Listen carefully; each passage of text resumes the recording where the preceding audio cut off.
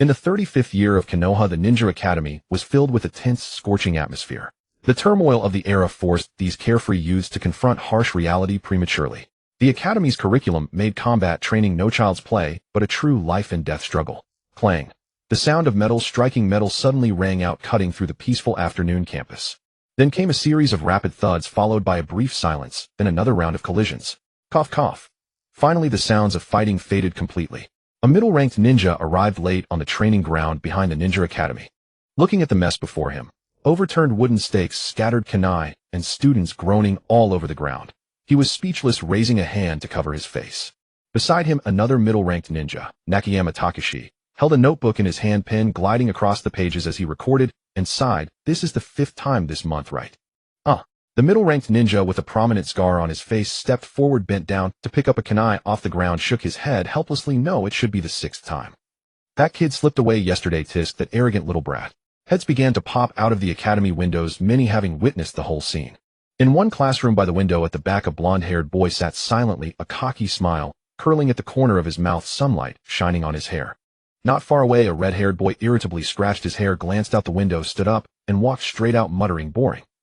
Meanwhile, in a corner of the classroom, a gloomy gaze was fixed on the ground. "So amazing.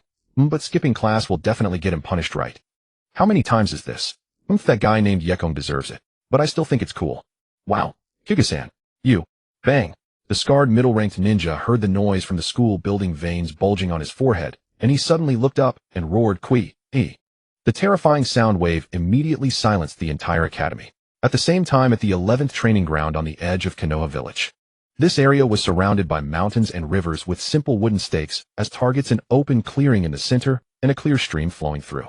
At that moment, 3 figures in casual clothes were approaching from afar. One blonde, one black-haired, one white-haired. "Tsunade, listen to me. I really want to gather inspiration."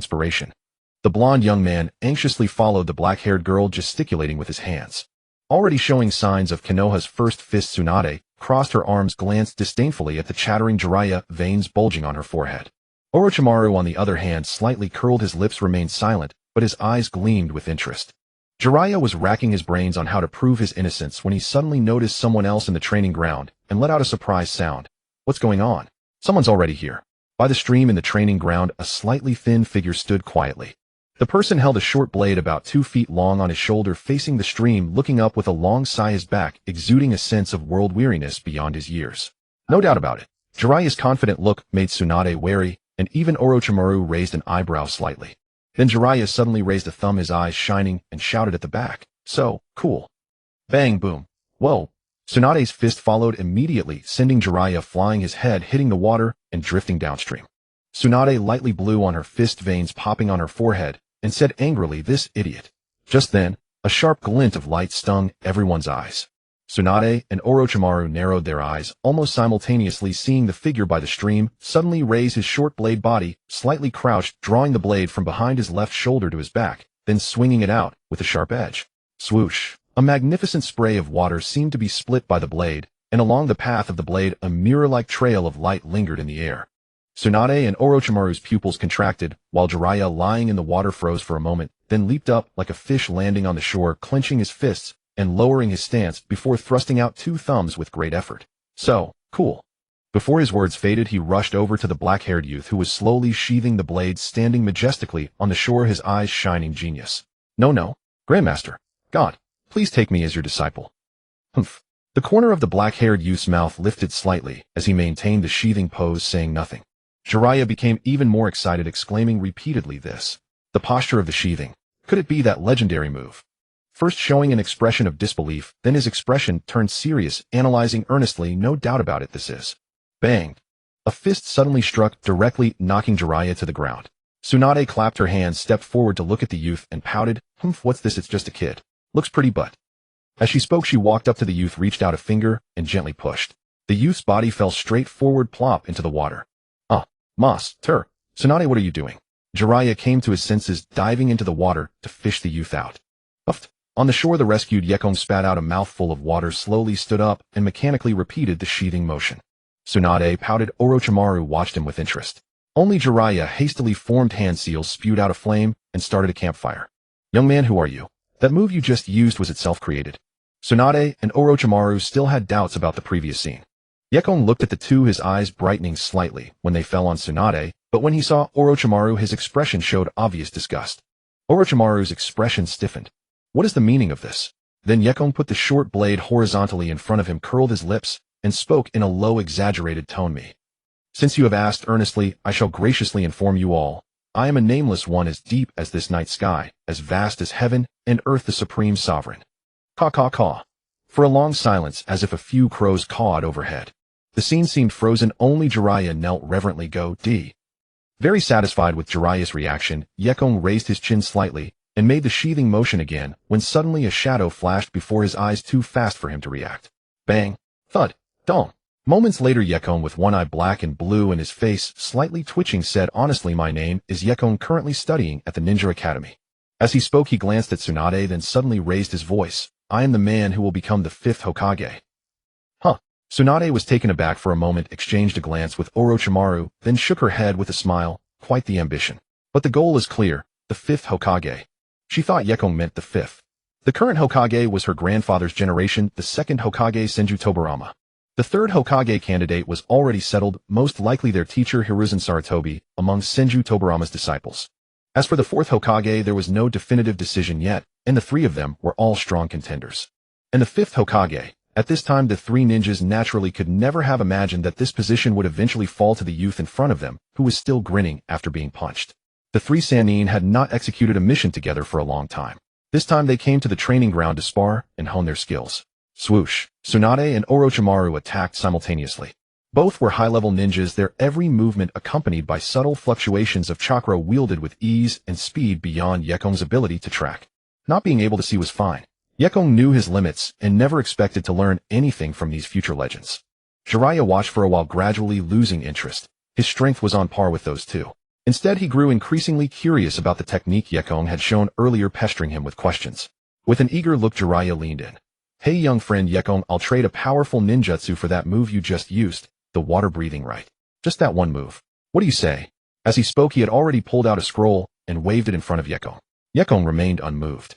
The breathing technique was actually something he had figured out through trial and error while circulating chakra, and it consisted of only that single move.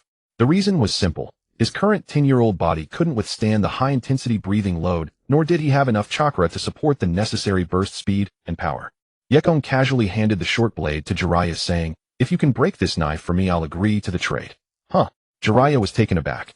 He took the blade and examined it closely, puzzled. This is clearly a high-quality ninja blade. Why would you want to break it? Yekong shook his head. You don't need to know. If you can do it, I'll tell you that move. He made no mention of what specific jutsu Jiraiya should use in exchange. As a promising student of the future 3rd Hokage and a fellow disciple of the 1st Hokage's granddaughter, Jiraiya mastered a vast number of jutsu, especially high-level ones.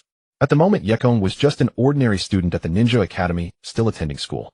He couldn't even use basic C-rank techniques, only the 3 most fundamental ones. Having a chance to learn 1 or 2 powerful techniques was something Yekong naturally desired. Jiraiya was skeptical, but agreed to try helping Yekong. A faint smile appeared on Yekong's lips. Time rewound to a few days earlier. The 10th year after he arrived in this world, the system had finally awakened. Ding! Congratulations, host, on awakening the mining system. System loaded, distributing initial mining knife 1. Note the mining knife's initial durability is 1010. Only by depleting it through combat can 60 points of chakra be extracted. Host Yekong, occupation ninja, beginner chakra 23, jutsu clone technique, substitution technique, transformation technique, taijutsu, water breathing, beginner. Note chakra amount is a basic ninja, standard below 50, is intermediate 50 to 300, is advanced 300, 1000, is elite 1000 to 100,000, is extraordinary. Looking at the panel floating before him, Yekong's heart raced, but soon calmed down. Although the cheat had arrived, how to extract the chakra from the mining knife became a problem. He had tried to simply snap it, but the thing seemed to have an indestructible property, and he couldn't break it by force. It seemed the only way was through combat. But he couldn't simply charge into the Ninja Academy with a knife to pick fights. He'd be summoned by the Umbu before he even finished. Helpless, he could only go out for a walk as usual, practicing the breathing technique he had figured out. This breathing technique was a result of his own insights after entering the Ninja Academy and receiving systematic training inspired naturally by the work titled Demon Slayer. Using the breathing method to stimulate the latent energy within the body. Although it was just his own fumbling, whether due to talent or luck, he actually managed to find some tricks. Unfortunately, his 10-year-old body was too weak, lacking rigorous physical training. Even with full concentration, a single slash using the breathing technique would leave his whole body stiff and immobile, accompanied by intense pain. It wasn't that he was trying to show off earlier, he really couldn't move and was pushed into the water by Tsunade with a finger. What a... Jiraiya, don't just agree to random requests. Well, I'll give it a try, no loss for me. And that move was really cool. Jiraiya, still fixated on Yekong's previous technique, turned to look at Orochimaru beside him. Right, Orochimaru? Contrary to their expectations, Orochimaru actually nodded slightly. Jiraiya immediately beamed with pride, laughing heartily. Right? Ha. Tsunade held her forehead, speechless, thinking to herself, there's no helping these guys. The next day, Yekong returned to the Ninja Academy. He walked into the classroom and placed his lunchbox on the desk. He wasn't the dead last Uzumaki Naruto. Although he was alone in this world, he could take care of himself, and his 3 meals a day didn't consist of instant noodles and expired drinks. The production level of this world wasn't high, but as long as there were no large-scale wars or famines, food and clothing weren't a problem. Being a ninja was a high-risk profession, but it also came with state support, and the various missions issued by the village were additional income sources.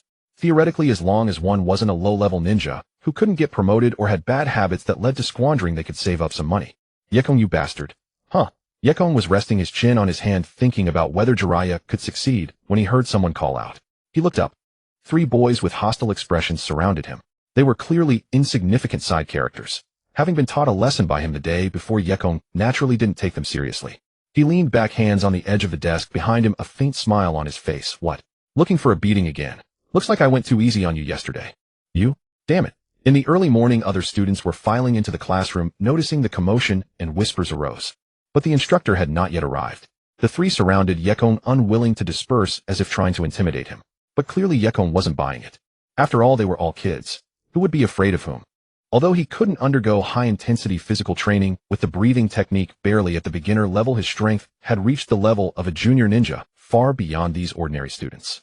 In the entire class, and even the entire Ninja Academy, aside from a certain blonde-haired boy and a red-haired boy, there were only 1 or 2 who could interest him in a fight. Instructor is coming. A sharp-eyed student suddenly shouted. The 3 who had been aggressive moments before scattered like startled birds, scurrying back to their seats. After enduring a boring morning of classes, Yekong considered sneaking out in the afternoon, but considering that too many truancies might lead to grade retention and delay his promotion to junior ninja, he sighed and suppressed the thought. At noon, seeing that most people had left, Yekong picked up his lunchbox and slowly got up, planning to find a quiet place to eat. Yekong, come with me for a moment. Yekong. He looked up and saw Zhongshan Jian. He knew it was bad.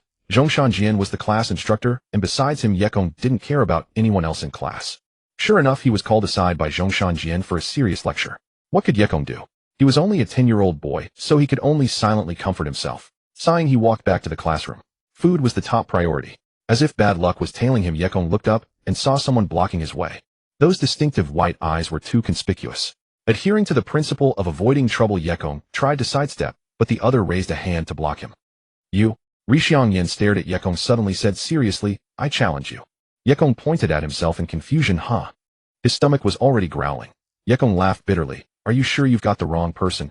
My grades are average, I'm not popular with girls, and if you're looking for a fight, you should go to the Uchiha clan. What? You think I'm easy prey because I'm a civilian? My fists aren't soft. Damn it, I just want to eat in peace. The other seemed surprised by the mention of the Uchiha, his expression changing slightly, but he still stared at Yekong insistently. Humph. I challenged Bluffing Shuman, but he refused. And he said, you're strong. Alright, so it's that blonde-haired guy who set me up, huh? Just you wait. Yekong pushed past him, walked back to the classroom, opened his lunchbox, and started eating. He turned to look at the other, and said, so you mean you have to defeat me first before challenging that blonde guy, right? Xiangyan was taken aback, but nodded, that's right. Yekong didn't bother to ask why. These clan kids really had strange ways of thinking, either paranoid or stubborn. The Hyuga clan's main and branch families had many conflicts, and the ancestral white eyes were truly exasperating. Yekong asked directly, then what's in it for me? Seeing Xiangyan's confused expression, Yekong rubbed his thumb and forefinger together, saying, since it's a challenge, there should be some stakes, right? Otherwise, why should I agree to your challenge?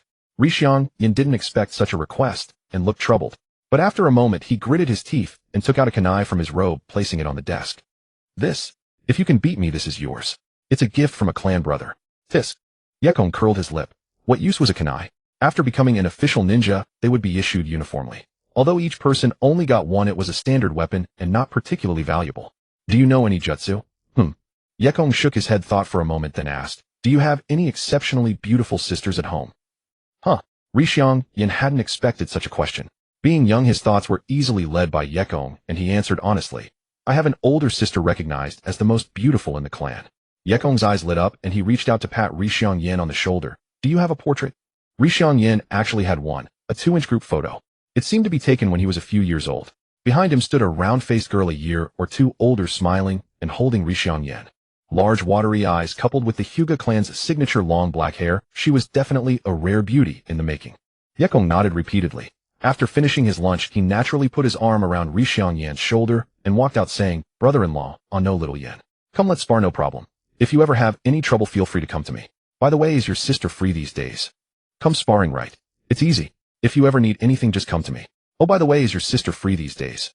Behind the Ninja Academy, due to the limited lunch break, Yuzora and Hyuga Heisen had no choice but to settle their confrontation in the open lot rather than seeking out a formal dojo or training ground. After all, they were merely 2 academy students. There was no need for such formality.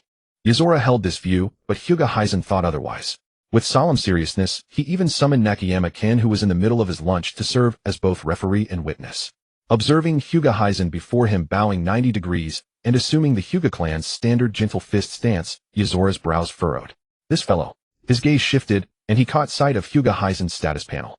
Host Hyuga Heisen. Profession Ninja Genin. Chakra 31. Ninjutsu Clone Technique, Substitution Technique, Transformation Technique. Taijutsu Gentle Fist. Kekiai Genkai Byakugan. This guy has more chakra than I do, and he possesses the Byakugan, one of the 3 great dojutsu of the ninja world. Don't let its unassuming appearance deceive you. While it might sound like an insult, the Byakugan actually rivals the Sharingan in reputation. Even without evolving into the legendary Tenseigan, the Byakugan's capabilities remain formidable. Its nearly 360-degree field of vision grants unparalleled perceptual advantage. Furthermore, it allows direct observation of chakra flow. These 2 abilities alone enable the Hyuga clan to disregard nearly all battlefield distractions and anticipate opponents' moves before they unfold. When combined with the gentle fist's acupoint striking technique, the Byakugan becomes even more devastating. A single misstep and an opponent's acupoints are sealed, cutting off their chakra circulation. Defeat becomes merely a matter of time. In actual combat, having one's acupoint struck is essentially a death sentence. The gentle fist appears gentle, yet conceals lethal precision. How can such a technique be considered weak? Yuzora didn't care much, but he refused to lose embarrassingly, especially with a growing crowd gathering to watch. Look, Hyuga Heisen is challenging Yuzora. Really? Go beat him. Several students leaned out from the windows. Hyuga Heisen's gaze remained focused. After Nakayama-kin warned them not to fight to the death and stepped aside, Hyuga Heisen formed hand seals, veins bulging along the sides of his eyes. It looked grotesque, but this was merely the result of chakra concentrating heavily into the Byakugan. The Byakugan activated and Hyuga Heisen charged forward. Yuzora's heart tightened.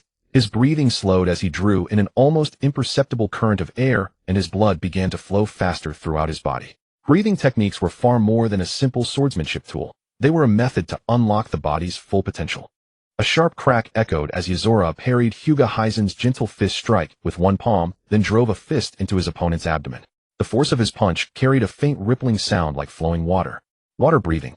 But the Byakugan's perception made direct hits nearly impossible. Only if Yuzora could completely outpace Hyuga Heisen would he stand a chance. Instead, the gentle fist strikes came relentlessly, forcing Yuzora backward. He couldn't afford to let his acupoints be struck, and the situation was becoming increasingly precarious. Damn it, this guy is serious. Yuzora felt a surge of frustration, unaware that Hyuga Heisen had challenged him with the sole purpose of proving himself.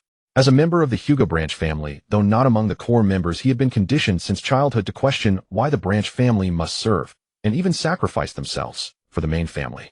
He couldn't understand. Was it because he wasn't good enough? That was precisely why he sought to prove his worth and talent. Impressive.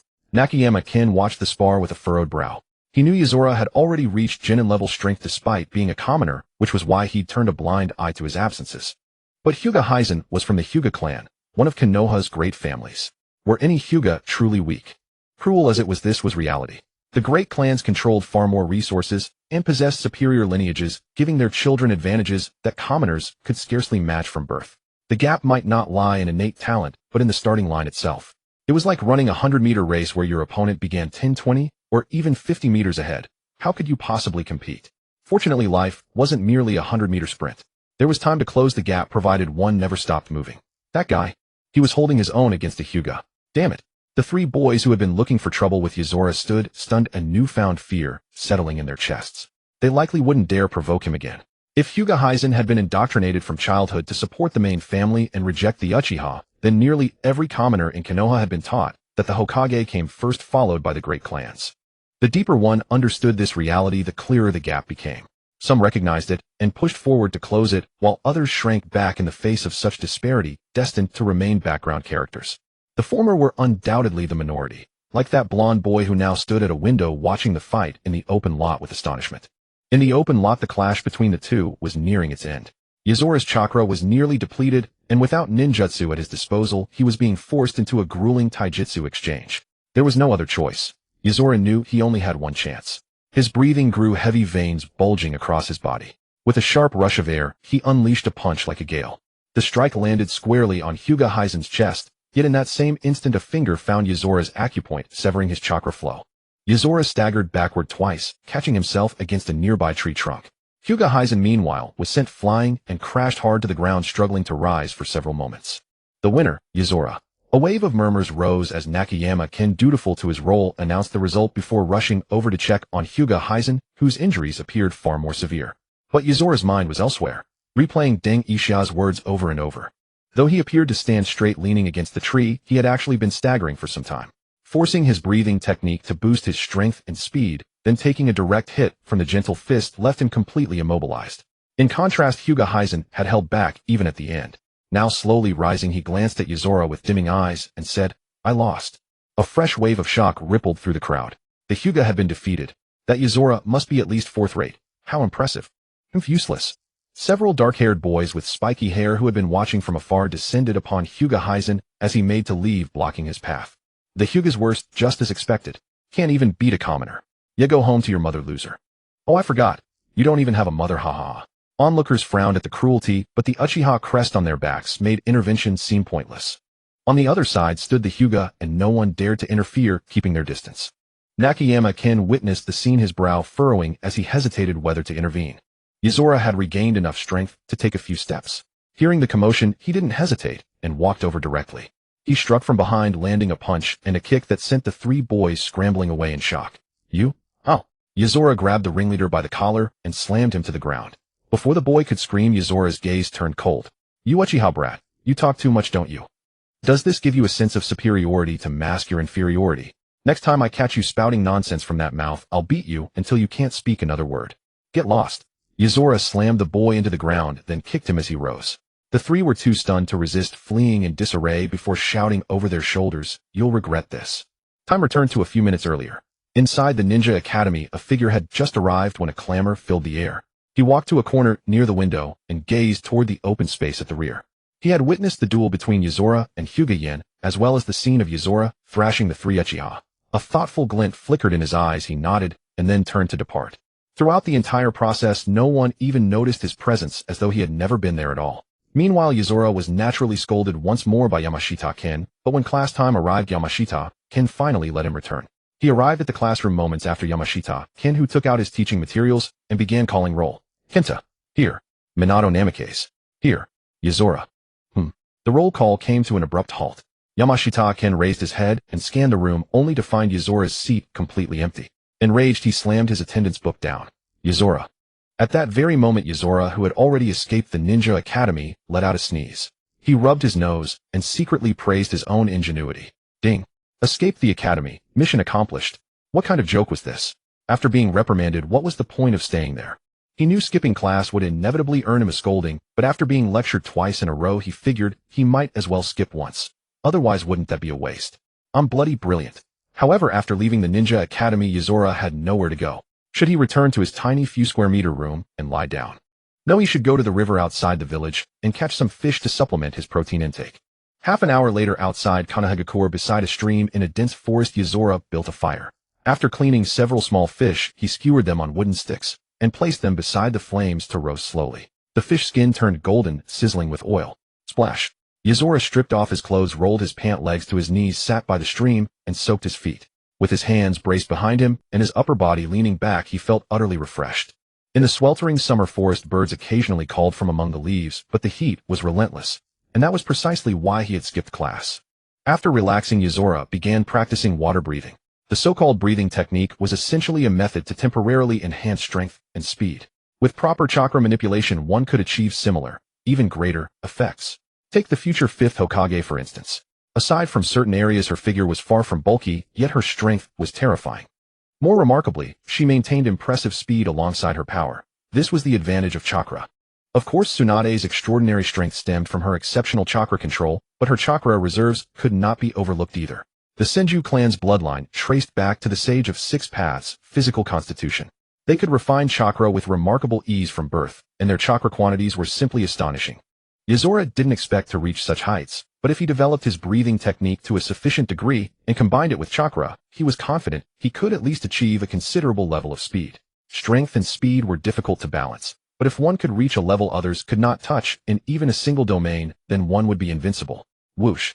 2 streams of water sound echoed almost in unison. A mist gradually condensed around Yozora, and then he threw a punch. A dent appeared on a tree trunk roughly half a meter away. Half a month later at the Ninja Academy, Yozora hadn't run into those Uchiha brats seeking revenge. However, someone else had come looking for him. Jiraiya, who had been away on a mission recently and had completely forgotten about the task he'd assigned. Yozora was furious, but to his surprise the durability of that mining pickaxe had worn down significantly under Jiraiya's grinding. Only about 3 out of 10 durability remained, and it looked like it would shatter completely soon. Not only that, Yozora's chakra had increased by 7 points, reaching approximately 30. Those 10 fixed chakra points were awarded in real time as the pickaxe's durability decreased, while the remaining 50 points would be granted as a one-time reward upon complete destruction. Yozora's anger subsided. Instead, he had Jiraiya treat him to a barbecue meal, and then shared the secrets of the breathing technique with him. Jiraiya was more than willing. A meal was nothing to him. As for the breathing technique, he tried his best, but ultimately failed. He couldn't use water release. Yozora only realized at this moment that the breathing technique required alignment with the user's natural elemental affinity. Jiraiya possessed all 4 nature transformations, wind, water, fire, and earth, and should theoretically know water release.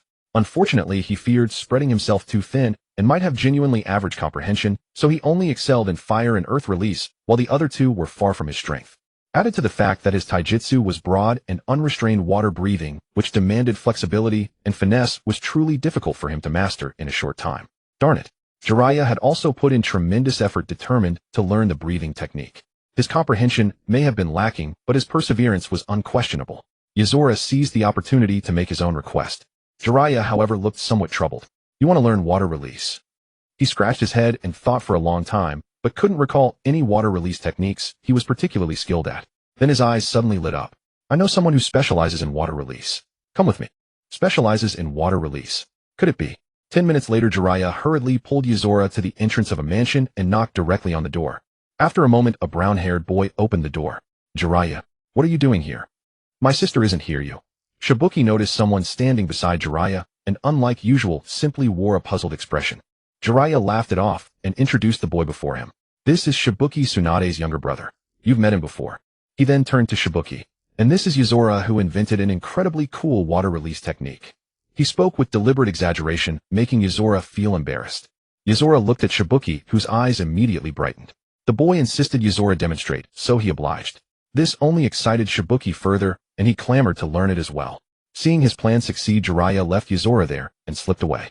Yozora had no choice but to stay, but he and Shibuki had officially become acquainted. He also successfully obtained several basic water release techniques, planning to study them and see if he could make progress with his water breathing. Just as Yozora was about to leave, someone approached. Thud! The heavy sound of wooden sandals echoed along the corridor beneath the eaves. Watching Shibuki and Yozora discussing water release techniques in the courtyard, his gaze shifted subtly. It was him. Shibuki also sensed someone's arrival, turned around, and walked over happily. Great uncle. Yozora approached as well. He could not recognize this person. With an honest expression, he said, Hokage-sama. The second Hokage, Sen no Tobarama, had spiky white hair and wore a dark blue robe. No armor at home. He looked at Yozora and nodded.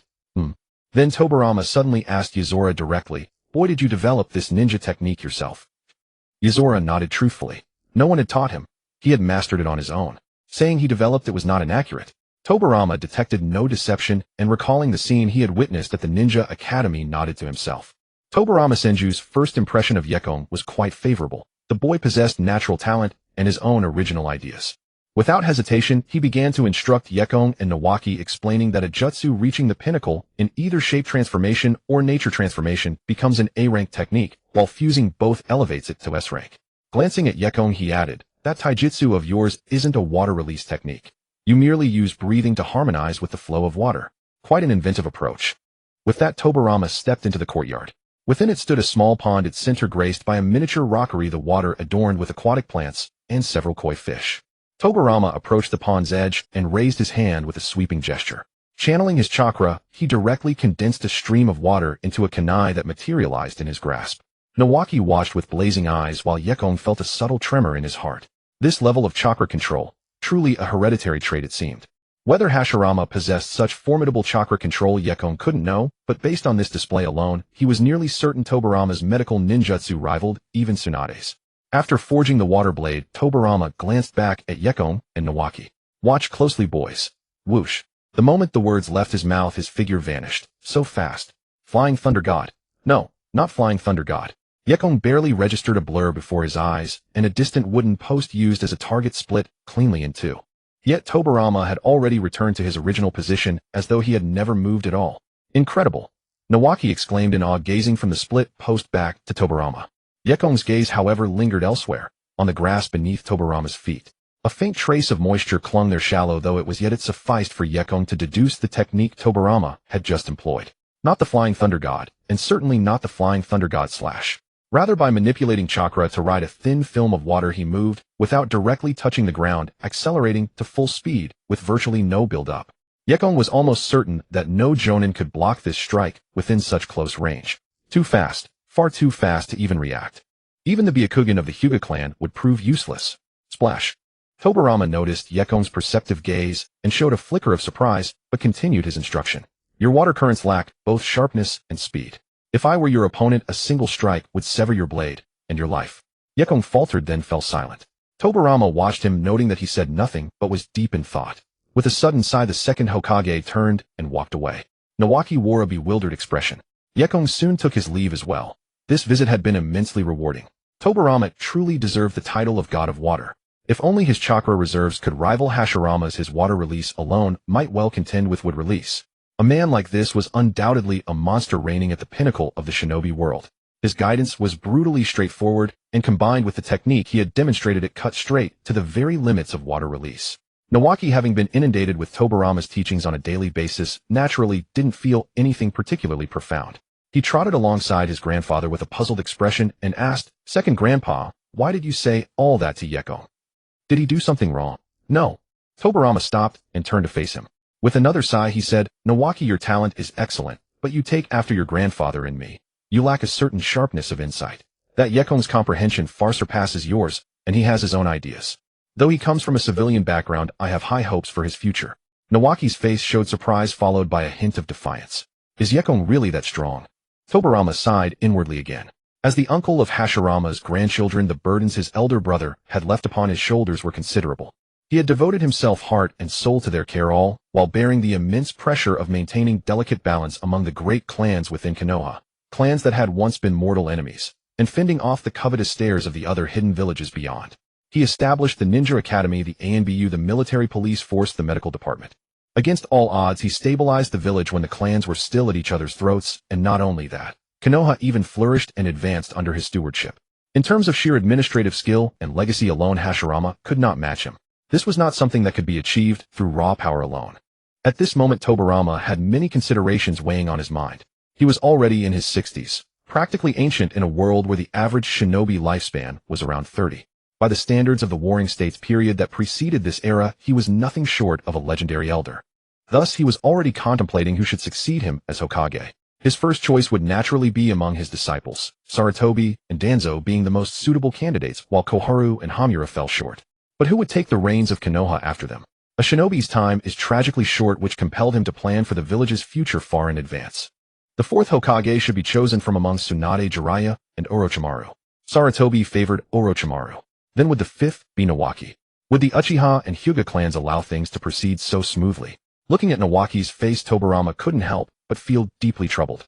He detested this feeling of uncertainty, of being unable to control what lay ahead.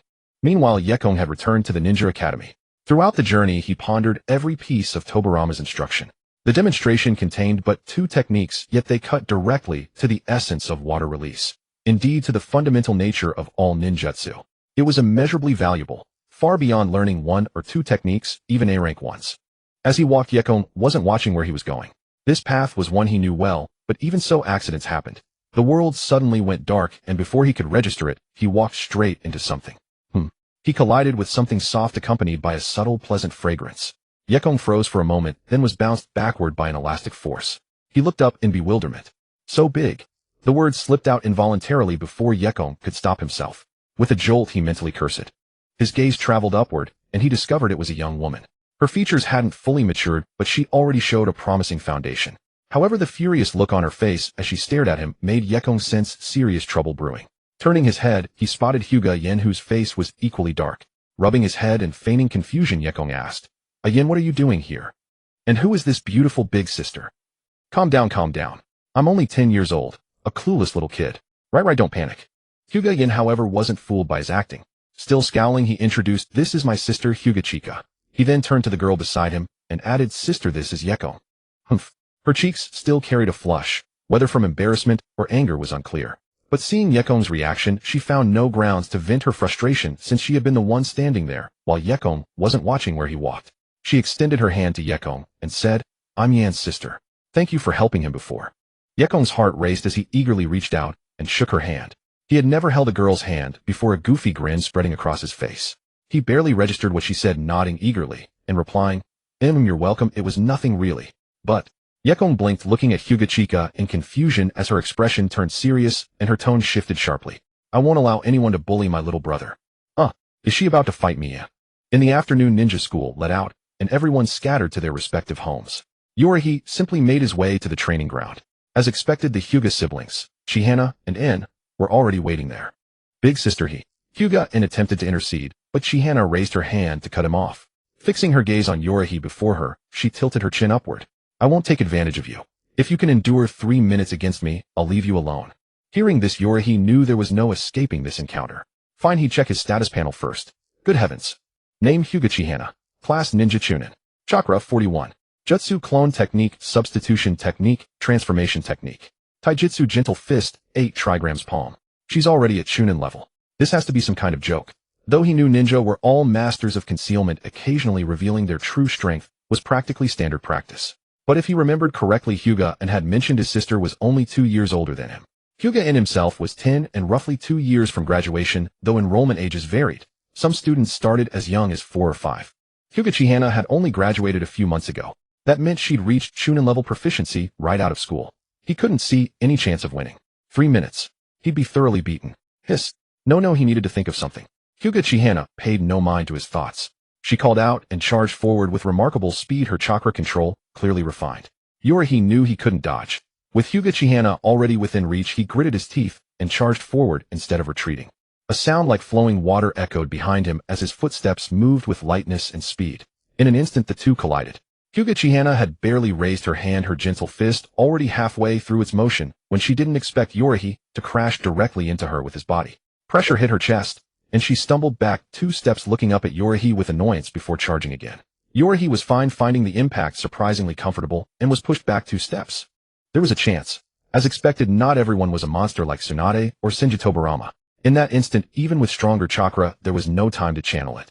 Even with a 2-year age gap and his body still undeveloped, the difference in strength wasn't significant. As long as he avoided her gentle fist pressure points, holding out for 3 minutes should be fine. Whoosh. Relying on the speed boost from his breathing technique, Yorihi moved like a phantom, constantly dodging. Whenever an opportunity arose, he'd crash into her with his body to create distance. He didn't dare use his complete concentration breathing for a decisive move. What was he thinking? If he used his trump card, it would be gone. His goal wasn't to win. That was impossible anyway. He could only stall. After being hit twice more in succession, Hyuga Chihana's face flushed crimson, her chest heaving as she stood rooted to the spot, seething with anger. Seeing Yorihi's eager expression, Hyuga Chihana, in a fit of frustration, condensed her chakra into her palm, and with a sharp cry struck out a visible wave of air pressure directly at him. 8 trigrams palm. Damn. Yorihi's scalp went numb. He didn't care about anything else. This technique, when mastered, could shatter metal and stone. It was the Hyuga clan's signature long-range ninjutsu taijutsu technique. Whoosh. At the last possible moment, Yorihi could only activate his complete concentration breathing. His figure flickered, and he barely dodged. After using this technique, his speed and strength would temporarily reach a peak. His mind became crystal clear. Seeing this, Yorihei knew he couldn't last 3 minutes. He'd likely exhaust himself afterward. So he charged forward again. Hyuga Chihana with her Byakugan active naturally detected Yorihei's movements, feeling somewhat incredulous. But using the 8 trigrams palm was also a significant drain on her, and her speed was inherently inferior to Yorihei's. There was no time to retreat, so she could only shout urgently, "Don't come over." In her panic, she stepped backward, and something neither Yorihei had expected occurred. Hyuga Chihana tripped over her own feet and fell backward. Yorihei was charging at full speed and could barely stop his stamina, nearly exhausted. The result was that Yorihei with a shocked expression crashed into Hyuga Chihana as she was about to fall, and then, thud. It was like falling onto a waterbed. Yorihei suddenly felt that losing didn't matter anymore. "Akamoa!" Hyuga Chihana nearly cried. Fortunately, she'd only landed on the grass and wasn't injured. Pushing away the frozen Yorihei, she fled with Hyuga, in her face a mixture of shame and anger. "You'll hear about this." Yorihei raised a hand wanting to offer help but thought better of it. Lying there resting would help him recover anyway, so he slowly closed his eyes. Caw.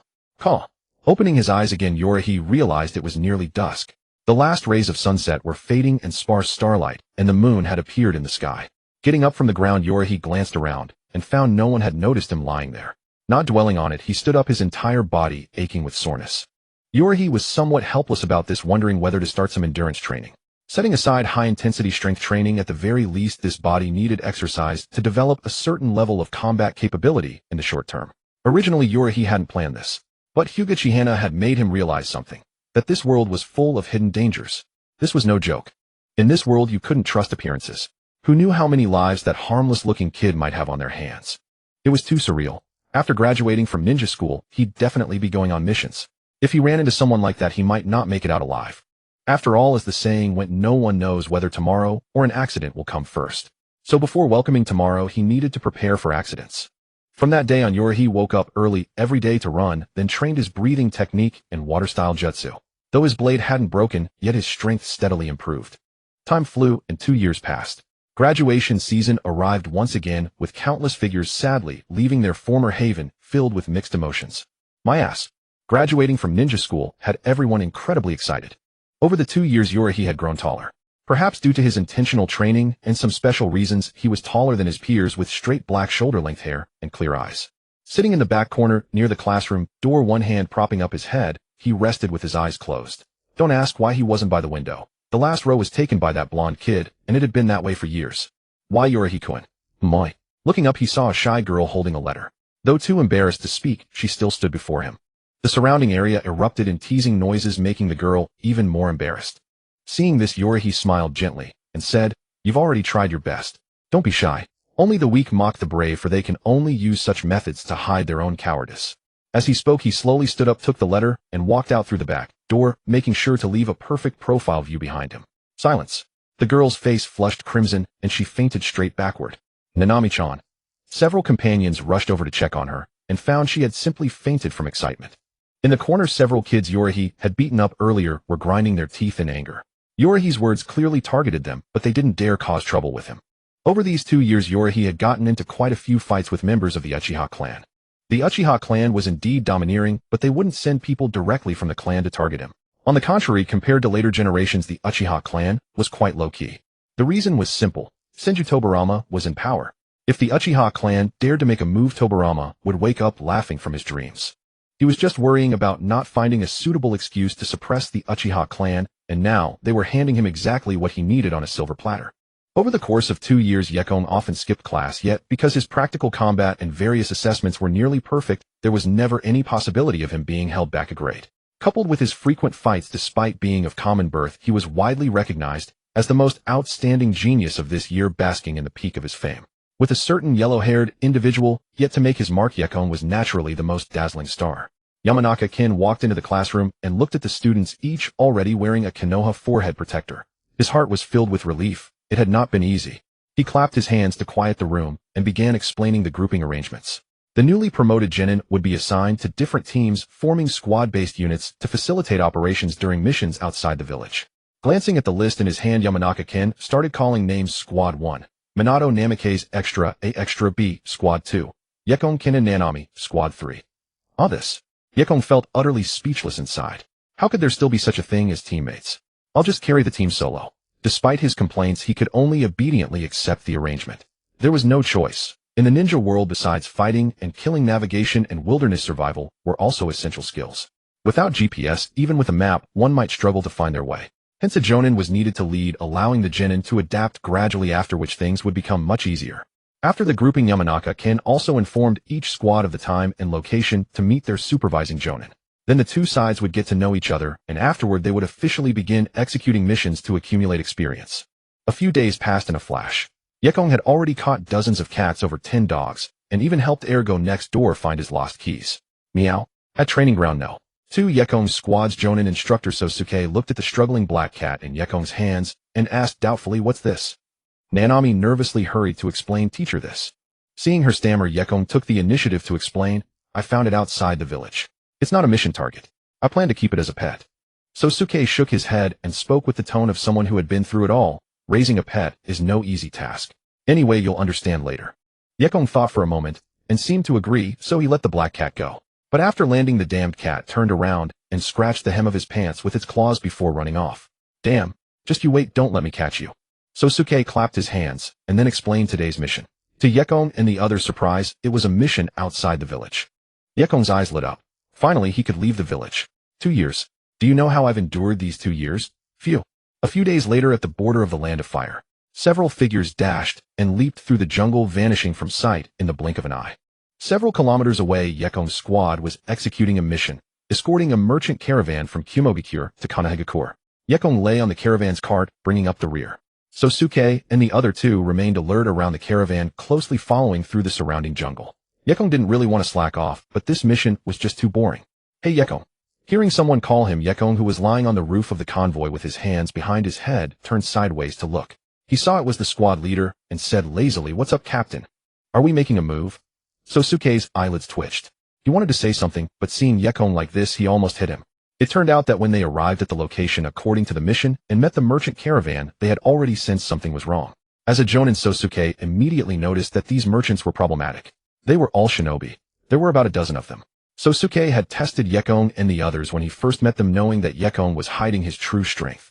But the other 2 were genuinely ordinary genin, so he didn't act rashly at first, instead waiting for the right moment. The shinobi disguised as merchants didn't notice anything wrong, nor did they even realize what Yekong had said. Sosuke was momentarily stunned. Suppressing his anger, Sosuke made a gesture to Yekong. Yekong immediately sat up straight, drew his sword from behind him, and thought, 2 years. Even if Jiraiya had bitten this sword, it would have been ground to dust by now. Yekong had also successfully obtained his reward, and his chakra was greatly enhanced. Whoosh. The next moment, his figure vanished from the spot, almost simultaneously with Sosuke. Accompanied by the sound of metal slicing through flesh and bone, the scene descended into chaos. Sosuke was undeniably a jonin in strength, extremely fast, and with the element of surprise, he killed 4 of the 11 in the caravan. Turning his head, Yekong had already slashed to death the ninja, who had taken advantage of the confusion to rush into the surrounding jungle and capture Kinta and the other. His figure moved like a ghost, causing Sosuke's eyelids to twitch. Recalling the test for the 3 of them earlier, Sosuke had asked them to snatch the bells from him. The main purpose was essentially the same: to instill the most basic awareness in the newly promoted genin cooperation. Genin were too weak to form a combat force on their own, barely stronger than ordinary people. Only through cooperation could they play a certain role, and then it was up to time. But the result of that test was that Yekong had snatched the bells from his hand without his noticing. Too fast. Yekong knocked out one of the disguised ninja with a single blow and was about to sheath his sword when his gaze suddenly fixed on the depths of the jungle. His eyes narrowed, and he said to Sosuke, not far away, "Captain, we have trouble." Sosuke's expression changed slightly, and he quickly led the 3 of them dashing in one direction at high speed, his demeanor tense. After running for about 10 minutes, Yekong followed, silently glancing at the 2 teammates who were lagging behind due to exhaustion and fear. He hesitated for a moment. Swish, swish, swish, swish. Several shuriken suddenly flew from the jungle behind them, the sound of breaking air sharp. Clang. Yekong's eyes sharpened. He drew his sword and deflected one of the shuriken aimed at him, then passed the tip through the central hole of another shuriken, channeled chakra in his wrist, and flicked it out. A spark flashed in midair, and Yekong's shuriken knocked down another, saving the 2 teammates. In panic, their steps became more chaotic, and Nanami actually fell from the tree. Yekong sighed. He had already seen the figures chasing from behind, moving at great speed, likely an elite squad from some village. They intended to infiltrate the Land of Fire unnoticed using the merchant caravan. Like Konoha, the various ninja villages had just stabilized, and with the 2 great pillars, Hashirama Senju and Madara Uchiha, suddenly gone. It would be strange if these villages remained content with the status quo. They were bound to make moves. But Yekong didn't expect such bad luck, running into this on his first mission outside the village. Or had the situation already become this dire? Just before Nanami hit the ground, she felt a lightness and landed steadily. Sosuke was startled, hesitated for a moment, and then seeing the several figures behind actually fled. Yekong thought, "You could at least put up a fight. Are you really a jonin? Did you buy your rank?" In truth, Sosuke couldn't be blamed. This era was the true golden age of ninja villages established by the god of shinobi Hashirama Senju after the Warring States period. In the original Warring States era, clans fought independently, slaughtering each other, leading to sparse populations, but every clan member was a warrior. Later, after being forcibly integrated into villages, the clans, though gathered together, harbored their own agendas and did not slacken in training their members. With no massive losses from constant warfare, the number and quality of shinobi in this era were far beyond what they would be decades later. Jonin were not abundant, but not scarce either. Even during the Third Shinobi World War, when Minato Namikaze slew dozens of jonin like a dragon, it did not have a decisive impact on the overall war situation. The Wagakure even mobilized 30,000 ninja to besiege the Raikage, suffering heavy losses, yet they did not collapse entirely. This demonstrates the scale. Phew, keep chasing. Yekong was ready for battle. The speed of his opponents was not beyond what he could handle. With a single glance, he counted 6 people. In an instant, 3 rushed toward him and his 2 teammates, while the remaining 3 pursued Sosuke directly. Their speed was so fast that in Nanami and Kenna's eyes, they only saw a black shadow magnifying before them. Clang. The surrounding air gradually drew into his body. Yekong lowered his stance, one hand gripping the hilt at his back, a faint blue light flickering in his eyes. As part of the blade slid out of the sheath, a strange blue splash of water gradually emerged around his body. With a heavy step accompanied by the sound of flowing water, Yekong's figure vanished. In an instant, the entire dead, silent jungle seemed flooded by a tide, the sound of water ceaseless. Amid the gurgling, fine cutting sounds were faintly audible. Gradually, a few eerie crimson hues mingled with the blue splashes. Clang. Yekong's figure finally appeared behind one of the pursuing ninja, his or sword slowly sheathing. Almost at the same moment, the 3 ninja fell to the ground lifeless. Water breathing, third form flowing dance. A technique that maximizes the speed and agility of water breathing, using nimble footwork to maneuver and restrain while striking lethally with sharpness. This technique's killing power is actually not strong. It is the gentlest form of water breathing. But low killing power does not mean none. This is a technique used to slay demons. Against those near-immortal monsters, a light wound is meaningless. Thus, even the weakest form in the hands of a user with sufficient speed and strength becomes a deadly strike. The 3 ninja were not weak, far beyond the level of ordinary genin or chunin could contend with. But they had never seen such a flashy and lethal technique, and with no defense they naturally could not evade it. The speed at which Yekong dispatched 3 ninja was so swift that the remaining 3 never even noticed, their focus entirely consumed by the pursuit of Zongjia. Not long after, hindered by the terrain, they were caught up by the 3 ninja. Zongjia turned to face them in battle. Though he did not fall immediately under their combined assault, the situation was far from favorable. Particularly alarming was when one of the ninja suddenly unleashed a powerful earth release technique. The ground quaked violently, destabilizing Zongjia's footing, and a rock projectile struck him squarely in the head, killing him on the spot. The 3 ninja confirmed Zongjia's death, and then noticed their companions had not followed. Realizing something was amiss, the lead ninja immediately gestured. "Pursue them. We cannot let them bring that intelligence back to Konoha." Yes. In a flash, the 3 vanished into the jungle, their body flicker technique moving at a terrifying speed. Several hours later, the trio of Yekong took refuge in a cave beneath a cliff for a brief respite. Even Yekong could not sustain non-stop running for the 3-day journey back to Konoha. The other 2 were in no better shape, their faces pale as they sat in the corner gasping for breath, exhaustion and fear etched upon them. Yekong crouched alone in the corner, a map in hand, sketching and writing on the ground with a stone as he sought a way to break through.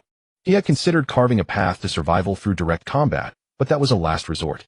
A single ambush might work, but relying on it continuously was unrealistic. After all, the consequences of failure were clear. Zongjia had already paid with his life to test that option once. Yekong did not expect his 2 teammates to sacrifice themselves for another attempt. They would likely be dispatched in a single exchange. Yekong had previously observed the team's composition, a jonin of unknown strength with the rest all experienced chunin. That last point was obvious. No one would send rookies on such a top-secret mission to infiltrate the Land of Fire. Above the cliff, the 3 ninja had followed the faint traces to this location. Drawing on experience, they deduced the trio could not have escaped far. Especially considering the speed and stamina of 2 genin, they stood no chance of outpacing them. After some deduction, they easily pinpointed where Yekong and the others might be hiding. Exchanged glances, the lead Jonin signaled the other two to flank while he pressed his palms against the ground, hand signs flying. With a deep command, earth release, earthquake. The ground shuddered violently. Rocks crumbled from the cliff face, and the cave below collapsed in an instant, burying everything beneath the rubble. When the tremors subsided, the three ninja descended to the cliff base. Gazing at the buried cave, they nodded and turned to leave, until the lead Jonin suddenly vanished from sight. Whoosh! A rush of water sounded, and in the next instant a water blade sliced past the two Chunin, cleanly severing their necks. Yekong stood several meters away, watching the Jonin's face twist in shock and rage. Pity, he thought to himself. If only the man had reacted a fraction slower, he would have succeeded. He had transformed into a rock and concealed himself outside the cave. Combined with the surrounding debris from the collapse, even an experienced Jonin failed to notice immediately. Unfortunately, the moment he struck, the opponent detected the anomaly and dodged. Gripping his mining knife, Yekong silently assessed the gap between them. Name: Yekong. Mining knife, Tier 2, 4150. Class: Ninja, Elite Chunin. Chakra: 95. Jutsu: Clone Technique, Body Replacement, Transformation Body, Flicker, Water Dragon Bullet. Taijutsu: Water Breathing. Previously without opportunity, Yekong's gaze darkened slightly as he reviewed the opponent's status. Name: Awayama. Class: Ninja Jonin. Chakra: 98. Jutsu: Clone Technique, Body Replacement, Transformation Body, Flicker, Earth Flow, Wave, Earth Dragon Spear, Rotating Earth Palm, Hardening Technique, Rock Bullet. Taijutsu: Hidden Stone Flow Style. Hidden Stone, then. Naturally, beyond the Hidden Stone village, no other ninja clan specialized in so many earth release techniques.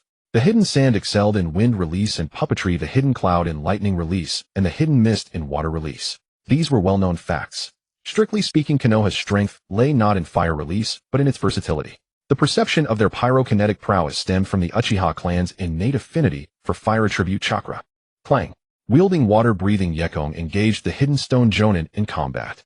The battle reached a stalemate, the Jonin's hardening technique proving terrifyingly defensive. With lightning release, Yekong might have found a way to break through, but he lacked that ability.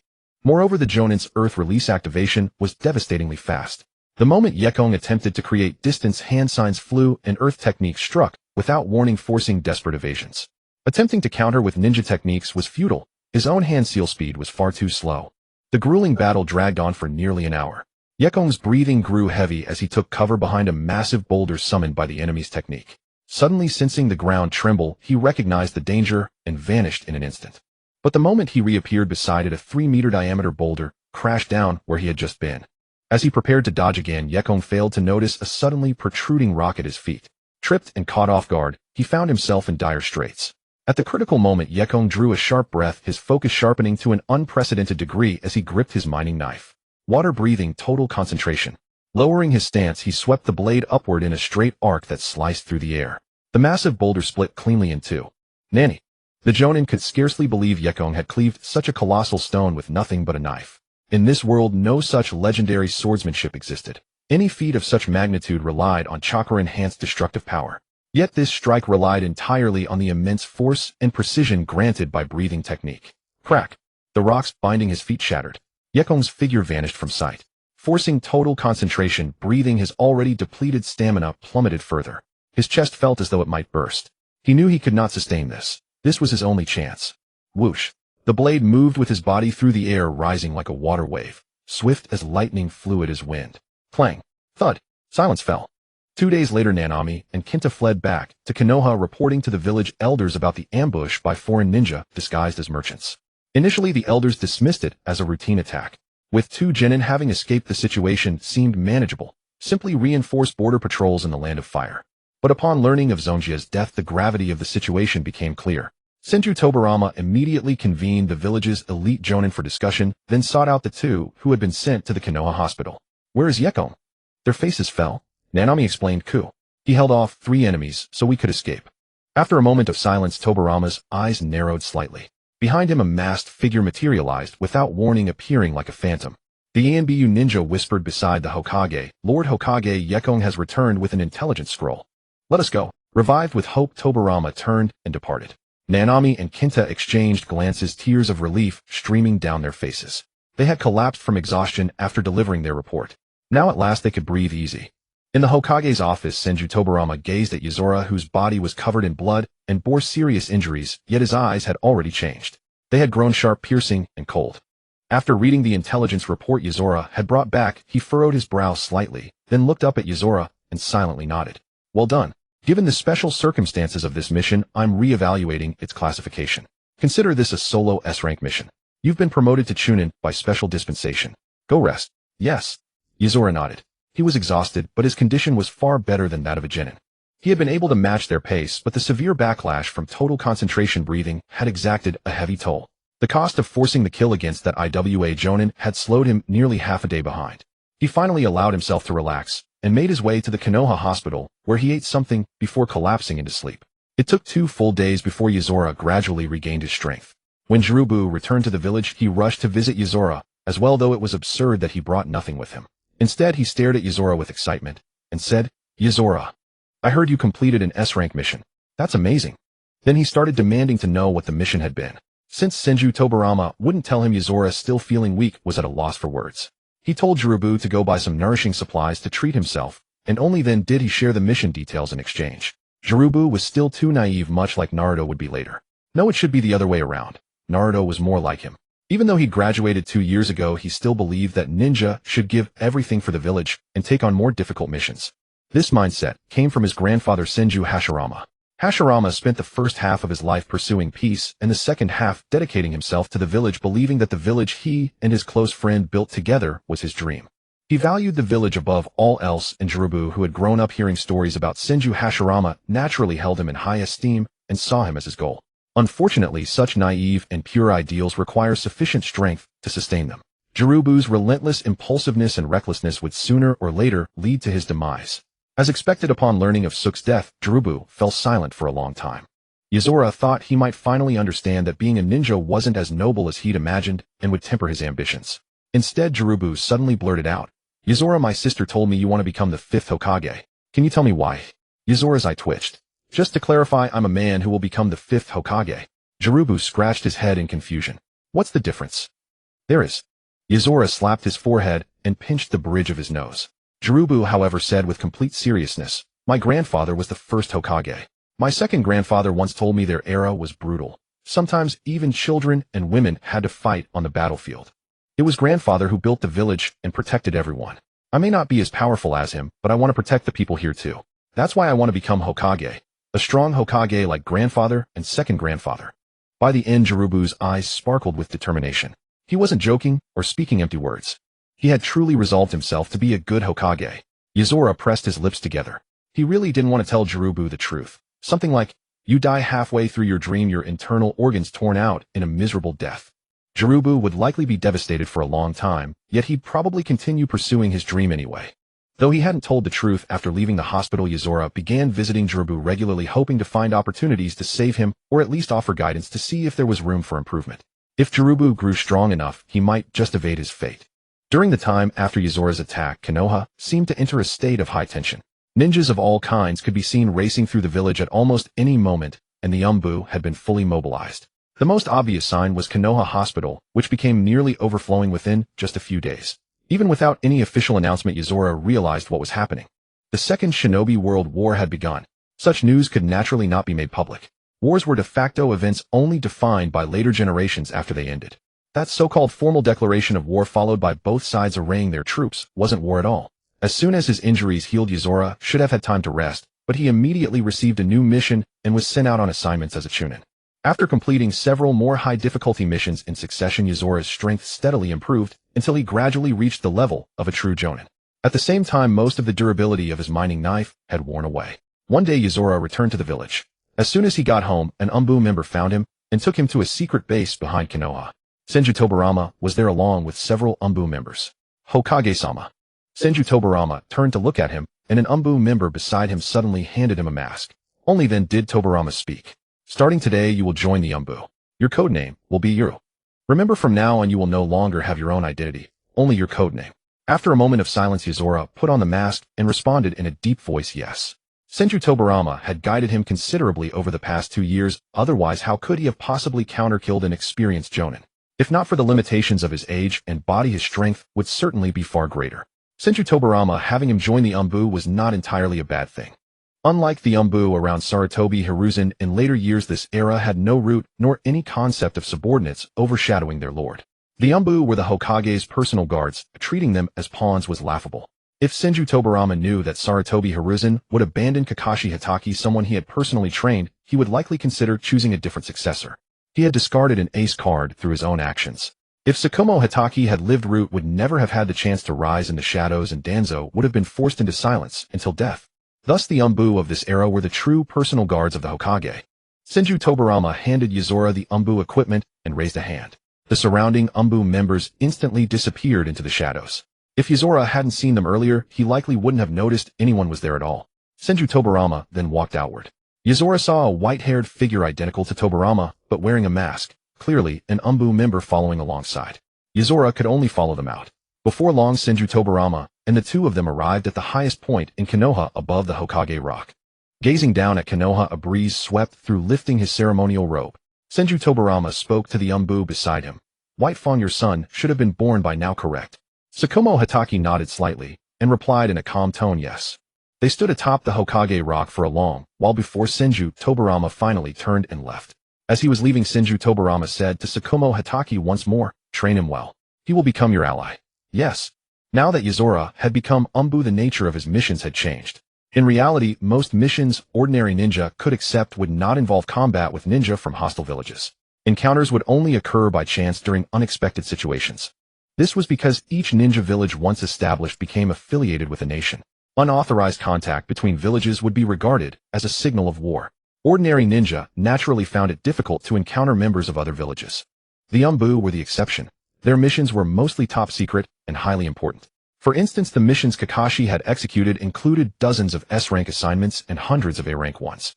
For regular ninja, the highest level of missions they could typically receive was B-rank, which already involved potential combat. A-rank missions generally arose from sudden emergencies or encounters with hostile ninja. This made it clear what kind of missions the Umbu were carrying out. After joining the Umbu, Yekong's mission count began to increase, while his strength steadily improved. Roughly a month later, he received a special assignment. Escorting the Hokage. Yes, that's right. Escorting the Hokage to the Cloud-Hidden Village for negotiations. Although the specifics remained unknown, Yekong hadn't seen the legendary Sannin in Konoha for quite some time, and in the past month, even Kirigakure's Shursui had vanished without a trace. Putting the pieces together, he could essentially conclude that Konoha had already engaged other ninja villages on the front lines. The visit to the Cloud-Hidden Village was likely a delaying tactic. Hashirama Senju did not wish for Konoha to face enemies on all fronts. Yet the dangers of this journey were obvious. The Umbu's elites were all deployed, though not directly accompanying Hashirama Senju, but rather providing covert escort. By Hashirama Senju's side were several jonin along with his 4 direct disciples, Sarutobi Hiruzen, Shimura Danzo, and 2 others. These were his most trusted people, and naturally they stayed by his side. Leaving the Land of Fire and seemingly to demonstrate goodwill, Hashirama Senju chose to risk entering the Land of Lightning's territory for negotiations. Of course, the venue was not within the Cloud-Hidden Village itself. They proceeded in secret. The details of the negotiations remained unknown to the outside world. The venue was a mysterious pavilion hidden deep within a forest, and no one knew what was discussed inside. However, the personnel brought by both sides were dispersed around the area. The Umbu, the elite jonin forces. One could say that the most elite combatants from both ninja villages had gathered here. The atmosphere was so tense it seemed almost frozen. Yekong hid behind a tree, but directly in front of him stood a Cloud-Hidden Village Umbu member. The same held true everywhere else. Essentially, every Umbu and jonin was being watched by an opponent, keeping each other in check. Finally, after a full half-day of negotiations, the building's doors opened. The moment Hashirama Senju stepped out first, Yekong could even feel the killing intent radiating from the Cloud Umbu in front of him. Then another tall figure clad in the attire of the Cloud Kage emerged, and the atmosphere at the scene eased somewhat. As Hashirama Senju and the third Raikage departed separately, the Umbu and elite jonin forces from both ninja villages also withdrew. Originally, this negotiation should have concluded. Although the outcome was unknown, it appeared, at least on the surface, to have been a narrow escape. But situations could shift in an instant. This was ultimately the Land of Lightning's territory. Hashirama Senju immediately led the group in the direction of the Land of Fire, yet they still encountered an unexpected attack. Rumble. A beam of crimson light tore through the earth, and an explosion instantly swallowed everything from view. Kill. Ha ha ha. That old fool third Hokage has lost his mind. He actually let Hashirama Senju escape. Kill him. If we kill Hashirama Senju, the Cloud-Hidden Village can take over the Land of Fire. The sudden ambush caught everyone off guard. Although the Umbu and elite jonin forces were more than capable of facing the Cloud-Hidden Village's elite troops in open combat, what no one had anticipated was the sheer power of this attack. The Umbu and Jonin units suffered heavy losses from that single strike and could barely hold their ground against the charging Cloud Ninja. And when two figures wreathed in crimson bijou clothing charged into the battlefield, a massacre began. Lord Hashirama run.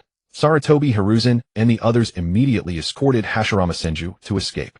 Meanwhile, the Umbu and Jonin forces stayed behind to cover their retreat, engaging in fierce combat with the Cloud Ninja. As Hashirama Senju departed, he cast one glance at those two monsters. A flash of killing intent crossed his eyes. He recognized it at once. This was Kurama's chakra, and he understood what such power meant. Clang. After a fierce barrage, seeing that Hashirama Senju had escaped, Kanjuro and Jinjuro immediately led their main force to continue the pursuit, their expressions wild with madness. The Konoha Umbu and Jonin forces on the scene had already been scattered and decimated, unable to form any effective resistance. Yekong was also caught in the chaos, locked in combat with two cloud-hidden village elites. His mining pick flashed through the air, accompanied by trails of water, each strike moving at an almost imperceptible speed. After several exchanges, one Cloud Jonin could not hold out against him. Yekong suddenly utilized the explosive speed granted by total concentration breathing to launch a surprise attack and slew him. The other, terrified, attempted to flee, a grave mistake. Turning directly to run, he was caught by Yekong, who still had the final moments of total concentration breathing active and was slashed down in a single strike. Crack! A sound of shattering echoed. Yekong looked down at his mining pick and saw cracks spreading across its surface as though it were on the verge of completely breaking apart. And at almost the exact same moment, a massive surge of chakra began flowing along the blade and into his body. The brief stiffness caused by using total concentration breathing quickly dissipated. Moreover, this chakra began to nourish and strengthen his physique and spirit. Chakra was a product that ninja refined from their body energy, the energy contained within their cells, combined with spiritual energy. Under normal circumstances, ninja did not retain large amounts of chakra within their bodies at all times, though only a small portion would remain. It was only during combat that ninja would extract their physical stamina and spiritual energy to refine into chakra, thereby enhancing their combat capabilities. Therefore, the chakra the mining pick had given Yekong actually referred to his chakra capacity limit. It could also be understood as the upper limit of his body energy and spiritual energy. The reward for the second stage mining pick was a full 100 points. Including the additional 50 points from durability, that was a total of 150 points. Yekong's chakra leapt from 95 to 245, almost approaching the upper limit of chakra that a Jonin could reach. It had more than doubled. And just at that moment, several Cloud Ninja in the chaotic battlefield noticed his presence. Seeing him standing motionless, they immediately charged over. Die. Whoosh. The cracks on the surface of the mining pick miraculously healed at this moment. In truth, it had already advanced to the third stage, but that no longer mattered. A sound of flowing water rose from his body. The three attacking Cloud Ninja felt their vision blur as if they had been swept into a wave of water. Horror crossed their faces as they watched the water splashes gradually turn crimson, the color of despair. Water-style third form, flowing dance. This technique was incredibly effective in outnumbered situations, especially when one's speed surpassed the opponent's, dealing considerable damage.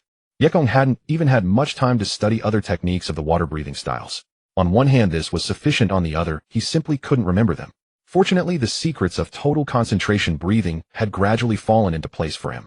Combined with chakra, his speed had reached almost unbelievable levels. The only problem was likely his body. It still could not withstand the intensity of maintaining total concentration breathing in a normal state. Otherwise, his strength would have entered an entirely new realm. Hey, Clang. An Umbu squad leader, witnessing Yekong's fierce combat prowess, urgently called out, "Go protect Lord Hashirama." Yekong glanced at the battlefield situation. Kanjuro and Jinjuro lacked the ability to command the Cloud-hidden village's main forces, so the number of attackers was not particularly large. Even though Konoha's elites had suffered heavy losses from that single-tailed beast bomb, they were gradually stabilizing the situation. Upon reflection, the most dangerous person at this moment was indeed Hashirama Senju. Yekong did not hesitate and turned to pursue. As he chased, Yekong weighed and considered how to confront Kanjuro and Jinjuro. His thoughts gradually shifted from direct confrontation to delay tactics, and finally, to how to ensure Hashirama Senju's escape. Name: Yekong. Profession: Ninja Jonin. Chakra: 245. Ninjutsu: Clone Technique, Substitution Technique, Transformation Technique, Body Flicker Technique, Water Dragon Bullet, Great Waterfall Technique, Darkness Technique, Water Walking. Taijutsu: Water Breathing. Yekong was not entirely confident in escaping from Kinkaku and Ginkaku, but rather uncertain about ensuring Tobarama Senju's escape. Tobarama was already over 60 years old. To be fair, for ninjas, a profession with inherently short lifespans, the rate of aging was extraordinarily rapid. Thanks to the powerful lineage of the Senju clan, Tobarama could still fight at an age past 60, maintaining strength close to his prime, a feat that bordered on the miraculous. Yet his stamina and recovery had long since fallen far from their peak. Otherwise, even two ninjas wielding a portion of the Nine-Tails chakra would never have been able to hold him down. Not even the Nine-Tails itself could have kept him cornered. The God of Water was no joke. His power might not reach the level of the God of Shinobi, but in this era, at least no one could rival his speed. And the more critical question was, could Tobarama, master of the Flying Thunder God technique, truly not escape if he wished? The answer was certainly no. He could leave easily, but Hiruzen Sarutobi and the others could not. He was already old with only a few years left. If his chosen successor as Hokage were to fall here, he too would not last long, and the major hidden villages would surely seize the opportunity to attack in unison. Tobarama could not have failed to realize this. His fate was already sealed. That head of white hair was natural, but it could not conceal the undeniable truth that he had truly grown old. Boom. Ha! Tobarama Senju. You're finished. Prepare to die. A violent explosion shook heaven and earth. By the time Yekong caught up, 2 hours had already passed. Deep within a forest, a devastating blast leveled the very heart of the woods. The earth roared as countless trees were swept away as if by an invisible giant hand, exposing the parched ground beneath. A colossal crater hundreds of meters in diameter scarred the center of the forest. Standing atop a towering ancient tree, Yekong surveyed the battlefield below. Two massive blood-red creatures raced at tremendous speed, relentlessly pursuing a figure gliding atop a stream of water. Whoosh! Purely through raw physical speed, a terrifying sonic boom erupted. In an instant it closed the distance to Tobarama and hurled a fist forward. Tobarama was sent flying, but the chakra beneath his feet never dispersed. A surge of water carried his body onward at undiminished speed. Seeing the other beast charging from his flank, he rapidly formed hand seals and expelled a stream of water that enveloped his entire body. Water Release Water Prison Technique. This was a powerful restraining jutsu with demanding activation conditions, working by completely sealing the target's movements with high-pressure water. But controlling the high-pressure water required the caster to continuously channel chakra into it, which meant maintaining physical contact with the prison. However, Tobarama had refined his water release to its absolute peak. No jutsu in his hands was ever bound by its original purpose or form. At his level, the very concept of jutsu ranking ceased to exist. Any single technique was at least equivalent to an A rank. The massive water sphere swelled to a diameter of 10 meters. Then Tobarama seemed to alter his hand seals, and the enormous water sphere began to expand violently once more. What? Kinkaku and Ginkaku sensed something wrong, and tried to flee, but they were already enveloped by the swelling sphere trapped within its watery depths. Even with their power evolved to the second stage of tailed beast transformation, the two found themselves utterly powerless inside the water sphere, thrashing their limbs helplessly. Realizing the dire situation, Kinkaku attempted to unleash a tailed beast ball to forcibly break through, only to be struck down by Tobarama, who rushed in at blinding speed and shattered the attack. Then came a relentless barrage of strikes. Moving like lightning with fists imbued with chakra and amplified by the water's speed enhancement, Tobarama literally beat the second stage tailed beast cloak clean off their bodies. They reverted to their first form. Sensing the situation growing desperate, Ginkaku suddenly produced a fan-shaped weapon from beneath the tailed beast cloak at his back and swung it fiercely. Crack! A colossal earthen mountain materialized from chakra, expanded within the water sphere, rapidly filling it until the sphere burst apart. As the enormous mountain crashed down, the earth thundered. It was as though a great peak had suddenly risen upon the land. A treasured tool of the six paths, the banana palm fan. A legendary artifact said to command all 5 nature transformations freely. Even without mastery over the corresponding transformations, it could unleash jutsu at their absolute maximum potency. Pant. Tobarama stood upon his water stream at the base of the colossal rock mountain, breathing heavily. Before him lay Kinkaku, whose heart had been pierced by his thrown kunai. He turned his gaze toward the rock mountain behind him, his expression shifting. He hurled a kunai in that direction, then leaped toward the summit. Hiya! Die! A deafening explosion resounded as the great mountain quaked, split apart by a sudden bolt of lightning. The residual force of the thunder struck directly across Tobarama's path. Whoosh! In the next instant, even the lightning failed to catch Tobarama's speed. He vanished from where he stood. Ginkaku's neck craned forward in disbelief. What? See? Ugh! Squelch! A searing pain shot through his back. Ginkaku froze in disbelief. The tailed beast cloak on his body had already reverted to its first form due to the immense chakra consumed by the forced activation of the banana palm fan. Even his tails had dwindled to just 3. In this state, he was naturally powerless against Tobarama's sudden assault. Tobarama's breathing grew even more ragged. He was at the end of his rope, his stamina and chakra scraping against their absolute limits. The situation was far from optimistic. At that very moment, a hostile wind swept in from the side. Die! Huh! Squelch! Kinkaku's body mid-sneak attack froze in midair. His eyes bulged, filled with utter disbelief. All three heard a rush of water at nearly the same instant. So exhausted were they that each believed it to be a mere auditory hallucination.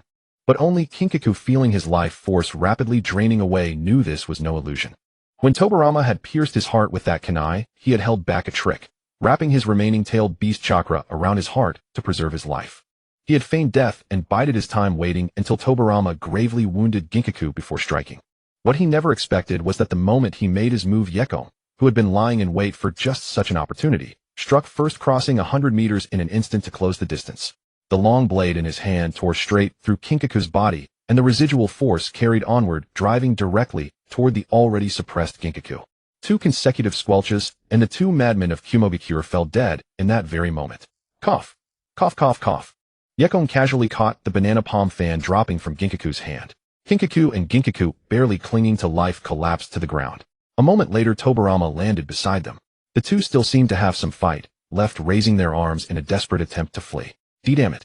Yekong walked over without a word and without hesitation delivered a finishing blow, one to the heart, one to the head, utterly eliminating any chance of revival.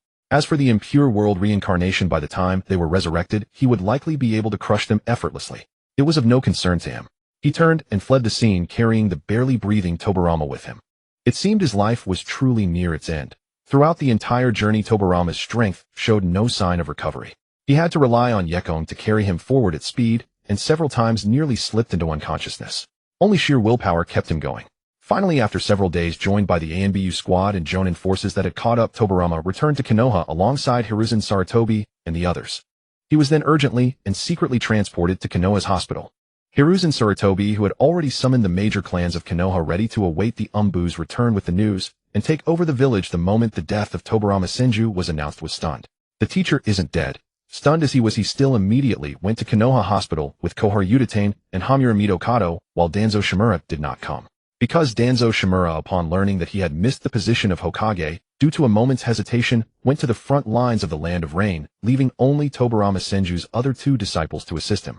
Hiruzen Sarutobi and the other 2 looked at Tobirama Senju with guilty expressions. Teacher, At that moment, Tobirama had already regained consciousness, lying on the hospital bed. He was also proficient in medical ninjutsu and knew his own condition. Glancing at the 3, he calmly said, "Monkey, don't let my situation leak out." After a pause, Tobirama suddenly changed the subject. "No, the Uchiha and Hyuga fellows probably can't be kept in the dark. Prepare yourself to take over the position of Hokage." Hiruzen's expression panicked. "Teacher, haven't you already returned?" Tobirama shook his head. As disciples, how could Hiruzen and the others not understand his meaning? Their expressions dimmed. Then Tobirama waved his hand, signaling them to leave. After Hiruzen and the others left, a figure appeared beside Tobirama, like a ghost, bowing slightly. The Uchiha and Hyuga have shown no reaction, but the Shimura, Ino, Shikacho, and other clans are following Hiruzen. His eyes slightly opened and closed. Tobirama calmly listened to the Umbu's report without a word, showing no change in expression until the man finished, as if everything was within expectations.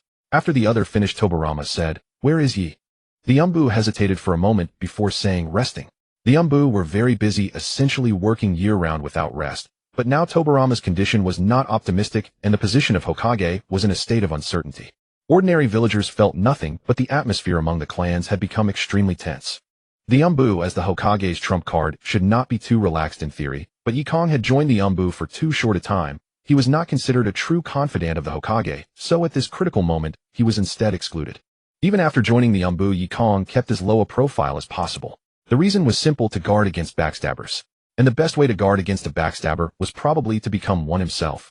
The 3rd Hokage was about to take office, and Danzo Shimura, the most disgusting backstabber, was also about to rise to power. He didn't want to end up like Sakomo Hatake at this stage, whose achievements overshadowed his master. Even if these 2 peerless talents couldn't kill him, Yekong still wanted to live his own peaceful life. He had even already planned, once Hiruzen Sarutobi took over, he would simply arrange a minor mission failure, resign from the Umbu, and be content as an ordinary jonin. Anyway, he had made up his mind. He was determined to be that backstabber. Meow. On the streets of Konoha at night, there were not many streetlights, but the moonlight was bright enough that there was no worry about not seeing the road. 2 stray cats, chasing each other and making sounds that clawed at one's heart, were rubbing their heads together when suddenly a stone flew over and startled them away. A black cat that almost blended into the night turned back before leaving, and upon seeing the newcomer bared its teeth with a hiss. Yekong tossed the stone in his hand, snorted in annoyance, and said, "Scram. I fed you to catch mice for me, but you just ate and left." Meow. Whoosh. He threw a stone, and the black cat was immediately scared away. Yekong had caught it before, intending to keep it for catching mice and cockroaches, but Sosuke told him it was troublesome to raise, so he didn't insist, and let it go.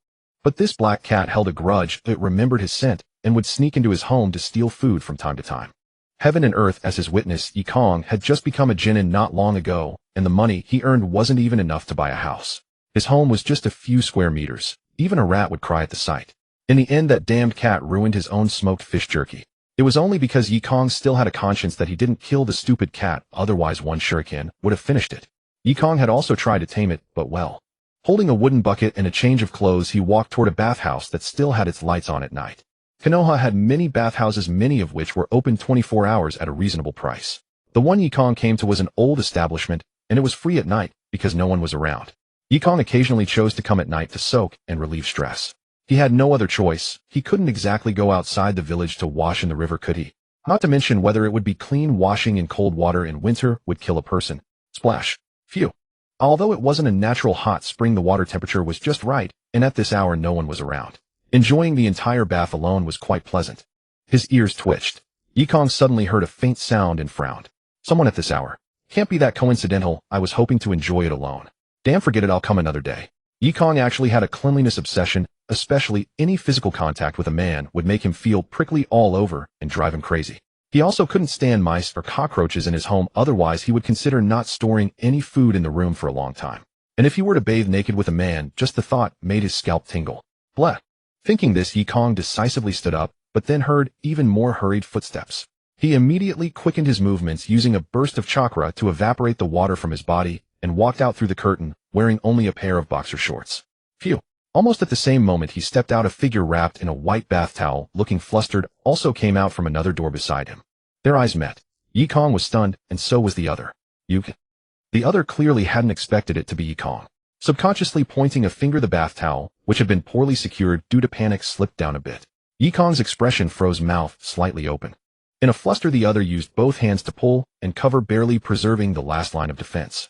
With a face full of shame and anger, she glared at Yekong, then turned and ran, shouting, "You'll remember this." "I only took a glance, and isn't it a bit inappropriate for you to tell me to remember?"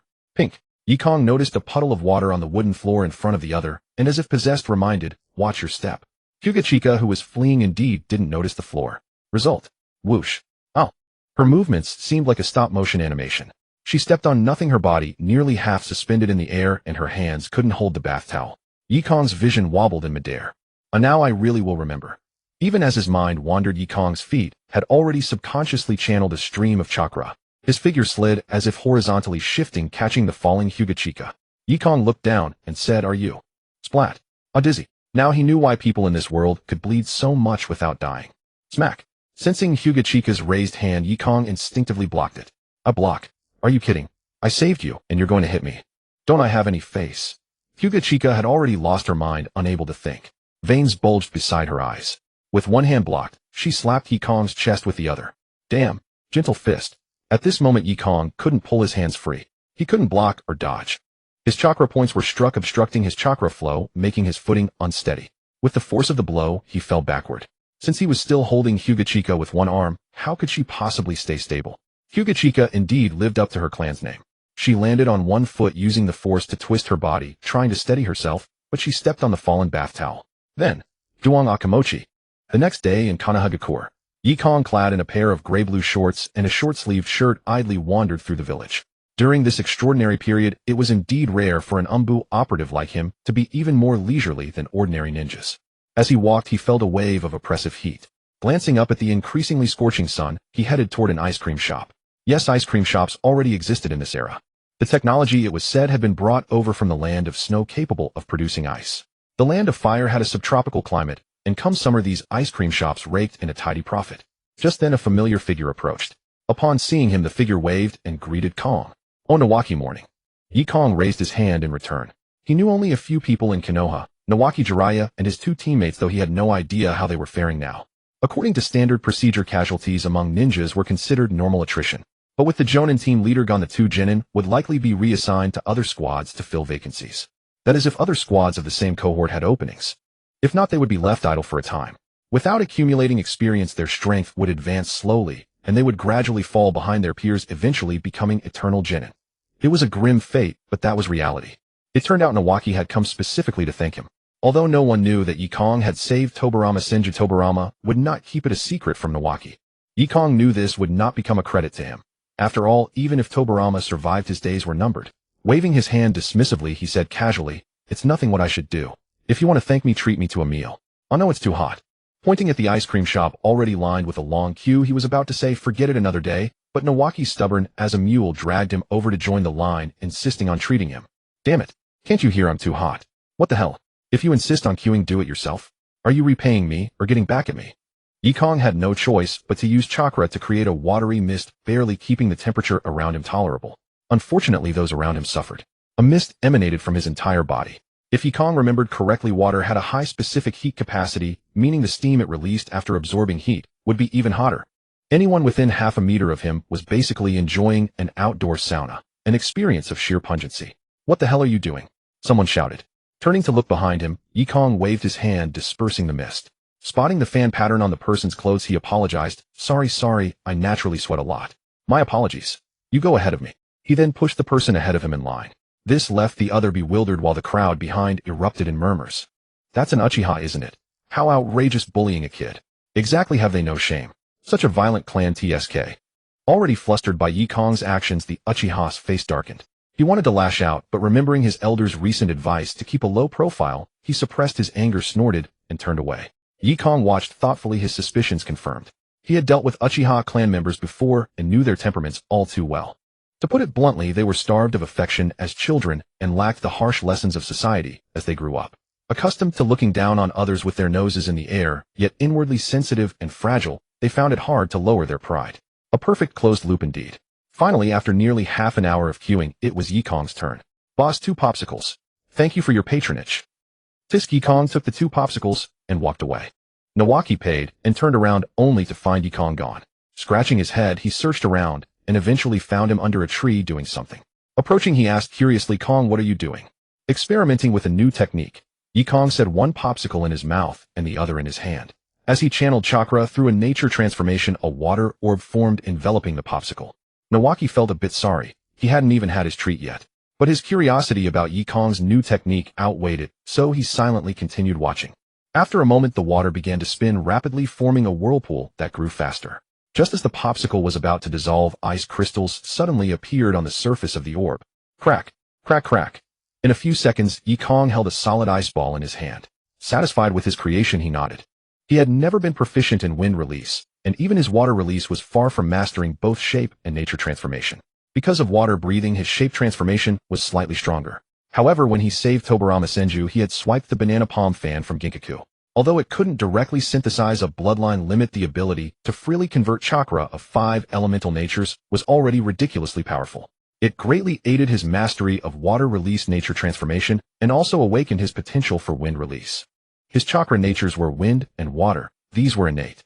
That didn't mean he couldn't develop other natures, only that it would be more difficult. With the banana palm fan, his speed in mastering nature transformations would increase considerably. Nawaki took the ice ball Yekong tossed him, held it up to the sunlight, and exclaimed in awe, "Amazing. When did you master ice release?" Yekong slurped his popsicle, a proud look on his face. "Just a little effort, easy peasy." In truth, he was bluffing. For now, he could only use wind release to cool the water, achieving a crude freezing effect, but couldn't summon ice and snow directly. Still, no matter. Bluff first, make it real later. After the initial amazement, Nawaki realized something was off. "Where's my popsicle?" He turned around, but Yekong had already vanished. The Hokage's office. An Umbu operative placed several lists and documents before Hiruzen Sarutobi. Though Hiruzen had not yet publicly assumed the title of Hokage after Tobarama Senju, Konoha's high command had already accepted this arrangement. During this special period, Hiruzen had begun handling village affairs and external matters in Tobarama's stead. To describe him, then one might call him the acting Hokage. He only awaited Tobarama's recovery from his injuries to go through the formalities. Sarutobi-sama, these are the compiled Umbu rosters. Hiruzen nodded, staring at the 3 separate lists before him, his eyes narrowing. The Umbu was the Hokage's most crucial trump card. To smoothly take over Tobarama's responsibilities, his first step was to fully control the Umbu. He had divided the list into 3 parts, effectively splitting the Umbu into 3 factions: commoners, the major clans, and the Sarutobi clan. The Sarutobi clan members were naturally his own. He was the clan head, and they were his loyal base. Next came the commoners, few in number, but each worth recruiting. And finally, the major clans. This was his biggest headache. When Tobarama Senju was in charge, he had the ability and confidence to suppress all clans. Thus the Umbu included many strong members from various clans, even Uchiha and Hyuga. But Hiruzen Sarutobi had no such confidence in controlling them. The rain pattered down. The Rain Country, currently the main battlefield where Konoha is pinning down the Wind Country and the Earth Country. Tobarama Senju certainly did not wish for war, but he still secretly prepared for it, even sending Tsukumo Hatake Tsunade Jiraiya and Orochimaru here to stabilize the situation. At the same time, he himself went to negotiate with Cloud Shinobi. Originally, if he could reach an agreement, the Great War could at least be delayed by a few years. As for the Water Country, the Mist Village was located on the sea, making it very difficult to invade the Fire Country. A few years would be enough for him to transfer his power to Hiruzen Sarutobi and stabilize Konoha. But plans could never keep up with changes. The attack by Kinkaku and Ginkaku disrupted his plans. If not for Yekong, he would have died in that battle, and Hiruzen Sarutobi's hasty takeover of Konoha would have caused many problems. Yekong had thought he would be marginalized, perhaps even become an ordinary ninja, finish the Second Shinobi World War, and then live a peaceful life, at most taking on a mission occasionally. He even thought about starting a side business. With a source of income, he wouldn't care whether he was a ninja or not. But then Hiruzen Sarutobi called him back and sent him along with an Umbu squad to the front line in the Rain Country. Yekong's heart, Tian Wenjing. What the hell? Going to the front line was fine, but what disgusted him most was that Hiruzen Sarutobi didn't send them to support the front line combat, but to support Shimura Danzo. Damn. As soon as he arrived at the front line and entered the rear of the position, Yekong's brows furrowed. It was too tragic. In the rear alone, there were dozens of ninjas with missing limbs or unconscious. The medical ninjas were so busy they couldn't stop, and even their chakra was exhausted, so they could only rely on conventional medical methods for treatment. Entering the position at the temporary command post, Yekong and others waited outside for a moment, then heard a voice from within the tent. Lord Danzo, our current mission is to keep the main forces of Sand Shinobi and Rock Shinobi pinned down in the Rain Country. If we rashly attack Rain Shinobi, it might. Tsukumo the Umbu have arrived. Pushing open the tent, Danzo and Tsukumo Hatake walked out. Danzo's zombie-like face, already bearing the outline of its future decades later, swept over the Umbu members. One Umbu stepped forward and handed a scroll to Danzo. Tsukumo Hatake's expression changed slightly. Danzo only opened it and glanced, then turned and handed the scroll to Tsukumo, saying calmly, "Captain Tsukumo, I will take the Umbu to handle this matter. You just do your own job." The Umbu parted in the middle to let Danzo pass. Tsukumo Hatake looked at the order from the Hokage in his hand, his eyes flickering with uncertainty. He had already learned of the incident involving Tobarama Senju. He immediately compressed the front line and stabilized the situation here to buy Konoha enough time to handle the internal power transition. But after Danzo arrived, he repeatedly demanded that he take the initiative to attack. As the Umbu commander, Tsukumo Hatake used his authority to suppress Danzo, but now this order from Hiruzen Sarutobi left him in a difficult position. His position as Umbu commander was temporarily transferred to Danzo. Originally, he had already controlled this battlefield and was the commander of Konoha's frontline forces. If he also held the title of Umbu commander, if he had any intention of doing something, Hiruzen Sarutobi would not be able to divide his power before truly taking office. This was the first step for Hiruzen Sarutobi to pave the way for his Hokage position. Although he knew this, Tsukumo Hatake had no choice. If he didn't hand over this power, his situation would become extremely dangerous. But if he handed it over, Konoha would become very dangerous. In the Rain Country, dark figures dashed through the rain, curtains silent and extremely fast. Yekong was also among the crowd. His eyes narrowed as he looked at the figure ahead, considering whether to just stab him to death halfway. Damn. Even he knew that a surprise attack on the Rain Village was a joke. Do you really think that just because your name is Danzo, Hanzo is a weakling? Are you something special? No, what was Hanzo's title again? Hanzo of the Salamander. It seems that at this stage Hanzo of the Salamander didn't have the title of demigod yet, right?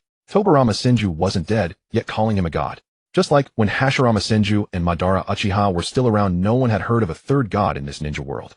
Damn, could it be that Danzo's move directly made Hanzo a god? Hiss. The more he thought about it, the more likely it seemed. An elite Umbu squad, at least composed of elite Chunin, and above, launching a surprise attack, plus Danzo, a disciple of the second Hokage, and acting Umbu commander, personally delivering himself as a sacrifice.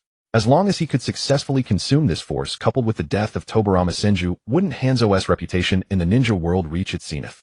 If Yekong remembered correctly, this old man's eyes would later become blind. He couldn't have gouged out one of his own eyes just for transplanting a Sharingan for no reason, as if Hiruzen Sarutobi was also blind. So this trip was likely fraught with danger.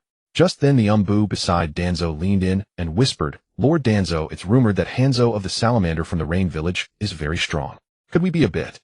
He wanted to say risking it, But Danzo turned his head and shot a cold glare at the Umbu, saying, "Kagami, you talk too much." "Yes." The Umbu said no more and silently followed behind Danzo. The other Umbu were even more afraid to speak at this moment, but Yekong's eyes flickered. "Kagami. Uchiha Kagami. No way." If he remembered correctly, this guy was supposed to be. Roughly, maybe perhaps it seemed like around this time that he died. Sizzle. At that moment, amid the dense rain, the sound of gunpowder burning suddenly rang out. "Watch out." Boom. The warning came too late. The ground beneath their feet was suddenly covered in densely packed exploding tags. Roughly estimated, no fewer than 1,000 exploding tags detonated simultaneously. The power could only be described as earth-shattering. In an instant, the explosion engulfed the Umbu, and only a few survived. Yekong's figure appeared ghost-like hundreds of meters away. Not far off, there was another shaken Umbu. The sounds of fighting came, and looking up, he saw Danzo and Uchiha Kagami surrounded by a group of range shinobi ninjas hundreds of meters away. One ambush directly lost 90%. Damn. Danzo. Yekong naturally had no sense of belonging to Konoha, so he wouldn't be furious about the deaths of so many Umbu. What angered him was Danzo's idiotic behavior. Killed him. Lord Hanzo is invincible. Damn Konoha ninjas. Die. Clang. Yekong's figure vanished from the spot, dodging the incoming range shinobi attack. His form like a ghost in the rain, terrifyingly fast. His specialties, water breathing and water walking, were both abilities attuned to water. The two complemented each other, and combined with the special environment of the rain country, his speed could reach an unbelievable level. Here he was even confident to compete with Tobarama Senju in speed. Nani. Where did he go? Attack Ugh. Uft. Clang. PFF. Yekong began his own performance like a waltz in the rain. Splashes of water danced with blooming blood in the rain curtain. Wherever he passed, one range shinobi after another fell without exception. On the other side, Danzo, who was engaged with Hanzo, and a few elite Umbu who had survived since this, and the situation suddenly changed. Suddenly, a giant creature like a salamander burst out of the ground, spewing purple poison mist across the battlefield. The range shinobi knew what it was, and even with gas masks they still panicked and retreated, eager to avoid it. But the Konoha side was not so lucky. Danzo decisively retreated, while two Konoha Umbu who hadn't realized the threat and couldn't react in time inhaled just a trace of the poison gas. They instantly fell to the ground, foaming at the mouth, clearly beyond saving. Salamander's deadly poison. Looking at the scene, Danzo suddenly ordered, at all costs, kill Hanzo. Lord Danzo. Under his mask, Uchiha Kagami's expression was full of disbelief, as if he thought he was hallucinating. But when he saw Danzo's unwavering, even murderous gaze, he gritted his teeth, and with the remaining Umbu, charged at Hanzo with the determination of death. But Danzo stood still, not moving. He turned his gaze to the distance, only to find that Yekong's figure had disappeared. His brows furrowed slightly. He glanced at the backs of Uchiha Kagami and the others, and in the next moment, he unhesitatingly turned and fled in the opposite direction. He had sacrificed an entire elite Umbu squad here, yet he chose to flee alone without hesitation. The outcome for Jing and the others was already beyond consideration. This was a certain death trap. From the moment they entered the land of Yu. No, from the moment they accepted this mission, it was destined to end like this. Tuan Song walked toward the camp of Mu Yi, frequently glancing back as if on guard. Although he saw nothing as a disciple of Qinsho Feijian, and now at his peak his instincts were sharp. However, what good was sharp intuition? Splash. The sound of water waves gradually approached. Tuan Song stopped, gripping a kunai in his hand, his face already covered in cold sweat. The water wave sound, like the whisper of death, drew closer and closer, showing no sign of fading, nearer and nearer. Clang. Squelch. Ugh. Wah. A scream of agony. Tuan Song clutched his left arm. Before him lay the bisected kunai and a pair of cold, fleeting eyes that seemed to emit a blue glow in the night. Stumbling back several steps, Tuan Song leaned against a tree, gasping heavily, and suddenly shouted, "Wait. It's Yuan Fei. It's Yuan Fei risen, who wants to kill you." "Not me. I can help you take revenge. We can cooperate." Dead silence. After a moment of stillness, Tuan Song seemed to believe his words had taken effect, and continued, "I was also following orders. Yuan Fei needs to quickly solidify his position as Hokage. Those of you who cannot be used by him are mere pawns to be discarded. Join forces with me. As long as you help me eliminate Chimu Shumao, once the teacher dies, I will seize the position of Hokage. Then the Umbu will be yours, and I will never interfere." As he spoke, Tuan Song's tone had become almost manic. "How about it? I only want the Hokage's seat. Yuan Fei is utterly unworthy of that position." Silence. Yekong still did not appear.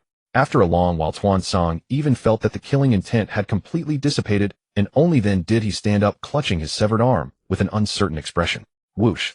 The next moment, a squad of Mu Yi shinobi appeared before him, precisely the elite of Mu Yi led by Chimu Shumao, including the three of Jiraiya, all arriving. Tuan Song-sama. Seeing Tuan Song severely wounded, all the Mu Yi shinobi quickly dispersed.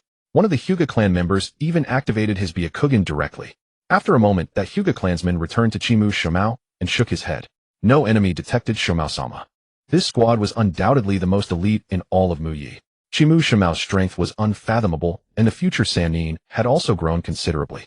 If they had been the ones ambushed in the land of Yuet, might not have been impossible for them to retreat unscathed from Banzang's hands. Of course, that was assuming there was no one like Tuansong holding them back.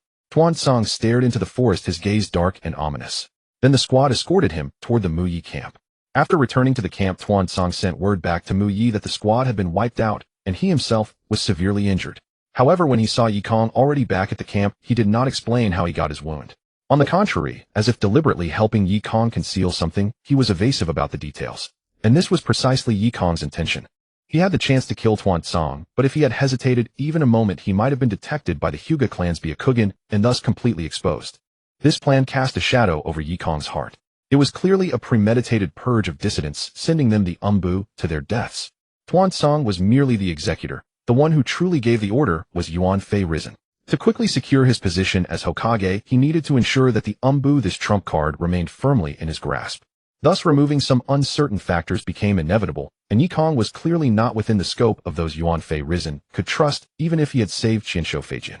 A few days later, at the border between the land of Tu and the land of Hua, several figures dashed swiftly among uneven rocky terrain. The topography of the land of Tu was the most complex in the entire shinobi world, full of undulating heights. The entire Yannin village was even directly enclosed by a huge basin. Yekong was the only Umbu who survived from the land of Yu. After that incident, Tuansong was sent back to Muyi to recover, while Yekong remained on the front lines to continue fighting. And the first mission Chimu Shimao gave him was to go to the land of Tu with the three of Jiraiya to gather intelligence. After some twists and turns, the group successfully obtained some important intelligence, but they were also discovered by the elite of Yannin village. A force of Yannin elites pursued them. None of them were weak, but they were well aware of the consequences of being entangled by the Yannin squad. If they were delayed, an endless stream of enemies would pour in. One could not fight with fists against four hands, let alone that even if they repelled one or two waves, there would be who knew how many more behind. So they could only flee. As they raced along, Jiraiya turned back to release a fire-style jutsu to buy time, but was attacked by the Yannin group and got injured. The Shiwan carried him and continued to flee, while Gangsho punched the ground. In an instant, the earth roared. All ninjutsu became a joke in the face of such terrifying power. Yekong did not want to waste chakra, so he set up explosive tags on the path, further delaying the Yannin forces. The group fled all the way to the vicinity of the border between the land of Tu and the land of Hua. However, Jiraiya's injury ultimately affected their speed. The group had no choice but to temporarily retreat into a cave to take shelter. Earth style. Rock bullet. Boom, boom, boom. Huge rocks continuously bombarded the rocky mountain, trying to collapse the entire mountain and bury them inside. The cave was too narrow, and the Yannin were not fools. Rushing in would surely lead to being picked off one by one. So they simply exploited their numerical advantage, furiously unleashing ninjutsu, laying down a barrage of firepower. At this point, even if Yekong and the others came out of the cave, they would only be bombarded by countless rock-like cannonballs, caught in a dilemma. They could only hope that this rocky mountain would hold out a little longer, draining the chakra of the Yannin shinobi. Boom. Inside the cave, it felt as if the entire cavern was trembling. Jiraiya lay on the ground, and Gangsho had already used medical ninjutsu on him, but even Gangsho could not instantly heal any injury. The Shiwan broke out in a cold sweat. Glancing at Gangsho, he said, "Gangsho, Jiraiya is beyond saving. Let's go." Gangsho turned her head in fury, glaring at the Shiwan. "The Shiwan, what did you say?" The Shiwan remained unmoved, simply taking out a scroll and explaining, "As a shinobi, Gangsho, you should understand that the current situation requires prioritizing the protection of mission intelligence." "You, Clang." Yekong had been standing in the corner with his arms crossed, having no intention of joining their conversation. But at that moment, a visible crack appeared on the stone wall of the cave. If Jiraiya weren't injured at this moment, they might have been able to use his earth style to open a path and escape. Unfortunately, Shiwan and Gangsho were not very proficient in earth style. Add to that Jiraiya's injury, causing discord among them, which was the most troublesome. Yekong slowly drew the mining knife from his back. A sound of water waves reverberated, and outside came the shouts of the Yannin shinobi, "Continue attacking." With a loud boom, the rock wall in front suddenly collapsed, opening a gap. The Yannin group immediately became even more frantic in unleashing ninjutsu, forming a dense rain of rock bullets. The rock bullets, falling like a meteor shower, could instantly crush any flesh and blood into pulp. Splash. Amidst the dense rocks, a blue water current suddenly streaked across the void like a swimming dragon, swiftly passing through countless rocks, and closing in on the Yin shinobi. Who goes there? Watch out. The leading IWA Jonin was startled. Sensing that Yekong's speed was too fast, he could only step forward to meet him head-on, attempting to block him. However, Yekong had already realized that this IWA Jonin was definitely an elite Jonin in rank. His mastery of earth release and the hardening technique was at its peak. Trying to kill him directly would be far too difficult. Once entangled, the only outcome would be exhaustion and death. He naturally wouldn't make such a mistake. With the aid of water breathing and water walking, his speed was nearly ghostly as he swept past the IWA elite Jonin, appearing in the rear in an instant. Plop. Oh. In that moment, like a tiger charging into a flock of sheep, he instantly killed 3 elite IWA shinobi. Without slowing down in the slightest, he moved like a dragon through the crowd. Seeing his subordinates fall one by one, the elite Jonin quickly waved his hand and shouted, "Scatter." At the same time, he formed hand seals with both hands and slammed them against the ground. Immediately, the entire earth trembled and roared. The whole ground seemed to come alive, surging and rolling like ocean waves, as if trying to trap Yekong completely. Yekong knew he couldn't be trapped, so he had to constantly dodge and shift, seizing any opportunity to get close to other IWA shinobi and strike. The IWA shinobi's earth release was indeed terrifying, but under full exertion, Yekong's speed was beyond what ordinary jutsu could catch up to. Finally, within just 1 minute, fear began to spread among the IWA shinobi. The leading IWA Jonin looked at the more than 10 subordinates who had fallen around him, his gaze extremely grave. He then turned his gaze to the figure that was like a dragon racing through his proud jutsu, a chill running through his heart. Kill. At that moment, a clamor of battle cries arose. Konoha's reinforcements had arrived. Realizing the tide had turned against them, the IWA, a shinobi, hastily retreated in panic. Iwagakure, the third Tsuchikage Inoki, slammed the intelligence report from the front lines onto the table before him. Furious, he said to the Umbu in front of him, one person almost wiping out the entire explosion core. No matter how I look at this report, it's absurd. Several Umbu remained silent, trembling.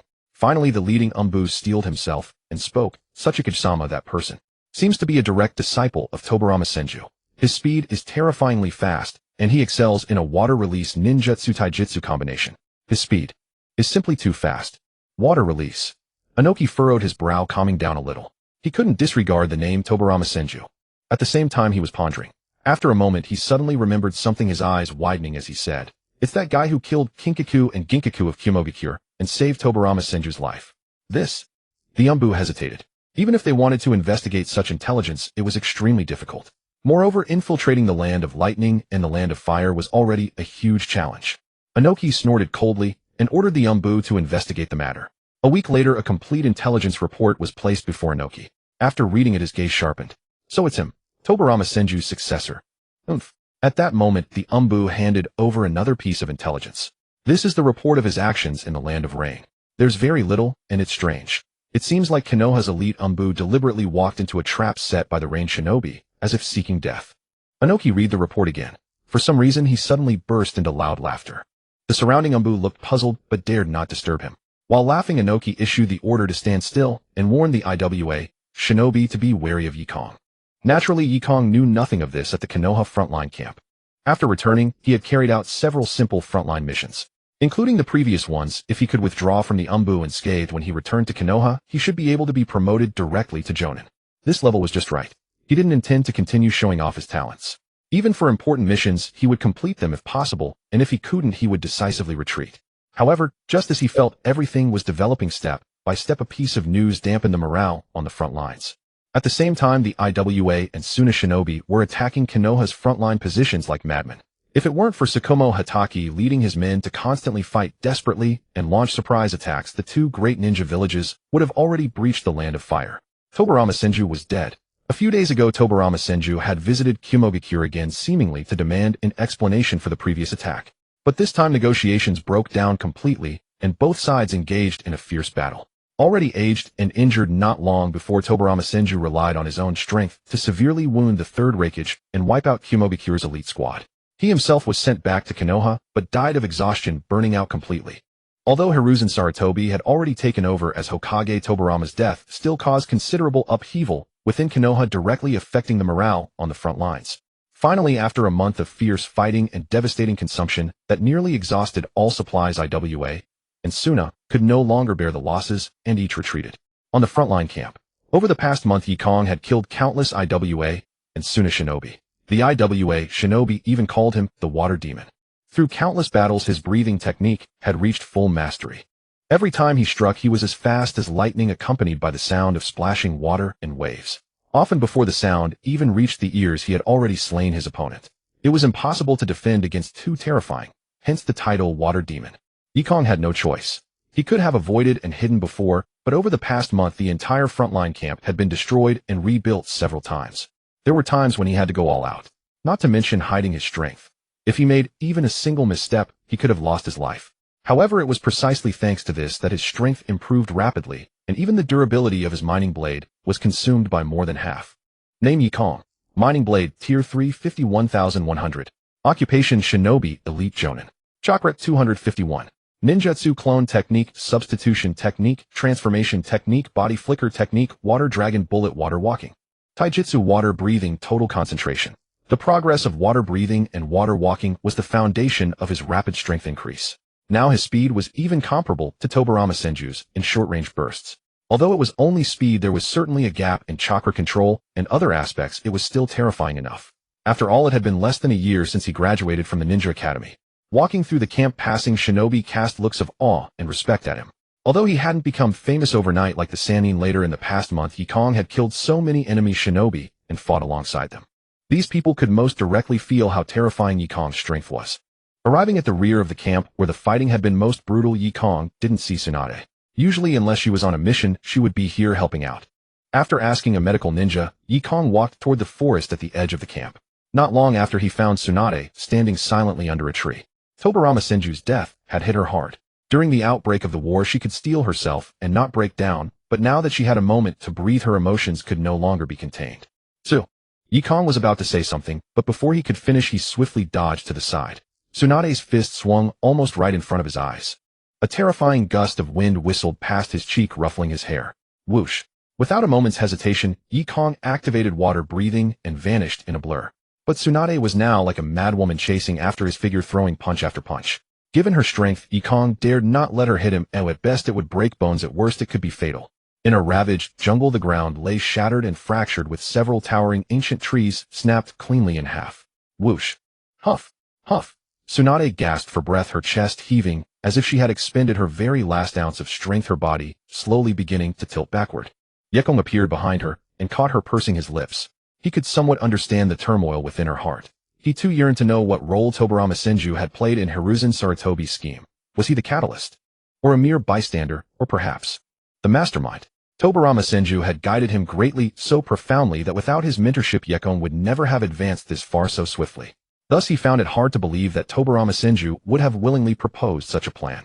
Yet now that Tobirama Senju was dead, how could he ever verify the truth?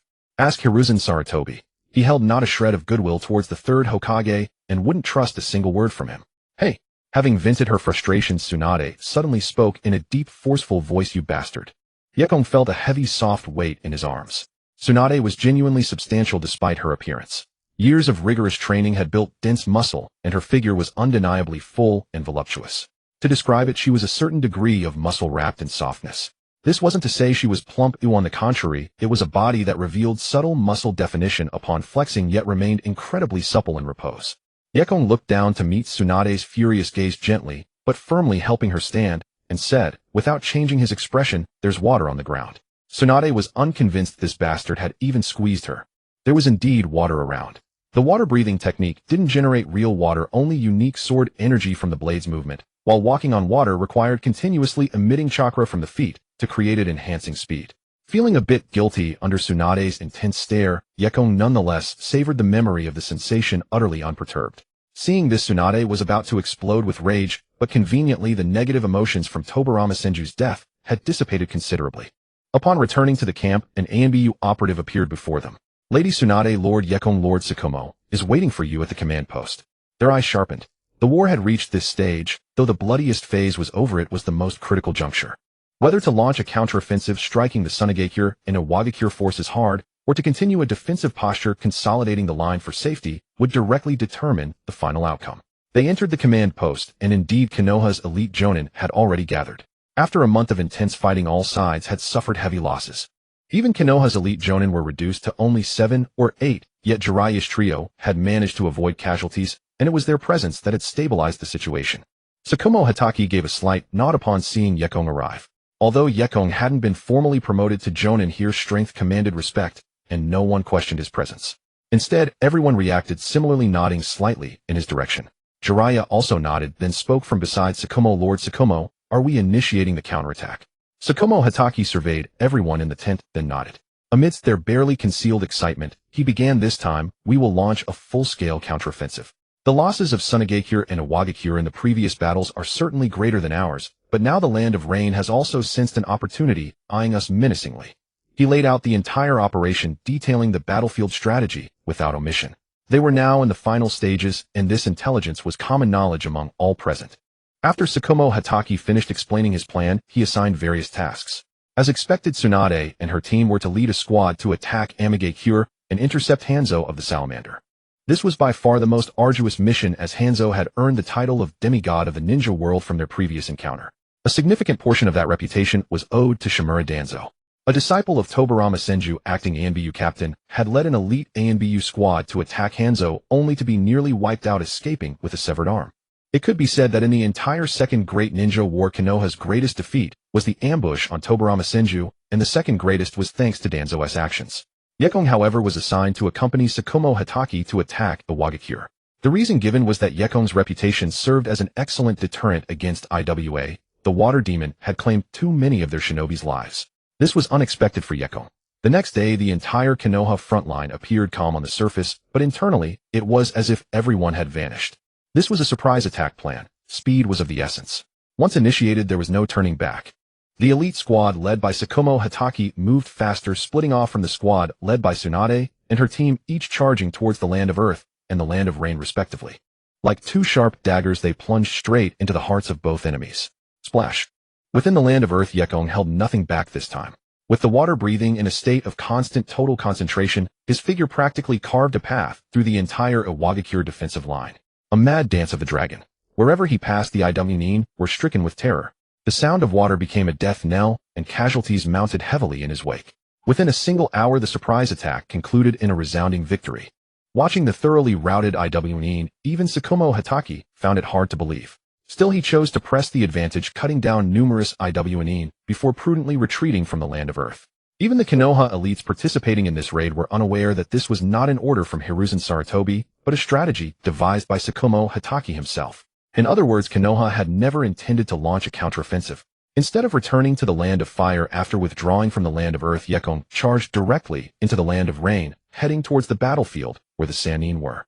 On the battlefield in the Land of Rain, where the Sannin faced Hanzo of the Salamander, countless Konoha shinobi lay fallen, unable to withstand the Salamander's deadly poison, while the Rainin kept their distance, not daring to step foot on the battlefield.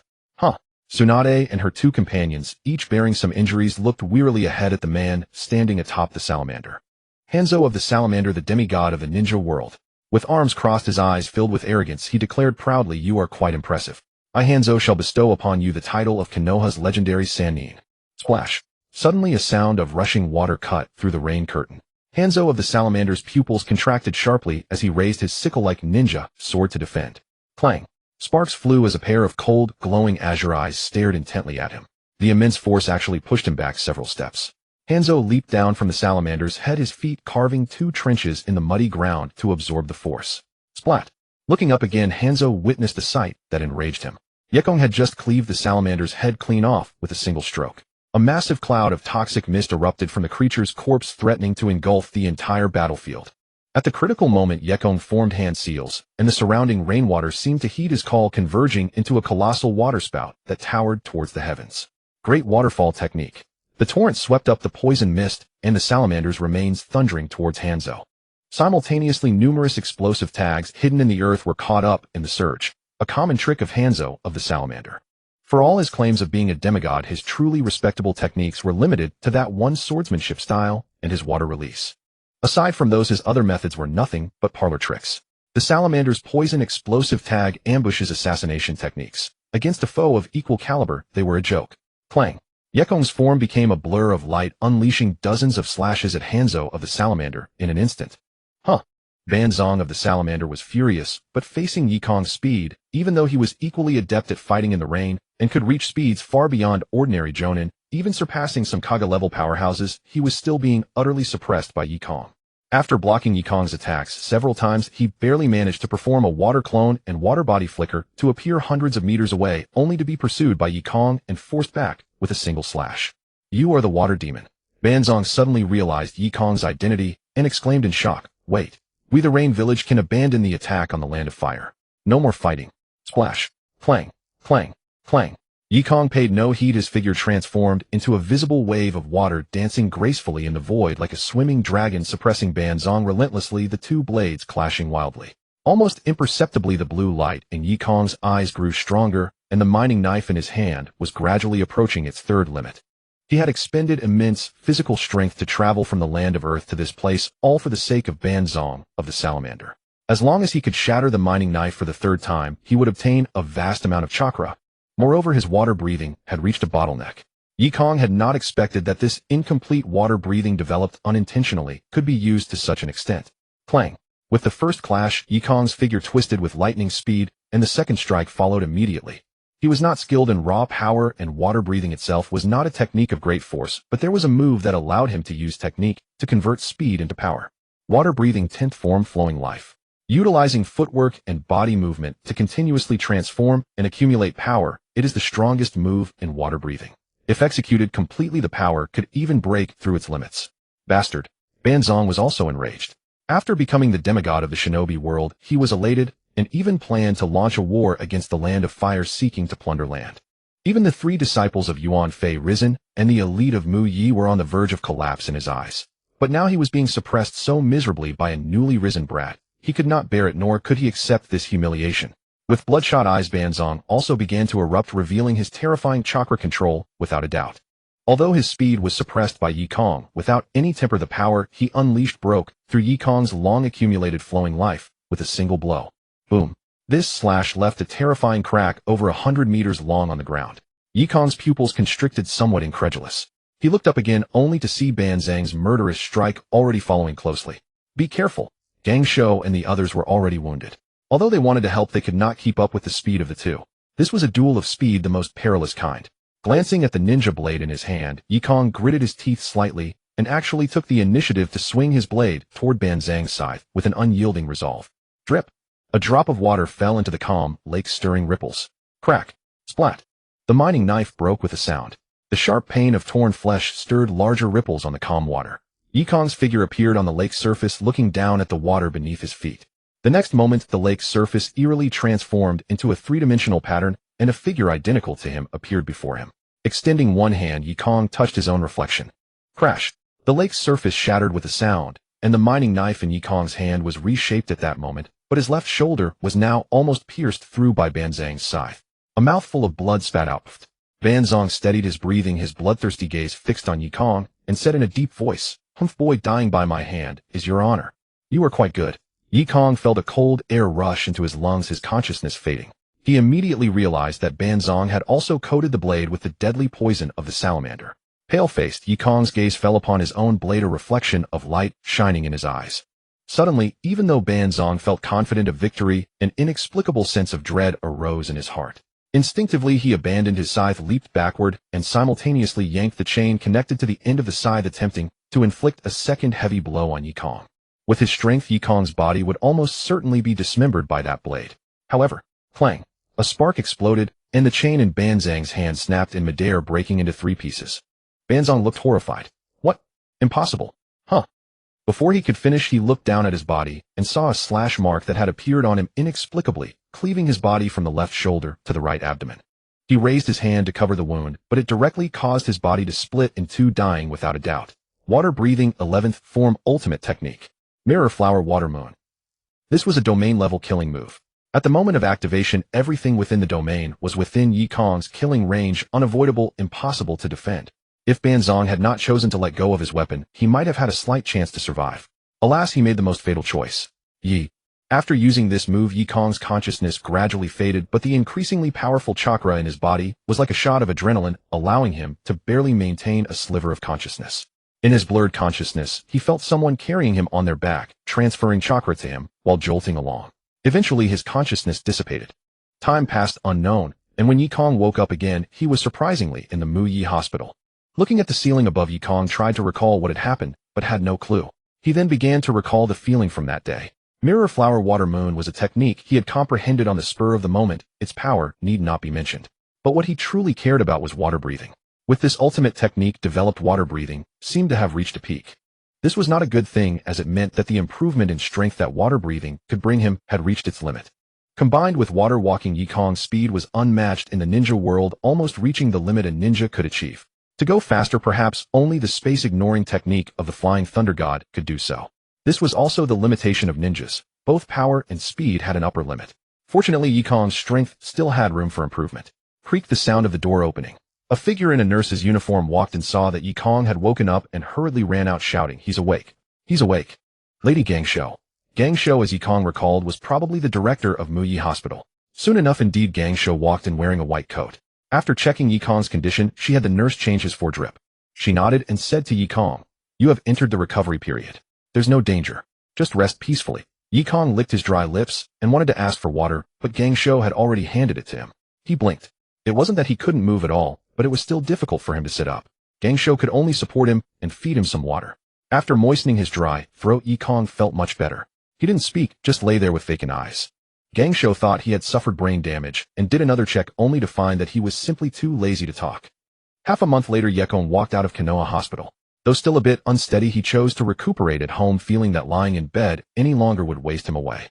Walking along Konoha's streets, bustling with people, everyone greeted him with smiles, which made him somewhat uneasy. "Lord Kong. Lord Kong, have you recovered?" "Ah, yeah." Frowning with confusion, Yekong then went to Shungshu's house, and after some inquiries learned the reason. His performance on the front lines had spread back to Konoha. Whether deliberately pushed or not, he had become a hero of Konoha, so it was natural for villagers to welcome him.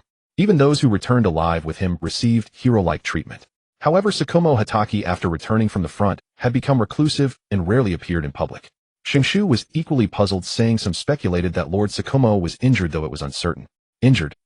Nonsense. Yekong had never seen Tsukumo injured.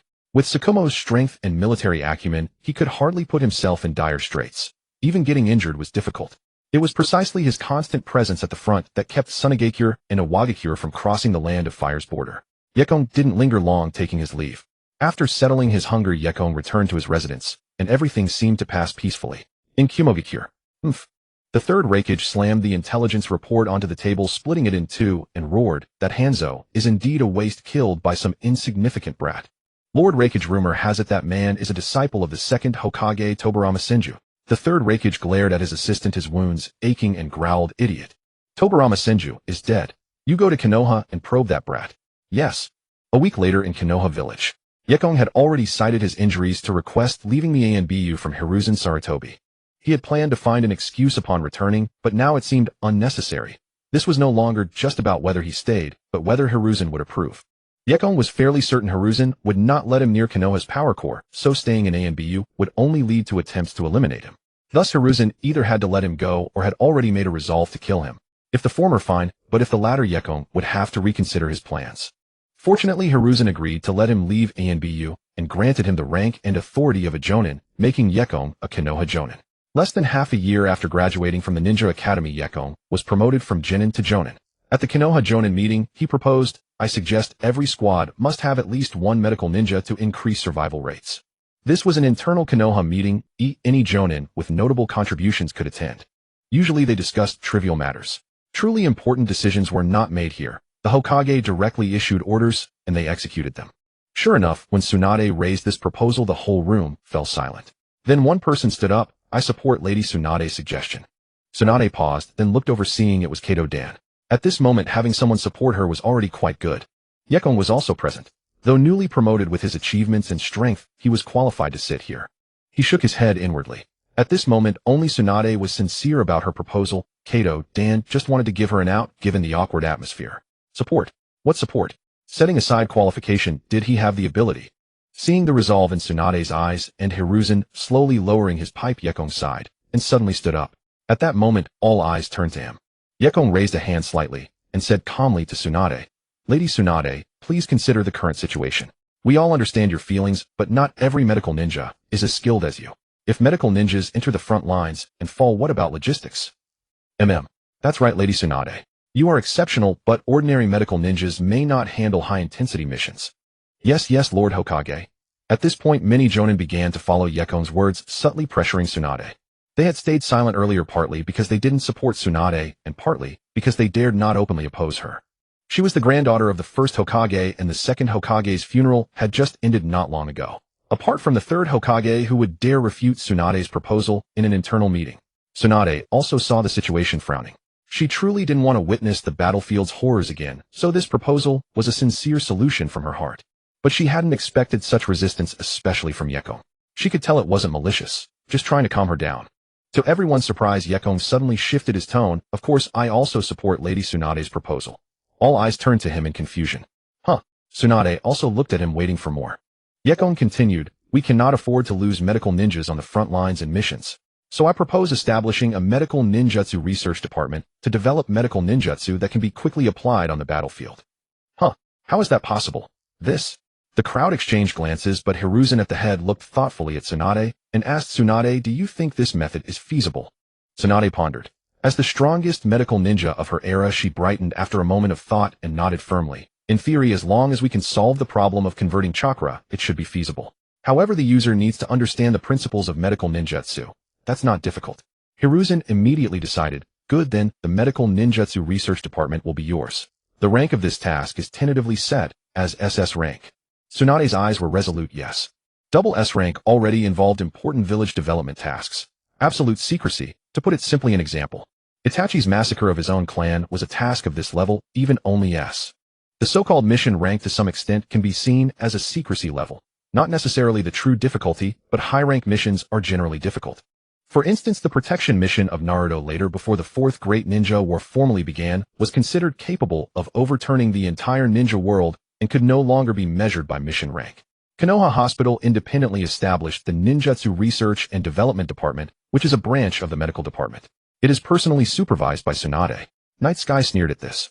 Although the plan was proposed by him, Sarutobi Hiruzen had only been in office for a few days and had already displayed the political tactics of a cunning old fox. Including Orochimaru and Jiraiya, he vigorously promoted the title of the Sannin, greatly enhancing their prestige in Konoha. In contrast, Tsukumo Hatake, who should have been the greatest contributor, was gradually marginalized, distanced from the core of Konoha's power, and even forced to live a reclusive life, spending each day in fear and anxiety. The disparity in treatment was truly too great. It was simply because Tsukumo Hatake's final counterattack strategy was not within Sarutobi Hiruzen's plans. Even if it was highly successful, Hiruzen would still bear a grudge against Tsukumo. At this moment, Night Sky held not a shred of goodwill towards Sarutobi Hiruzen, so he only wished to be a mere jonin. Being marginalized did not bother him. On the contrary, if Hiruzen suddenly promoted him, Night Sky would have to ponder what scheme he was plotting. After the meeting, a group of jonin filed out from beneath the Hokage building. The venue for this jonin meeting was located beneath the Hokage building. How could such a large building have only one Hokage's office? Kato Dan was about to step forward to greet, but a figure happened to walk past him and spoke first. Tsunade-sama, do you know where Jiraiya went? Tsunade was in a good mood and said to Night Sky half jokingly, that guy is probably peeping outside some bathhouse. No, the owner of the Hot Spring Street should know where he is. What do you want from him? As she spoke, a hint of vigilance appeared in her eyes, and she warned, Night, don't you learn bad habits from that guy. He actually gave Nawaki that kind of magazine on his last birthday. What a despicable jerk.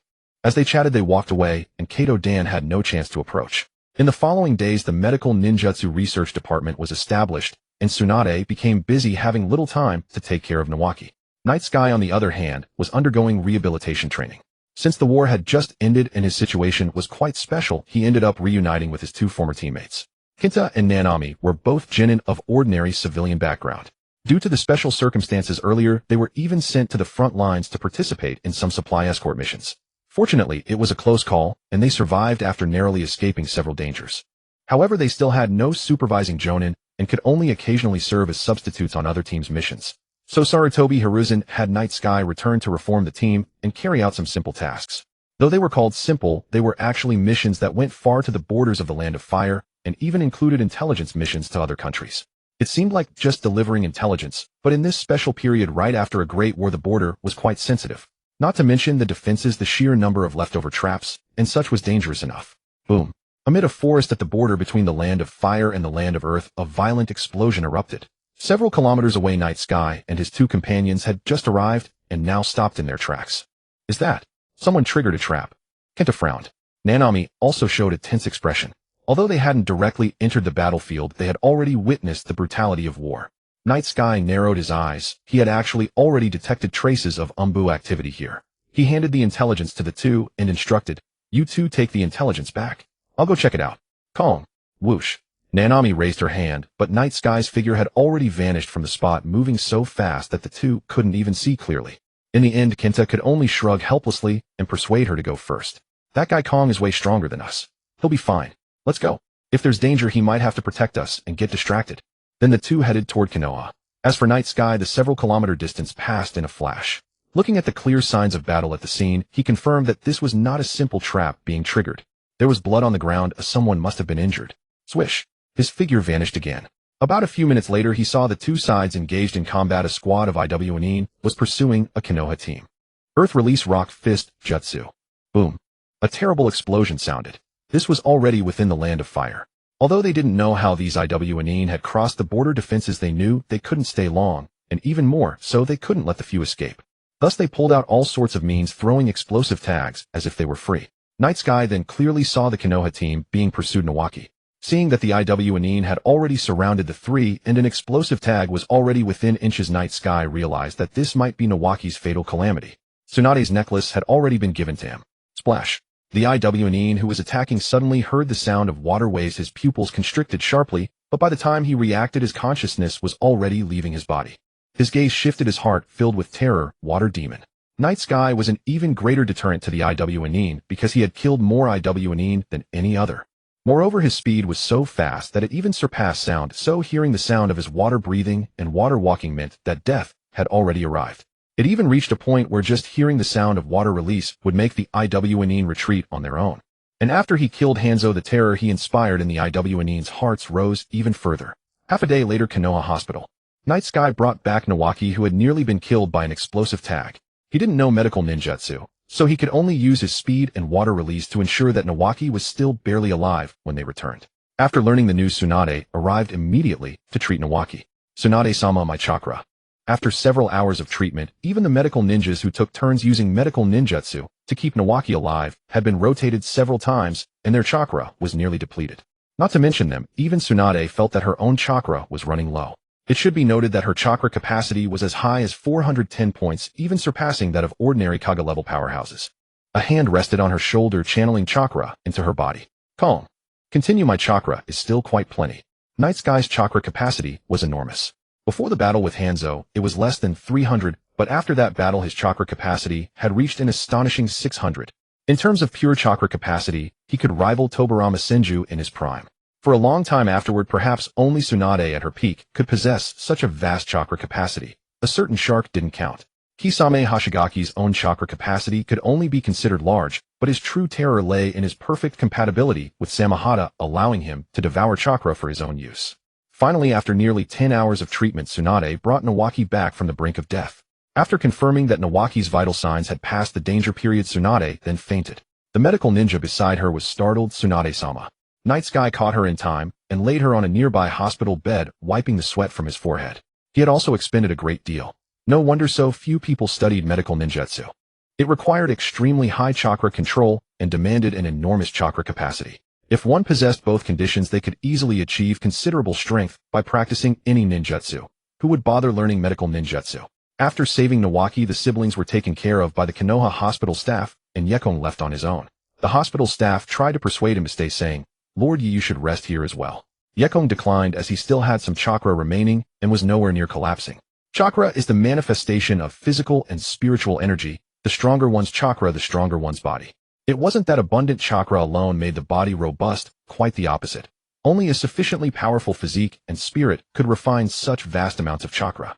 This was a commonly misunderstood logic. Ordinary shinobi typically believed that the more chakra one had, the stronger their ninjutsu, and the greater their overall power. Yet they overlooked the fundamental issue. If one lacked the talent and forcibly refined chakra, it was essentially draining one's very life force.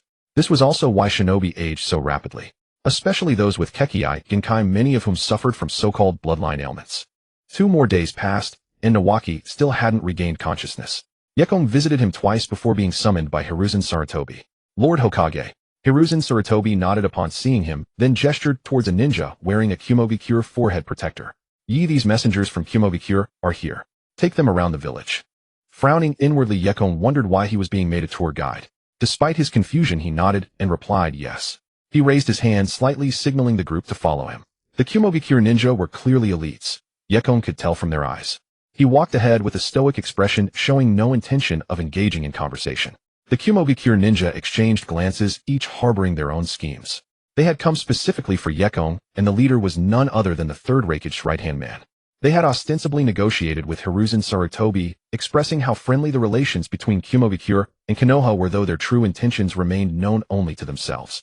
Hiruzen Sarutobi made no mention of Tobirama Senju's death, instead agreeing to some of their conditions and summoning Yekong. Throughout the journey, the villagers of Konoha cast hostile glares. They were unaware of the ambush on Tobirama Senju, but they knew he had mortally wounded the third Raikage before dying himself, and that resentment was directed squarely at Kumobikure. Thus they showed no kindness upon seeing the Kumobikure ninja. Yekong remained silent throughout, but the Kumobikure ninja were already beginning to regret their decision. For the pressure radiating from Yekong was immense. For a fleeting moment, the third Raikage's assistant saw the shadow of Tobirama Senju in him, that terrifying monster who even in his twilight years had gravely wounded the third Raikage.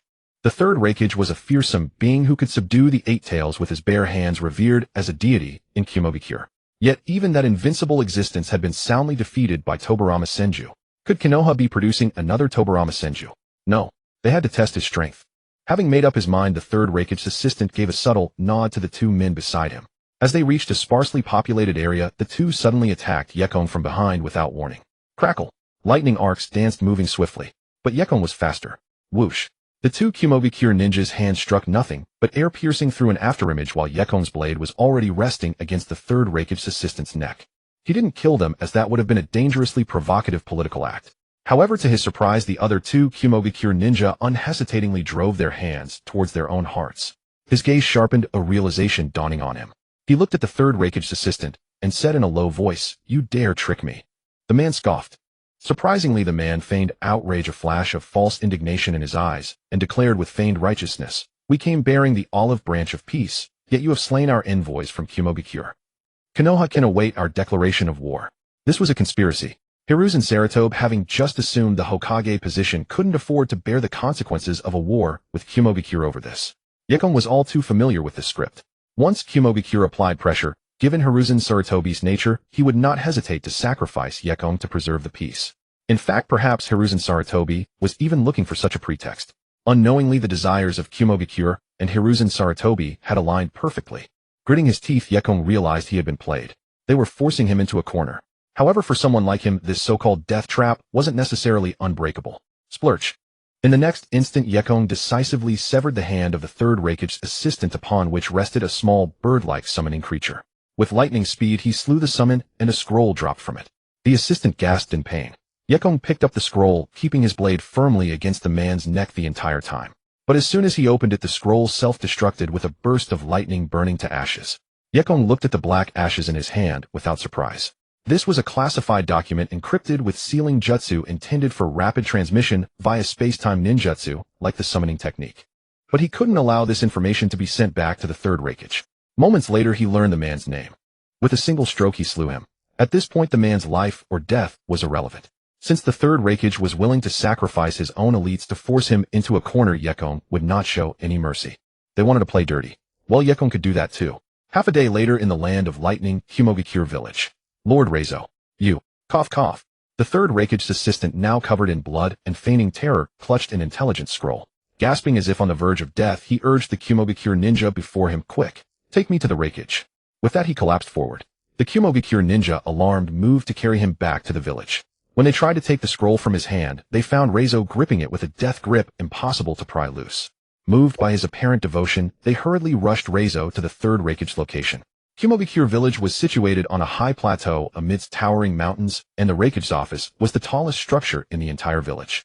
The third Raikage was instructing his son, the future fourth Raikage, when suddenly, "Raikage-sama, Lord Reizo has returned, gravely wounded. He insists on seeing you." An Umbu operative arrived first to report Reizo's injuries and condition to the third Raikage. Reizo returned alone. Upon receiving the Umbu's confirmation, the third Raikage slammed his fist on the table, then leapt up and stormed out of his office, bellowing, Damn Konoha. How dare they? With a furious expression, he spotted Reizo being supported and brought towards the base of the Reikage building. He hurried forward, but halfway there a terrifying lightning cloak suddenly erupted around his body. Lightning released chakra mode. Swish. Splash. A terrifying sound of something cutting through air and water occurred simultaneously. Reizo's form vanished, and in an instant a violent shockwave blasted the surrounding Umbu away. The third Reikage glared furiously at Yekong before him, his voice low and menacing. So you're the water demon. Humph. Yekong was taken aback. He had accounted for every potential loophole, even intercepting Reizo's transmission to Kumobikure and disguising him as critically wounded. Yet the third Reikage had still seen through the ruse. No, he must have noticed the discrepancy the moment he laid eyes on the disguised Reizo. So this is the power of a Kage. Whoosh. Boom. Since he'd been discovered, there was no turning back. Yekong didn't intend to back down. Secret art domain expansion. Mirror flower water moon. A flicker of shock crossed the third Reikage's eyes as he retreated rapidly. But his lightning cloak seemed to withstand hundreds of slashes in an instant. This near-absolute defense finally showed a single crack. A gash appeared on his chest. Yekong had seen through his disguise, and he had also found the Reikage's weakness. Wounded gravely by Tobarama Senju before his death, the third Reikage's lightning cloak was no longer truly absolute. The wound on his chest meant his chakra release was unstable, so his defense couldn't be utterly flawless. Though of course this weakness wasn't something an ordinary ninja could exploit. Father. Just as Yekong prepared to press his advantage and finish off the third Reikage, a figure attacked from the side, wielding the same violent lightning release chakra as the Reikage. The future fourth Reikage. Whoosh. The young A's eyes burned with fury, his punch carrying terrifying force. But in the instant his devastating blow landed, it connected with nothing but an afterimage. So fast. A's heart raced, but he reacted swiftly, shouting, "Protect the Reikage." It must be said that EI truly lives up to his reputation as the future fourth Reikage. Even though he is still young and his strength slightly immature, his thinking and reflexes are already top tier. After all, strength can be gradually compensated through guidance and hard work, but for ordinary shinobi, thinking and reflexes are directly determined by innate talent and subconscious development. Take a certain yellow-haired fellow, for instance. This is precisely the dividing line between Kage level and below. Night Sky's movements were far too swift, and the clash was too terrifying. The surrounding ANBU and Cloud Elite shinobi could not react in time. Until EI's loud roar, the various ninjutsu and elite ANBU surged forward. Get out of the way. The third Reikage was furious. As the Reikage of Hidden Cloud, he would not allow anyone to kill him in his own village, nor would he evade any direct challenge. He was the man who had subdued the Eight Tails with his bare hands. With a furious shout, the third Reikage charged at Night Sky. But when he saw the latter dart past several ANBU like a phantom, the ANBU falling in an instant, the third Reikage's rage intensified. This guy? Faster than Tobarama Senju. Having experienced Tobarama's inhuman speed, he could track Night Sky's trajectory. Yet that was all. His maximum speed could never surpass Night Sky's. A single hair's breadth was an insurmountable chasm. Whoosh. Boom.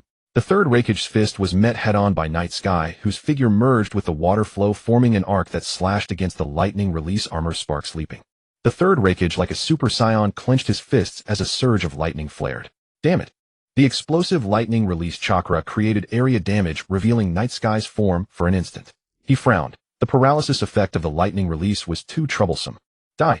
Like a thunder god descending, the third Reikage smashed a wild punch at Night Sky. The scene reflected in Night Sky's eyes. Water breathing was not a defensive style. In fact, he had no means of defense.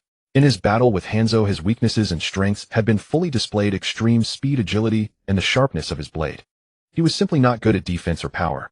With a single hand seal, Night Sky abruptly raised his mining sword in front of him. Clang! The mining sword flew into the air, and his figure was struck by the third Reikage's fist, crashing into the ground like a ragdoll. Boom! The terrifying force instantly pierced through everything. At that moment, the third Reikage raised a single finger, and this attack directly reduced the mining sword's durability by 50 points. The strongest spear, one finger strike. Few things in this world could withstand this blow, and Night Sky's body was no exception. The mining sword flew into the air. A glint of joy flashed in the third Reikage's eyes. He could feel his attack had indeed pierced the opponent's heart. However, his expression suddenly froze. Splurt! An icy, numbing sensation spread from his heart through his body, as if draining all his strength. Father! Reikage-sama! Night Sky's figure appeared like a ghost behind the third Reikage, expressionless, his kunai plunging into the latter's back, piercing through the heart. He spoke calmly. Abandoning the lightning release armor for the strongest strike was your most foolish decision. Earlier, the third Reikage had exploded his lightning release armor, restricting Night Sky's movements with area damage, but it also exposed his own body. He charged without reforming the armor in time. Under normal circumstances, Night Sky could not have counterattacked. But there is always an exception. The essence of Mirror Flower Water Moon is not merely a fleeting slash within the domain. It creates an intangible clone within the domain, both real and illusory, true and false. As long as he wills it, this clone can fully materialize. However, had the situation not been so dire, Night Sky would not have done this, as it also cost him a considerable price. But the third Hokage was already on his last legs. Yet in Night Sky's astonished gaze, he once again gathered lightning release armor, then turned around in fury, unleashing one finger strike. I am the third Hokage. Don't underestimate me. Die. Whoosh. Night Sky's figure vanished rapidly, but his mining sword was still grazed. Just that one graze cost 40 more durability points. To think that in his near-death exchange with Hanzo involving hundreds of clashes, he had only lost 40 durability. Is this the one finger strike? The strongest spear? Too bad the damage is overkill. Splurt. A cornered beast struggle. Night Sky used his speed to withdraw. Even as the Cloud Elite and ANSU charged in a frenzy, he easily dealt with them, even killing over a dozen. In the end, Night Sky withdrew, calmly escaping from the Land of Lightning. Within a single day, he had returned to the Land of Fire, heading toward Konoha. Meanwhile in Konoha, a high-level meeting was convened with all the major clans and elite jonin gathered. The scene was chaotic and noisy. Sarutobi, I think you should bear the consequences of this matter. That's right. Yi is too reckless. He killed the Cloud Envoy. Is he trying to start a war? Lord Hokage, the Uchiha clan hopes to hand Yi over to Cloud. We do not wish to see a war. Tsunade, along with Jiraiya and Orochimaru, who had just returned to the village, sat in a corner. Watching the scene turn into a condemnation of Ye's crimes, she stood up. Jiraiya tried to stop her, but was too late. Tsunade said directly, wait, this matter hasn't been investigated yet. What was the purpose of the Cloud Envoy's visit to the village? Could it be they attacked Yi? The scene quieted for a moment. The Uchiha clan head cleared his throat and said to Tsunade, Lady Tsunade, I understand your meaning. But this incident is too influential. Yi has already fled in guilt. That is a fact. Unless he returns now to explain and apologize. Otherwise, he shook his head, and the surrounding jonin immediately began to clamor again. That's right. He's a rogue ninja. He caused trouble and fled. Lord Hokage, the Hyuga clan requests that Yi be designated an S-rank rogue ninja as a concession to Cloud. Tsunade clenched her jaw, her expression angry and helpless. She wanted to defend Yi, but found herself powerless. Jiraiya sighed, and Orochimaru remained silent. They were comrades, but they could see the situation clearly. It was no longer about Cloud's scheming. The major clans within Konoha, and even the high-ranking officials, did not want Yi to live. A monster capable of slaying Hanzo the Salamander, yet belonging to none of them. If not a friend, then a potential enemy. Who would want such a monster standing against them? Hiruzen Sarutobi raised his hand slightly to quiet the room, then looked seriously at Tsunade, and said, Tsunade, you are right. We cannot simply condemn Yi. A glimmer of hope rose in Tsunade's eyes, but it was extinguished the next moment. Hiruzen stood up, his expression stern. But we cannot tolerate a rogue ninja who has started a war returning to Konoha. Those words directly defined Yi as a rogue ninja, sealing his fate. The room fell into dead silence. Tsunade clenched her fists in secret. Just then a figure appeared behind Hiruzen, bowing. Lord Hokage, Yi has returned. Additionally, before he could finish, the room fell into a stifling silence. Hiruzen's eyes turned cold. Restrain him. Don't let him harm the villagers. The ENBU seemed to want to say more, but found that Hiruzen had no intention of listening. He could only bow and say yes. Then he vanished with a body flicker. On the streets of my Yekong walked with an expressionless face, while the surrounding Umbu followed closely at his heels. Like a circle moving with his steps, they surrounded him on all sides. Figures flashed across the rooftops, separating the residents of Mai from him. Many followed tightly behind him, with only the path ahead clear. Yet these Umbu dared not approach, fearing the object in Yekong's hand, and even more so his reputation. The water demon, the man who slew Hanzo of the Salamander. Stop him. The moment he received the order from Yunfei Risen, that Umbu was bewildered. You want me to restrain the water demon? Me? Are you sure? What's wrong with Lord Yi? I don't know. I heard he killed the envoy from Yunin. Perhaps the Fire Shadow. Yekong didn't even glance at these Umbu. Fight him. Ever since he killed Hanzo of the Salamander, apart from monsters with absurd defensive power like the Third Thunder Shadow, who would require extra effort within his domain, he was invincible in this era. The pinnacle of speed. No matter how many came, it was meaningless. Perhaps the only thing that could threaten him was Jinjutsu, but unfortunately his mental strength was not affected by the illusions of ordinary Sharingan. Yekong halted and stared expressionlessly at the high-ranking members of my gathering ahead. A man approached, his scarlet Sharingan spinning, and cast a Jinjutsu directly at Yekong. But in an instant his expression shifted slightly, his brows furrowed. In fact, the moment he attempted the Jinjutsu on Yekong, he suffered backlash as if a heavy hammer had struck his head. Had his reaction not been swift enough, and had Yekong not been particularly unskilled in Jinjutsu, he would have been severely wounded by his own illusion. The current patriarch of the Yuzhibo clan, the father of Yuzhibo Fuyue. Notably, Yuzhibo Fuyue was present along with 2 other Yuzhibo clan members. All 3 sensed something and stared at Yekong in shock. At that moment, the crowd gradually parted, and a figure slowly emerged, the third fire shadow Yuanfei risen. Standing beside him were Jitsuin Tuanzang and 2 others. As Yuanfei risen was about to speak, Yekong tossed an object in front of him. The fire shadow's words caught in his throat, unable to continue. His pupils dilated, his expression almost frozen. Yekong continued walking forward expressionlessly.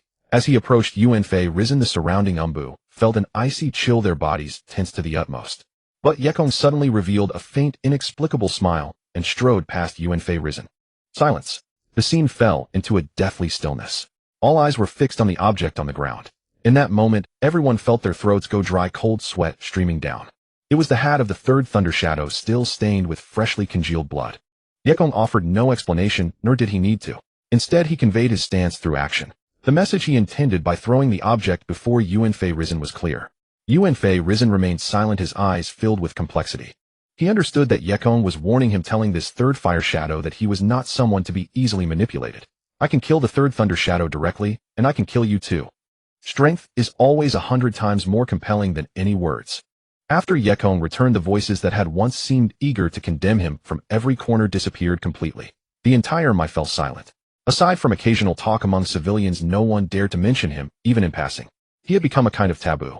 Gongsho Zilai and Dashyuan stood atop the fire shadow building, having witnessed the entire scene. Gangsho snorted coldly and turned to leave. Dashuan's face twisted into a strange smile, licking his lips, while Zilai sighed. That guy. Tisk, so reckless. Dashuan's eyes glinted. His actions always outpace his thoughts. Such a person is dangerous. The old man shouldn't have provoked him. Ha ha ha. Zilai frowned. Hey Dashuan, do you also think the old man was wrong? Dashuan didn't answer, only leaving a meaningful cold grin before turning away. Zilai stood there frowning in thought, then sighed and left the scene. A few days later, the expected reprimand from Yun-In arrived, but it was nothing more than empty words demanding that my hand over Yekong. Yuanfei risen set the letter from Yun-In before him, lost in thought. Jitsuin Tuanzang suddenly spoke. Yuanfei, that man must be dealt with. He. Yuanfei risen's eyes flickered. Tuanzang's expression stiffened, a cold sweat trickling down his face. A hand fell silently on his shoulder, and a voice that made his hair stand on end whispered, Lord Tuanzang, you weren't referring to me, were you? Gulp. Crack. The hand tightened slightly, gripping Tuanzang's intact left shoulder. A sound of bone cracking rang out, but Tuanzang only grunted, saying nothing. Yekong released his grip, walked out from behind Jitsuin Tuanzang, and placed an application form before Yuanfei risen. Yuanfei risen glanced at it, and looked at Yekong puzzled. A general store and a bathhouse. After all, I'm not the fire shadow, I need a side business to support myself. Yuanfei risen now dared not even assign him tasks, so Yekong had no missions and no income. He had to make a living.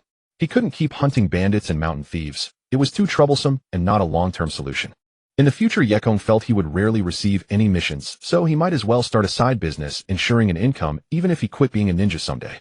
Thus, Yuanfei risen gladly allocated a plot of land to Yekong.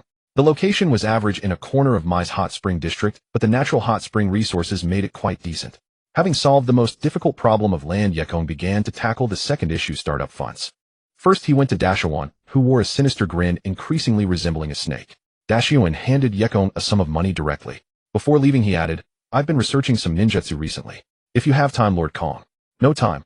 Also, I don't like that address. Kong. I'll show you, Kong. Pocketing the money, Yekong dashed off without mentioning when he would repay it. Why repay when you've borrowed it through your own skill? Then he found Zilai peeping from behind a bush near a natural waterfall outside my village, or rather gathering material. Material? You bastard. Yekong stretched out his hand. Lend me money, or I'll expose your peeping. Then you'll be banned from the hot spring district. Gah. Zilai stared at Yekong in bewilderment, then handed over all the money he had. Yekong weighed the heavy pouch, nodded in satisfaction, and vanished. Splash. A cool breeze blew past. Zilai, with a runny nose and a dazed expression, turned his head stiffly. Pervert. D-damn it. In the end, Jiraiya fled in a pathetic, tear-streaked mess. He ran all the way to Konoha's hot spring street. But the moment he reached the entrance, he saw every passerby turn to stare at him with expressions of pure disgust. Not only that, the women who had come to enjoy the hot springs screamed in terror and ran away at the sight of him. Wait. Jiraiya reached out a hand to explain, but a wrinkled old woman, upon seeing his outstretched hand, also let out a terrified shriek and fled, shouting no. Jiraiya screamed in frustration, desperate to find someone who could tell him what was going on. He He turned his head and saw a sign planted by the roadside bearing a portrait of him with a lecherous expression peeking over the wall of a hot spring establishment. Next to it was a prominent red warning, "Do not enter." Jiraiya's face flushed with a mix of humiliation and rage, his temper boiling over. Bang! Meanwhile, Yekong had arrived at Tsunade's place only to find it empty. He then recalled that she hadn't returned home since Nawaki's injury and the establishment of the Medical Nin Research Department. Resigned, he headed towards Konoha Hospital. He could only think of 3 people who might lend him money. The others were either broke or not close enough. At Konoha Hospital, Yekong didn't seek out Tsunade first, but went straight to Nawaki's ward. It had been nearly a week since Yekong had saved him and Tsunade had performed her treatment. Finally, Nawaki had woken up. He still seemed half dead, and it was clear he would need a long time to recover depending on how well Tsunade's treatment went. Yekong glanced at the necklace around Nawaki's neck and suddenly asked, "Still want to be Hokage?" Nawaki was taken aback for a moment, then broke into a familiar grin and nodded. Yekong found this boring and let out a dismissive "TSK. What's so great about being Hokage?" Yekong raised a hand to cut off Nawaki's dream, then sighed and shook his head. "Your sister said you'll never be a ninja again." "Hokage, huh?" Nawaki blinked, a look of utter confusion on his face. "Huh? When did I ever say he couldn't be a ninja?" Tsunade walked in clad in a white lab coat, her stern expression shooting Yekong a glare. She then poured cold water on the seemingly recovered Nawaki, saying, "But if you ever act recklessly again, I'll make sure you really can't be a ninja." Nawaki lowered his head in submission. Oh bang. Ouch. After checking on Nawaki, Tsunade didn't ask Yekong why he was there, simply gesturing for him to follow her. They walked together to the rooftop of Konoha Hospital, overlooking a large part of the village. Tsunade turned to Yekong and said, "Thank you. You're welcome." Yekong was wrestling with how to ask for a loan. Unlike Orochimaru or Jiraiya, who both had their own issues, he couldn't just threaten them if they refused. Tsunade wouldn't fall for that, and he definitely couldn't afford to anger her, or he'd be in for a world of pain. He also seriously doubted Tsunade had any savings. When my grandfather passed away, I was still very young." Before Yekong could even speak, Tsunade placed her hands on the railing, gazing at the sun as it began its descent behind the distant mountains. A hint of melancholy crept into her voice. "Come to think of it, Nawaki and I were practically raised by our granduncle. So the day he left..." "Oh, I'm sorry." Yekong remembered how Tsunade had suddenly attacked him without warning that day. He wanted to say it was fine, but he wasn't sure if he should interrupt her. He decided to stay silent. Tsunade took a deep breath and continued, "That kid Nawaki always idolized our grandfather, always shouting he'd become Hokage. What a naive little brat." Humph. As she spoke, she suddenly turned to Yekong, her gaze intense as it locked onto his eyes. It made him uncomfortable. "Yekong, I truly thank you. I understand Nawaki's dream. In fact, it's the same as mine. We both want to make the village a better place. It was our grandfather's dream too. Thank you." Yekong remained silent. The atmosphere felt heavy with emotion, and he didn't know how to respond. The look in Tsunade's eyes seemed to hold something more, but, "Yekong, there you are, you bastard." "Huh?" Yekong looked on in exasperation as Jiraiya stormed over, fuming. The guy had actually found him all the way out here. Tsunade's expression flickered with a hint of panic before she steadied herself. As Jiraiya stomped up to them, a flash of anger crossed her eyes. "Tsunade, stay out of this. I'm challenging Yekong to a duel." Before he could even finish his sentence, Tsunade's fist had already connected. Her punch was not something a human could withstand. Jiraiya was sent flying right off the rooftop of Konoha Hospital. "Humph." Tsunade scoffed, then noticed Yekong's weirded out stare. She averted her gaze and headed for the stairs. "I'm going to check on Nawaki. By the way, did you need something here?" "Yekong, no. Forget it." Tsunade didn't seem like the type to have savings anyway. "Better ask Nawaki." "Nawaki? Do I, a mere Jinin, look like someone with savings?" Adding up Jiraiya's and Orochimaru's money, Yekong almost had enough to open a hot spring. As for the odd job shop, it was really just a front for him to take on private commissions. Hiruzen Sarutobi definitely wouldn't dare to assign him any official missions now. Besides, the pay for regular missions wasn't that high anyway. Once a mission reached A rank, they were almost always directly issued by the village's top brass, and the pay didn't scale up incrementally like lower ranks. Especially S rank missions, which were basically always involved in inter-village secrets. Even if someone from outside the village wanted to post one, they'd have to think twice about the exorbitant posting fee. Come to think of it, C rank missions started at a few tens of thousands of Rio. B rank was around 100,000 to 200,000. By A rank, it could reach up to 1,000,000. These missions were difficult, sure, but still within manageable limits. By that standard, S rank was a level of difficulty almost impossible for the average ninja. The pay should be at least 10 times higher, right? At that point, it would be almost as expensive as hiring someone like Asuma. For that kind of money, who would post a mission? Why not just put a bounty on the black market for more insurance?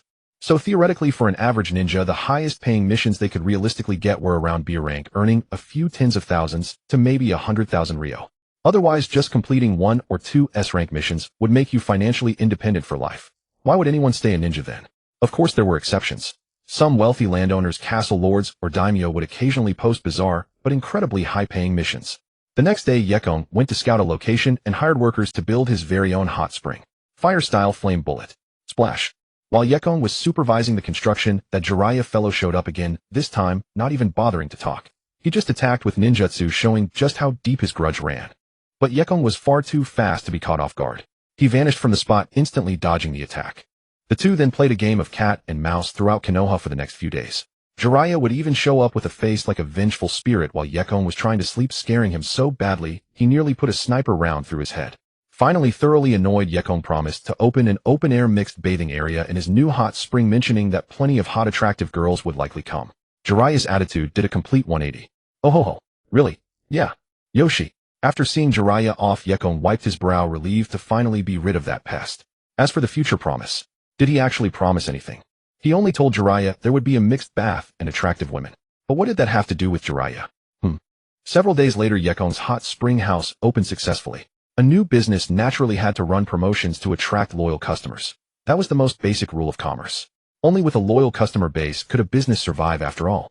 Inside the hot spring house, Yekong had specifically divided the baths into sections. He hadn't deceived Jiraiya either. There truly was one large hot spring open for mixed bathing. However, splash. Amidst the misty waters of the hot spring, Jiraiya sat frozen on the bank, dumbfounded. Oh my, your skin is really nice. Exactly, your hair has turned white, yet there isn't a single wrinkle. Hee hee. Oh come now, don't be shy, come down. Several elderly grandmothers whose ages might multiply to exceed Jiraiya's own were soaking in the hot spring. They were locals who had heard about the free promotion at the newly opened bathhouse and came to enjoy it. It was understandable. Such promotions would naturally reach these elderly residents first. Most ninjas rarely had leisure time, so they seldom visited places like this. Even when they did come for mixed bathing, it was typically couples accompanying each other. After all, who in their right mind would seek out a hot spring with complete strangers? Yekong. Yekong. Jiraiya's voice could no longer be heard. After opening the hot spring house, Yekong hired someone to manage it. It wasn't troublesome, just occasionally replacing the water. Beneath the hot spring district lay a natural hot spring, a natural resource. With everything arranged, Yekong departed from Konoha because he had received a mission.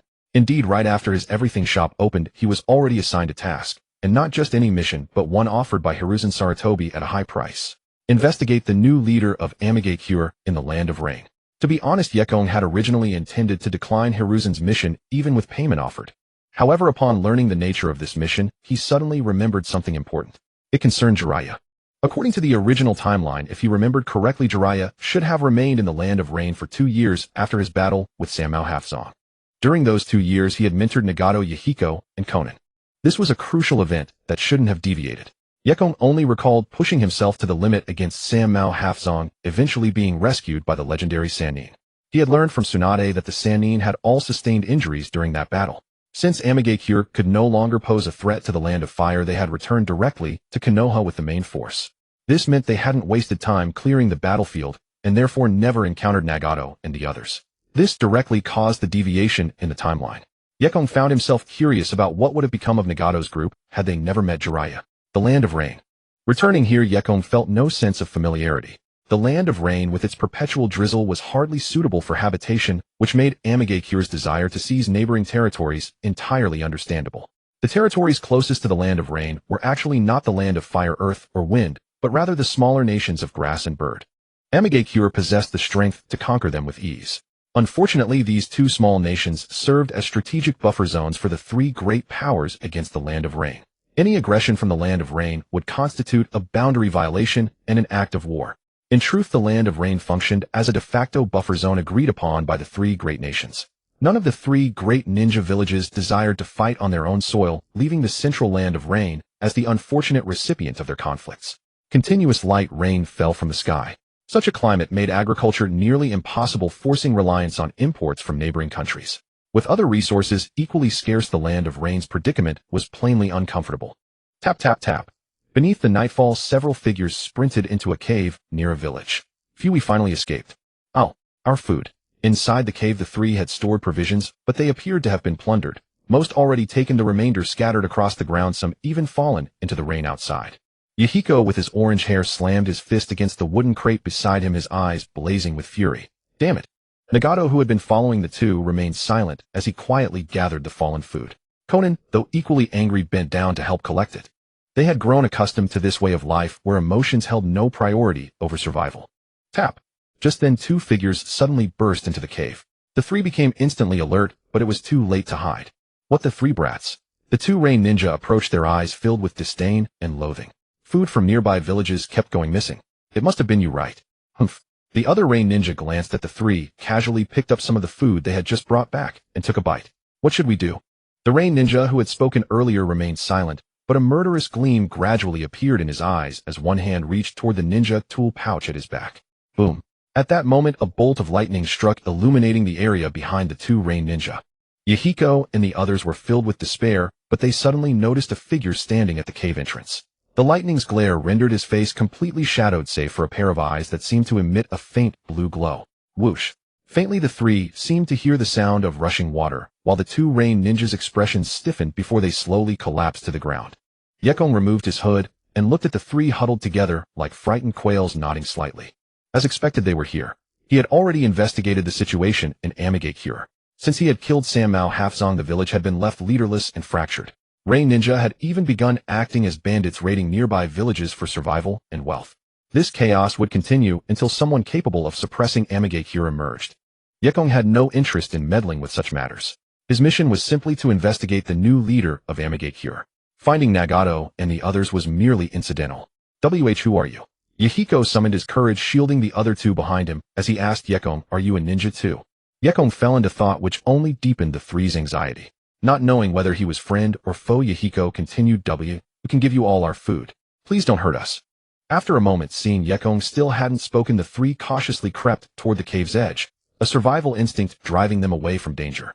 Yet Yehiko secretly gripped a broken fragment of the wooden crate. Quite alert, Yekong decided to stop teasing them and extended a hand with a smile. I'm the owner of an everything shop. If you don't mind, come work for me. I'll provide food and lodging. Indeed, that was exactly what he had thought of first. His funds were running low. Hiring more shopkeepers would push him into deficit. At least until the hot spring house and everything shop were fully operational, he couldn't afford to employ anyone. Perfect. 3 ready-made candidates right before him. Just provide food and lodging, and they'd definitely be capable. Delighted. Huh. The 3 exchanged glances, utterly disbelief. Regardless of their reaction, they ultimately followed Yekong. The reason was simple. Staying in the land of rain was no different from hell, except they were still alive. With nothing left to lose, what was there to fear? Moreover, Yekong had produced his trump card, candy. Who among children wouldn't love sweets? Especially in a nation like the land of rain, where even basic survival was a struggle, offering candy was all it took to win them over. On the way back to Konoha after about a day, they had already arrived at the grass country. The 3 little tagalongs' pace was truly a bit slow, so Yekong could only slow down his steps. Yehiko, Konan, and Nagato followed behind. Konan showed a troubled expression. Seeing this, Yehiko endured the stinging pain in his feet and began, Just call me boss, Yekong replied. Yekong didn't feel much, but for a normal person walking from the rain country to the grass country in one day on muddy roads, where every step lifted at least 2 liang of mud, was no easy task. Even more so for 3 children who had been malnourished for years, the journey itself was a remarkable display of perseverance. Yekong glanced at the nearby village and said, let's rest ahead. The 3 said nothing, just gritted their teeth and persisted. However, when they arrived, Konan nearly fainted, stumbling underfoot. Fortunately, Nagato and Yehiko caught her in time and helped her sit down to the side. Yekong made some inquiries, found some medicinal herbs to treat the wounds on their feet, and then bought some food. Seeing the clean food, the 3 felt famished, but Yekong didn't give it to them directly. Instead, he said, remember, from now on, if you want to eat, you can buy it or find it in the wild, but you must not steal or rob. He paused, then added, unless it's absolutely necessary. Understand? The 3 nodded repeatedly, having taken it to heart. Only then did Yekong give them the food. Some habits were not so easy to change, and he didn't want the 3 to cause him any trouble. Meanwhile, in a dim underground cavern somewhere in the shinobi world, a figure with snow-white hair, hunched over, sitting cross-legged on a stone platform like a dried corpse. At that moment, a white Zetsu emerged from the rock wall. Madara-sama, that fellow has taken Nagato away, seemingly to Konoha. After a moment, a voice responded, hoarse and low as if on the verge of death, yet very calm. It doesn't matter. The better he treats Nagato, the more Nagato will suffer, and the more fully he will unleash the power of my Rinnegan. As expected of Madara-sama, the white Zetsu gradually disappeared into the wall. Meanwhile, on the other side, after nearly half a month of walking, Yekong finally brought the 3 tagalongs back to Konoha. Along the way, thanks to Yekong's guidance, the 3 gradually grasped a basic breathing technique. They were still too young and lacked a foundation of forcibly refining chakra would do more harm than good, so the breathing method was more practical. The three also gradually adapted to the journey and looked much healthier. Gazing at the towering village gate before them, Yahiko and the others were astonished. This is Konoha. Amazing. So big. Ouch. Smack. Yekong slapped a hand on the head and said casually, let's go. We're not there yet. Once we're back, you'll have to work. As Yekong walked past, Yahiko stuck out his tongue and Conan snickered beside him. Yahiko's personality was relatively strong and cheerful, so he adapted the fastest. Over half a month, they gradually came to trust Yekong.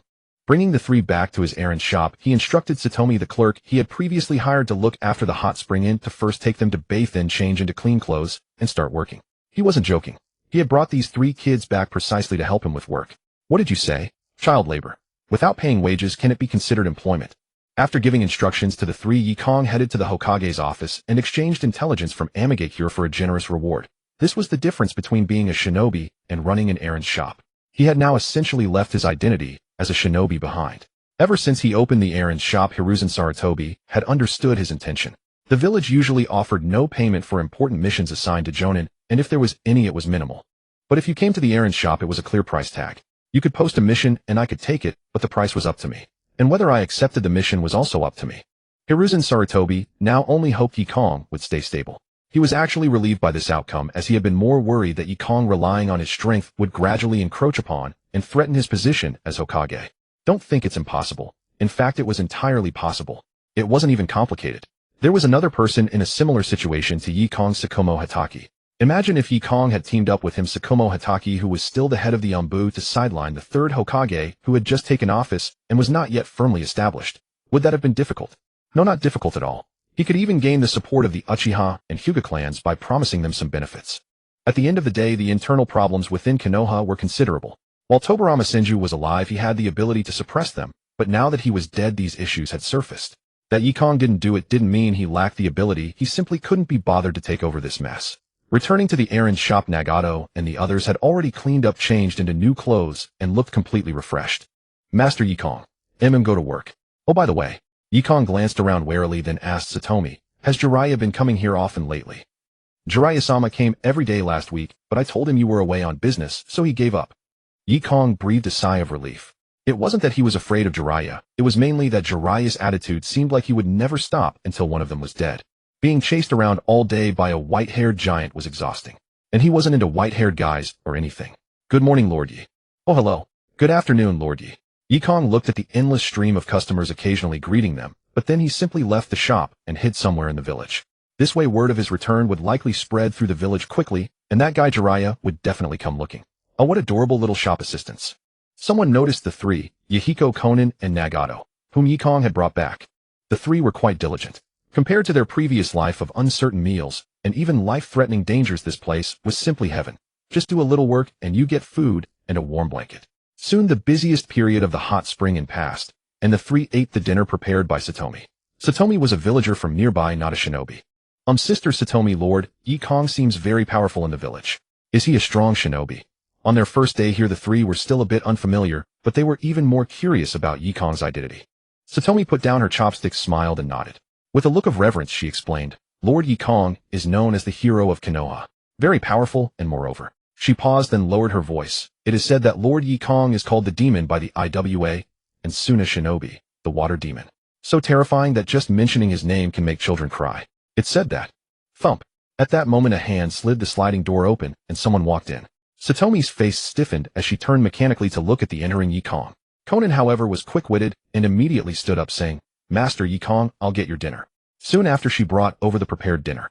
Yekong ate quickly, then turned and left as if he hadn't heard the previous conversation. Satomi let out a heavy sigh of relief. Yahiko and Nagato exchanged glances, feeling that Yekong's identity had become even more mysterious, and their curiosity grew. Splash. After half a month of hard work, Yekong could finally enjoy his private hot spring. He had reserved a private pool within his own hot spring house. Being a germaphobe, he had tolerated the public baths until now, but since he now had his own establishment, he naturally deserved some indulgence.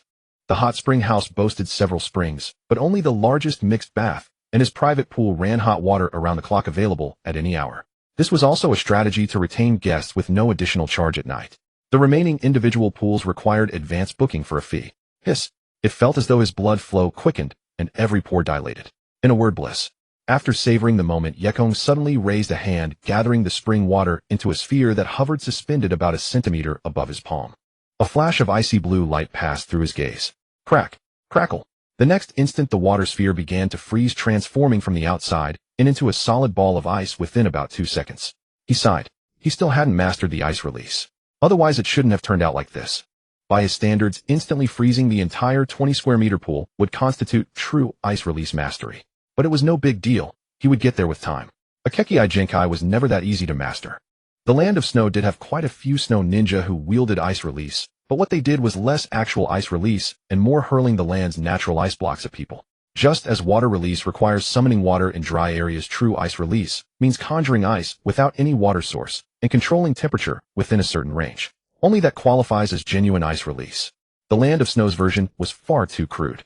Stripped of their environmental advantage, their flashy ice release couldn't even condense a simple ice ball like the one in Yekong's hand. Whoosh! He casually tossed the ice ball toward the hot spring several walls away. He certainly didn't want that thing giving him a sudden chill. Someone's there. Who comes to soak at this hour? TCH a freeloader. Utterly forgetting that he himself had been exactly that before. Having soaked long enough, any longer, and he'd start pruning like a raisin. Yekong slipped into his bathrobe and headed out. Passing the entrance to the mixed bath, he clicked his tongue again and walked away. Meanwhile, inside the bath, a pair of furious eyes fixed on him, veins bulging at their corners. Damn it! That bastard again. Hyuga Chika clutched her towel, seething with anger. Ever since Yekong had barged in on her at the old hot spring, she hadn't returned there, hadn't soaked anywhere at all. She absolutely loved hot springs. When she heard a new one had opened nearby with free nighttime access and few visitors, she decided to give it a try. She'd been enjoying herself when a lump of ice came plummeting from the sky, landing squarely on her. Airbags. It nearly scared her to death, and when she scrambled to her feet, she almost slipped. After Yekong left, Hyuga Chika finally emerged and hurried toward the changing room down the corridor. Yekong didn't live at the hot spring house. The humidity was too oppressive for comfortable living. Instead, he'd purchased a 2-story building nearby. Say what you will, but Jiraiya's savings were quite substantial. Crack. Crackle. In the dead of night, deep in sleep, Yekong suddenly sensed a wave of killing intent. His eyes snapped open, and his figure vanished from the spot.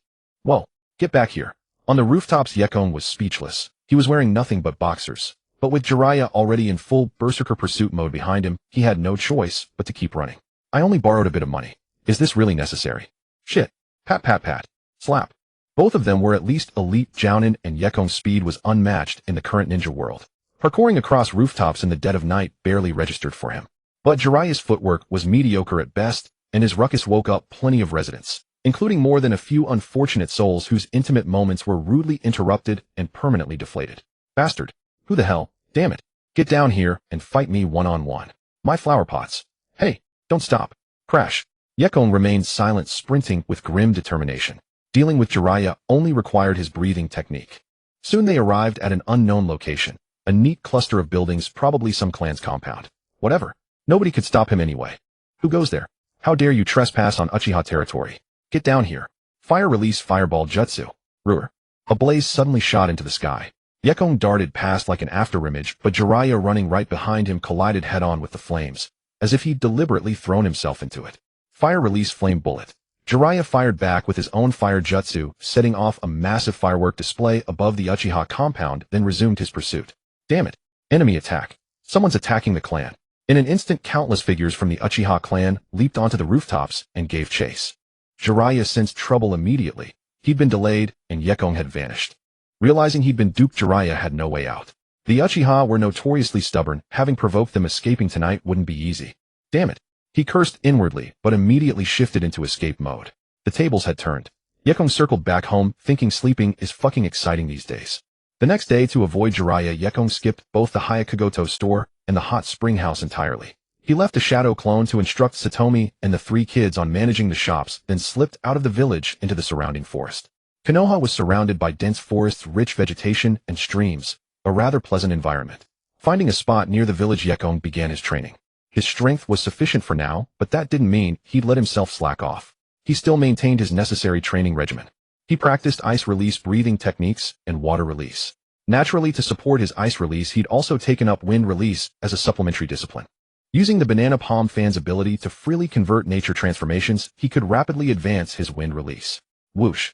A hurricane howled past, blasting leaves off trees across a vast stretch of forest. Even fragile branches snapped instantly as debris flew everywhere. Yekong stared at the forest before him, devastated as if a plague of locusts had swept through, genuinely surprised. The affected area spanned several hundred meters. This already rivaled the power of an A-rank wind-release jutsu. With extreme nature transformation, every shred of his chakra could be converted into a violent gale.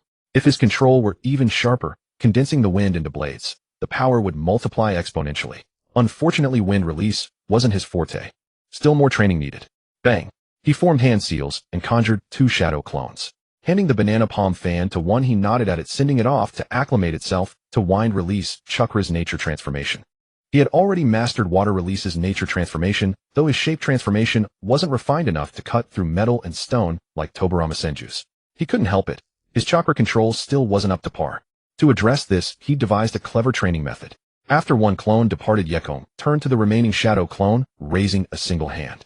The clone placed both hands flat against his palm, hovering suspended as a mass of chakra began to gather. A sphere of chakra radiated violent currents, condensing in his palm into solid form.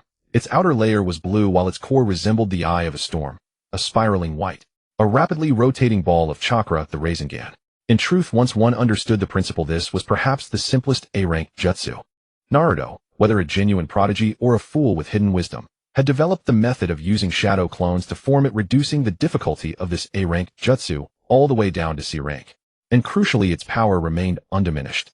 It even became one of his signature techniques. He literally steamrolled his way through everything with that spinning ball.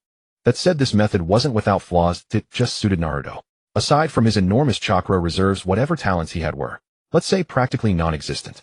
But once the difficulty of mastering the Rasengan was solved, the remaining issue was plain. It consumed an absurd amount of chakra. This single sphere required at least 20 to 30 points of chakra, and that was assuming decent chakra control. In other words, one Rasengan would drain every drop of chakra from an ordinary genin. One shot, and you're spent. Just how devastating is that consumption? Buzz. As the Rasengan gradually dissipated, Yekong felt he could control it and recover about a third of the chakra, while the rest was simply wasted. TSK. This thing really isn't something ordinary people can handle. It's purely about overwhelming opponents with sheer chakra. Just like the third Raikage's Hell Stab, its damage is excessive. If dodged, it becomes a useless drain of chakra. The third Raikage's Lightning Release Armor could activate his cells, pushing his speed to the limit, which could be considered using speed to compensate for accuracy issues. But without corresponding auxiliary techniques, the Rasengan was truly a useless burden. That's why even its creator Minato Namikaze rarely used it in battle during his lifetime. It wasn't that it was ineffective, but it could only be used at critical moments, otherwise it would drain him completely. With water breathing, Yekong had no need for the Rasengan, but for chakra control training, mastering this technique was a good approach. In the following days, Yekong attempted to condense the Rasengan using only one hand, or even just his fingertips. Meanwhile, his 2 clones practiced wind release and water release respectively. By noon, Yekong didn't return home. Instead, he caught some wild game in the wilderness to make do. It wasn't until evening that Yekong returned to the 100 Affairs shop. Upon inquiry, someone had come looking for him. Not Jiraiya, but Shangshu. Shangshu had been resting for over a month, and seemed to have recovered well. He had been discharged from the hospital. After dinner, Yekong headed to the hot spring. Exhausted from a day of training, he needed a soak to relieve fatigue. Splash. Just as he reached the entrance of his private hot spring, Yekong frowned. Someone was inside. Damn it. No matter who it was today, even if it were the Heavenly King himself, it wouldn't be allowed. TMD. As someone with a cleanliness obsession, especially in certain situations, Yekong felt furious. He directly lifted the curtain and walked in. He had placed a no-entry sign nearby, and the entrance to this hot spring was extremely secluded. It was not open to anyone except himself. Ordinary people couldn't even find it without a guide. Despite all precautions, someone had still managed to get in. No. Yekong walked in with a dark expression, but paused when he saw the figures soaking in the hot spring. The floor was wet, and he had entered barefoot, making no sound. The other person seemed unaware of his presence. Pale and slender arms, a silhouette faintly visible through the mist. Although he couldn't see the face, Yekong immediately suppressed his anger. What now? He had imagined it might be some grimy man, and had prepared to give him an unforgettable lesson, but this caught him off guard. Should he continue soaking? Or continue soaking? There was no need to ask. This was his own hot spring house. Why should he leave? That's right. Splash. Yekong entered the hot spring with a calm expression. The other person sensed someone's arrival, immediately alert, and turned to look. Through the mist, neither could see clearly, but Rishiang Qianhua had already formed hand seals and activated her Byakugan, her eyes blazing with fury. Not again. Why is it this guy again? And he's Recalling the no-entry sign she had seen earlier, Rishiang Qianhua suddenly realized she was in the wrong. Seeing Yekong deliberately acting as if he hadn't noticed her, she felt embarrassed. Rishiang Qianhua turned into a statue. Slowly Yekong grew puzzled. She wasn't leaving. "How, woman, you've successfully piqued my interest." 10 minutes, 20 minutes, 30 minutes. Yekong felt himself grow stiff, then soft again. "Damn it. Woman, you've successfully piqued my interest. Let's see who leaves first." Wiping the sweat or steam from his face, Yekong exhaled a hot breath and stared at the motionless figure in the mist, his eyes wide, as if trying to see through her. The temperature of the hot spring was actually quite comfortable compared to a sauna, but staying in the water for so long was unbearable. He felt like he was about to swell up. But after 30 minutes, the meaning of this game changed for Yekong. Whoever leaves first is the coward. Another 30 minutes passed. The other person remained motionless. Yekong's eyes twitched as he looked at his wrinkled fingerprints while she still hadn't moved. Impossible. I've heard women prefer higher water temperatures, but this is unscientific. Damn it. After 2 hours in total. Yekong's hands trembled and his skin was pale. Splash. He couldn't take it anymore. If he stayed in any longer he might survive, but his little brother wouldn't. Just as he was about to step out, Yekong suddenly paused and turned to look at the figure standing motionless in the hot spring. 1 second, 2 seconds. Splash. The next day, Rishiang Qianhua woke up in a room holding her head as she slowly sat up. "You're awake." Looking at the little girl with short blue hair before her, Rishiang Qianhua asked in confusion, "What happened to me?" Xiaonan placed her clothes aside and explained, "You fainted in the hot spring last night. Lord Kong rescued you." Memories of the previous day flooded back. She threw off the blanket and her face turned visibly red, spreading to her ears, then her neck and her entire body. It seemed like steam was rising from her head. Meanwhile, Yekong, who had already arrived at Shengshu's house, rubbed his temples in exasperation and asked, "You want me to teach you cultivation?" Shengshu nodded seriously. "Yes." Yekong was even more speechless, spreading his hands. "I've been learning from the second Hokage. What can I teach you?" "If nothing else, you sister should be able to teach you." Teaching others was too troublesome. He didn't know how and didn't want to bother. Besides, Shengshu's foundation was not bad. While Senju Tobarama was alive, he must have taught him everything he could. Shengshu's mastery of various ninjutsu even surpassed Yekong's. What he lacked was simply time to settle and grow slowly. But Shengshu clearly didn't want to wait any longer, especially after nearly dying this time. His mentality seemed to have changed. He looked at Yekong seriously and said, "Grandmaster taught me a lot before, but it was all too difficult. My sister has been busy lately, so I wanted to ask you, Kong. Please." With that, he bowed deeply. Yekong quickly stopped him, afraid he might suddenly prostrate himself, something all too common around here. But Yekong didn't agree with that. He always believed that a man's knees are worth gold. A man can shed blood and tears, but should not easily kneel. Sighing, Yekong suddenly thought of something. The current scroll of seals had been sealed away by Sarutobi Hiruzen, containing the compilation of ninjutsu from various clans after the founding of Konoha, along with numerous forbidden techniques researched by Senju Tobarama, including some forbidden techniques that even Yekong coveted. To improve his strength, aside from slowly settling, developing ice release breathing techniques, and finding a way to break the mining blade, he could probably master some forbidden techniques. And not just any forbidden techniques. The only one he could think of that could rapidly elevate his power was the 8 gates. Not even the Flying Thunder God technique. His current speed was already confident even against Minato Namikaze, who had mastered it, and his agility might even surpass his. The Flying Thunder God technique would only be a convenience, a mere embellishment. Tobarama Senju's contributions to the Leaf Village were beyond doubt, but it was impossible for him to have no selfish intentions toward the only bloodline of his elder brother remaining in this world. Indeed, Nawaki held a scroll left by Tobarama Senju, and the Flying Thunder God technique was prominently among its contents. Also included were all the water release techniques and illusion techniques that Tobarama had mastered. In essence, it was Tobarama's legacy. Unfortunately, the 8 gates were absent, as if it was something specifically reserved for Nawaki. Yekong had no choice but to agree to guide Nawaki on this condition, thereby obtaining the Flying Thunder God technique. Outside the Leaf Village, Yekong and Nawaki stealthily made their way there, carefully avoiding any places where Jiraiya might appear. "Huh, Yekong, Nawaki. Damn." Yekong was startled and looked up only to see a conspicuous blonde-haired figure accompanied by a red-haired one. It seemed they had just returned from a mission. So these two had been teamed up for a mission. Something was going on. Wait, could Kushina actually leave the village? After all, ever since Hashirama Senju distributed the tailed beast, the Jinchuriki had been regarded as the most crucial strategic deterrent by each ninja village and were not allowed to be casually released. After some inquiry, he learned they were merely dealing with a few bandits in a nearby village. Yekong also noticed several umbu lurking in the shadows, so he found it unsurprising. Minato Namikaze also noticed the presence of the umbu. Kushina, on the other hand, had guessed it and felt quite displeased. Training. Upon learning that Yekong was going to instruct Nawaki in training, Minato Namikaze said enthusiastically, "How wonderful. By the way, there are also some things I don't quite understand." I'll turn in my mission and then come find you all. Kushina was indifferent. Nawaki, however, welcomed him, waving goodbye. See you later. Yekong thought for a moment, then suddenly said to the departing Minato, don't let Jiraiya know I'm here. Saying this, he grabbed Nawaki and hid.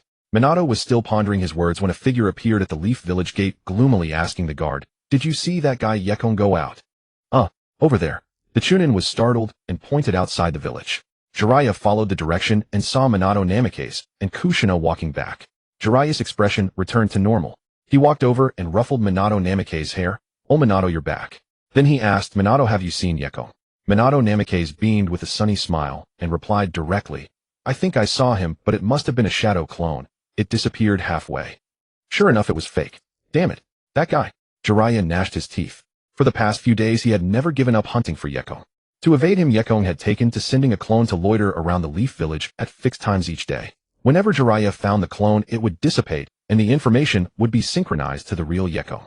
After speaking, Jiraiya's figure also turned into white smoke and vanished on the spot, leaving Minato and Kushina stunned for a moment before exchanging glances. Jiraiya was no fool. He was using the same trick.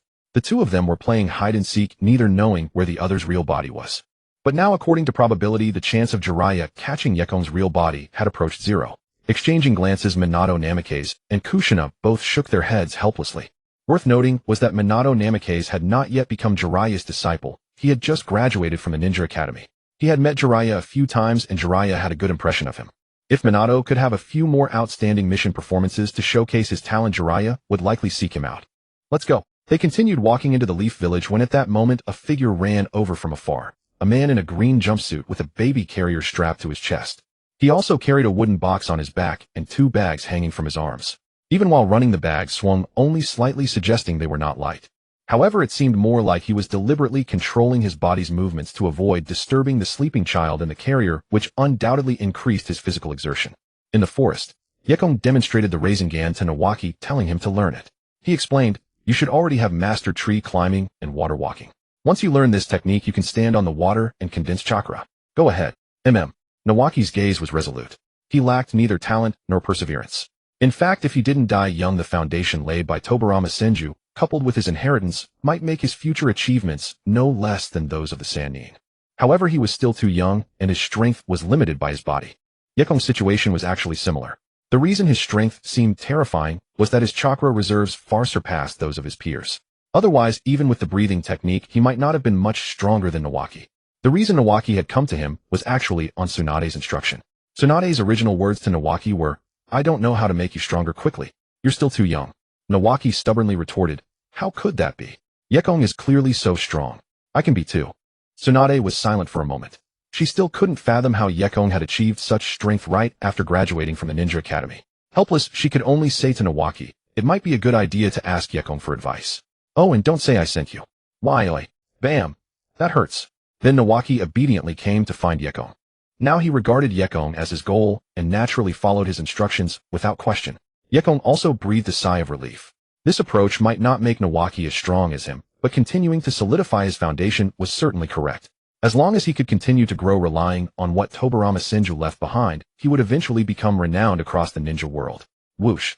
A sound of something cutting through the air came and Yekong turned around in surprise, only to see the blonde-haired boy approaching from not far away. He was secretly astonished. Was this guy really that talented? Not to mention that he hadn't yet become Jiraiya's disciple, and Jiraiya wasn't skilled in wind release. Even if he were to offer guidance, it would only be at the level of a master pointing the way. But Minato Namikaze's speed and chakra control at this moment already surprised Yekong. There was a gap, but not as large as he had imagined. Yekong, Nawaki, I'm here.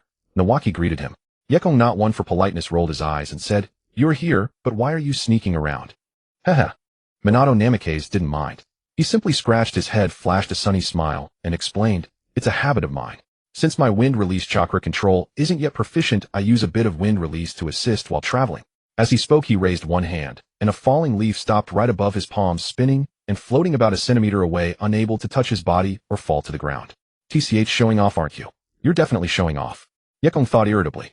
Among the same cohort, you were the most showy. So what if you sat by the window in the back row? Whoosh. With a flick of his hand, a stream of water shot directly from the creek a few meters away, scattering the leaf in Minato Namikaze's hand. Minato Namikaze was startled for a moment, and his figure vanished instantly from the spot. His method of chakra control had almost become instinctual. This made his body lighter, so although it seemed to consume chakra, whether using the body flicker technique or traveling, it actually saved a considerable amount of stamina and chakra. The pros and cons balanced out, while simultaneously honing his chakra control at all times. It was indeed an extremely difficult and highly sophisticated training method for chakra control. Whoosh! Splash! A gust of wind swept by, followed closely by a wave of water.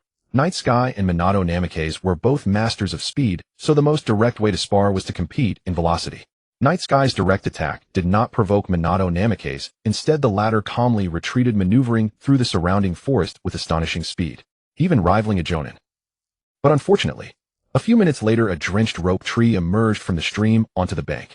Looking up, he saw Night Sky and a resigned Minato Namikaze walking back. The latter's sunny smile had turned into a wry one, and he said sincerely to Night Sky, "Indeed, I am no match for you, Serrano."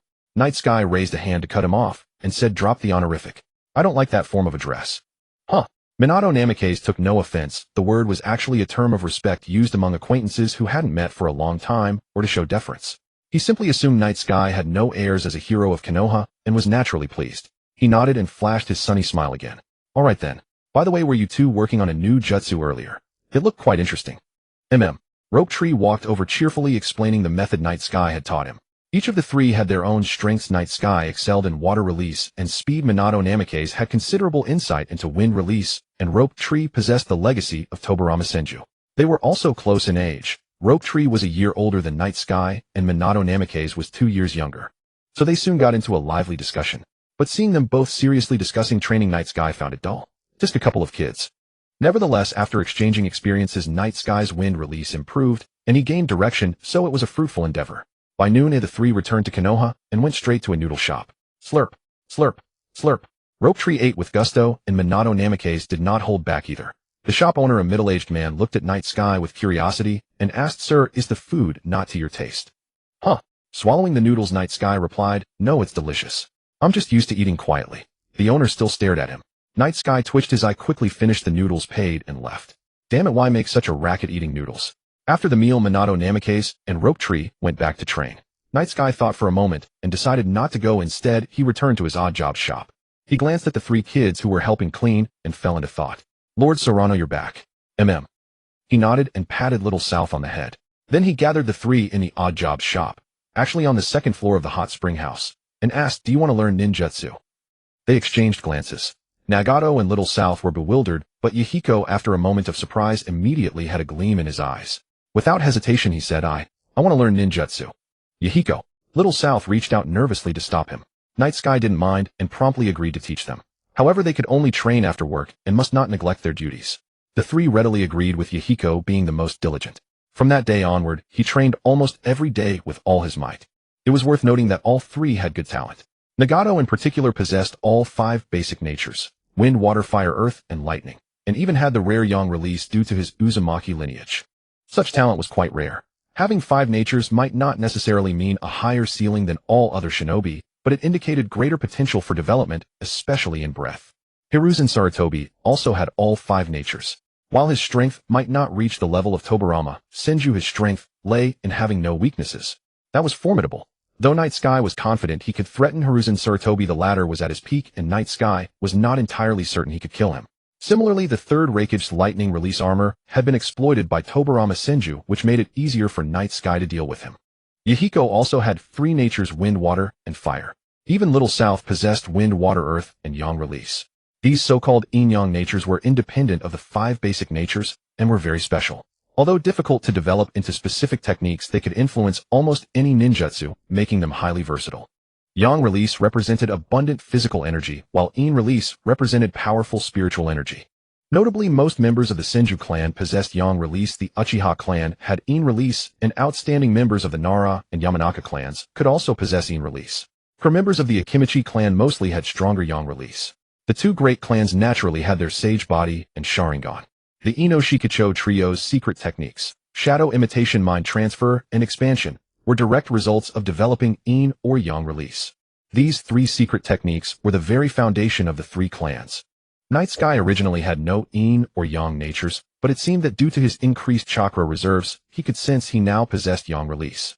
The most direct manifestation was greater vitality and a stronger physique. In the following days, Night Sky occasionally took time to guide the three, while also gradually mastering Flying Thunder God through his own training. Although it didn't greatly enhance his power, the tactical value of this technique remained immense. Time flew by, and 4 years passed. Throughout those 4 years, the shinobi world remained calm. Apart from occasional casualties among ninjas on missions, nothing major happened in the village. Night Sky spent his days leisurely playing hide-and-seek with Jiraiya. In fact, after the first year, Jiraiya had given up chasing Night Sky. He requested leave from Hiruzen Sarutobi and took Minato Namikaze on a journey under the pretext of gathering material for his novels. As one of the legendary Sannin, Jiraiya rarely needed to handle ordinary missions except during wartime. Moreover, Hiruzen Sarutobi intended to enhance the reputation of the Sannin and naturally didn't want any stains on their records, so he readily agreed. Jiraiya was away for 3 years, with Minato Namikaze returning only once during that time. Over the 4 years, Night Sky's odd job shop business was mediocre, as he only accepted low-risk, high-reward jobs aside from trivial matters. For example, requests like, how much to assassinate the 3rd Tsuchikage Inoki? How much to assassinate Tsukumo Hatake? Assassinate Yakushi Nono, assassinate the Mist Village's ENBU commander, assassinate the Uchiha clan head. These were cases where Night Sky directly kicked them out. Damn, are you messing with me? Each one of these is harder to kill than the last. You're toying with me. Of course, there were also reliable ones, such as instructing a certain general's or daimyo's daughter, clearing waterways for the Mist Village, escorting important strategic supplies, and so on. There were also tasks like catching stray cats or dogs, which he simply handed over to Yahiko and the others. Since the three weren't from Konoha, they couldn't enter the Ninja Academy or take missions through the normal procedure. However, the odd job shop expanded its services because of them. Master, we're back. One day, Yahiko, Nagato, and Little South returned to the shop looking exhausted. Their task had been food delivery. A newly opened ramen shop sold noodles from a cart in the busiest part of the village, and business was booming. That ramen shop was, of course, Tuchi's Ichiraku Ramen. Night Sky had gone to try it himself. It was indeed excellent, with chewy noodles and rich broth. Business was so good that Tuchi had started a delivery service. Clatter, clatter, clatter. During dinner, the exhausted trio wolfed down their food. Night Sky didn't disturb them, waiting until they finished. After the meal, Yahiko handed over the money they had earned to Yekong. Previously, they had always given the money from their missions to Yekong, because from the very beginning they had been taken in by him under the condition that they only needed to be fed and housed. The three of them did not find this arrangement unusual. Instead, they were quite satisfied with their current life and had grown increasingly dependent on and grateful to Yekong. This time, however, Yekong did not accept the money. He pushed it back, and as Yahiko stared at him with a puzzled expression, said, "From now on, keep the money you earn from your own work. Don't ask me how to spend it. I have nothing left to teach you." Over the past 4 years, the three had worked far harder than the average ninja. Yahiko in particular had spent countless sleepless nights training diligently. They had even taken meticulous notes on everything he had specified. In just 4 years, they had fully transitioned from ordinary people to competent ninjas. Indeed, they were competent ninjas, not the so-called genin who could slap on a headband and graduate from the Ninja Academy just by knowing a clone technique or a transformation technique. Name: Yahiko. Occupation: Ninja Chunin. Chakra: 61. Ninjutsu: Clone Technique, Substitution Technique, Transformation Technique, Body Flicker Technique, Water Body Flicker, Water Dragon Bullet, Great Waterfall Technique, Great Breakthrough Earth, Rising Lance Rock, Bullet Water Walking. Taijutsu: Water Breathing. Name: Nagato. Occupation: Ninja Chunin. Chakra: 70. Ninjutsu: Clone Technique, Substitution Technique, Transformation Technique, Body Flicker Technique, Water Dragon Bullet, Fire Dragon Bullet, Wind Cutter Pseudo, Lightning Earth, Split Palm Illusion Technique. Taijutsu: Water Breathing. Keki-Eye Genkai Reincarnation Eye. Name: Conan. Occupation: Ninja Chunin. Chakra: 56. Ninjutsu: Paper Clone Paper, Shuriken Paper Substitution. Taijutsu: Water Breathing. Keki-Eye Genkai Paper Release. Yekong's guidance had not burdened them with anything superfluous. They had already worked hard enough and needed no further supervision or excessive direction from him. He had even taught them only a few ninjutsu of their interest. There was no need for many techniques, just a handful of suitable ones sufficed, and focused instead on enhancing their actual combat capabilities. In terms of age among the three, only Yahiko had just turned 10 this year. Nagato and Conan were only 9 years old, yet they already possessed Chunin-level strength. This was partly due to their talent, but more importantly, it was their relentless, almost desperate determination to train that had forged them. Yekong felt that he himself was not even as diligent as they were. As their teacher, he had failed to set an example, and for a moment he felt a pang of shame. But that was impossible. Seeing Yekong's stern expression, Yahiko and the others sensed something ominous and asked in panic, "Teacher, have we done something wrong?" As they were about to kneel, Yekong snapped, "Don't kneel." His voice struck like a thunderbolt, freezing Yahiko in place. Looking at Yekong's serious gaze, they felt both fear and anxiety. Seeing this, Yekong continued, "I only said I have nothing left to teach you. You've already learned everything you can. I'm not kicking you out. Don't overthink it. He shook his head lightly, then turned to Yahiko and Nagato, his expression grave once more. But one thing, especially you two Yahiko and Nagato, remember this from now on, unless absolutely necessary, even if you face death, never kneel to anyone. No one is worth your kneeling. Got it. They instinctively moved to bow, but recalling Yekong's words, Nagato hesitated. Yahiko gritted his teeth and dropped to his knees with a thud. I'll remember, teacher. Tisk. Yekong sighed inwardly as he watched Nagato kneel as well. He said helplessly, get up. Go rest. We'll talk about the rest tomorrow. Compared to Nagato and Conan, Yahiko had his own opinions, but sometimes he was too opinionated. He knew exactly what he was doing and what his goals were, so he never wavered. With him around, Nagato would never stray from the right path. But if he were gone? The next morning the three rose early, busying themselves with cleaning the convenience store. They had grown accustomed to this routine over the years, and Conan had even prepared breakfast. After they finished breakfast together, Conan was visibly flustered as she cleared the dishes. The three were still uneasy about the previous night despite Yekong's assurance that he wasn't driving them away. Once she was done, they returned to sit properly before Yekong. Yekong casually sat on the floor, thinking that the tatami would get dirty if they used tables and chairs, and cleaning would be a hassle. Seeing the three of them looking as if they were awaiting judgment, Yekong suddenly broke into a smile and said, "What's with the expressions? I told you I'm not kicking you out." Then he turned to Yahiko, who was a little tense, but still calm. Over the 4 years, the three had grown more than a head taller, now resembling young men. Yekong said with a smile, "Yahiko, I remember you once mentioned your dream, didn't you?" Yahiko's eyes lit up, and he seemed to relax. He nodded promptly. "Teacher, my dream is to create an ideal world where everyone can have enough to eat." Tisk, an idealist.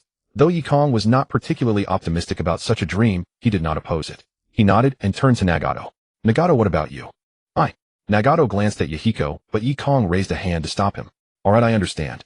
Nagato was left speechless. "Then why did you ask me?" Finally, Yekong looked at Conan with the same question, though he didn't expect a proper answer. Like Nagato, she had always followed Yahiko's lead.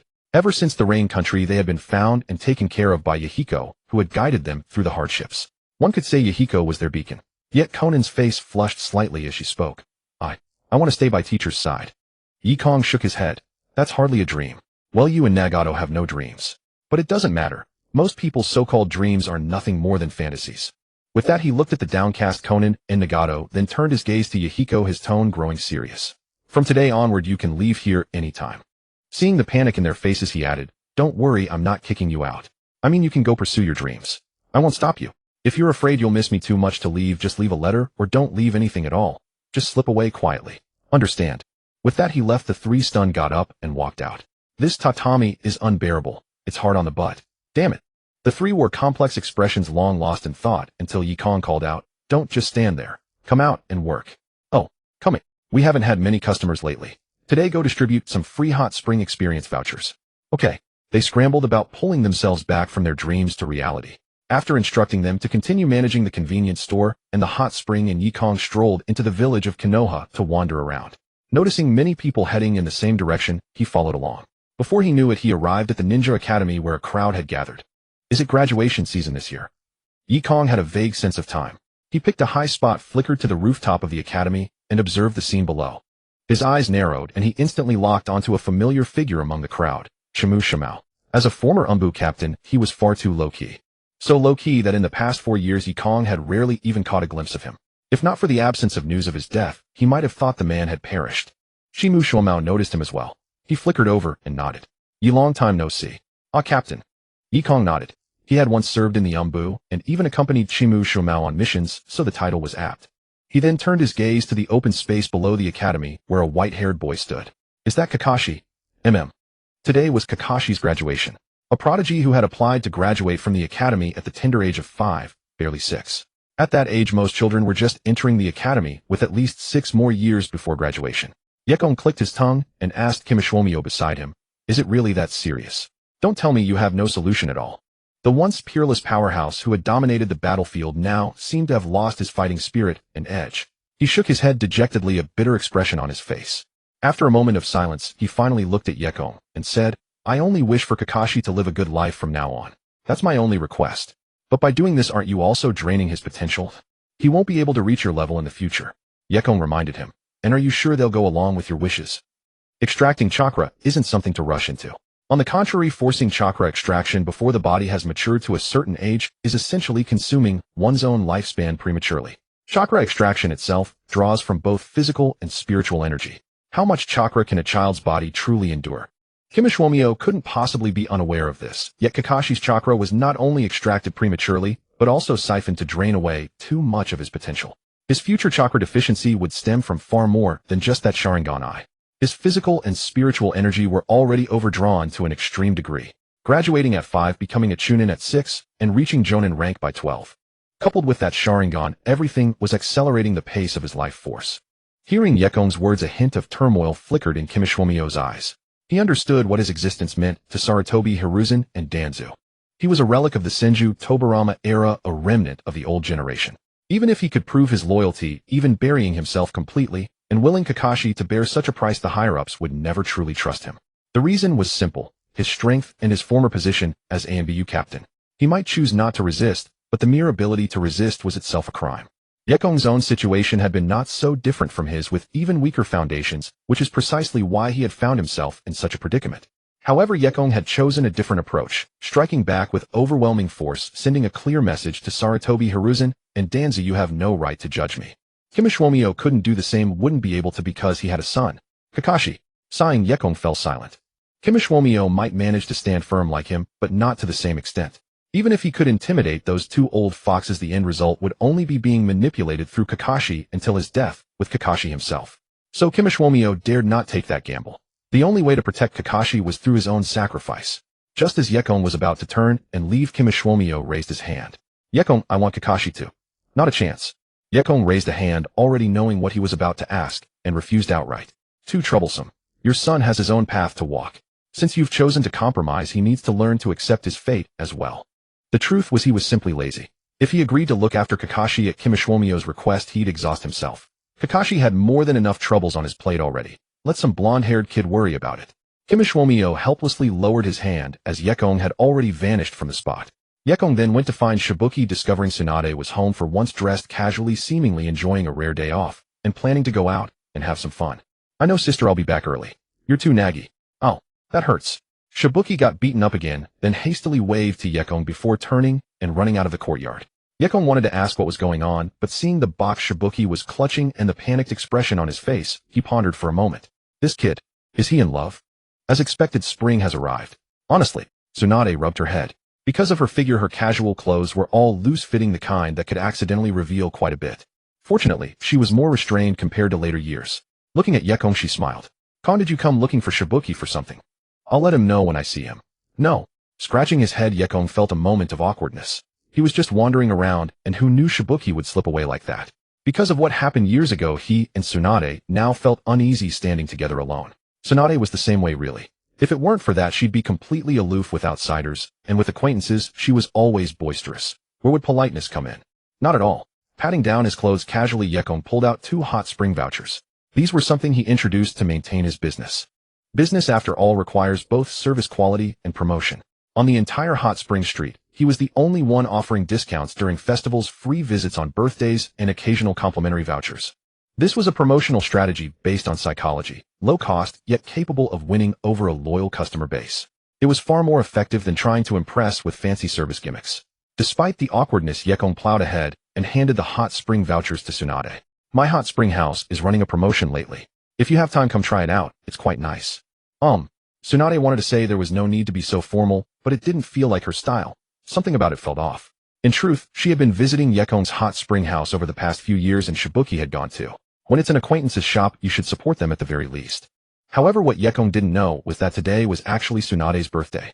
When Tsunade had seen Shibuki carrying a box, she had assumed it was a gift for her, thinking the kid had finally grown up and remembered to care about his older sister, making all her efforts raising him worthwhile. But reality proved she had overthought it. Shibuki hadn't remembered at all, which had annoyed her greatly. Receiving a gift from Yekong instead, though modest, stirred something unexpected in her heart. Her mood improved considerably. Seeing the tension hadn't eased, Yekong simply made up an excuse about forgetting to turn off the gas and slipped away. Time slipped away until evening. Yekong had spent the day wandering about and returned leisurely to the hot spring house. Tap. Tap. Manager. Satomi was waiting at the entrance, hesitating to speak. Yekong gestured for her to go rest, then entered the hot spring house and headed to the dining room where he usually ate. A meal had been saved for him with a letter placed beside it. He calmly sat down, finished his meal, and then leisurely opened the letter. Teacher, I've made up my mind. You once said that if you never take action, your ideals will remain just dreams. I'm going to pursue the world I envision. Behind these words was Yahiko. Teacher Yahiko's dream is my dream too. This one is from Nagato. The last one without a doubt was Conan's. The three messages were separate though written on the same letter. Even without the labels you could tell by the handwriting and style. Conan's words were, Teacher we will come back to visit you. TCH, you two ungrateful brats. Why are there two? At least Conan still thought about coming back to see me. What about you two? Did I raise you for 4 years for nothing? Inside the envelope was also a packet of candy. Yekong casually opened one and popped it into his mouth. He sighed, feeling a touch of melancholy, but his thoughts turned to where he might find some more free labor. That's right, his thinking was clear. The parting was only temporary, but life had to go on after all. He was reasonably well off now and didn't lack money, but with the hot spring house running for 4 years, he wasn't sure what else to do if he closed it all at once. So he'd have to find some more free labor. Hiring people cost too much. Yukizora washed the dishes himself, then went to his private hot spring as usual. Thanks to his persistent efforts, his skin and complexion remained excellent. For years had passed, and he had grown into a tall young man, standing well over 1.8 meters with neat jet black hair. His muscle definition wasn't prominent, but his physique was well proportioned, lacking any sign of looseness, largely because he hadn't engaged in high-intensity physical training over the past few years. Still, anyone who underestimated his strength based on that would be in for a world of trouble. Wringing out the towel and pressing it against his face, Yukizora tilted his head back against the hot spring's edge. He savored the sensation of every pore and limb breathing in harmony, the world around him sharpening into crystal clarity. Then came the knock, 3 sharp raps on the door. Yukizora frowned. Who's there? Yukizora lifted the towel from his face, irritation prickling at him. With Mia and the others gone, he wasn't inclined to work today, which meant the free open-air hot spring that usually operated at night was closed. He'd even hung a closed sign on the door. Could they not read? Wrapping a bathrobe around himself, Yukizora strode to the entrance and threw it open, fury building, until a figure lunged straight at him. Tsunade.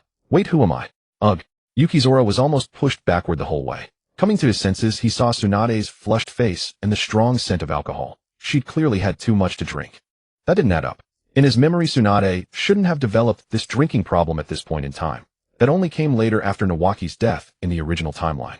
Tsunade gazed up at Yukizora with hazy eyes, her body pressed close against his. Standing a head taller, he looked down and felt a warm trickle from his nose. Tsunade's figure was no joke. Then Tsunade began rambling about how Nawaki never cared for his big sister, how ungrateful the brat was after all she'd done raising him. Damn it. This is it, she's really drunk and acting out. Yukizora's eye twitched, but he supported Tsunade and walked toward the adjacent room. After finally getting her to settle down, he fetched some water for her. But when she took a sip, she looked at him groggily and shouted, Alcohol. Bring me alcohol. Lady Tsunade, you shouldn't. Yukizora started to advise her, but Tsunade leaned in close with a flushed smile, showing him a smile, and then reached out to touch him all over. Tsunade mumbled incoherently, Cool. You're the same. Oh. Getting more handsome by the minute, haha. She said, then actually kissed him directly. Yukizora raised a hand to try to control her first, but Tsunade grabbed it firmly. Hiss. What kind of strength is this? Wait, was he about to be overpowered? Yamit. Yeah, right. The next moment, Yukizora flipped above her, and Tsunade was immediately awakened. Cool. How could you? Noah. The next day at Tsunade's house. Creak, sis. Tsunade, who had just pushed open the door, froze, turning to look at Nawaki. She cleared her throat and said, what is it? By the way, you're back early today, huh? Yeah, that's right. Huh. Nawaki looked bewildered, sensing something was off, but pressed on seriously. Sis, did you go to the casino again? And it's already the next day, right? You're the one who should be coming back late, Tsunade felt a bit guilty, but summoned her sisterly authority, grabbing Nawaki by the neck and laughing. Really, you little brat, starting to lecture me now? Looking for a beating. Before long, Nawaki felt his brain starved of oxygen. If Tsunade hadn't let go in time, he felt like he'd lost half his life. He'd rarely shown concern for Tsunade, only to get scolded. Nawaki was annoyed too, placing a box on her desk before leaving. Sis is an idiot. Tsunade opened the box and found a necklace. Different from the one she'd inherited from the first Hokage, this was an exquisite crystal piece. She paused for a moment, realizing Nawaki had truly prepared a gift for her. A wave of warmth filled her heart. This brat had really grown up. Then remembering last night, her face flushed. Adolescents were such a pain. Over the next few days, Tsunade returned to her busy schedule, rarely showing her face. One day, Yukizora felt something was off and went to the Konoha hospital to look for her, but was told Tsunade was in the critical stage of developing medical ninjutsu, so he couldn't see her. However, he did spot someone in Tsunade's office. A person sitting in a chair taller than themselves, boredly watching their own dangling feet. A petite girl with black hair and black eyes, Shizun. Moi. Noticing someone watching her, she looked up and saw Yukizora's face close by, instantly shrinking back in fear. She eyed him warily. Who are you? I'm the owner of the hot spring inn. Yukizora smiled casually, offering her a candy as he spoke. Perhaps sensing no ill intent, Shizune reached out to take it. Yukizora continued, don't be afraid. I'm a friend of Lady Tsunade's. Did she ask you to wait here for her? Yes. Nodding, Shizune relaxed completely, slowly unwrapping the candy and placing it in her mouth. The sweet treat made her eyes curve into crescents as she innocently said, Lady Tsunade is very busy. I can't help much, so she told me to just wait here for her. Yukizora nodded to himself, satisfied. The Konoha hospital wasn't usually busy, but when it got busy no one had time to look after a child. Shizune was still too young to be of much help. It was already a relief that she was behaving well and not causing trouble. He chatted with Shizune for a bit more, and as children often are, she couldn't bear the loneliness. Trust was quickly established. Lady Tsunade might be busy for a long time. Let me take you to get something to eat first. Hearing this, Shizune shook her head, wanting to refuse. She still remembered Tsunade's instruction not to wander off. But Yukizora immediately produced another candy for her, continuing. I have more candies at my place, and it's very close to Lady Tsunade's home. Shizune hesitated, not directly refusing, her little face full of conflict.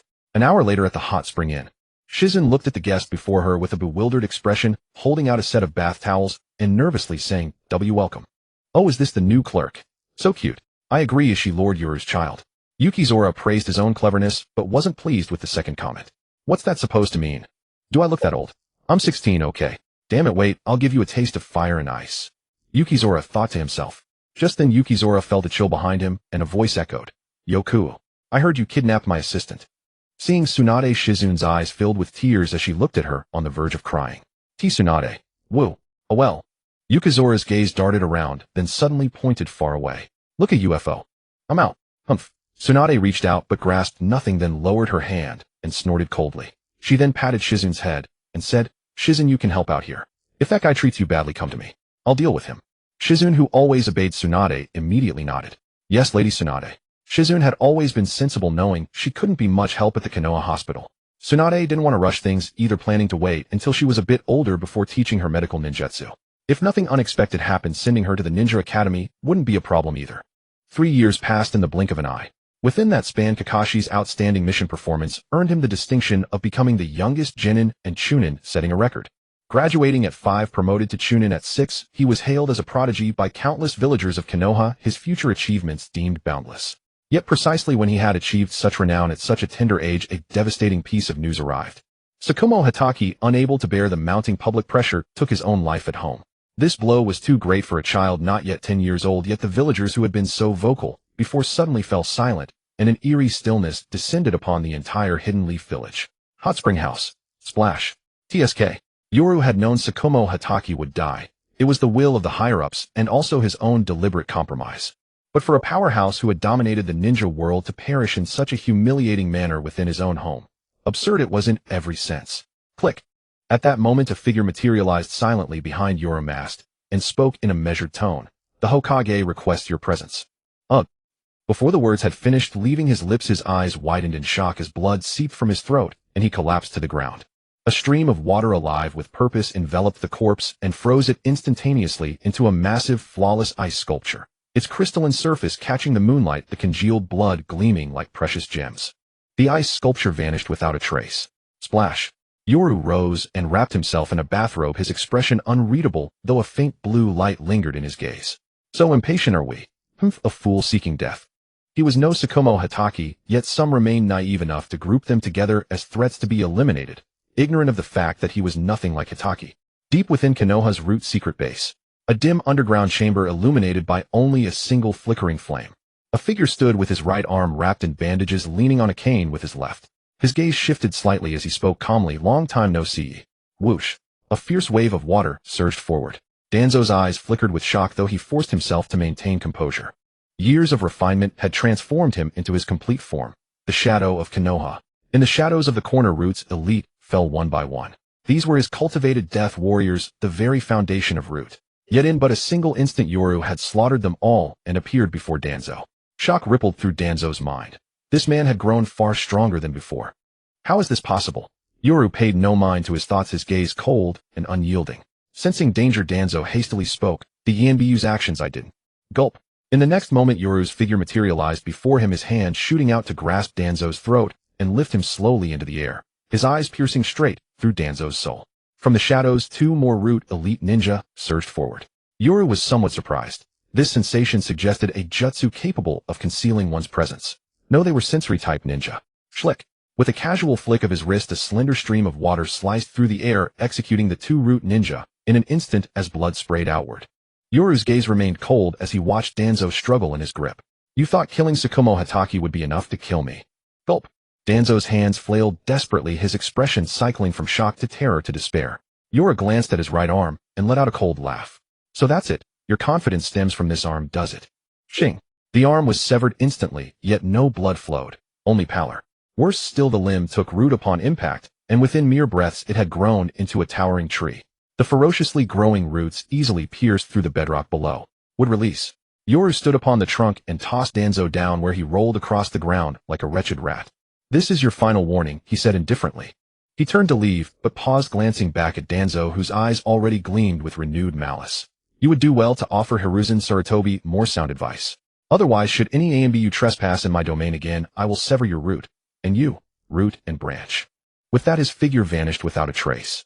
Despite lacking natural aptitude for space-time ninjutsu, he had spent 7 years mastering this technique.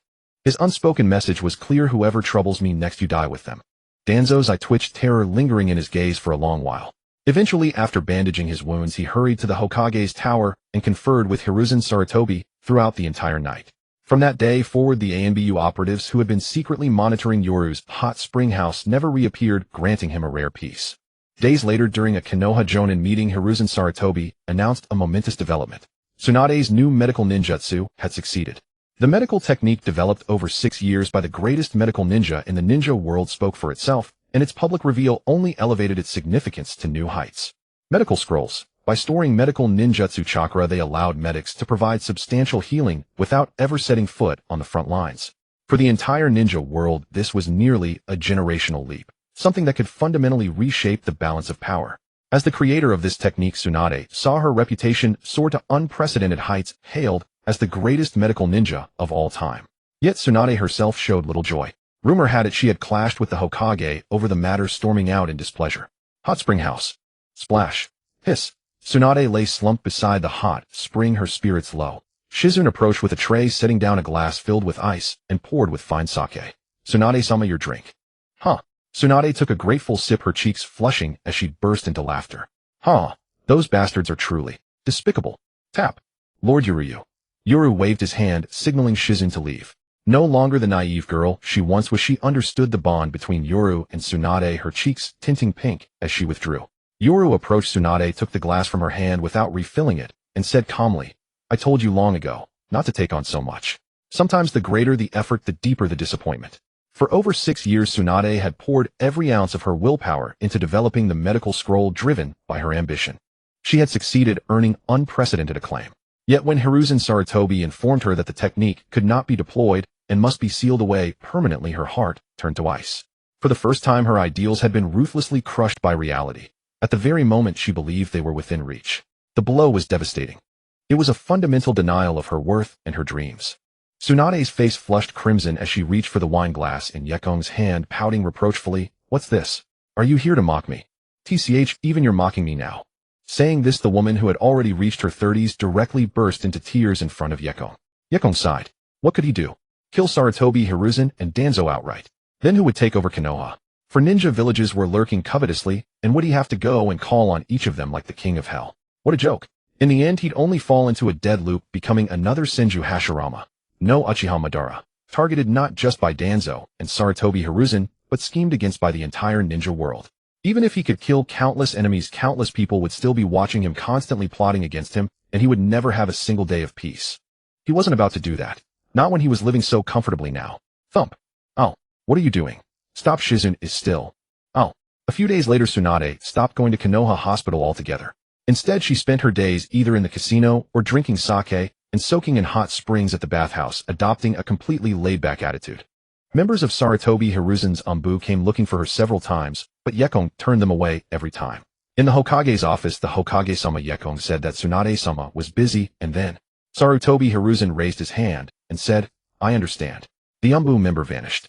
Sarutobi Hiruzen sighed, looking at a scroll inscribed with a large medicine character. This item was indeed extremely valuable. Tsunade had even managed to control its costs, making mass production possible. In the past, the attrition of shinobi was inevitable, and the attrition rate had remained high. With this, he could be almost certain that the loss of ninja would decrease dramatically. But this was not what he had hoped to see, or rather not what he wanted to see at this moment. Letting out a sigh, Sarutobi Hiruzen got up and put away the scroll. This thing would definitely be of great use in the future, but the timing of its appearance was not appropriate.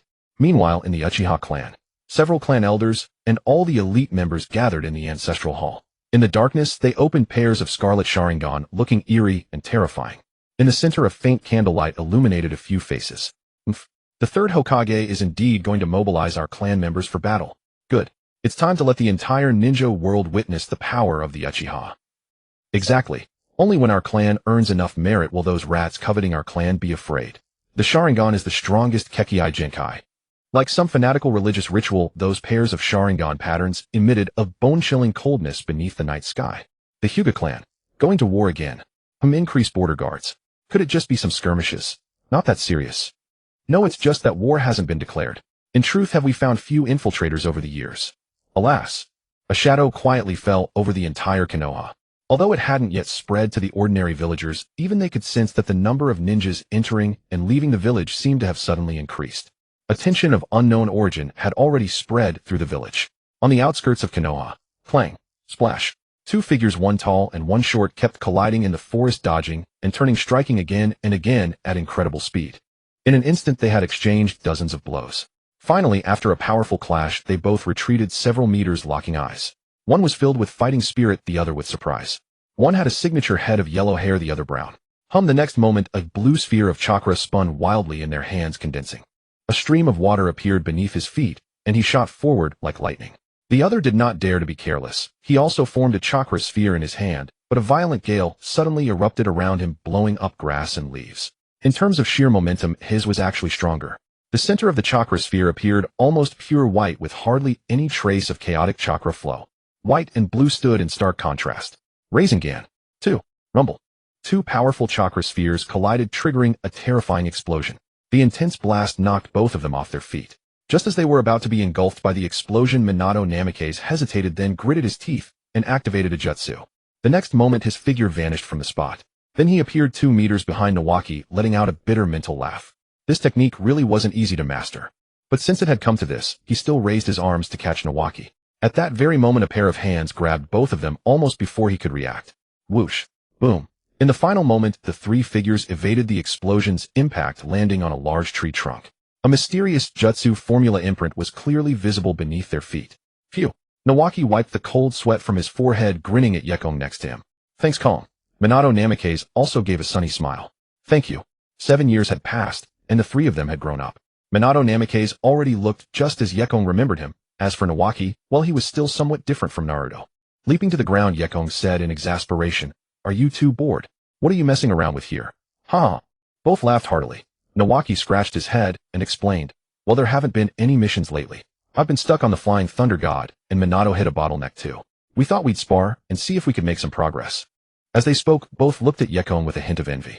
In 7 years, they had been studying the Flying Thunder God for almost as long as Yekong, yet they still hadn't mastered it, which made them feel a bit insecure. "Are we just ordinary people? Is Kong the real genius?" Yekong shook his head. "What a genius." He glanced at Minato Namikaze. "Kushina taught you the sealing technique, right?" "Oh yeah." Minato Namikaze paused, then lowered his head with a hint of shyness. "TCH, you blondie, aren't you embarrassed? At such a young age you already know how to charm girls, even confessing under the moonlight. And you're still shy? Have you no shame?" Yekong rolled his eyes, then turned to Nawaki. "Did you even look at the notes your grandfather left you?" He. Nawaki scratched his head. "Alright, you two are just great." Yekong sighed, then explained to them. The Flying Thunder God is essentially a space-time ninjutsu that uses a jutsu formula as a medium. You should know that, right? Hearing Yekong begin to instruct them, both of them straightened up slightly and nodded. They understood that Yekong's unreserved guidance was a sign of trust, and for them at this stage this experience was invaluable. Yekong pointed at the ground. A jutsu formula had already been silently inscribed on the grass, clearly visible. Both marveled at his ability to release chakra from almost any part of his body. This was also his trump card, and naturally he wouldn't reveal it to them. He continued, "It looks like the summoning techniques formula, but it's much more complex, right?" Then he looked at Minato Namikaze and extended a hand. "Show me your formula." Minato Namikaze didn't suspect anything and directly handed over his specially made kunai. Yekong examined the formula on the kunai and sure enough found the problem. He modified a part of it using chakra and returned it to Minato Namikaze. Try again. Whoosh. Minato Namikaze threw the kunai, and the next moment, he flashed out after it, catching the kunai with perfect accuracy. He stared at the kunai in his hand, deeply contemplative. Previously his formula hadn't worked smoothly, causing his flying thunder god to have a distance error of about 1 to 3 meters. This error made it unusable in combat, too fatal. Nawaki watched excitedly, and was about to ask Yekong to help him solve the problem when a bucket of cold water was poured on him. Don't even think about it. You need to master the sealing technique first. The core of the Flying Thunder God is using a familiar formula to imprint your own chakra, completing the reverse summoning process. As he spoke, Yekong gestured in the air with his hand and continued explaining, you can think of this pattern as your exclusive summoning mark. Without the sealing technique, you'll never learn it. Nawaki's face instantly fell, his jaw dropping to the ground. What a... Shungshu held the second Hokage's notes and inheritance, truly learning each technique one by one with utmost reverence. After mastering water release, he then began to study the Flying Thunder God technique. However, because he hadn't studied sealing techniques, he got stuck at this step. If it weren't for Yekong considering him his brother-in-law and teaching him water breathing, as well as lending him the Bajiao fan, it wouldn't have been so easy for him to become an elite jonin in just a few years. That's right, Shungshu had already attained the strength of an elite jonin. His speed was only 1 level slower than Yekong's, and he could even keep up with Bluffing Shuaman's body flicker technique. Moreover, Gangsho seemed to have taught him monstrous strength, so Shingshu's strength was actually quite terrifying. If they really fought, it was uncertain whether Bluffing Shuaman of this period could defeat him. As his strength grew and he became able to stand on his own, Gangsho also had one worry relieved. After being struck by a blow, she simply gave up caring about everything. 4 more years passed in the blink of an eye, and it was now my year 48. At this time, the chaos of the entire ninja world had been fully exposed. Various ninja villages were constantly testing each other, even crossing the line and declaring war. Initially, Yanin and Shine declared war on Mai, but they were immediately repelled by the Mai army, led by Dashawan Zilai and Gangsho. Seeing that they could gain no advantage, Yanin did not linger, but instead turned to declare war on Yunin.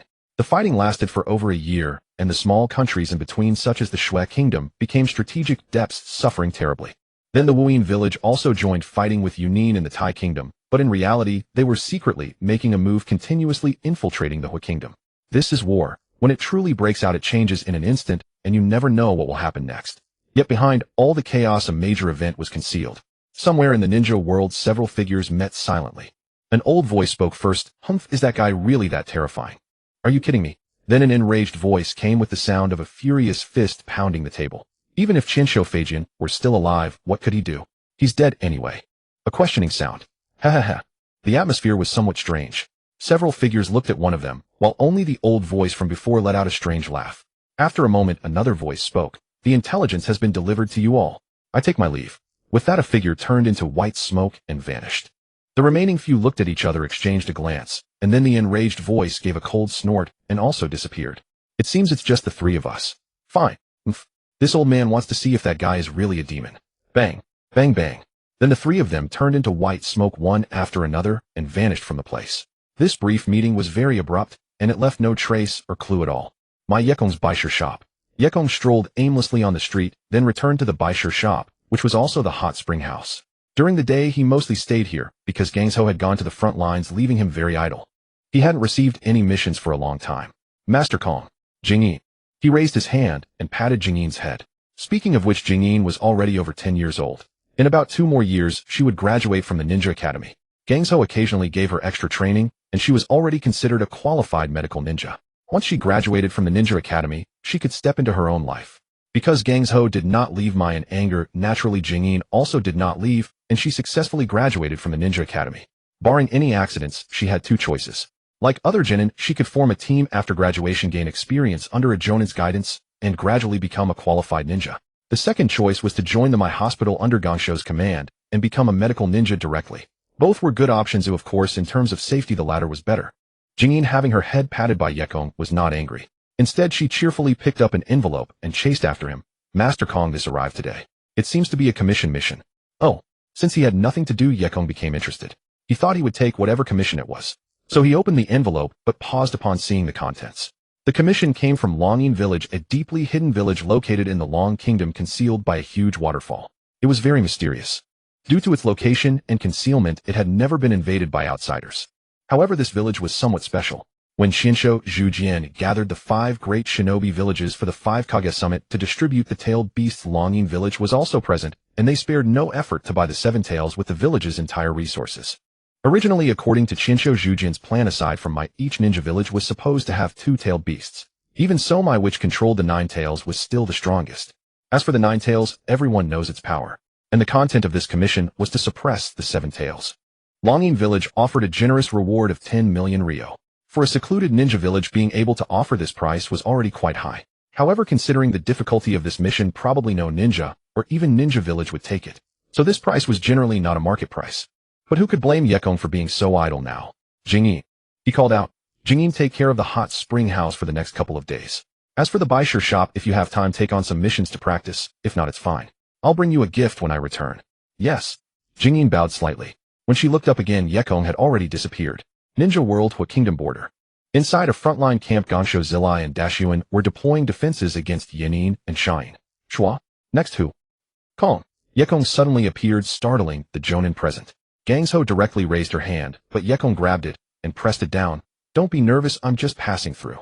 A flying thunder god technique flashed on the back of Gansho's neck. Gangsho snorted, what are you doing here, you bastard? I have a mission.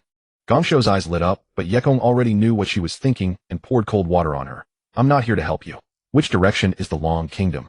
His gaze dimmed. Yekong asked for directions, and then directly disappeared from the camp. The Jonin looked at each other in bewilderment. Even Zilai was astonished. What is that guy doing going to the Long Kingdom? I thought he came to help. Hehehe. Dashuan wore a strange smile, while Gangsho sighed. Gangsho did not want to see war, and she had told Yekong about it. Yekong's reply to her at that time was, I can level the entire ninja world for you, but that is not what your grandfather hoped to see, nor what the 3rd Hokage and Mai's high-level officials want to see. There was some emotion in Gansho's eyes, but she still asked him in confusion, why? Yekong pointed at the ground and said to Gansho, I run the Baisher shop. In short, if the 3rd Hokage wanted me to act, do you think it would be difficult? From that moment on, Gangsho understood that the meaning of this 3rd Ninja World War was different from the previous 2. If the first 2 Ninja World Wars were respectively because the deaths of Shinsho Zhujian and Shinsho Feijian gave other ninja villages hope of coveting the Hua Kingdom, then the 3rd war was not so. This was a genuine transformation from the Warring States period to the Ninja Village era.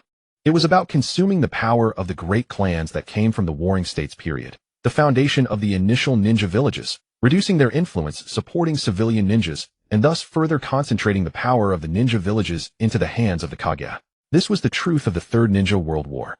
To be precise, it was a reform initiated by Mai together with the other 4 ninja villages, far from being a simple war. At this moment, Dashuan seemed to recall something and suddenly muttered to himself, speaking of which, the Long Kingdom seems to have a special mission. Huh. Zilai and Gangsho frowned upon hearing this, their gazes sharpening. Gangsho gritted her teeth and frowned. That guy shouldn't be taking risks. Takigakure was not an easy place to locate, and with the shinobi world war raging on, chaos reigned everywhere. Fortunately, the commission Yekong received included a map. Once again, utilizing the flying thunder god technique to traverse half the land of fire, he arrived at Takigakure within a mere half-day. Passing through a colossal waterfall, the mist-shrouded village came into view. Visibility extended only about 20 meters, the dense water vapor thick and clinging. Could living in such an environment for prolonged periods truly not harm one's health? Yekong doubted it, but paid it no mind. Before long, several figures dashed across the water's surface, swiftly surrounding him with wary expressions. Who are you? Demanded the lead shinobi, a middle-aged man with a scar across his nose, his face stern. Yekong produced the commission letter. After the man took it and verified its contents, his expression turned slightly serious as he looked at Yekong and said, So you are the demon of water? Yekong found his tone curious. Don't I look like it? No. The man replied, pocketing the letter and extending a hand toward Yekong. I just didn't expect the demon of water to be so young. I'm Shiranui of Takigakure. Seeing the man's amicable attitude, Yekong responded with a smile. You wouldn't happen to have an older sister, would you? Also, I'm not particularly fond of the title Demon of Water. My name is Yekong. The man paused briefly, puzzled by the first remark, but nevertheless guided Yekong into Takigakure. The village appeared largely deserted, with only a few children playing on a shore not far from the water's edge. Yekong then met the village chief, who informed him that the messenger sent to deliver the commission was likely still on his way back. Yekong only smiled and said nothing. They subsequently discussed the specifics of the mission and remuneration. First, the payment half up front as a deposit, with the remaining 5 million to be paid upon completion. Seeing the money, Yekong accepted the mission. Then came the target, the 7 Tails Chome. The Seven Tails was uniquely the only tailed beast capable of flight, a remarkable distinction. Its form was that of a colossal beetle, and it possessed 7 phosphorescent wings, hence its name.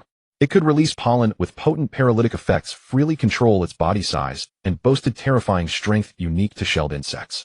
Among all the tailed beasts, its raw power ranked among the very top. Of course, the most fearsome aspect was the tailed beast ball. Once these colossal creatures were truly enraged, a single-tailed beast ball crashing down was no laughing matter. By shinobi standards, the tailed beast ball could no longer be measured as a mere jutsu.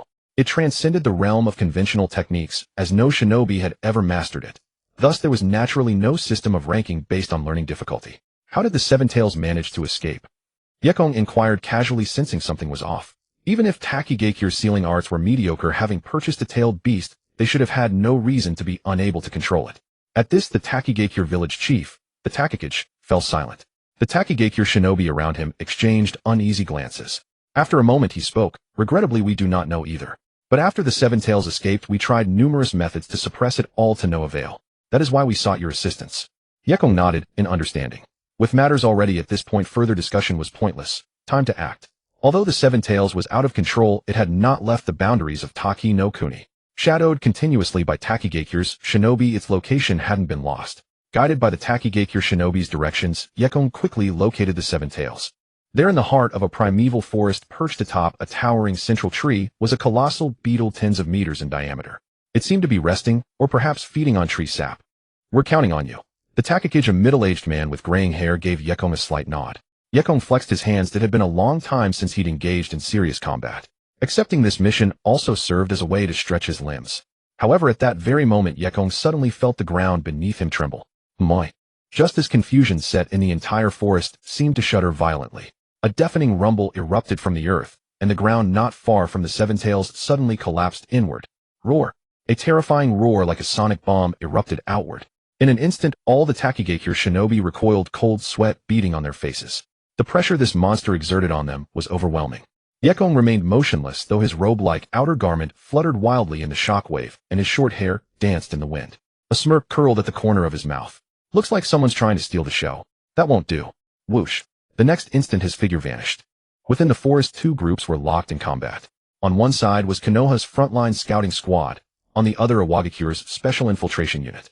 Their combat capabilities were not on the same level, and by all logic the Konoha squad should not have been able to hold their own. But there was an exception to every rule. Within the Konoha squad was a member of the Hyuga clan, and one Yekong knew. Hyuga. She stood behind a tree, chest heaving, sweat dripping down her face beneath her forehead protector, yet she fought to control her breathing. Veins bulged at the corners of her eyes. Behind another tree not far away were 2 more Konoha shinobi. They were originally ordered to scout the movements of IWA shinobi from this position, preventing them from slipping through into the land of fire. With the Byakugan of the Hyuga clan, they could ordinarily retreat safely at the first sign of trouble. But they never expected to run directly into Iwagakyur's special stealth unit. The disparity in strength was immense. Their squad consisted of 1 Jonin and 3 Chunin, and in a single instant one of them was killed. The remaining 3 could only rely on the Byakugan's foresight to fight a retreating battle, but they simply couldn't shake their pursuers trapped within the confines of this forest. Between the trees, countless metallic wires were strung, adorned with explosive tags. Even with the Byakugan distinguishing all the traps in such conditions would take time, and time was what they no longer had. Swish! Clang! Suddenly a kunai flew in. Hyuga hurled her own kunai to intercept it, saving a comrade, and full-scale conflict erupted. "Watch out! Schluck! Oh!" A scream was abruptly cut short. Behind one Konoha shinobi, a figure materialized like a phantom, slitting his throat in one swift motion. Blood gushed, there was no saving him. After securing the kill, the IWA shinobi vanished into thin air in eerie and bewildering disappearance. Another Konoha shinobi fared no better, unable to mount any effective resistance. An IWA shinobi using a body hardened to stone shattered his kunai and landed a punch that caved in his chest. The man's eyes bulged, a truly gruesome death. Clang! Hyuga, tracking her opponent's movement with the Byakugan, blocked an attack from an IWA shinobi with an afro. But that single strike nearly sent her kunai flying from her grasp. Their strength and skill were on completely different levels. A murderous glint flashed in the enemy's eyes, and in the next moment, he vanished from his spot. Not via invisibility, but through a burst of sheer speed to appear behind Hyuga. Damn it! Not fast enough. Hyuga closed her eyes, bracing for death. Her Byakugan could perceive his movements even in her blind spot, but her body simply couldn't keep up. Rush! A sound like rushing water. The IWA shinobi's expression changed drastically as he instinctively raised his kunai to block. Clang. Schluck. Oomph. A muffled grunt. Yekong looked with slight surprise at the IWA shinobi who had somehow retreated dozens of meters away in a flash. An arm fell to the ground as the water kunai in Yekong's hand dissipated into droplets. The demon of water. He's even more terrifying than before. Do we retreat? Or can we even escape? There were 4 IWA shinobi in total, all elite among elites: Oishi, Mazu, Hikari, and Samashi. Together they formed what could be considered a Wagakure's squad. Individually each was no pushover, elite jonin class. Crucially, they could coordinate seamlessly with one another. If they managed to infiltrate the Land of Fire, they could cause immense trouble for the front line's rear echelon. The 4 elite IWA exchanged quick glances, arriving at a grim conclusion: at this distance, none of them could escape. Despairing as it was, that was the truth. They had witnessed Yekong's prowess during the Second Great Ninja War, though never crossed blades with him. Having just graduated from the academy a year or two prior, they were already showing promise, yet it was their terrifying teamwork that made them unstoppable. They could even surround and kill a jonin. None of them alone possessed elite jonin strength, but working in unison they could toy with and slay even an elite jonin. An image involuntarily flashed in their minds: the final stage of the Second War, when Yekong and Hatake Tsukumo launched a night raid on the IWA front lines. IWA were masters of defense, and the Land of Earth boasted ample strategic depth. Yet Yekong single-handedly shattered the entire frontline defense, driving it to the brink of collapse. He reduced the entire battlefield from a cacophony of screams and wails to utter silence in a mere few minutes. A demon, a demon. After that, countless IWA bore psychological scars from Yekong. A rule was even established: if you encounter the demon of water on the battlefield, do not flee, for it is already too late. Yekong glanced at Hokage with slight surprise. The man had lost an arm severed cleanly at the shoulder, yet he still stared intently, his focus unwavering. Simply by relying on instinct to dodge his casual strike, this man's speed was already at elite jonin level. A flicker of interest passed through Yekong's eyes. He curled his lips and said, "I'll count to 3. If you can escape, then try. A hint: I won't chase you." Whoosh. As his words fell, water began to gather in his hand, swirling into a vortex. The 4 IWA's expressions changed drastically, and before their brains could even send signals to their bodies, they instinctively fled. 1. Whoosh. The water in his hand dispersed, shooting out as 4 thread-like streams. 2. Crack. Whiz. A stream of water lashed across a massive tree, needing several people to encircle, cleanly severing it in half. The 4 fled for their lives. Hokage, despite his injured arm, was incredibly fast and barely managed to avoid the attack. The others, however, were not so fortunate. Among the 4, 2 were not adept at speed. Oishi excelled in camouflage jutsu, while Masashige specialized in earth release. So, 3. Rumble. Bang. Shing. Amidst a series of hair-raising sounds, countless explosive tags scattered across the forest were detonated simultaneously. Wires were severed, and streams of water pierced through the void like spears, extending for thousands of meters in an instant. The forest was filled with crystalline water threads woven like a spider's web, crisscrossing in every direction. 2 IWA were suspended mid-air, their bodies held fast. Only when the water threads collapsed did they slowly fall, blood seeping from beneath them. The other 2 had vanished. Yekong lowered his hand, a hint of regret in his eyes. This was his first time using this technique, and it was not yet refined. Still, by grading standards, this should count as his first self-created S-rank jutsu. He would name it Water Release Dance of Death. A flicker of fear passed through Hyuga Chika's eyes as she began to ask why he wasn't pursuing, but her words caught in her throat as her expression twisted in alarm. Watch out. She instinctively shut her eyes as a shadow loomed overhead. A sudden lightness followed, and when she opened them again, she found herself atop a tree, cradled in Yekong's arms in a princess carry. He had intended to land gracefully on a pine tree's crown, but Yekong misjudged their combined weight, stumbled, and was forced to use the Flying Thunder God technique to relocate to a sturdier tree trunk. Looking at Hyuga Chika, he blinked. "How much do you weigh?" Her face flushed crimson. She jumped down and shot him a glare. Years had passed, and Hyuga Chika had blossomed into a striking figure. Even Yekong had underestimated her potential, thinking she had reached her limit long ago, never imagining she still had untapped depths. Though she stood a small distance from Yekong, she was hardly short, slender, yet not frail. "How did you?" Hyuga Chika wanted to ask something, but Yekong raised his hand, forming a Rasengan that continually swelled. Casually he said, "If you want to thank me, save it for later. I'll deal with this nuisance first. Go find a safe place to hide. Those Kusanin over there mean no harm." With that, Yekong vanished. Even with the dynamic vision of her Byakugan, Hyuga Chika could only perceive a fleeting afterimage. Then even the afterimage was gone. So fast. So this is the demon of water. She had been at the front lines for some time and heard the tales of Yekong's exploits, but she never imagined they were true. His mere presence could crush the will to fight of an elite IWN unit, leaving no room for thoughts of escape. Crash. The great ball Sharingan slammed into the Seven Tails' head, its chakra grinding against the creature's armored shell like an angle grinder until it finally erupted.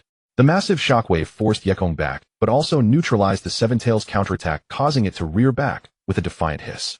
Though blown away, Yekong landed with a gleam in his eye. So this is the power of a tailed beast. Name Yekong. Or Blade Tier 4, 20,100. Occupation Ninja Peak Shadow.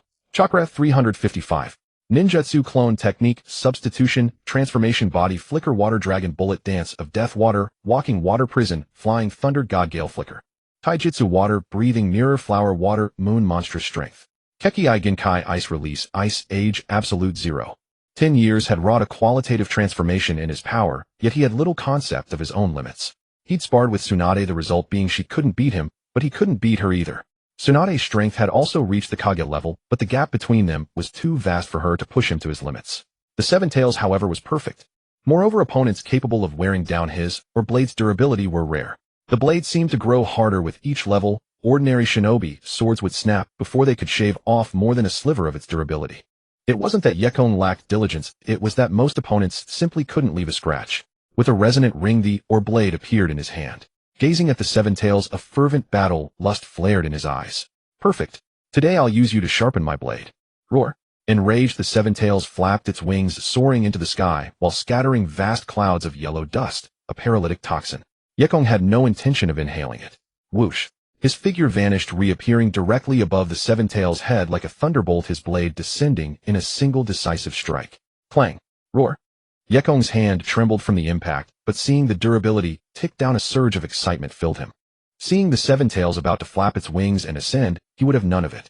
His body dissolved into water, enveloping the beast entirely, followed by a storm of frantic blade strikes. The blade light formed an unbroken shimmering curtain of water, and with each passing moment the force of his strikes grew heavier, the tempo faster. Water breathing, 11th form, surging tides. Water breathing had only 10 forms, anything beyond had to be self-created. The ultimate technique wasn't classified as a form. Yekong knew but a handful of water-breathing forms, so he had to fuse the agility of the 3rd form, flowing dance, with the escalating power of the 10th form, constant flux. The result was this technique, surging tides. As long as his stamina and chakra held out, he could launch an endless torrent of full-power attacks. It was an almost brutally extreme single-target annihilation technique, persisting until the target was utterly destroyed. Clang. Sizzle. The mining pick left sparks on Komiai's carapace, but still failed to breach its defense until at a certain moment Yekong saw a crack on the pick. A surge of joy filled his heart. Finally, this moment had arrived. Crack. As the mining pick shattered, a terrifying surge of chakra poured into his body, and Yekong's eyes lit up, radiating a deep blue glow. Chakra 1000. Moments later, Chome sensed his attack weakening. The humiliation and fury of being suppressed and unable to move erupted, and it directly lifted its head, gathering a scorching destructive energy in its mouth. Tailed beast ball. Damn human. I'll kill you. Chome was truly enraged. Since its birth, aside from a certain monster, no one had ever brought it such humiliation. But a tailed beast was just a tailed beast, nothing more than a beast with chakra. During the process of gathering chakra, Yekong had undergone a tremendous transformation. Looking at the tailed beast ball, he knew it was impossible to counter it with ordinary ninjutsu. Without an equal amount of chakra, confronting the tailed beast ball was impossible. He was no master of Takno Jutsu. He swiftly formed hand seals, then slowly spread his hands in the air before him. In the space before him, a vast and complex sealing array slowly unfolded. Die. Komiai's tailed beast ball arrived at the same time. SHI? Like a lead ball sinking into a soft sofa, the tailed beast ball sank in, and then the space visibly twisted and collapsed, gradually swallowing the tailed beast ball whole. Space-time ninjutsu, Flying Thunder God, Guiding Thunder. An auxiliary ninjutsu developed from the Flying Thunder God technique. Boom. Roar. A piercing scream echoed through the sky, and a mushroom cloud slowly rose. Yekong had directly transferred the tailed beast ball above Komiai's head. He had already taken the opportunity to imprint the Flying Thunder God mark on Chome during the first spiral sphere. The explosion blast directly vaporized the entire forest, leaving behind a massive crater like a meteorite impact. Gulp. Is this the strength of that Mizu? Lord Yekong. The Taki ninja, seeing the dust settle, approached, cautiously standing far away, not daring to get close. Hyuga also stood under a tree, activating her Byakugan to observe. But seeing the scene, she frowned, her gaze turning strange. What the hell is that guy doing? Clang, clang, clang. In the center of the deep crater, a massive sealing array unfolded beneath Komiai, preventing it from shrinking or escaping underground. Yekong, holding the mining pick, struck its hardest horn repeatedly. Human, I'll kill you. Roar. Tailed beast ball. Boom. Yekong flashed above, raised his fist, and directly punched Komiai's open mouth shut, slamming it into the ground, making the earth tremble violently. Monstrous strength, he possessed it too. And with his greatly increased chakra, he could suppress Chomei at close range without any problem. After suppressing Komiai, the clanging of iron continued until he noticed the durability barely dropping. Still unwilling to give up, Yekong simply grasped the mining pick with both hands, raised it high, and smashed it fiercely onto Komiai's horn. At that moment, a nearly visible blue chakra erupted from his body, shooting into the sky like a beacon of smoke. Clang, crack, roar. Yekong looked at the unharmed mining pick in his hand, then at Komiai's horn, which seemed to be splitting and nearly broken. He twitched his eyelids side and put away the pick. He patted Komiai's trembling body, but his touch only made it tremble more. Now the Seven Tails stopped cursing and curled up in place. Lord Yekong, this is. Yekong jumped out of the deep crater, nodded to the Taki leader, and said, it's done. Please settle the balance, thank you. He pointed at Chomei below, which now dared not move. In fact, it couldn't move. The ceiling array underground prevented it, and flying up would be suicide. Where could it go? The surrounding Taki ninja exchanged glances, and the village chief of Takigakure paid the remaining amount and sent Yekong off. A few hours later, in a hot spring inn in the land of grass, Yekong bathed and changed clothes. Since he was out, he planned to check on the three little ones, Yehiko and the others. Although he had let them roam free, he still needed to see if they were alive from time to time. Splash. Rising from the hot spring, Yekong manipulated chakra to control the moisture on his body surface, floating slightly in the air. After walking a few steps, the water droplets automatically fell to the ground. Thud. Stepping onto the corridor, Yekong saw Hyuga approaching from the opposite direction. Both paused slightly as if recalling something. Hyuga face flushed slightly, then her gaze dimmed. She sighed and said, I'm going back. Thank you for this time. You're welcome. Yekong watched Hyuga leave, frowning slightly. He hadn't paid special attention to her over the years. He hadn't seen Hyuga since he graduated from the Ninja Academy because Yekong's development was too fast, and there was little intersection. But after all, he had served in the Umbu, and reconnaissance was basic. Hyuga appearance had changed too much. Even on the battlefield, it shouldn't be like this. It seemed more like a severe psychological blow. He decided to ask about it later. First, he headed to the Land of Rain. The Land of Rain hadn't changed, still shrouded in gloomy rain. After some effort, Yekong found Yehiko and the other two, now the Akatsuki organization, who were wanted by Amigakure. Indeed, this was the original Akatsuki. Based on Yehiko's dream, they gradually gathered a group of dreamers striving for an ideal world. It seemed absurd, but in the ninja world, especially in the Land of Rain, which suffered from constant war and severe resource scarcity, Yehiko's dream was like a lighthouse dispelling the darkness over the Land of Rain. Hiss. In a cave, several unknown ninjas were on guard around. Yehiko winced in pain, accepting Konin's treatment with a mix of suffering and joy. Yekong had arranged for Konin to learn medical ninjutsu from Tsunade. With her chakra control talent, she easily grasped the basics of medical ninjutsu. Although she couldn't perform complex medical techniques after long practice, her medical ninjutsu was already considerable. After quickly treating Yehiko's injuries, Yekong curled his lips and looked around. You live here. Why not just take over Amigakure? Konin and Nagato remained silent for a moment. Haha. Yehiko, however, was more mature and optimistic. He laughed heartily, then said seriously, Master, you're still the same. But my dream is to build a peaceful world without war, so I won't use force to conquer Amigakure. TCH. Yekong clicked his tongue in disdain, raised his hand, and flicked. Yehiko instinctively raised his arm, but a pebble seemed to curve in midair, hitting him from behind. Slap. Hiss. That hurts. Yekong prodded the campfire with a twig and said testily, if you can't take it, just say so. Don't put on airs in front of me. Getting cocky, are you? Yehiko scratched his head awkwardly. Over the years, the three of them had indeed grown a lot, steadily improving to the level of Jonin. Especially Nagato, though the most low-key of the trio, his development of the Rinnegan had gradually widened the gap between him and the others. The three of them working together did have a chance to overthrow the regime of Amigakure, since Hanzo of the Salamander had already been killed by Yekong. But a ninja village wasn't a cabbage. In the original timeline, Nagato only fully awakened and developed the 6 paths of pain before taking Amigakure, making it the Akatsuki's headquarters. For now, the three had potential, but it was risky. Yehiko then turned serious, exchanged a glance with Nagato, and looked at Yekong. Master, I actually have some ideas I'd like to ask your opinion on. Speak. Yekong yawned. He hadn't rested well during the journey and was already tired, planning to go back and sleep. Yehiko then laid out his plan. They indeed intended to attack Amigakure as a foundation for their ideals, but he didn't know how to stabilize the Land of Rain and fend off the siege of the 3 great ninja villages. So, Yekong's eyes flickered and he interrupted. So you went after the 7 Tails. The three were startled. Master, how do you know about that? Humph. Yekong snorted disdainfully. So it was you three kids. Originally, Night Sky had not associated the rampage of the Seven Tails with Yehiko and his companions. It was only after arriving and observing their situation and words that the idea struck him. Why had the Land of Rain fallen to its current state? On one hand, it suffered from resource scarcity, an unchangeable fact, but it was undeniable that the Hidden Rain Village was one of the strongest villages besides the five great ones. The fundamental reason it could never develop was its location between the three great nations of fire, earth, and wind. Whenever they went to war, the Land of Rain inevitably became their strategic depth, suffering immensely while trying to develop wishful thinking. Thus, only by making the three great villages hesitate to recklessly invade the Land of Rain could it truly escape the endless torment of war. But how? Hanzo the Salamander had proven that a single strong individual was insufficient. So Yehiko and his companions set their sights on a true strategic weapon: the tailed beasts. Unfortunately, all other tailed beasts were held by the five great villages. Outright theft was impossible and would only invite catastrophe.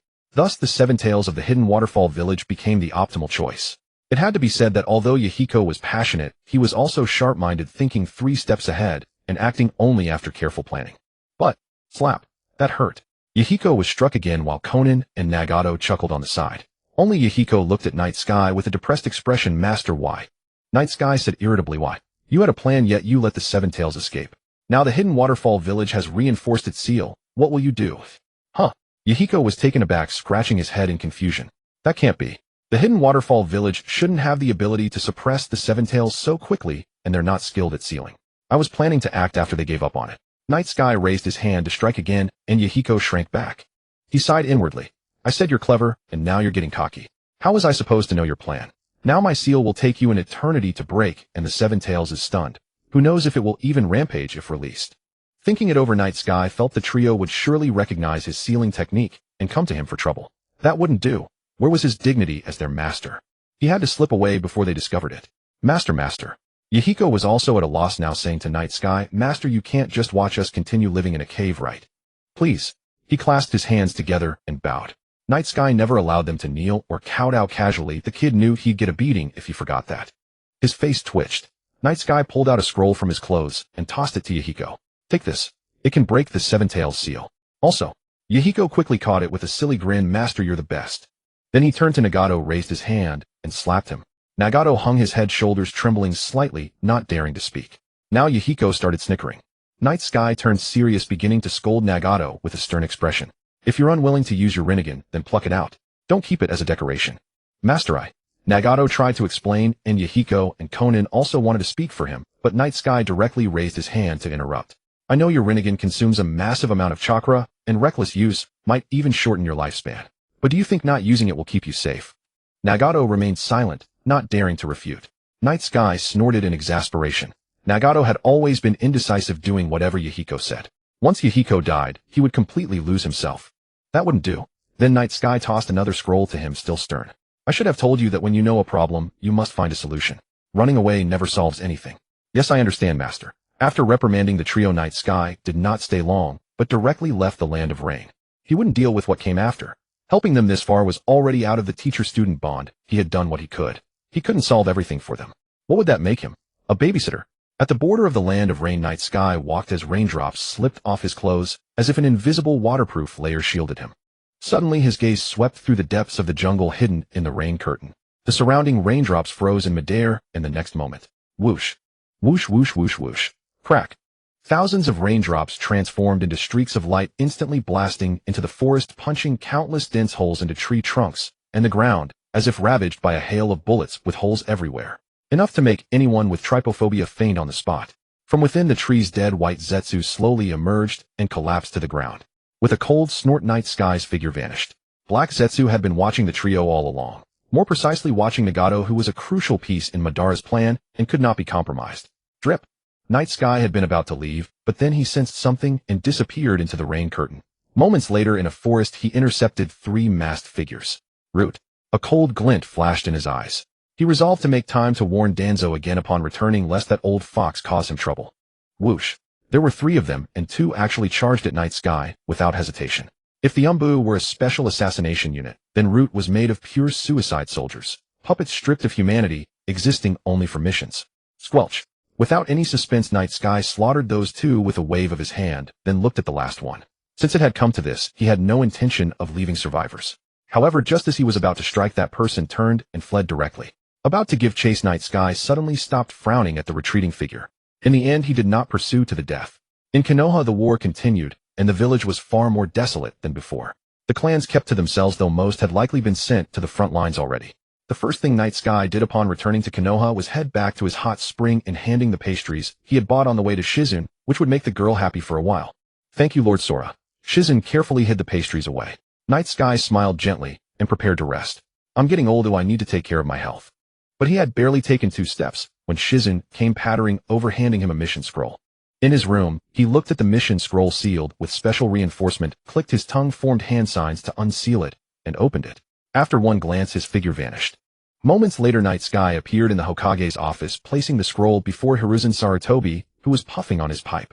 "Lord Hokage, please find someone else for this kind of mission. I can't do it. Also, next time you try to scheme against me, don't go to the Kage of other villages first. First consider whether your own head is still on your shoulders, Lord Hokage." With that, he raised his hand and patted Hiruzen's shoulder.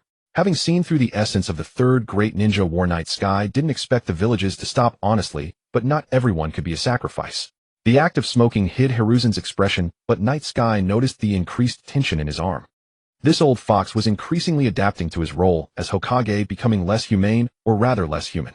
In his eyes, everything was just an object to be sacrificed for politics. If necessary, he would scheme to sacrifice anything, including the 3 ninja, though that point had not yet been reached. In the hot spring house under the night sky, splash. Leaning against the edge of the hot spring, Yekong sank into thought. For now, having Hiruzen Sarutobi step down was definitely not an option. If he were gone, Danzo would become the biggest winner. As for sending both old foxes away, who would take over the role? Surely not Jiraiya and Orochimaru. No kidding. One's a lecherous old man, the other's a deviant. If they became Hokage, they'd likely be no better than another Hiruzen Sarutobi, perhaps even more revolting than the Sarutobi-Danzo combination. So in the end, it still comes down to Minato Namikaze. No, wait, Nawaki should also have potential. Maybe I should give that kid some extra training. What? Why not Tsunade? That definitely won't work. She wouldn't accept that scenario, alright. Sigh. Meanwhile, within the Hyuga clan, something was quietly unfolding. Inside the Hyuga clan compound, after Hyuga Qianhua's return, she issued a challenge to Hyuga Hizashi, the head of the branch family. Though abrupt, this did not violate the clan's rules, and the clan elders gave their consent. By seniority, Hyuga Hizashi was considered an uncle to Hyuga Qianhua. Begin. A crowd of Hyuga clan members formed a circle with the 2 figures at the center. As the signal to start was given, both figures crossed the distance of 2 zhang. In an instant, their palm winds howling. The moment they clashed, Hyuga Hizashi could hardly conceal his shock. The gentle fist was a pressure point striking technique, but it was also a body art that combined both hardness and softness. The seemingly soft and feeble palm strikes actually contained extremely powerful chakra control. Being hit by them was no joke. Combined with close quarters sparring, both moved with incredible speed, and a series of fierce palm winds even stirred up a gale around them. Bang! Slap! Soon the palm winds turned into afterimages, and for a moment neither could gain the upper hand. The surrounding Hyuga clansmen were already in an uproar, stunned and astonished. Qianhua actually. So amazing. She can really hold her own against the clan head to this extent. Incredible. Especially the branch family members, who were now extremely excited. The internal division within the Hyuga clan was severe. The caged bird seal inherently placed the branch family beneath the main family. For as long as anyone could remember, whether in formalities or clan decisions, the branch family was more like sacrificial pawns, always on the weaker side. It was less like a main family and branch family, and more like master and servant. This distorted relationship had persisted for far too long. Of course, the branch family harbored resentment, but no one had ever stepped forward. Hyuga Hayashi and Hyuga Hizashi had both been committed to maintaining the relationship between the 2 factions, unwilling to break the delicate balance. But Hyuga Qianhua's actions were crossing that red line. Boom. The 2 exchanged a powerful palm strike, and were pushed apart. Seeing that the gentle fist couldn't decide the match, Hizashi raised his hand and shouted 8 trigrams vacuum palm. Unexpectedly, Hyuga Qianhua also raised her hand and unleashed a palm strike, also the 8 trigrams vacuum palm. Boom. The 2 streams of chakra collided, creating a terrifying impact like raging waves, yet it didn't disrupt the rhythm of the gentle fist. The 2 became locked in combat, once more fighting with increasing ferocity, unable to hold back. Enough. Finally, Hyuga Hayashi had no choice but to step in and stop them. Hyuga Hizashi also wished to end this farce, but to his surprise, Hyuga Qianhua showed no sign of stopping. Hyuga Hizashi knew he couldn't afford to lose, or the branch family would surely fall into chaos, so he found himself unable to disengage either. As the two continued to fight, Hyuga Hayashi's authority as the head of the main family was being trampled upon. One of the clan elders could no longer stand by and directly struck out with an 8 trigrams vacuum palm aimed at Hyuga Qianhua. How dare you? Boom. Hyuga Qianhua was injured and lost the spar. But the branch family members on site were all glaring with fury, yet dared not speak out. In the end, this farce was suppressed by the iron rules of the Hyuga clan. As night fell, sparse pedestrians walked along the streets of Konoha. Yekong didn't see any familiar faces either. After escorting Shizun back, he planned to head home and sleep. As he walked, Yekong noticed a figure lurking in the shadows in the distance, and paused slightly. A few minutes later, Yekong brought Hyuga Qianhua back to the hot spring house. Yekong ordered 2 bowls of ramen. There wasn't much else to eat at this hour. He raised his hand and said, "I don't have many rules here. Eat up. Not eating when you're upset hurts your stomach, and it'll only make you feel worse." With that, he started eating himself, slurping down the noodles in a few quick bites and finishing off the toppings. He wasn't fond of drinking the broth, so he got up, poured himself a glass of water, and poured one for Hyuga Qianhua as well. Seeing that she still refused to eat, Yekong let out a helpless sigh. He set down the cup and asked, "Something happened in the clan, didn't it?" Hyuga Qianhua's despondent expression finally shifted. She spoke in he. Her voice trembled, tears falling. Everyone sacrificed themselves. I don't understand. They could have escaped. They all could have survived. What? Yekong pressed his lips together. He wanted to say that this was just how the world was, but saying that without being able to truly empathize would seem somewhat heartless. Just like Tsunade, if Nawaki died, she would probably fall apart too. But there was no helping it. People died in this world every moment. The reason Yahiko's dream was so idealistic yet still drew people willing to follow him even unto death was precisely because it represented the longing of nearly everyone in the shinobi world. Only those who have endured suffering truly yearn for peace. After a long while, as Hyuga Qianhua's emotions gradually settled, Yekong let out a sigh and said, "I don't know about the affairs of the Hyuga clan, but as for Yin, he probably isn't dead." Hyuga Qianhua looked up, staring at him blankly. Yekong then made a trip to Root, exchanged some pleasantries with Danzo, and brought back a Root ninja. That kid Hyuga Yin had been recruited into Root after faking his death. Yekong had seen him back in the Rain Country. Fortunately, the kid was sharp enough to know when to run rather than fight, or else he might have ended up killed by Yekong himself. Big brother. Hyuga Qianhua hugged him tightly and began to cry again. The next day, Yekong was idling in the hot spring house. He didn't want to be led around by the nose by that old fox Hiruzen Sarutobi, so he had some free time now. But being idle all day didn't feel right either. Recalling the matter with Hyuga Qianhua, he found himself getting up, almost compulsively deciding to visit the Hyuga clan. "Shizun, I'm stepping out for a bit." "Yes, will you be back for lunch, Lord Kong?" See, that's what being well-behaved looks like. As for those 3, Yahiko and the others, only Conan would occasionally cook for him. The other 2 were beyond hope. The Hyuga clan's compound was quite large, but fortunately Konoha wasn't that big, so it only took about 20 minutes to walk there.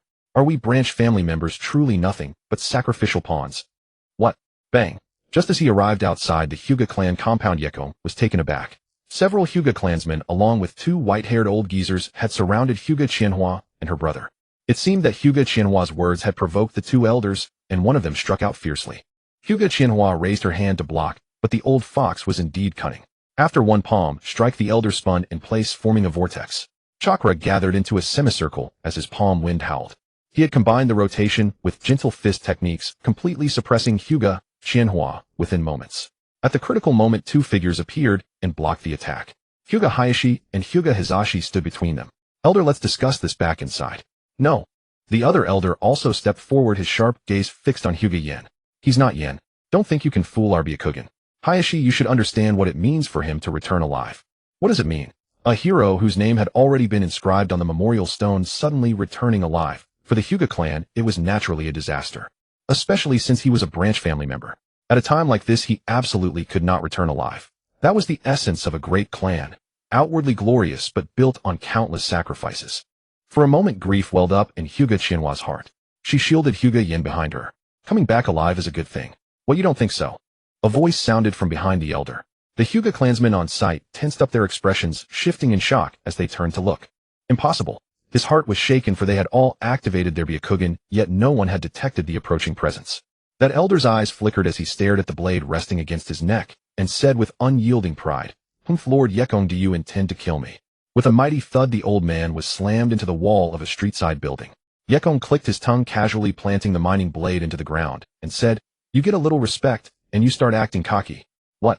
Do you think you're Hiruzen Sarutobi? Lord Yekong?" Hayashi Hyuga stepped forward, hoping to negotiate, but another Hyuga elder, clearly unaware of the situation, roared in fury and unleashed a full-powered palm strike with a fierce gust and a piercing sound toward Yekong. A smirk curled at the corner of his mouth. A flash of azure light flickered in Yekong's eyes, and in the next moment, he charged forward. A massive Rasengan condensed in his palm as he met the attack head-on. The gentle fist was indeed troublesome. If he used raw strength or other means, he'd likely punch the old man to death, which would be rather unsightly. So, with a deafening explosion under the force of the Rasengan, Hyuga caught the blood-spitting Hyuga elder. The surrounding Hyuga clan members surged forward ready to attack Yekong. Seeing a murderous intent genuinely flash in Yekong's eyes and his hand slowly reaching toward the blade stuck in the ground, Hyuga's expression shook violently. Stop! The authority of the Hyuga clan leader still held successfully, averting a catastrophe. Afterward, Yekong, Hyuga, and Hisashi Hyuga talked for a long time, concluding that Hyuga Yin must be expelled from the clan and even forbidden from becoming a ninja. Yekong went the extra mile, using a sealing technique to conceal the Byakugan traits, then left the Hyuga clan with him. Having been cast out from his clan, Hyuga Yin was completely lost, as if he had lost his soul. Along the way, the guy still looked half dead. Yekong directly raised his hand and firmly slapped his shoulder, saying, "Alright, if this place won't keep you, there's always another. Isn't this better than being a beast of burden in the Branch family? Tell your sister to leave the clan too. It's fine, I can support her." Hyuga Yin twitched at the corner of his mouth, whether from pain or anger at Yekong, then said coldly, "Who asked you to meddle?" The next moment, Yekong and Hyuga Yin vanished from the streets of Konoha.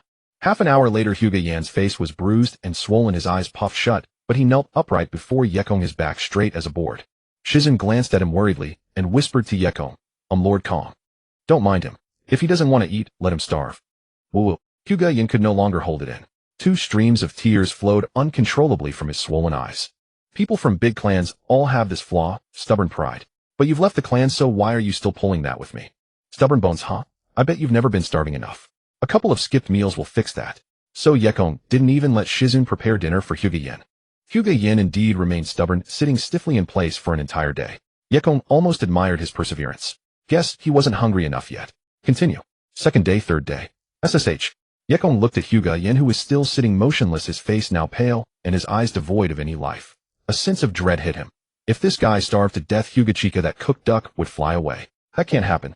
But wouldn't it be too embarrassing to go over myself now? Maybe I'll have Shizun send some food just to keep him hanging on. Lord Kong, who is he? At that moment, a gentle beauty with long hair draped over one shoulder, sporting a rather dangerous hairstyle, walked into the hot spring house carrying some things. It was Satomi. She had gone back home for a while due to family matters. She usually took care of the hot spring house, mainly cleaning and changing the water. Oh, Yekong scratched his head and made up an excuse. He's an old classmate of mine. Seems he has anorexia. Don't worry about him, go ahead with your work. Anorexia. That's quite serious. Satomi said as she took out 2 lunchboxes from the bag. She handed one to Yekong and said, "These are boiled beans from home. A small token of gratitude for your care." Yekong accepted it. These beans were boiled in salt water and Tsunade loved them because she liked drinking, and they made a great appetizer. Then Yekong turned and left, pondering how to get Hyuga Yin back on his feet and then faithfully serve as his wingman. At noon, Satomi prepared a lavish meal. Yekong felt uneasy watching Hyuga Yin's state, so he moved to another room to eat. Satomi's cooking was quite good, better than Shizun's. After the meal, Satomi also brought a portion to Hyuga Yin. To Yekong's surprise, the guy actually ate. "Hyuga Yin, I'm eating, damn it." He devoured the food like a starving ghost, tears streaming down his face as he ate, as if he'd never eaten a meal in his life. "Well, I thought you could endure, but you were just toughing it out, huh? Here, have some water." Satomi, unaware, simply assumed Hyuga Yin's anorexia had improved and brought him a cup of water. Hyuga Yin's complexion improved a bit, and he even blushed. Something's off with this guy. Yekong observed secretly. After another 2 days, Hyuga Yin seemed to have accepted his fate. Yekong gave him some tasks like handing out flyers and delivering ice. After that, he also had to go outside the village to look after a winery for Yekong. Indeed, Yekong had set up his own winery, including a brewing workshop and a wine cellar. Not the sake with 10-something% alcohol, but distilled liquor and yellow wine. He wasn't very experienced at first, but after a few years of fumbling, he finally mastered the brewing technique. The result was far more aromatic and mellow than sake, and demand outstripped supply. By now he had essentially monopolized all the alcohol in Konoha. As for the initial motive, it was because Tsunade had developed a drinking problem at some point, and Yekong, having nothing better to do, started experimenting. One day outside Konoha, Yekong took Hyuga Yin to inspect the wine cellar, and they were walking back. "Hey." Yekong hooked his arm around Hyuga Yin's shoulder and said with a smile, "Isn't it time you helped me win over your sister? It's been this long, and you still haven't figured it out. What's so great about that crummy clan and being a ninja? Stick with me, and I'll give you a share of the winery. You'll live high on the hog, and there's Satomi-chan too." Admittedly, the Hyuga clan's genetics are something else. Both men and women have uniform long black hair and fair skin.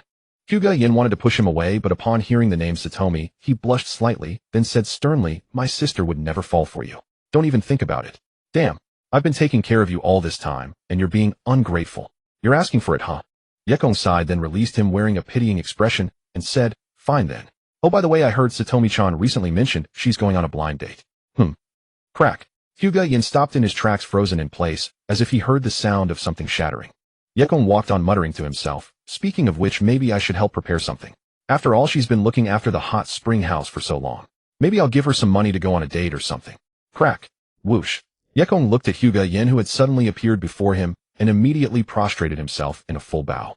A sly smile curled at the corner of his mouth. "You little rascal, trying to outdo me. Ha. Lord Kong. My sister is 171 centimeters tall, weighs 48 kilograms. Her birthday is March 1st, and she loves hot springs, grilled meat, and small animals. She's actually quite timid and shy. The training ground she visits every day is. If you find it suitable, you can threaten her with my life to make her comply. Please, I beg you, don't let Satomi-san go on that blind date." After saying that, he thumped his head heavily on the ground. Yekong blinked. Well, you're supposed to be the honest type, but you're betraying your sister this thoroughly. Truly my brother-in-law. Ha. He pulled Hyuga Yin to his feet, and the two hooked arms around each other's shoulders like long-lost brothers. As for the previous grudges, they were already gone with the wind. That day, Kong was still pondering how to continue misleading Hyuga Yin when a letter arrived from the front lines. It was a letter from Tsunade asking Kong to check on Naberi. The intelligence came from Orochimaru, who reported that Naberi had been dispatched to the border of the Rain country, which worried her. Kong considered this for a moment. Naberi's strength was such that Tsunade truly had no reason to worry, but it had been quite some time since they last met, so he decided to go and check on him anyway. Speaking of which, Minato Namikaze hadn't appeared in the village for quite some time, either, while Kushina had basically stopped taking missions altogether. Kong entrusted Misato with watching over the hot spring house before heading toward the border region between the Fire Country and the Rain Country. Kirigakure hadn't formally declared war on Konohagakure, but their covert tactics kept multiplying. If left unchecked, these maneuvers would inevitably spark larger conflicts. So Hiruzen Sarutobi had assigned Naberi to this sector, coordinating with several elite squads to conduct guerrilla operations against Kirigakure. When encounters occurred, they'd simply drive them back. Otherwise, it was just routine patrol work, light and straightforward. At least until Kirigakure formally declared war on Konoha, he'd face minimal danger. Within a temporary forward camp, Kong successfully located Naberi. Long time no see, Kong. It was midday, and the camp sat near a small stream. The group still had the leisure to prepare a meal, gathering wild vegetables and fruits, catching some game to make do. Seeing this, Kong couldn't help but remark speechlessly, "You're living better than me. Your sister actually had me check whether you're still alive." Ha! Naberi laughed heartily, casually made his way to the fire to begin his meal, and said between bites, "You've always been like this. But tell me, is my sister doing all right?" Kong didn't hold back either. He walked over, grabbed a roasted fish, and started eating, while casually responding, "What could possibly be wrong with her? Same old routine. She wouldn't stay put in the village like she should, insisting on going to the front lines to suffer. TSK. With Tsunade's seniority and prestige combined with her role as a medical ninja, she had no need to go to the front lines at all. And even if she did go, it wouldn't change anything." Naberi fell silent at these words, his eating slowing as he seemed to be deep in thought. Kong took the opportunity to continuously reach into the pot, not caring whether it was hot, and soon the contents were gone. Naberi muttered, "I told my sister I'd become Hokage, but she seemed unhappy about it. Kong, do you know why?" He looked up at Kong. Kong set down his chopsticks and glanced at him before saying, "Hokage isn't exactly a desirable position. It would be strange if she were happy about it." The two Konoha ninja nearby remained silent, eating in their own world. Naberi gave a bitter smile. In all of Konoha, only Kong would dare to speak like this, and actually have the audacity to say it. Yet what made it even more striking was that all the jonin of Konoha, including Hiruzen Sarutobi himself, understood that Kong could say such things to his face without any consequences. Boom. Just then a massive explosion echoed from the distant forest. Naberi and the others' expressions hardened, and in the next moment, they vanished from where they stood, rushing toward the source of the blast. Kong muttered under his breath about the trouble and followed. Moments later, they arrived at the scene and found only one severely wounded figure lying on the ground. Naberi stepped forward to examine the injuries and could tell there was no saving him. Half of his body had been blown apart. "The seven," he managed to say before his head tilted slightly and his breath ceased entirely.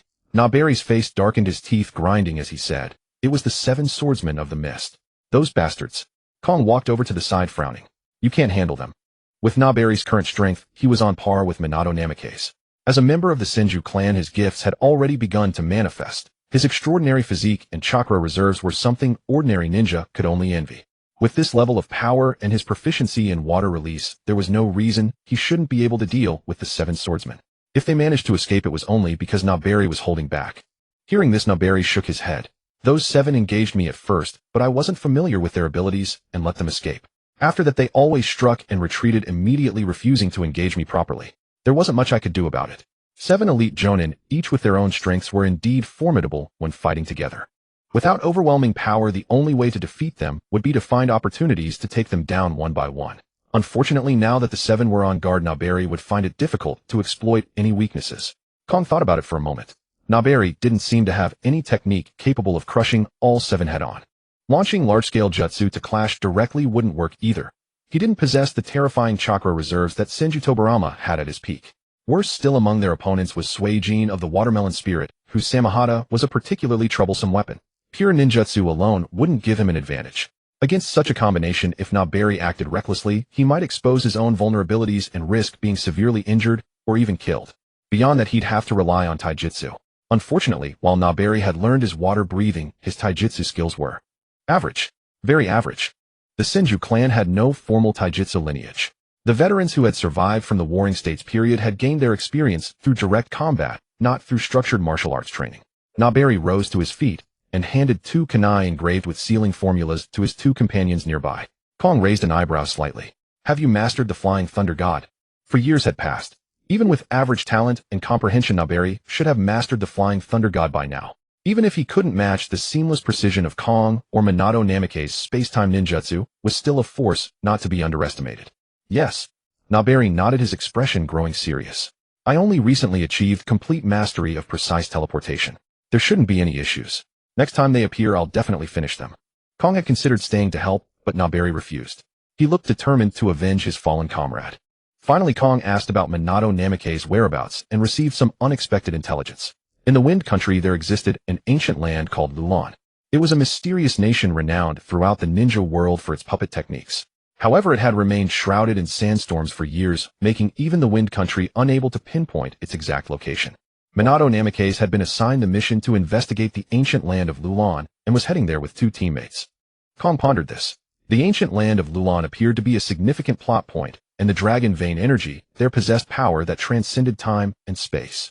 Though it might not exist in the same timeline, he was quite interested in that kind of power.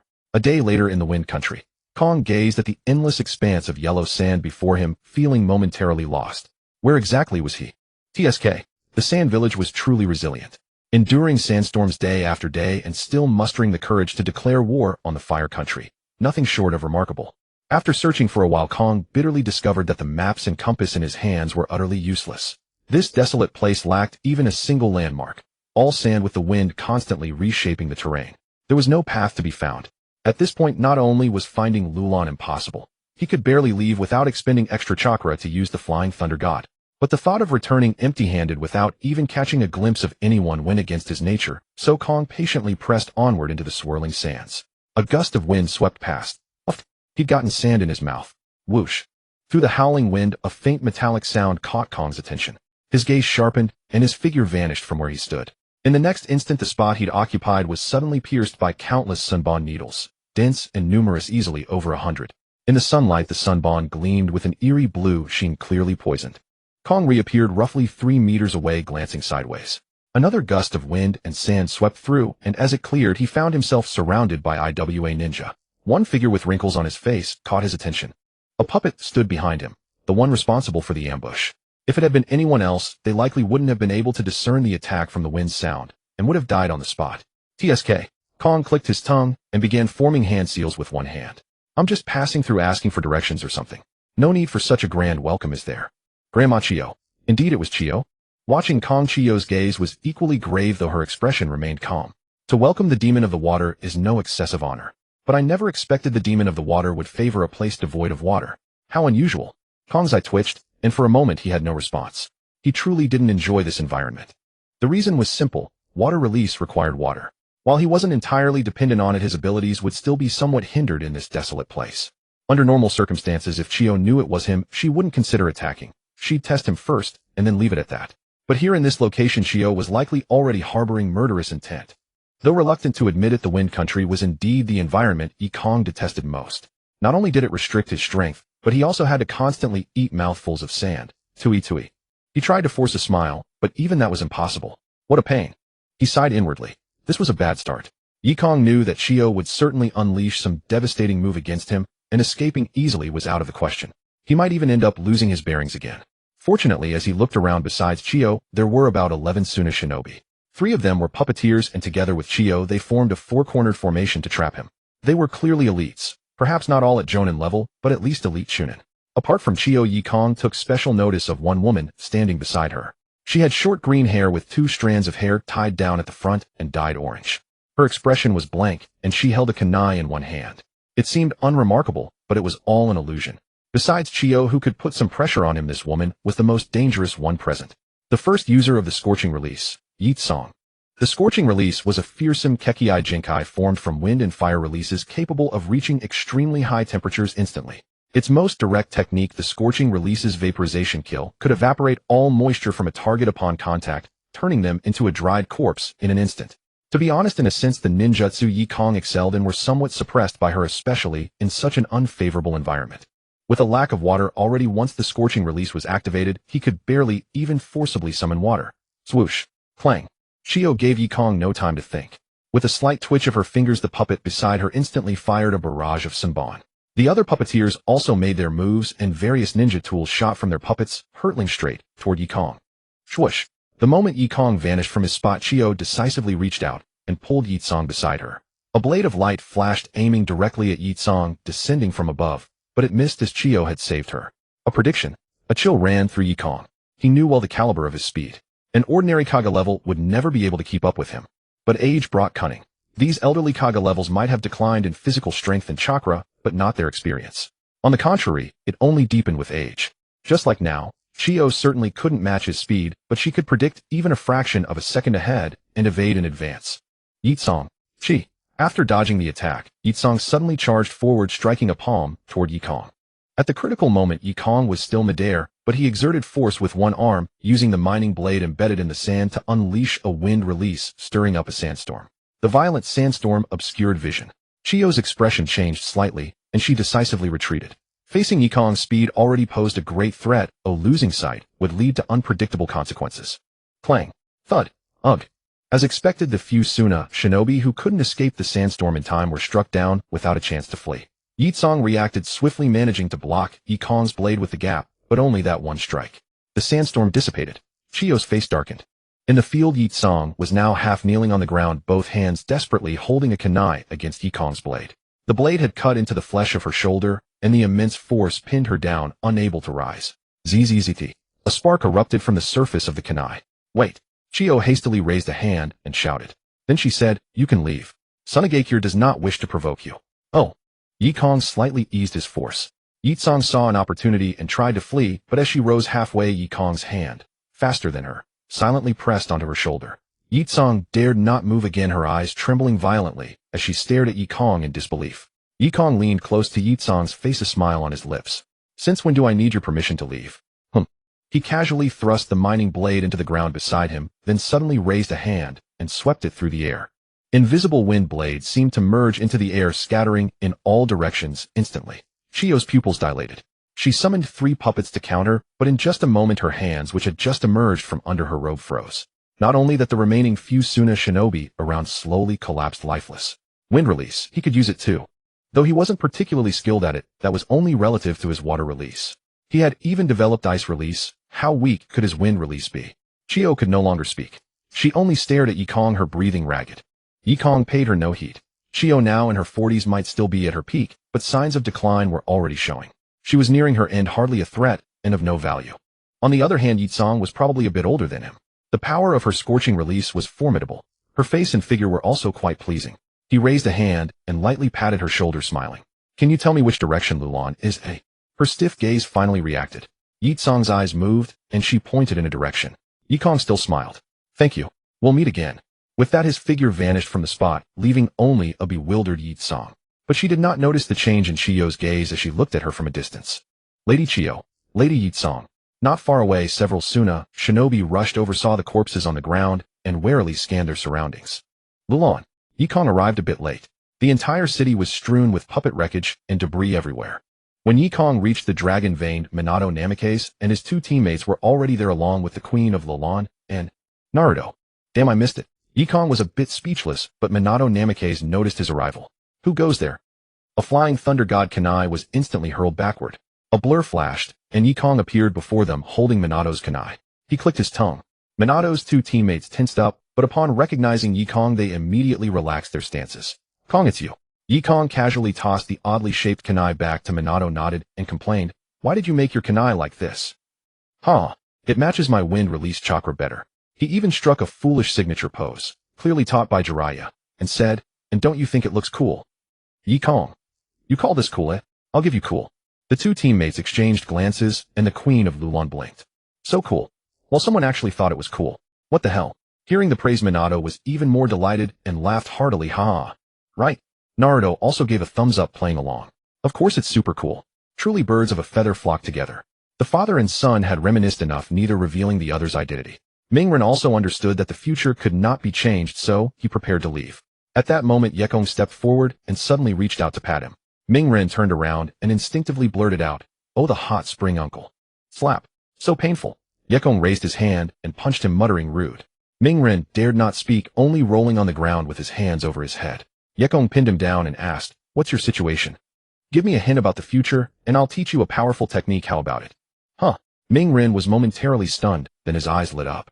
Really? Of course. Receiving Yekong's affirmative answer, Mingren scratched his head and muttered, but you've already taught me so many techniques. Rasengan sun breathing sage arts. Huh. Mid-sentence Mingren froze, then realized that many of the techniques in his mind had vanished. Seeing this, Yekong nodded, understanding that even a parallel timeline had its effects. Hearing Mingren's words, he simply decided not to teach him any ninjutsu in the future, leaving Mingren dumbfounded. Mingren finally behaved, sitting on the ground and saying, well, the future uncle is very rich, and he's always getting beaten up by Granny Tsunade. Also, the villagers all respect you, calling you the hero of the village. Yekong nodded and raised his hand to stop him from continuing. That's enough. Actually, what you said earlier was more important. Sage arts. If Mingren hadn't mentioned it, I would have truly forgotten. I need to figure out how to acquire it, so I'll have to find Tsunade. Also, sun breathing. When did he learn that? Are you ready? Boom. While Yekong was deep in thought, Bluffing Shuimin, not wanting to influence Mingren due to his own presence, refrained from acknowledging him. Instead, he directly activated the Dragon Vein's energy, while simultaneously casting a sealing technique to erase the memory of those present. As the powerful Dragon Vein energy surged forth, Mingren's figure vanished within it. Bluffing Shuimin then began casting a mass memory seal, but when the seal was applied to Yekong, a problem arose. A puff of white smoke rose and the seal beneath Yekong's feet dissipated. Bluffing Shuimin recoiled 2 steps from the chakra backlash, staring at Yekong in shock. Kong, your chakra.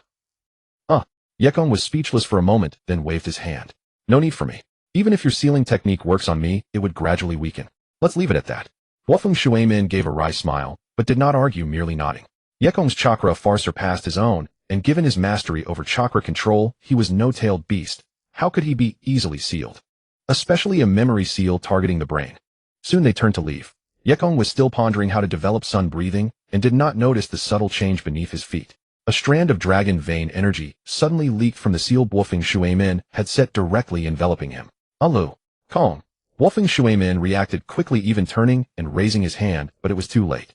Yekong's figure was swept away by the Dragon Vein and vanished. Bluffing Shuimin stared at the dissipating Dragon Vein energy, his expression shifting between gloom and uncertainty. The scene fell into dead silence. What should we do? His two teammates looked at him blankly, at a loss. Meanwhile, Yekong felt himself being squeezed by a force, then swept into it, landing in an unknown place. Just as he was puzzled, the surrounding pressure vanished. Yekong felt a lightness in his body, and the sensation of stepping into emptiness made him instinctively gather a stream of wind-released chakra to slow his descent. Splash. A hot spring.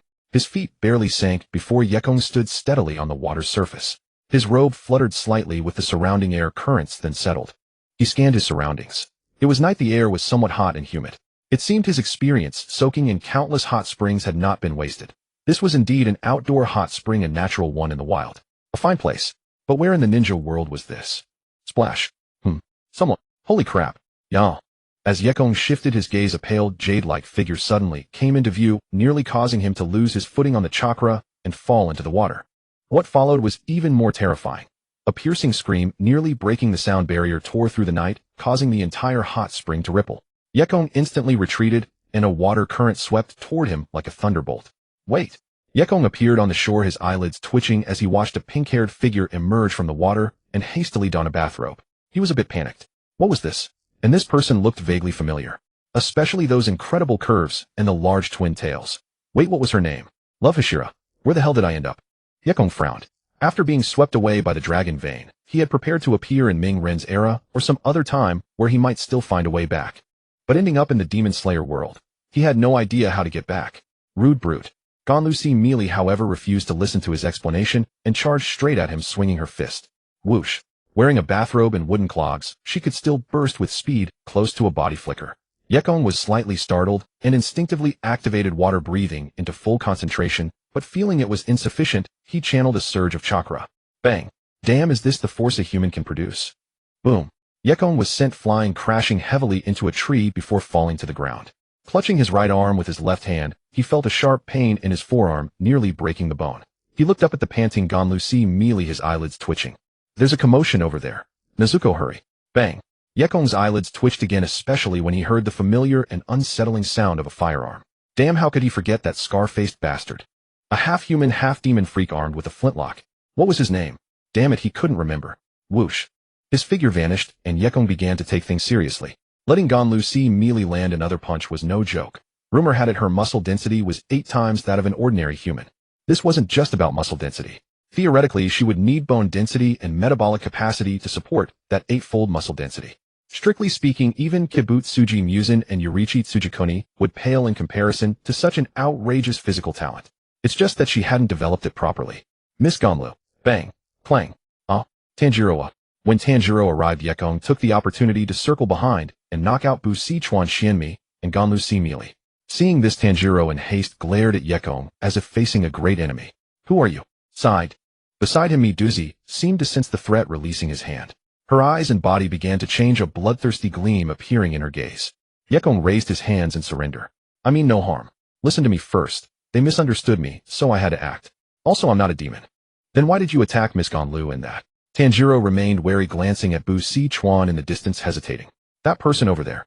Huh. So it turns out I'm not the only one who forgot his name. That's a relief. For some reason, a strange sense of balance settled in. In the Swordsmith village, it took considerable effort for Yuzora to explain that he was no enemy. He asked Tanjiro and Nezuko to help carry the two back, though he had briefly considered simply picking up Mitsuri Kanroji. She looked like she would be comfortable to hold. However, after taking that punch, his confidence wavered. He feared she might wake mid-journey and lock him in a rear-naked choke, leaving him with no escape and no one to cry to. This kind of raw, physical explosive power was unlike chakra. Aside from Tsunade, Yuzora had never encountered anyone who could fuse chakra enhancement with physical strength so seamlessly. Chakra required time to circulate through the tenketsu to the arm, a delay far too slow compared to neural signals triggering muscle response. Under no circumstances could the two achieve perfect synchronization. Therefore, raw physical power and chakra-enhanced force were fundamentally different. If they were not, then among all ninja who possessed chakra, and some with greater reserves than Tsunade, how many could casually wield such monstrous strength? I am most apologetic. Gomen Nasai. Watching Mitsuri Kanroji, who upon awakening kept bowing and offering New Year greetings, Yuzora waved his hand and forced a smile. And no, it's fine. I trespassed here by accident. I should be the one apologizing. Mitsuri Kanroji raised her head, her face nearly pressing against Yuzora's. Her tear-streaked expression, previously shrouded in sorrow, suddenly brightened. Oh really? What a rapid change of demeanor. What else could he do? Of course he forgave her. Yuzora's right arm still throbbed with pain, but such minor injuries would heal in due course. Lady Mitsuri, Lord Tanjiro, dinner is served. Today we have eel rice. Eel rice. Upon hearing about the meal, Mitsuri's eyes lit up. She ran over, accepted the food, offered another round of thanks, and then devoured it voraciously. Within moments, a pile of 7 or 8 large bowls accumulated before her, yet her abdomen showed no sign of change. Such an appetite. Truly a unique physique then. Yuzora observed the scene with contemplation, but the sight made Mitsuri self-conscious. She covered her stomach, her face flushing red, and stopped eating. After another brief explanation, Yuzora began piecing together the events and contemplating how to return. Could it be because of the Hinakami Kagura? Since he had obtained the Hinakami Kagura through this accident, then if he mastered it, he could complete the causal chain and return home correct. Yes, that was currently the only possibility. With that thought in mind, Yuzora turned his gaze toward Tanjiro. Mitsuri had nearly finished eating and was now playing with Nezuko, who lay on her back like a kitten, exposing her belly for Mitsuri to stroke. Ah, so adorable. Shaking his head to clear his thoughts, Yuzuru waited until Tanjiro finished his meal before asking about the Hinakami Kagura. In this timeline, the sole inheritance of the Hinakami Kagura was the dance passed down through Tanjiro's family for generations. It was in fact a set of techniques that could only be wielded through the specialized breathing method, the sun breathing. It was equivalent to the complete techniques of the sun breathing. The so-called sun breathing was the original breathing style pioneered by Yoriichi Tsujikuni according to his innate talent.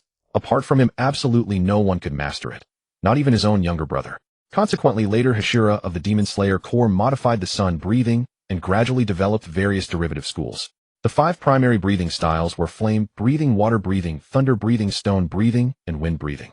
Each breathing style possessed a complete lineage of foundational techniques that had never been severed.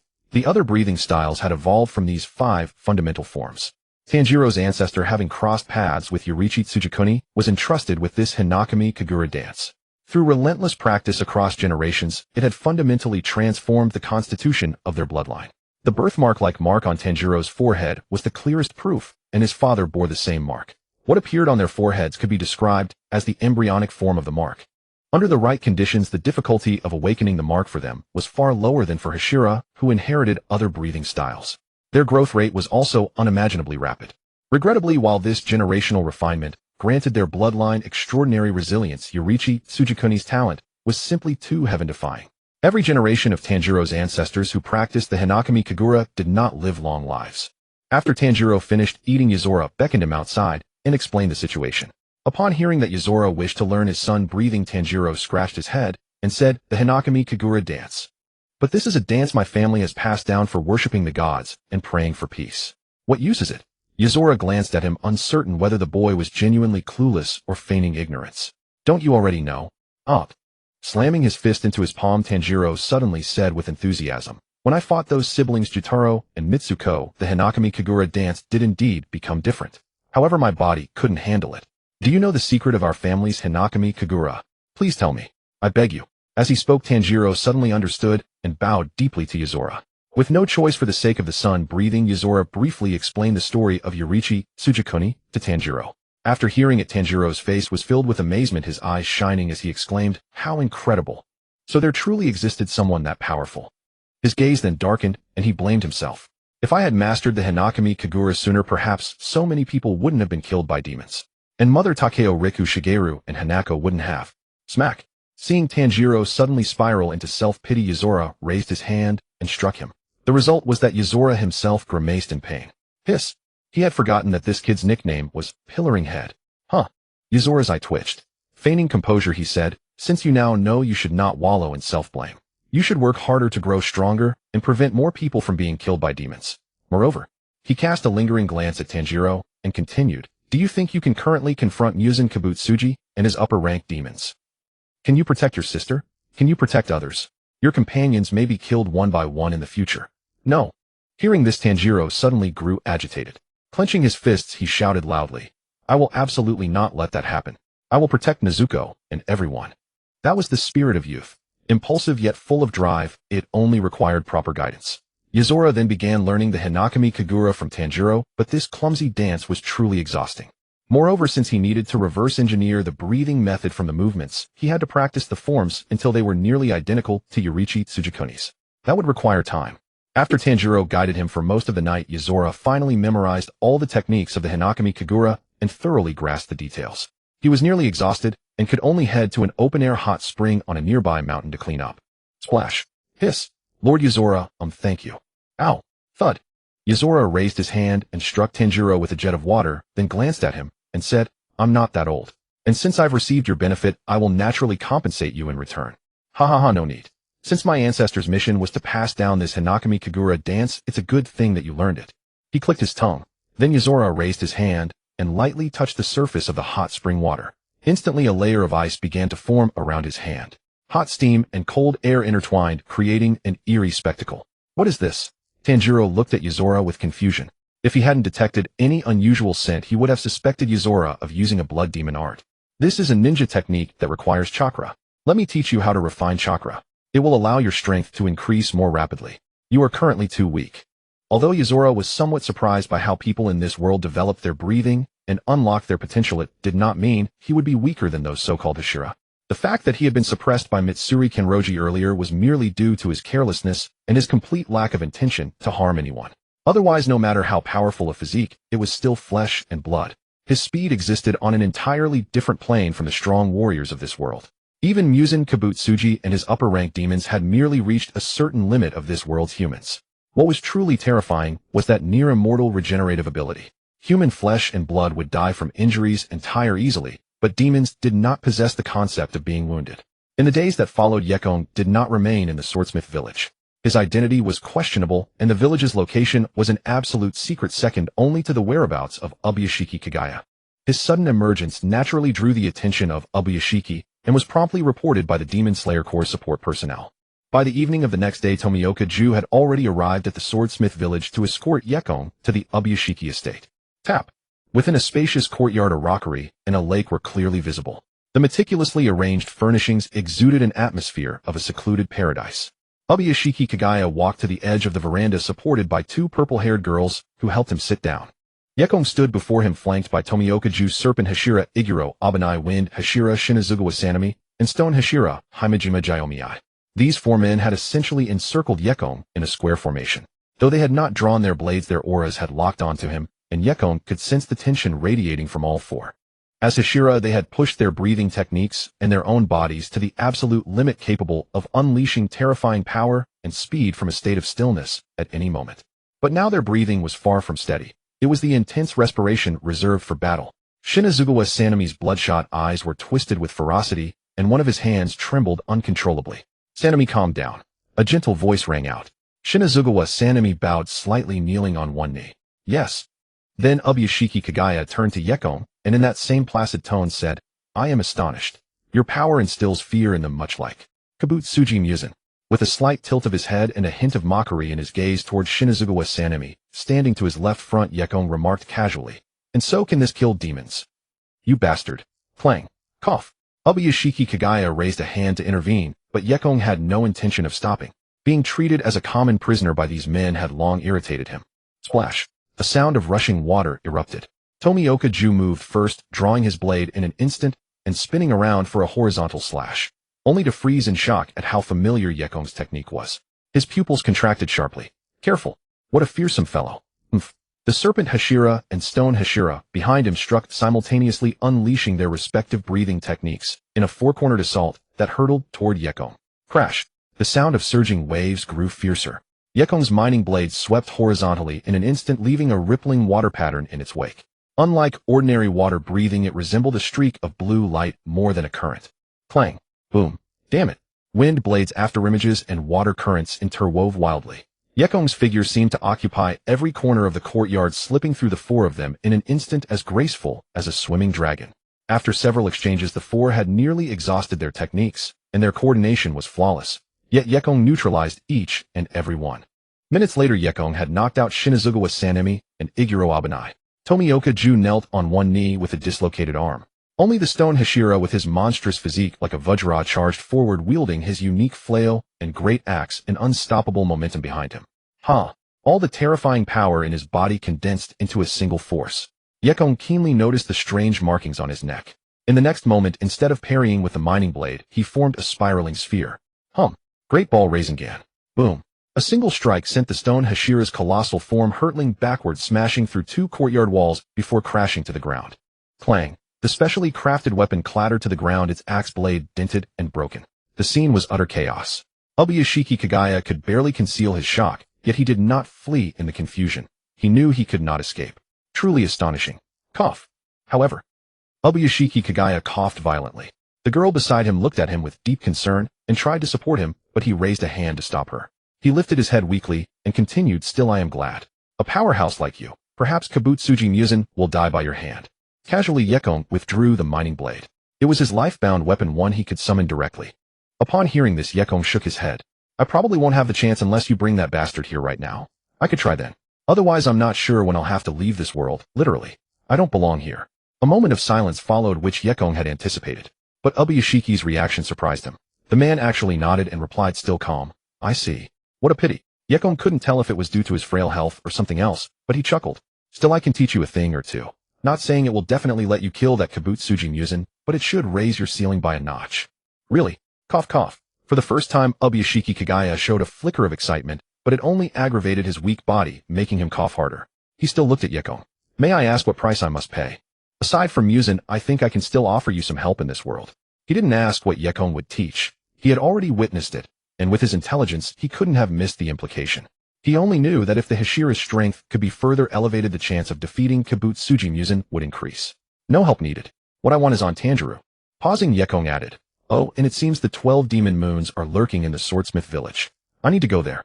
You folks discuss among yourselves who will learn what I leave behind. If I'm not back in time, you can get it from Tanjiro. Farewell. Swish. With that, Yekong vanished before the eyes of Ubuyashiki Kagaya and the Hashira, who had regained consciousness. Tomioka Ju stared blankly. Thud. Himajima Jiomi, the stone Hashira, supported himself on the crumbling wall as he walked back, clutching his chest. He sighed, what terrifying power. But it seems he bears no hostility. Then Ubuyashiki Kagaya ordered the more severely injured Himajima Jiomi to return and recover, while the other three were to head to the swordsmith village to see if they could help. Master, what about your safety? It's fine, Kabutsuji Musen cannot find me. Go. After soothing them and sending them off, he slowly rose with the help of the girl beside him and walked into the inner room to lie down. He could barely stand anymore. Because his bloodline was of the same origin as Kabutsuji Musen's, the male members of the Ubuyashiki clan had always been short-lived. None lived past 30, dying of old age. His body was now on the verge of collapse with little time left. On the other side, Yekong's return to the swordsmith village was not merely to protect Tanjiro. Tanjiro might not have reached the level of a Hashira, but if pushed to the limit in battle, he could forcibly activate the mark and even enter the transparent world state. He had come back here for a different purpose entirely. A few days later, at the village chief's residence in Katana Smith Village, the village chief Tsuchigawa Tajin was an elderly man with white hair and a Hinamara mask.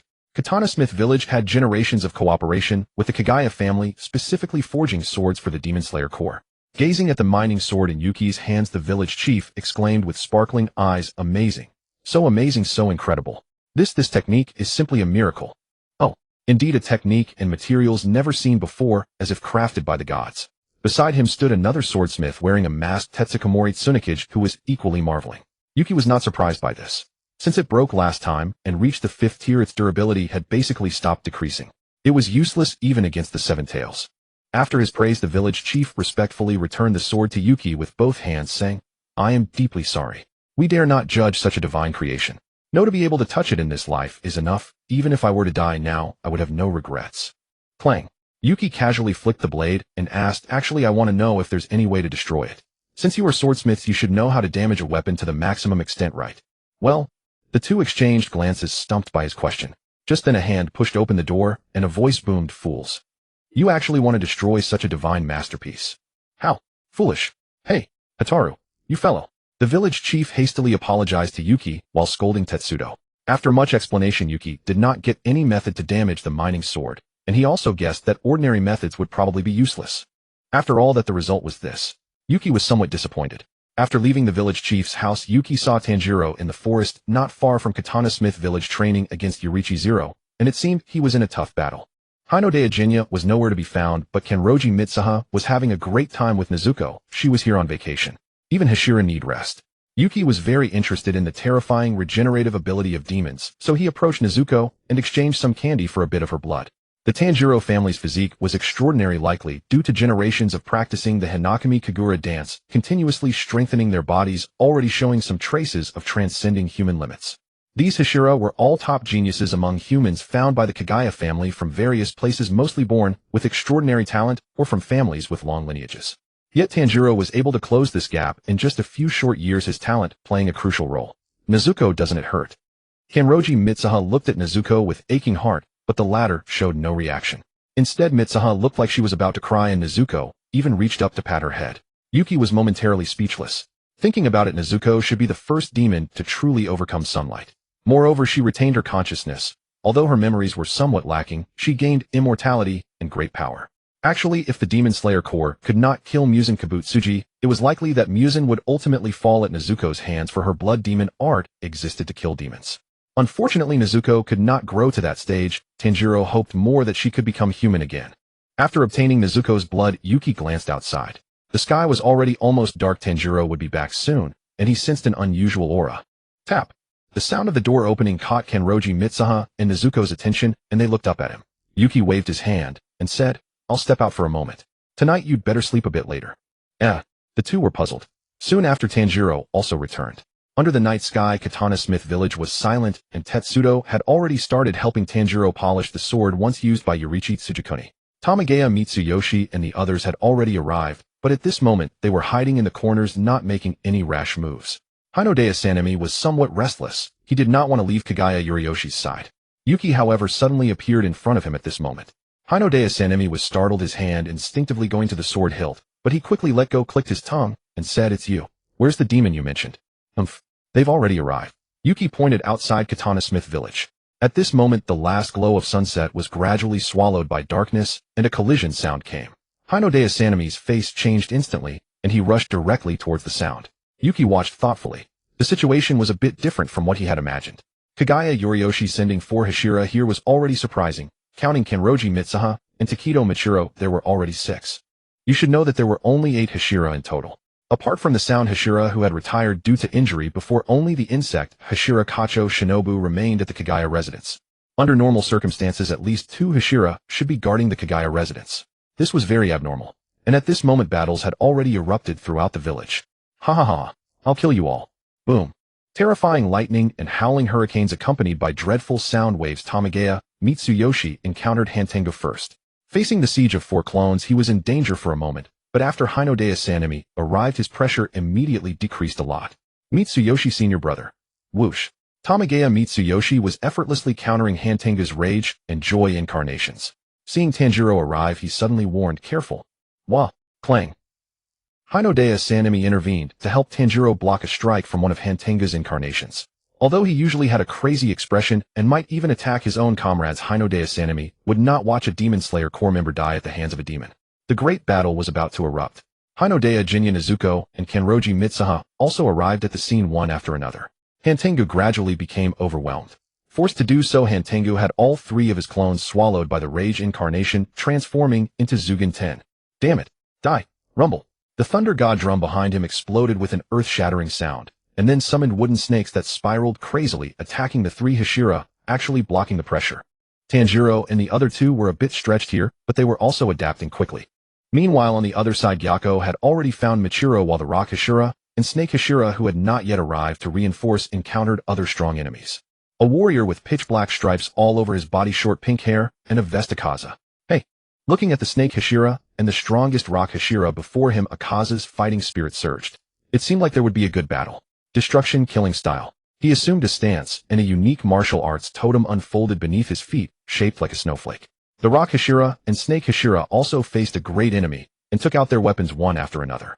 Noticing the lightning in the distance, the Rock Hashira suddenly reminded the Snake Hashira, "There are 3 over there, and that boy Tanjiro. Dealing with one upper rank should be no problem, but Kacho might be in danger. You go, I'll handle him." The Snake Hashira said solemnly, "Are you sure?" "Probably." The Rock Hashira gripped his weapon tightly. He was the oldest among all Hashira and the strongest, who had already awakened the mark in the transparent world. If all Hashira individually facing an upper-rank demon had a win rate of no more than 20%, then only he might not lose against any upper rank. Yekong was momentarily confused about the situation in the Swordsmith village, but following his instincts, he arrived at the village's outskirts and blocked the most powerful aura, preventing it from approaching.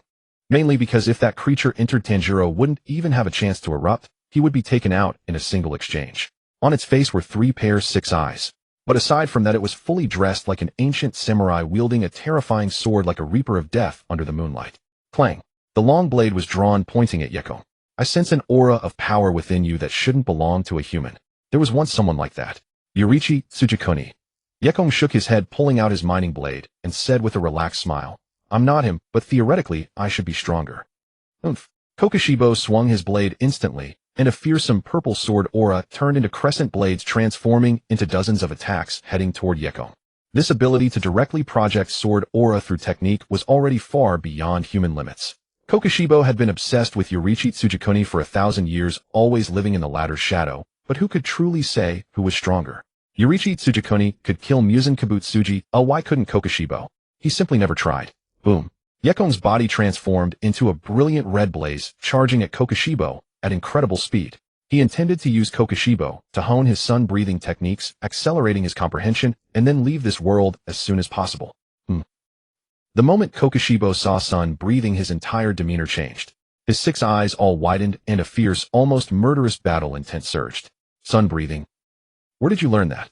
Yekong did not answer, but instead kept clashing with him, rapidly familiarizing himself with the moves and rhythm of sun breathing. Boom. Meanwhile, as Himejima Jiyomi had predicted, Shinobu Kocho was indeed in great trouble. She was the last Hashira to arrive, so she was intercepted just outside the swordsmith village. The one blocking her way was a figure with white hair, but the top of its head looked as if it had been drenched in blood. In an instant, Shinobu's breathing became erratic, and her gentle eyes were filled with a blend of fury and the flames of vengeance. Kaneo watched her teacher's unprecedented expression, her own countenance subtly shifting as she gripped her sword. At that moment, a hand stopped her. Kaneo, you go. Seeing Kaneo's panicked look, Shinobu shouted directly, go. I will kill this monster with my own hands. Oh my. Doma looked at Shinobu with a contemplative expression, tapped his head with a hand, then, to everyone's disgust, inserted his index finger directly into his brain. After a moment, he smiled and said, I remember now, I remember. It's from that time. You're the little brat who escaped back, then no wonder you look so familiar. I also remember that smell. That was your sister, wasn't it? Shut up. Clang. Shinobu's breathing technique and moves were derived from water breathing, emphasizing lightness and speed. Since she lacked physical strength, she had developed special techniques that used wisteria poison to kill demons. But now she charged at Doma like a madwoman, completely abandoning the essence of the breathing technique. Doma swung his fan, and countless ice flowers materialized out of thin air. The metallic hard ice flowers snapped Shinobu back to her senses, but she was still grazed by an ice crystal as she dodged. A bloodstain appeared on her face. Crack. Doma was the upper rank 2, second only to Kokushibo in strength. Facing him alone, Shinobu was in constant danger, every move perilous. But Doma seemed to be stalling, not immediately delivering a killing blow. Then a serpentine blade suddenly struck from behind, aiming straight for his neck. Oh, another one. His strange multicolored pupils turned to look behind. Abanai Iguro was startled, but his sword still slashed down on Doma's neck with all his might. Yet to Abanai's shock, his strike couldn't sever Doma's neck. Doma closed his fan with a snap, still wearing that eerie smile. A frantic shout came, watch out. And in an instant, Abanai's figure was surrounded by countless ice lotuses. At the center of each lotus was a beautiful lifelike maiden who suddenly opened her mouth and exhaled a stream of freezing breath. Crack. The terrifying cold almost instantly froze the sword in Abanai's hand. Worse, the shattered ice shards like blades cut his body all over, leaving him bleeding profusely. Shinobu then joined the attack, teaming up with Abanai, but the two were still no match for Doma, dangerously close to death. Later, Kaneo tried to assist from the side, but instead gave Doma an opening. In one move, he severely wounded Shinobu, putting her life at risk. Meanwhile, the battle between Akaza and Jiyomi was growing fiercer, with neither gaining the upper hand. Akaza exhausted all his techniques, using destructive killing to its utmost, while Jiyomi, steady and powerful, continuously pressed on Akaza's space, yet still couldn't find a chance to cut off his neck. Slash. One axe blow severed Akaza's arm, but it regenerated in the next moment. This terrifying ability placed the Demon Slayer Corps at a completely unequal disadvantage against demons. On the other side, Michiro Takedo was locked in a bitter struggle against Gyako, but his talent was gradually awakening. Danger lurked at every step, yet as he forcibly activated his mark, a chance of victory emerged. At this time, Hantenga's true form was discovered by Tanjiro. Whether due to an arrangement by Ubuyashiki or not, Inosuke and Zenitsu also arrived. All three had unique perception abilities. After successfully locating Hantengu, he was beheaded by the combined efforts of Ju Tomioka and Sanami Shinizugawa. Thus, the first upper-rank demon was slain. But among the three, only Mitsuri Kanroji had retained most of her stamina, able to rush to other locations for support. In the end, they decided to split up. Ju would go to support the village, while the three kids led Mitsuri toward the outskirts. Racing all the way, the three kids were gasping for breath, but they dared not stop. Tanjiro sniffed the air, pointed at a shrub-covered area ahead, and shouted, over there. The smell of blood. Such a terrible smell of blood. Ugh. Nezuko followed, nodding, her eyes gradually filling with bloodshot veins, saliva dripping from the edge of the bamboo muzzle on her mouth. As a demon, she would be affected by the blood, her instincts aroused, but most of the time, she could overcome them with willpower. Oh, I'm dead, I'm dead. Zenitsu was running fast on the side, screaming, I don't want to die. Mom. Damn it. I haven't even gotten married, haven't confessed to Nezuko. Help. Charge. War rush. Whooshed. They burst through the bushes, and the moment they saw the scene before them, they all stopped dead, frozen in place. Before them, the ground was scarred with crisscrossing ravines and countless explosion marks, whether from sword strikes or something else, covered an area of a kilometer around with countless large trees toppled. Even more terrifying was the ground, a sea of crimson. A river of blood. Hey, no way. Even Inosuke stood there stunned, his boarhead masked with wide eyes.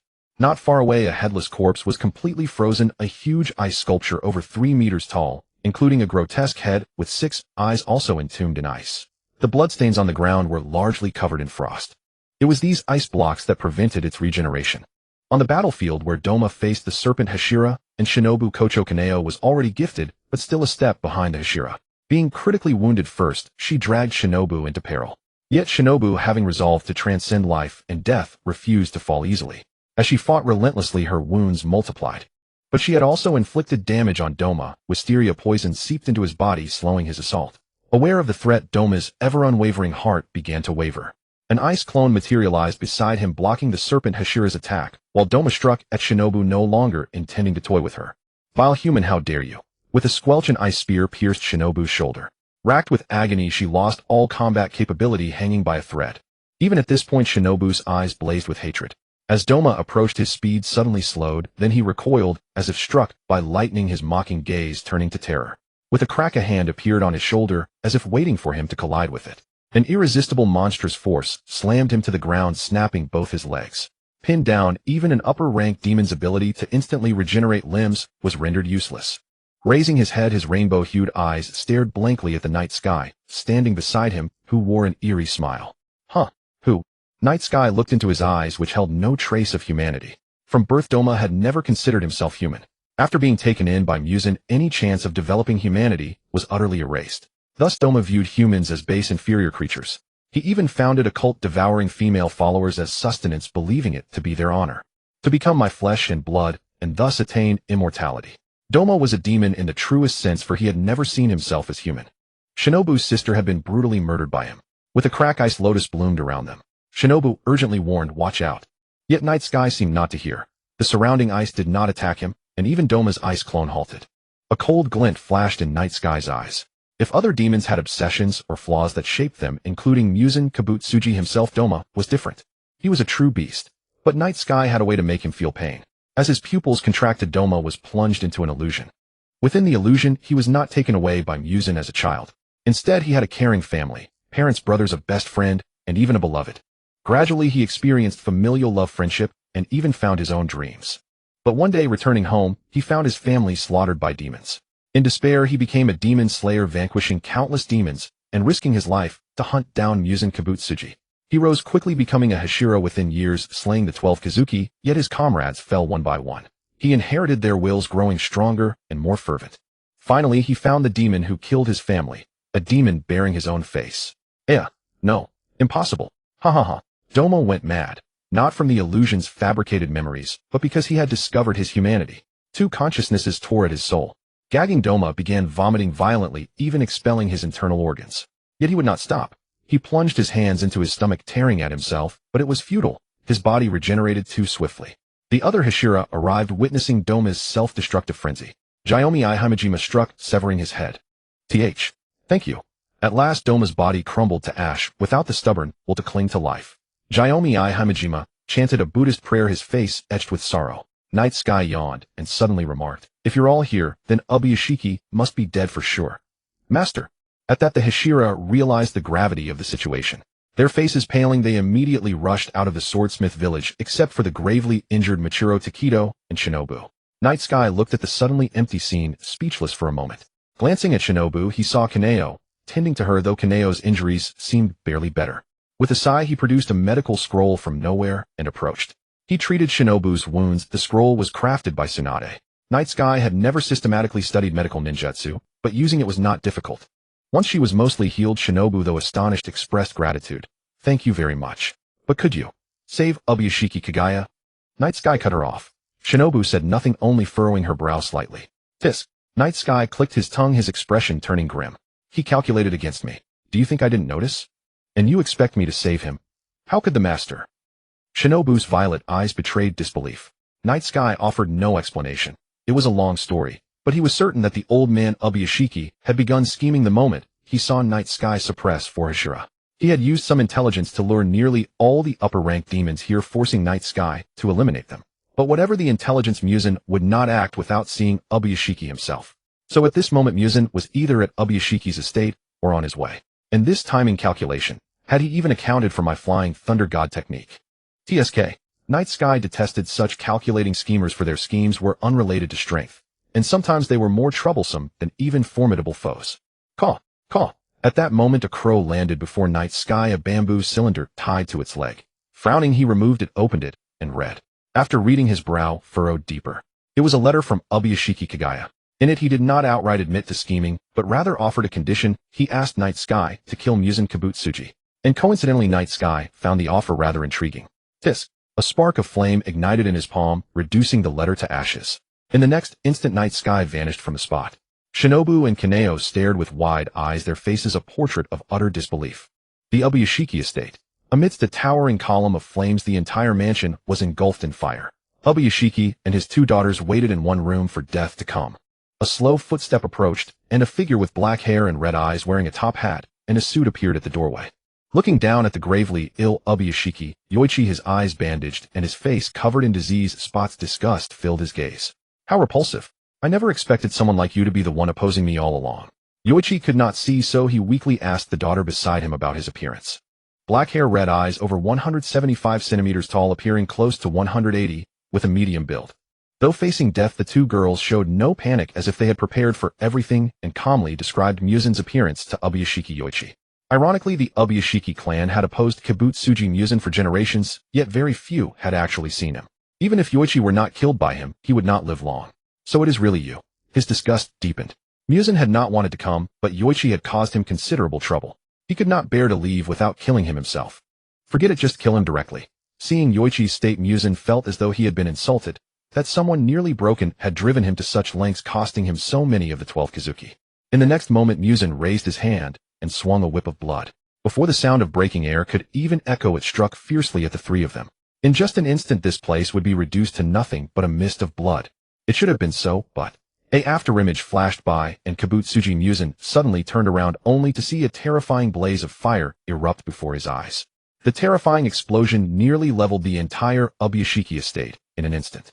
The flames of the blast shot into the sky, and even Muzan, the progenitor of all demons, could not escape this catastrophic explosion. Outside the mansion, Night Sky watched with detachment the half-dead Ubuyashiki Yoichi before him, while the two purple-haired girls beside him were terrified stiff. Raising his hand to pat the heads of the two little girls, Night Sky glanced at the nearly lifeless Ubuyashiki Yoichi and spoke. Your condition should not count once you are dead, right? So you want to seek death? Yoichi was so close to being a corpse that some of his internal organs had likely begun to rot. The excessive strain was only accelerating his body's deterioration. Yet at these words a smile crossed his face, and in a voice barely above a whisper, he said, as expected of a man like a god. However, if your excellency can kill Kibutsuji Muzan before I die, I will honor that condition. As his eyes opened and closed, a faint blue light shimmered in Night Sky's gaze beneath the moonlight. Within 3 minutes, if you die, I cannot guarantee. I will only kill Muzan. A mouthful of foul-smelling blood was spat from his lips. The two little girls hurried to help him clean up, preventing him from choking on his own blood. Then Ubuyashiki Yoichi signaled the two little girls to hand him something, explaining, "This is the antidote for Nezuko researched by Lady Tamayo. Aren't you the one who is about to die?" Night Sky did not retort, instead raising his hand to take it. He then formed a hand seal with one hand, and a shadow clone appeared beside him, took the medicine, and vanished. Kibutsuji Muzan is the progenitor of all demons, the source of every demon. Therefore, if he dies, all demons will perish as well. Nezuko was no exception. Ubuyashiki Yoichi had promised Tanjiro, and it seemed he had also made some kind of deal with Tamayo. He could not kill Nezuko. Then Night Sky's figure also vanished. Ubuyashiki Yoichi, however, spat up a large amount of blood at this moment, and then asked his two daughters to start timing. It was as if he truly intended to endure for 3 full minutes. Meanwhile, Night Sky had already arrived at the Infinity Castle and appeared directly before the injured Kibutsuji Muzan. With a single strike, he severed one of Muzan's tentacles. Countless tentacles came at him like a storm, but Night Sky blocked them all with ease. Gradually, flames began to ignite from the blade in his hand. Sun breathing. The moves of the Fire God dance are all connected. The circular dance and the final flame dance are essentially continuous downward slashes. Night Sky could have crushed Kibutsuji Muzan to death with terrifying speed. Even if he could not kill him, Muzan had no right to contend with him.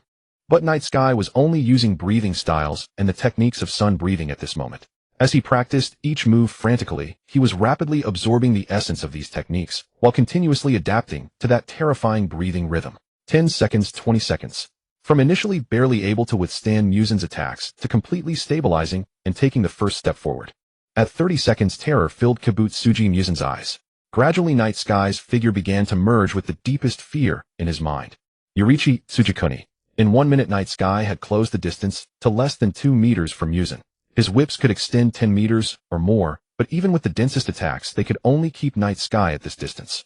Gradually, fear had completely overwhelmed Musen, but he dared not flee. Facing such terrifying attacks, he knew all too well what would happen if he turned and ran. 2 minutes. Night Sky compressed the distance to 1.5 meters, and the blade in his hand was already gradually emitting a red glow.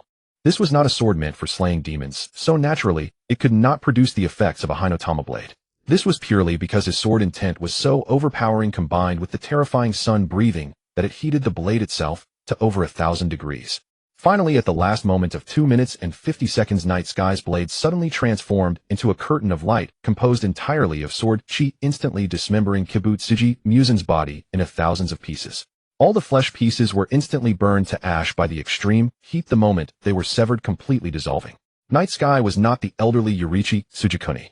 As Musen perished, the Infinity Castle began to collapse. Night Sky also sensed a familiar spatial temporal fluctuation at this moment.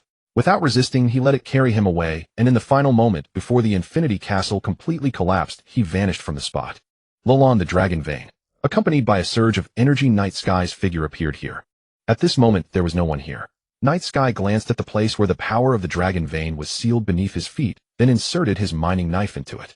A purple energy was gradually absorbed by the knife, and the blade was also gradually changing. Night Sky's eyes narrowed slightly. He had not noticed before, but after this mining knife advanced, he had only assumed that the amount of chakra it could increase with each breakthrough would grow. But in fact, this knife had actually unlocked a special ability at the 5th tier: extraction and enhancement. As long as it fused with certain special energies, it could enhance that energy and thereby grant a terrifying ability. The ability was random. Night Sky could not decide it, but he could influence it. For example, when he was contemplating sun breathing, he unintentionally triggered this ability. Coupled with the Dragon Vein energy also meeting the conditions for special energy, this led to his accidental entry into the Demon Slayer world. After he learned sun breathing, he had completely possessed this ability, the ability to transcend space and time. After learning from the Queen of Lulon that Namikaze Minato and the others had already departed several days prior, Yekong did not linger in Lulon either. Instead, he walked out of the city and gazed at the vast expanse of yellow sand before him, feeling no desire to stay any longer. However, just then he noticed some movement in the wind and sand. Looking closely, he discovered several sand ninja. What lies in that direction? The Queen of Lulon, suspecting Yekong's identity was far from ordinary and noting his acquaintance with Namikaze Minato, did not dare to neglect him. She personally came out to see him off. Upon hearing his question, she glanced toward the direction Yekong pointed, pondered for a moment, and replied, "It should be north of the Wind Country. There lies the largest port there capable of bypassing the Fire Country's borders." Bypass the Fire Country's borders. Where are you headed? Speaking of which, the Wind Country's situation is rather pitiful. Once conflict erupts, it gets squeezed into a corner between the Fire Country and the Earth Country. It appears to be the most aggressive, declaring war on Konoha one day and the Earth Country the next, occasionally invading the Rain Country as well. In reality, the Wind Country suffers from severe resource scarcity. With the Fire Country blocking one side and the Earth Country the other, the Wind Country is left with nothing but sand. How could they not resort to war? After some thought, Yekong followed curiously from behind, arriving at the port after approximately 2 days. He silently blended into the group of sand ninja and infiltrated the ship convoy, where the presence of sailors provided convenient cover for concealment. Splash. Not long after the sand ninja boarded and set sail, they dealt with the ship's crew. Yekong. Well. So this is how you play it, is it? Inspect thoroughly. No survivors must be left on this vessel. Yes. Several sand ninja began searching the ship. Soon 2 of them reached the bottom of the hold. They exchanged a nod and split up to search separately. One sand ninja turned to search and suddenly heard a strange noise. Looking up sharply, he called out, "What is it?" "Nothing. I kicked a box. No one's here. Let's go." The other sand ninja returned and signaled him to follow. The vessel sailed onward, taking approximately a week, with one resupply stop along the way, eventually reaching a sea dotted with islands. After disembarking, Yekong gazed thoughtfully at the waters before him. This wasn't just any sea. It was the Water Country written backward. Throughout the ninja world, each nation's terrain and climate features are quite distinct. The Wind Country is almost entirely desert, while the Water Country consists of numerous islands shrouded in persistent mist. What business does Tsunade here have in the Water Country? Never mind, I'm already here. Let's see what's going on first. Whoosh. Several sand ninja moved swiftly, darting through the jungle. Before long, they crossed an entire small island. and then proceeded directly across the sea surface to the next island. Water walking is one of the fundamental techniques every ninja must master, effectively enhancing chakra control precision. However, for ordinary ninja to maintain this pace across open water, it puts considerable strain on both their chakra reserves and physical stamina. After crossing 2 more islands, they arrived at a mountain pass, where their leader halted.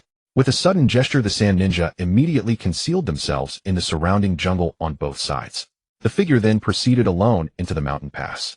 Yekong, hidden in a tree, watched as each sand ninja silently drew their kunai, a question mark forming in his mind. What's happening? They're attacking their own people. Wait. This scene and that silhouette, why does it feel so familiar? Recalling the events, Yekong suddenly understood. He had assumed Yukura came here for some cooperation between Tsunade and Jiraiya, but then he remembered. Yukura had been betrayed by Tsunade to Jiraiya and killed outright. So that means... Swish, swish, swish. Indeed, all the sand ninja threw their kunai at Yukura without hesitation. Completely defenseless against those behind her, she walked forward unaware. Attacks like these caught completely off guard are essentially fatal. Organs would certainly be pierced through. Splash. Clang, clang, clang. A stream of water swept through, instantly deflecting the kunai. The sand ninjas' expressions darkened, and they gritted their teeth. Even though Yukura had discovered them, they charged forward without hesitation, determined to kill her here. Yukura had spotted the ambush and immediately engaged the sand ninja in fierce combat. However, her scorch-release fireballs proved difficult to wield effectively in the water country's damp environment, creating a perilous situation all around. There was no opportunity for communication between the two sides, but Yukura now realized this was a deliberate assassination plot aimed at her. A wave of desolation surged through her heart. Seizing an opening, she burst backward and swiftly formed hand seals. For fireballs materialized behind her, and under her control they instantly slammed into the charging sand ninja, her former comrades. Boom. Watch out. Oh. 2 sand ninja were instantly engulfed in flames. Within mere seconds, only a pile of black ash remained. No trace of their bodies. This is Scorch Release. Its devastating power is absolute. Once struck, there's no time for rescue. The terrifying force sent her flying backward directly into the path of a sand ninja wielding a kunai. In that moment, Yukura's hopes shattered. She was finished. Splash. A sound of flowing water echoed around her. Yukura felt her body grow light, then realized she was still alive. Instinctively, she struggled and sprang to her feet. But the moment she opened her eyes, she collided with a figure behind her. She turned sharply, still wary, but saw no one. Yet she noticed the sand ninja around her falling one by one, and a faint voice whispered in her ear, "Your scorch release is quite good." Another turn, and she suddenly felt her lips touched. Yukura tried to break free again, but a hand grabbed her. The muscles in her back strained, leaving her momentarily weakened as she was pulled back. If you keep moving recklessly, you'll be left with a scar down your back. Yekong twisted his wrist, binding Yukura's hands behind her, then pressed his other hand against her bare back. A warm, tingling sensation spread across her back. Yukura could barely suppress a moan. Tissue regeneration requires drawing heavily from the body's nutrients. It's not something medical ninjutsu can create from nothing. Medical ninjutsu merely uses chakra to activate cellular activity, accelerating natural healing rather than truly curing. After a moment, Yekong successfully stabilized her injuries. Yukura's face flushed crimson and her arms went limp. Her body had clearly been pushed to its limits. When Yekong released her, she began to collapse downward, about to fall to the ground. He reached out to catch her again. Swoosh. But the moment he embraced her, Yukura suddenly tilted her head and kissed him. This sudden encounter brought Yekong no delight, only alarm. He saw that Yukura's mouth held a terrifying ball of scorching fire. Ugh! Hiss! A wave of scorching steam spread between them. Yukura was suddenly encased in frost, completely drained of strength, and cradled in Yekong's arms. Yekong's eyes filled with amusement as he said, "How about we find another place?" Blushing, Yukura's brows furrowed as she demanded, "You planned this?" Blinking, Yekong was momentarily stunned. Great! Now she suspected him. Outside the mountain hollow, a large number of Jiraiya ninjas had already been dealt with by Yekong. Only upon seeing these corpses did Yetsong believe that she had indeed been betrayed. Standing still in silence for a long time, her heart turned to ash. She was hailed as a hero by Tsunade, genius who had rendered many services to the village and even had hopes of competing for the position of the 4th Hokage. Now reduced to such a state, she found it hard to accept for a moment. Yekong walked over, raised his hand to pat her shoulder, and sighed. The shinobi world is like this. Get used to it. Let's go. Where to? A flicker of coldness in her eyes, Yetsong showed no awareness of having been saved by Yekong. Yekong turned back to look at her and said matter-of-factly, "I saved you, so your life belongs to me. Shouldn't you listen to me?" Oomph. How could Yetsong simply follow him? She immediately vanished in a flash, apparently intending to escape. Yekong did not pursue. He shook his head, and his figure disappeared from the spot. What difference did fleeing make? as a discarded pawn of Tsunade, Yekong had no place left in the entire shinobi world. Her only path would be to become a rogue ninja, bear the stigma of a traitor, and skulk across the ninja world. It wouldn't be long before she would come to him on her own. Not paying attention to Yekong was now considering another matter.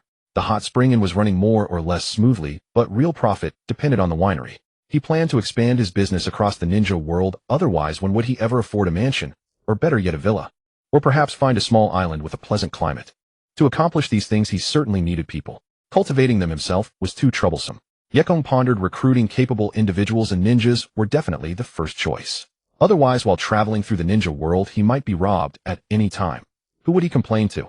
Back in Konoha, Yekong summarized his ideas and began to put them into practice. However, at a critical moment, Hyuga actually let him down and threatened to quit. One day, Hyuga stormed up to Yekong with an angry face, slammed the table, and said in grief and indignation, "Why didn't you tell me earlier that Miss Lee Mei is already married?" Huh? Yekong blinked, bewildered for a moment, scratched his head, and said, "Didn't I tell you?" "No," Hyuga shouted, growing even angrier. He had humbly begged Yekong for help, looked after the winery for him, worked tirelessly like a beast of burden. For what? After finally finding a chance to invite Lee Mei out for a stroll, they had dinner, went shopping, and he even specially prepared flowers. Just when the atmosphere was heating up, Lee Mei suddenly burst into tears of emotion, threw herself into his arms, and poured out her heart. Only then did Hyuga learn that she was already married. Yekong picked his ear, glanced at the doorway where a still charming figure was eavesdropping. Lee Mei was actually very beautiful, like a ripe peach. If her husband hadn't died on the battlefield shortly after their marriage, how could she have come to work at his hot spring inn? All these years she had worked diligently without any scandals. The neighbors urged her to remarry and even arrange blind dates, but she refused them all. During holidays, she would prepare gifts for those around her, and Yekong had received them too. A mature woman who was virtuous, caring, considerate of others. Where could you find such a woman? This brat Hyuga was being ungrateful and didn't know his place. Yekong sighed, spread his hands, and said, "Fine. I'll tell Lee Mei later that you ungrateful wretch drowned yourself." "Why would I drown myself? And when did I say I didn't like Miss Lee Mei?" As he spoke, Hyuga's face turned red. Yekong blinked. "If you like her, why are you throwing a tantrum? Looking for a beating? As for why drowning himself, being widowed sounds better than being divorced, right? Sorry, brother-in-law." Lee Mei outside the door shifted her feet and ran away. Hyuga sensed something wrong and even activated his Byakugan. Catching sight of Lee Mei's fleeing figure, he hurriedly gave chase. "Miss Lee Mei, wait."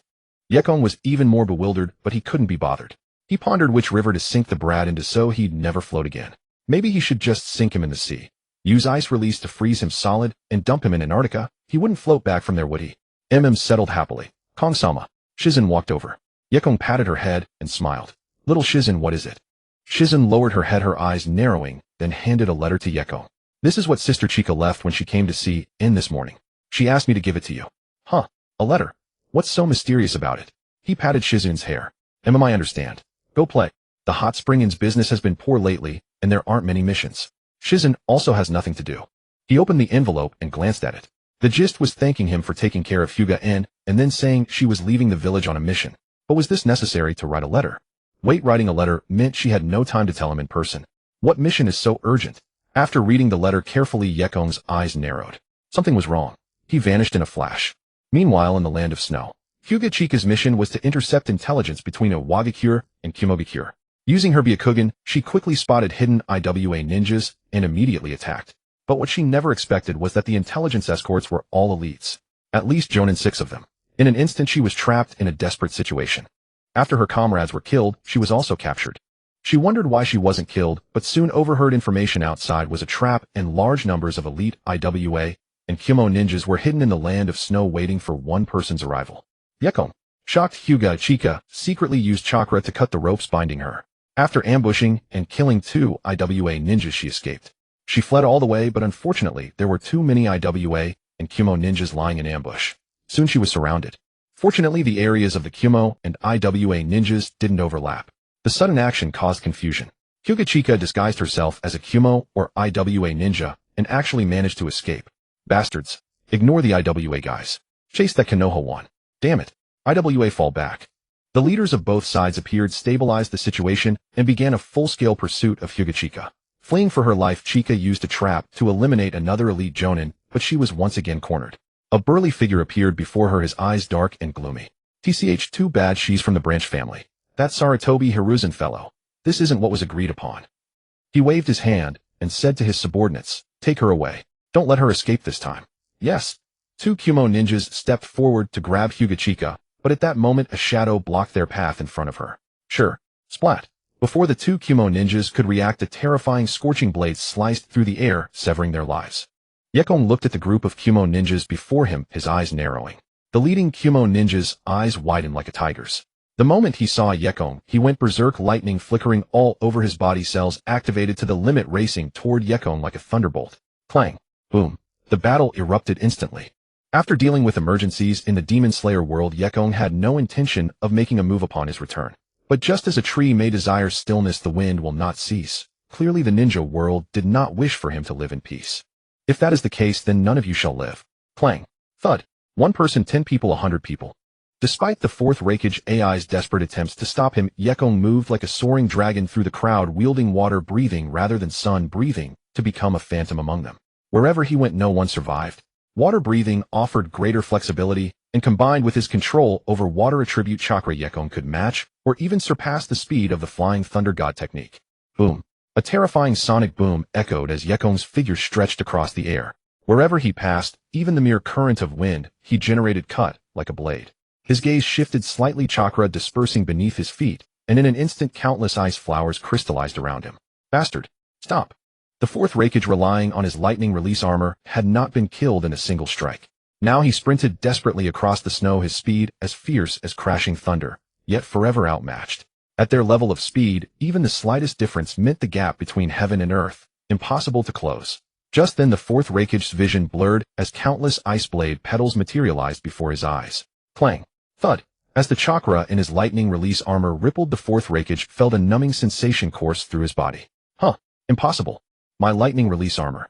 He stopped, his expression contorted in fury, and looked down at his chest.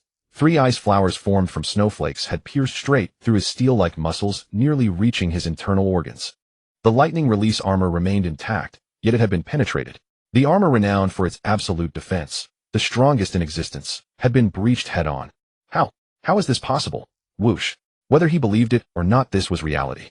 At that moment several more ice flowers struck, and the fourth Hokage AI roared, unleashing his chakra to defend himself. But this time they failed to pierce through.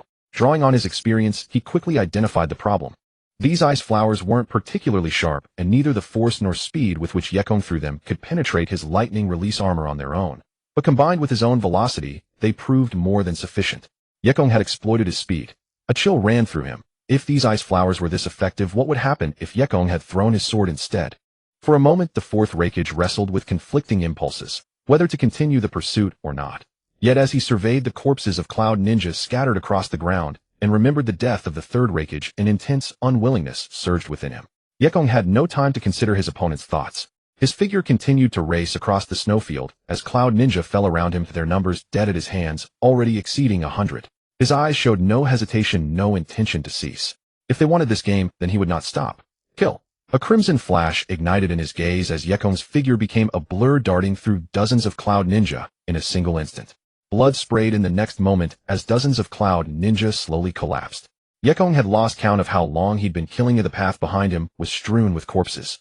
Then without warning, a terrifying chakra surge hit from his side. Dust release limit separation technique. Boom. A white light like a divine sword rending heaven and earth sliced past Yekong's vision, close enough to feel. Beneath Yekong's composed expression, his pupils contracted slightly. That had been too close, truly too close, for this technique to have severely wounded or even killed him. At that moment strange sounds echoed from all around him as 2 more attacks struck. Magnetic release, iron sand rain. Water release, great waterfall technique. A violent water tornado swirling with snowflakes erupted with the force of heaven and earth, while on the other side countless shards of pitch-black iron sand rained down from the sky. Simultaneously a second dust release jutsu was already forming. At this moment Yekong had only one option: escape using the flying thunder god technique, but he had no intention of doing so.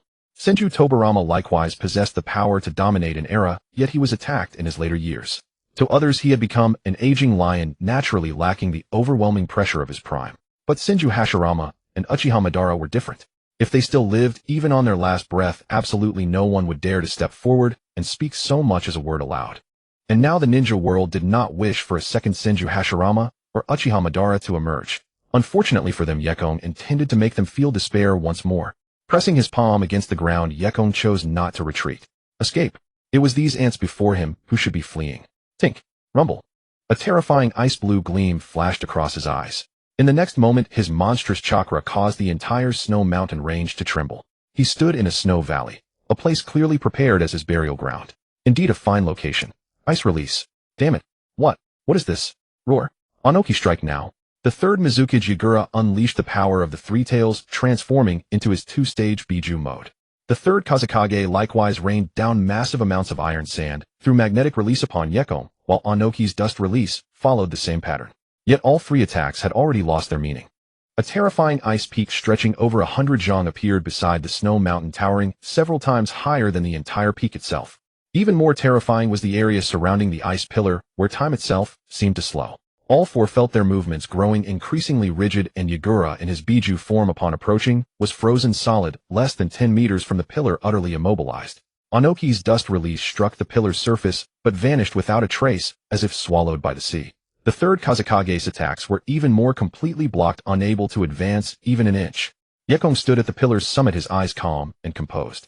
This was his ultimate ice release technique, which he called Ice Release Pillar of Creation. Hiss! A wave of cold energy was drawn into his body. Sensing danger, even terror, Anoki and the others tried to flee, but with the roles now reversed, there was no way they would escape so easily. Wanna leave? His indifferent voice carried the weight of divine judgment. Yekong slowly raised his hand and grasped the sword embedded in the ice peak summit. Bakayuru. Bijidama. Boom. At that moment, a terrifying beam of light erupted from the distance, illuminating the entire sky and earth. The shocking chakra fluctuations formed a ring-shaped shockwave, melting ice and snow and cracking the earth in its path. The Biju's ultimate killing technique versus the Pillar of Creation. Yekong's pupils contracted slightly. He hadn't expected Karabi to be here as well, nor that he had already mastered the Bijidama. Ting. Glancing down at the Pillar of Creation beneath him, Yekong saw that the enormous chakra opposing the Bijidama was already trembling. It hadn't collapsed yet, but it was only a matter of time before it did. The leader was said to possess infinite chakra. Perhaps not truly infinite, but certainly beyond what any ninja could imagine. Just this single Bijidama's chakra, if converted to numerical values, would surely exceed 1,000. No conventional ninjutsu could compare. Boom. Thud. With everything at stake, Yekong now faced 4 Kage alone, including 2 Jinchuriki. A great battle was inevitable. If that is the case, then let us fight. The land of snow, a realm perpetually blanketed in ice and snow, a world seemingly forever white, was now stained with a layer of crimson. Corpses lay scattered across the mountains, and fields, ravines crisscrossed the land, and everywhere one looked there were broken walls and shattered ruins. Whoosh! Yekong, drenched in blood, stood in the snow. The flame on the blade in his hand gradually dissipated as he withdrew it from the chest of a corpse. And at that moment, the corpse lying before him was none other than the third Kazekage.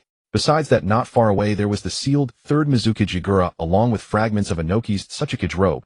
He had been rescued by the IWA ninja at the cost of their lives. Further off, several massive octopus tentacles lay on the ground. The fourth Reikage had been pierced through by Yekong's blade, his fate unknown, but he was forcibly rescued by Killer Bee's complete tailed beast transformation. Gulp. This. What is this? The great battle had lasted an entire day. The snow ninja of the land of snow had appeared, but all fled in terror. And at last the arriving ninja were from Konoha, among them figures familiar to Yekong. Namikaze Minato, along with Kakashi Obito and Rin beside him. They had been passing through on a reconnaissance mission when the terrifying commotion, detectable even from over 10 miles away, drew them in. Naturally, they were not the only ones drawn here. A large number of Konoha's elite from the Fire Country border, including the Uchiha, Hyuga, Sarutobi, Nara clans. And of course the Umbu, who had been closely monitoring the situation. But at this moment all of them were struck dumb, not daring to approach Yekong even half a step. Some were so terrified they collapsed to the ground. Yekong's gaze at that moment was too fearsome, especially the nightmarish scene of mountains of corpses and seas of blood around him, which pressed his overwhelming aura straight into their souls. In the eyes of ordinary ninja, the sky behind Yekong was dyed crimson, and the terrifying pressure almost solidified into a tangible form. As he stepped toward Namikaze Minato, the murderous aura on Yekong gradually receded. By the time he stood before Minato, Yekong had returned to normal, and the intense, suffocating killing intent dissipated. A bead of sweat rolled down Namikaze Minato's forehead as he inquired, "Hey Kong, are you alright?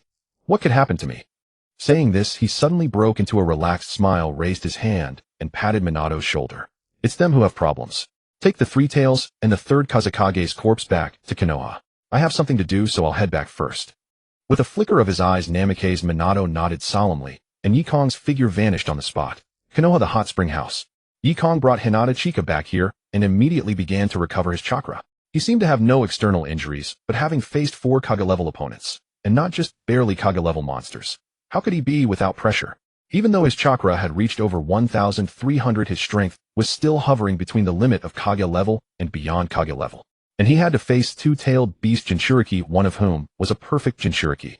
Having taken a direct heavy blow from the 8 tails, he felt his internal organs burning like fire. Moreover, his chakra was nearly depleted, leaving him unable to bring back those 2 trophies. So he had to entrust the task to Namikaze Minato. After returning here, Yekong began to regulate his breathing to accelerate the recovery of his injuries. Internal injuries were difficult to heal even with medical ninjutsu, yielding only minimal results. This was probably the most severe injury he had suffered since arriving in this world. The hot spring house remained open as usual, but Yekong seemed to vanish from the entire ninja world. A few days later, the outcome of that great battle spread like wildfire across the ninja world, impossible to hide. The corpses scattered throughout the land of snow, the confirmed death of the 3rd Kazekage, and the captured 3rd Mizukage Jigura. Moreover, the 7 ninja swordsmen of the mist who had ambushed them midway, trying to rescue the 3rd Mizukage, pushed the Minato squad to the brink of death. In the end, Nawaki arrived to support, repelling the 7 ninja swordsmen with a combined flying thunder god technique, severely wounding them and reducing their numbers by 4. The remaining 3 fled in disgrace. Thus Namikaze Minato and Nawaki rose to fame. One was naturally the Yellow Flash, and the other was hailed as the new water god. They escorted Yekong's trophies back to Konoha. As expected, they faced immense pressure. Hiruzen Sarutobi and the other elders hoped to smooth things over, even ordering the 2 to hand over the 3rd Kazekage's corpse and Yagura and personally return them. Namikaze Minato hesitated, but Nawaki showed an unprecedented firmness, defying the Hokage Hiruzen Sarutobi for the first time. He even rebutted Hiruzen sharply in front of the villagers and the council. This was naturally the result of Yekong's painstaking efforts to correct him. He had told Nawaki the same words many times. What is the will of fire? You let that old bastard talk about the will of fire with your grandfather Hashirama Senju. Arrogant. Peace that is detached from the will of the villagers. What kind of peace is that? Is this Konoha surnamed Sarutobi? Nawaki didn't understand the meaning, but he knew Yekong wouldn't do this without reason. He chose to trust Yekong's judgment. Thus the Yellow Flash and the new water god displayed the most defiant side of their lives, holding their ground against the generation of elders led by the 3rd Hokage, who had created the so-called will of fire. Then a day later, Nawaki met with misfortune. Tsunade returned from the front lines, and the first thing she did was beat him up. Hiruzen Sarutobi summoned all the clans of the village along with elite jonin and high-ranking officials to revisit the matter and pressure the 2. This time, even major clans like the Uchiha and Hyuga had stepped in, and the 2 seemed forced to compromise. Not to mention the return of the Sannin. Hiruzen, in his role as their teacher, was confident that the Sannin would side with him, but the result nearly made him drop his pipe. So the proposal to return the 3rd Mizukage Jigura and the 3rd Kazekage's corpse. Uchiha agrees. Hyuga seconds. Agreed. I oppose. A jarring voice rang out, drowning out all other sounds. At the meeting of all Konoha's high-ranking officials, as he brought up the old matter, the Sannin stood up almost simultaneously. Old man, sorry to disappoint you. Jiraiya spoke with a serious face, without his usual jest, and with no trace of a joke. He stood beside Namikaze Minato, and said in a deep voice, this time we support Minato, Nawaki, and Yekong. Orochimaru let out a strange laugh, licking his lips. Nawaki stood beside him. Though he said nothing, the moment the Sannin rose together, the entire venue fell silent. Hiruzen Sarutobi's brows furrowed tightly. He could never have imagined that his 3 personally trained disciples would oppose him at such a time. Just as he was pondering how to break the deadlock, a voice rang out from his side. How long will you keep indulging Yekong's nonsense? Shimura Danzo's suppressed voice resounded as he struck the ground with his cane. Haven't we sacrificed enough in Konoha? If the hidden mist and the hidden sand unleash an all-out war against us, how many more will die? Can you bear that responsibility? Boom. In an instant, even the Sannin frowned. The accusation of starting a war was too grave. Even they could not shoulder such a burden. I think I said you talk too much, didn't I? Ugh. At that moment, a faint, indifferent voice sounded from behind Danzo. Danzo's expression froze on his face, and the corners of his eyes, already lined with wrinkles, twitched slightly. A hand landed on Danzo's shoulder as Hiruzen suddenly bellowed, stop. The scene fell into dead silence, save for the terrifying sound of Danzo's bones nearly shattering. Not a single Konoha elder dared to speak. Danzo's face twitched violently, yet he remained seated unmoving. But at this moment, Hiruzen's expression had darkened to its deepest point. That strike from Yekong wasn't aimed at Danzo himself. It was meant to shatter the authority he held as Hokage. Yekong's lips curved into a faint smile as he withdrew his hand from Danzo's shoulder. Then he glanced at Hiruzen, without speaking, turned to survey the gathered crowd, and said calmly, Let us hold the vote now. I propose we declare war on the other 4 ninja villages. Who agrees, who disagrees? Hey, stop. The 3 legendary Sannins' expressions darkened as they moved to intervene, while the other clan heads frowned in disapproval. But then a voice rang out. Uchiha seconds motion. Uchiha Fugaku raised his hand, shattering the tense atmosphere. Hiruzen's face twitched, barely restraining himself from standing to stop this farce. But at that moment Yekong turned his head and offered him a smile. That single glance was enough to crush any thought of resistance in Hiruzen. He knew that if he dared to stand up now he would surely die. The 3 legendary Sannin couldn't save him. Yekong had reached this point only after discovering his involvement in that scheme. Now with force he was breaking through the stalemate. Not merely to intimidate the 4 ninja villages, but to send a clear warning to him. You scheme against me. Can you bear the consequences? At this very moment, defying the inevitable, he would march against heaven itself until not a single voice dared oppose him. With absolute power, he would make Hiruzen understand how laughable and fragile his so-called will of fire and his so-called righteousness truly were. Hyuga agrees. The Nara clan also agreed. Nakano clan also agrees. As the 2 great clans declared their positions, the remaining voices rose one after another, each louder than the last, as though fearing delay. Not a single objection remained. This decision, perhaps the most momentous in Konoha's history and unprecedented across the entire ninja world, was approved at lightning speed. Immediately after the decision was passed, a declaration of war was sent from the Hokage's office the same day, heading straight for the 4 ninja villages. Yes, it was indeed a declaration of war. Yekong couldn't simply march through each ninja village one by one. He had already slaughtered too many in the snow country, and even if Senju Hashirama and Uchiha Madara were alive, it would be nearly impossible to force all 4 villages into complete surrender. At most, he could wipe out their leadership and scatter the villages, reverting to the Warring States period. That was all. It wouldn't change anything fundamental. A week after the declarations of war were sent, 2 surrender documents and 1 peace negotiation proposal arrived at Konoha. Atop the Hokage Tower, Yekong, the 3 legendary Sannin Namikaze, Minato, and Nabashiro were all present, surrounded by several ENBU ninja. As Yekong looked at the 2 surrender documents in his hands, he chuckled. Tisk Kumogakure has some backbone. He casually handed the documents to the curious Jiraiya, and as they passed them around and read through them, they all found it hard to believe. Kaze no Kuni and Mizu no Kuni surrendered outright without hesitation, but as a condition they demanded the return of the 3rd Kazekage's remains and the 3rd Mizukage Yagura before signing the surrender agreement. Inoki was more straightforward. He wanted negotiations, not surrender. Though in essence they were the same, negotiations just sounded better. The old man certainly valued his pride. After reading them, Tsunade frowned and asked, "What does Kumogakure mean by this? Do they really intend to continue the war?" "Don't put it that way," she added. "You should say this is exactly what we wanted." Yekong glanced meaningfully at Nabashiro and smiled. "This is quite a grudge. Since they won't surrender, then let's fight. Let them witness the water god at his prime." Nabashiro's gaze sharpened as though 2 flames ignited in his eyes. How did Senju Tobarama die? Although he was indeed old and wouldn't have survived much longer even without that ambush, it could be said that Kumogakure's surprise attack was the direct cause of Senju Tobarama's death. Nabashiro never spoke of this hatred, but that didn't mean he had chosen to forget it. Now that the other 3 ninja villages had been intimidated by Yekong and couldn't declare war again, Konoha could focus its strength on Kumogakure. But just how strong was Kumogakure, rumored to be the strongest village outside of Konoha? History proved that against absolute power, even the hardest bones would be shattered. Nabashiro fought with all his strength while the 3 legendary Sannin spread out to prevent the 3 villages from launching surprise attacks. Yekong, along with Namikaze, Minato, and Nabashiro, led Konoha's true elite forces, a combined army of Uchiha, Hyuga, and other clan specialists, and charged directly into the land of lightning. The 3 flying thunder god techniques swept through like reaping crops, and the cloud ninja crumbled at the first touch. Their so-called defensive lines were a joke. They never even had a chance to react. In just 2 days, the army advanced to the outskirts of Kumogakure. Yekong unleashed the Genesis Pillar directly within the village, while Namikaze Minato used the seals he had left from his previous encounter with the 8 tails, appearing in close proximity through Flying Thunder God and decisively activating the 8 trigram seal. In a single exchange, the 8 tails was completely sealed away. Karabi relied on his own strength to fight Namikaze Minato, but his defense was extremely strained. Kill! Damn it!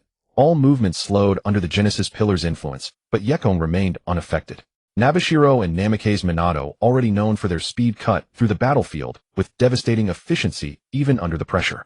Nabashiro faced off directly against the 4th Reikage A as his water-style jutsu transformed into terrifying arrows that tore through the air. Riding the water currents, Nabashiro's speed matched the 4th Reikage at their peak, visible to the naked eye now.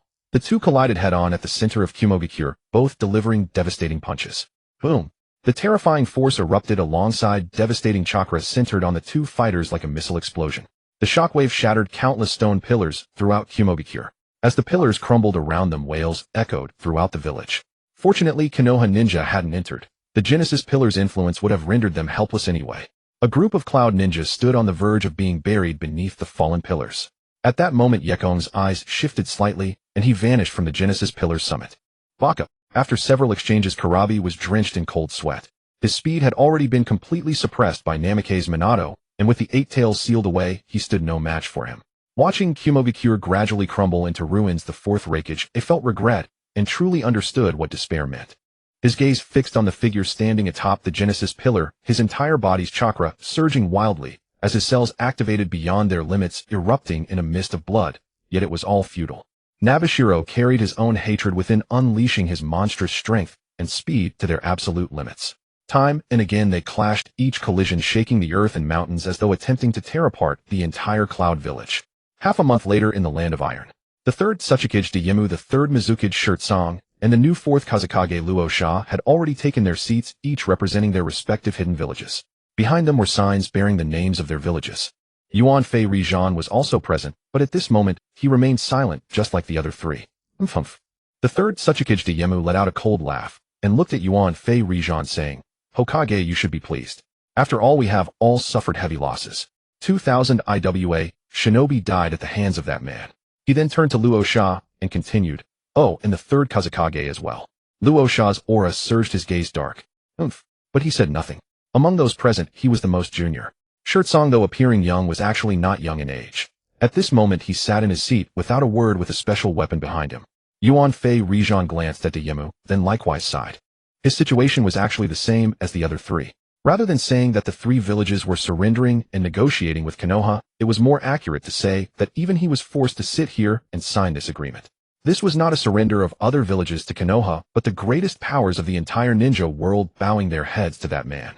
Dayemu's inner anger was known only to himself. Even the Hashirama Senju and Madara Uchiha of the past, due to mutual checks and balances, had never driven them to such a state. Shame. This is utterly shameful. Dong. A sound rang out. The gazes of the several people shifted slightly, and then their expressions changed. A figure with bandaged arms and a fierce aura slowly walked in while two ninjas silently hid in the shadows behind him. Walking to the Hokage seat, he took off the hat on his head and placed it before him. Hokage? How is this possible? The third Tsuchikage Dayemu's eyes were full of disbelief. Yuan Fei Rijan sighed. Shirtsong and Luosha also had varied expressions, looking doubtfully at the entering fourth Hokage AI. Half a month ago, they had just discussed with Yuan Fei Rijan to hold the 5 Kage Summit in the Land of Iron. Although it was a surrender and peace talk, they were not completely defeated. Therefore, none of them would truly grovel before Konoha. In fact, they were all secretly watching the situation of Hyuga. If Konoha did not declare war or failed to suppress Hyuga, the previous surrender agreement would be a piece of scrap paper, and naturally, they would not acknowledge it. But it had only been a day or two since they had each set out from their respective villages and arrived here. At most, it had been only half a month since Konoha's declaration of war. Since the fourth Hokage had already appeared here, the result was self-evident. Moreover, it seemed that he had been deliberately left alive to be able to come here. Shua. The next moment, a figure appeared on the scene, standing beside the fourth Hokage. The 5 people present, as well as the shadow guards hidden in the dark, all became alert, their expressions extremely tense. A mist ninja even instinctively placed his hand on the handle of the huge sword behind him, but only felt a chill on his neck, and dared not move rashly. A strangely shaped kunai was pressed against his neck. Coming with the night sky were also Bo Feng, Shui Min Shungshu, and the other 3 Sannin. With the flying thunder god, they could create many impossible miracles throughout the ninja world. The 3 Sannin stood behind the Kages of the various villages, silent, separating them from their respective guards. These people were the elite among elites, some even possessing means that could threaten Kage-level beings. Plus the 5 Kages, if they were to reach a consensus at this moment, Night Sky would also be very troubled. Sure enough, the 5 Kages now had grave expressions. Feeling the pressure emanating from Night Sky, Dayemu gave a cold snort, and looked at Yuan Fei Rijan saying, "Hokage, what do you mean by this?" "Sorry," Night Sky interrupted him, looking at him with a smile. "That was my intention. If the Tsuchikage has any dissatisfaction, you can tell me." The old fox still won't give up, trying to make a final struggle, and set a trap for Yuan Fei Rijan, hoping to join forces against me. Humph. Dayemu, seeing his plan exposed, churned his chakra, and stared fixedly at Night Sky. But at this moment, he suddenly felt a nearly fatal threat coming from behind him. Yi now had a strange face pattern on his face, and one hand had already rested onto Yemu's shoulder, preventing him from flying. In a low voice he said, "Such a Yekong does not wish for the ninja world to continue in chaos. Neither do we. So, please cooperate." Yi. Yuan Fei Rizhan's eyes widened a few times as if he was recognizing this disciple he had never thought highly of. That terrifying aura that made even him feel palpitations. Was this really Yi? Ugh. The Yemu's face flushed red, and instead his chakra flowed backward. A terrifying force directly crushed the chair beneath him, causing him to almost fall to the ground, looking utterly embarrassed. Such a kid's weight. Ugh. Sheng Shu and Bo Feng Shui men blocked the Kage guards from various villages who wanted to step forward, preventing them from crossing the line. Clang. A flash of cold light streaked through and pierced directly into the table between the 5 Kages. At this moment the scene fell completely silent. Night Sky's impatient voice followed. "This is the last warning. Don't test my patience." Boom. The terrifying killing intent almost burst through the ceiling of the 5 Kage summit venue. At this moment, except for the 3 Sannin and Sheng Shu, everyone present felt the deadly aura, as if death itself was licking their skin, bringing a spine-chilling sensation that struck the soul. The Yemu became docile, and the others also abandoned their last thoughts and signed the peace agreement. Thus, the second 5 Kage summit ended. The ninja world ushered in a relatively stable period of peace. Night Sky did not care about the internal problems of the various villages. He only wanted the entire ninja world to be without chaos. Whoever dared to stir up trouble, he would cut them down. Peace was that simple. From that day on, Night Sky gained another new title, the Blade Holder of the Ninja World. Some also called him Demon or Azura, but only in secret. He did not care about these titles. After all, would anyone dare to call him that to his face? Nonsense. Sister. At the hot spring house, that day Xiang Yan returned from a date with Li Mei. If not for looking somewhat like a mother and son, they actually matched well. But when Xiang Yan saw Xiang Qianhua also holding Night Sky's arm with a sweet expression, he broke down. Pointing at Night Sky, he couldn't speak for a long time. "You? This bastard." Puff. Bang. Xiang Qianhua did not spoil him. She flashed forward and hit him in the stomach with a gentle fist. Xiang Yan collapsed in pain, clutching his stomach. Clapping her hands, Xiang Qianhua returned to Night Sky's side and said calmly to Xiang Yan, "Don't make me beat you outside." Xiang Yan woo. Night Sky silently gave a thumbs up. "I told you, isn't there a sister who doesn't beat her brother?" It turned out that Xiang Yan had also been beaten quite a lot. It was just that in front of outsiders, Xiang Qianhua rarely made a move and mostly defended her younger brother. In the 49th year of Konoha, the shinobi world prematurely regained peace. Though it was achieved through Night Sky's forceful measures, his name had nonetheless become a legend across the ninja lands. Of course, Konoha was the exception. Beyond the village's high-ranking officials, the common folk remained unaware of Night Sky's deeds. They only knew him as a hero of Konoha. Meanwhile, Tsunade's medical scrolls spread widely, skyrocketing her prestige to the point where she seemed poised to be thrust into the Hokage's seat ahead of schedule. Tsunade, however, had no desire for the position. This left Nawaki consumed with envy and jealousy, clamoring to learn medical ninjutsu, only to be subdued by Tsunade's fists as usual. After a brief stay, Jiraiya left Konoha to continue his journey of material gathering. Night Sky suspected the man was avoiding facing Hiruzen Sarutobi and thus made his escape. For the greater good, Jiraiya could openly oppose Hiruzen Sarutobi, but that didn't mean he would betray his master. Such a task was better suited for Orochimaru. Orochimaru had vanished from sight, absorbed in some unknown research. Nevertheless, Night Sky handed him a sample of blood taken from Nezuko during her demon era, asking him to study its contents. The condition, of course, was that it must not be leaked. If he could uncover something good, if not destroy it. At this point, Orochimaru was no longer the madman obsessed with eternal life. He had not yet grown indifferent to mortality and remained relatively sane. Minato Namikaze continued executing missions, spending his days leading Kakashi and the others on tasks, while nurturing his relationship with Kushina. The two had reached the stage of marriage with only a thin veil, no merely a formality, remaining between them. Nawaki, undeterred, joined the Umbu. Night Sky had advised against it, and Tsunade had even resorted to physical discipline, but Nawaki was stubbornly set on becoming that blasted Hokage. He was just obstinate. Damn it. Splash. Night fell. Steam filled the hot spring room. Tsunade took a large gulp of sake, not the low-proof kind, then exhaled a breath of alcohol. Her face flushed and complained, "That brat has grown his wings and dares to disobey me. Do you think it was easy raising him all by myself? Tisk that little shit." Night Sky nodded. Nawaki deserved a beating, but it seemed he had developed some resistance. A few casual beatings no longer worked. Tsunade's face grew even redder. She glanced down, her cheeks crimson. "Are you even listening to me? Hey, don't. Oh." After a bout of passion, Tsunade calmed down. Night Sky carried her limp body to the bedroom and laid her to rest, then went to the adjacent room where Hinata Chika was staying. The next day they rose washed and ate breakfast. It seemed no different from usual, but Night Sky could sense a dangerous aura lingering in the air. A triangle is stable, but a straight line is not. Though the surface appeared harmonious, Hinata had already quietly slipped away. Shizen kept glancing between Tsunade and Hinata Chika, her small head filled with question marks. Caught in the middle, she felt no sense of safety. Tsunade about that. Tsunade put down her chopsticks and looked at him with confusion, then realized and nodded. The sage should be ready. Shall we go now? I have nothing else to do lately, so I might as well learn a thing or two. Hinata Chika also set down her utensils and asked in puzzlement, what are you talking about? TSK. Though Tsunade was hostile, Night Sky explained the matter of sage mode. That's right, he was going to learn Senjutsu. All along he had never had the chance to learn Senjutsu. Thus, despite his already terrifying power, he had never truly reached the level where he could dominate the entire ninja world. How could that be allowed? Now the 5 strongest hidden villages in the world were probably watching his every move, scheming against him in unknown ways. Though Night Sky was unafraid, he could still feel the pressure. It was still a matter of insufficient strength. If he truly reached the caliber of Hashirama Senju and Madara Uchiha, he wouldn't need to go through all this trouble. He could simply visit each village one by one, and even if he took back all the tailed beasts, they wouldn't dare do anything. Scheming.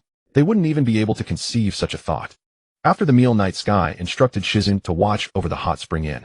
Tsunade led the 2 back to her home, retrieved a summoning contract, and had Night Sky and Hinata Chika sign the Shikatsu Forest contract. Then the 3 of them were simultaneously reverse summoned, transported into the Shikatsu Forest. Amidst a sea of mist-shrouded peaks and ridges, Night Sky beheld a white mountain with blue stripes. The Slug Sage. So huge. That was Night Sky's first impression.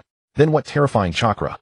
He had seen tailed beasts before, but for some reason, he felt that even their chakra seemed insignificant compared to this ancient being that had lived for a millennium.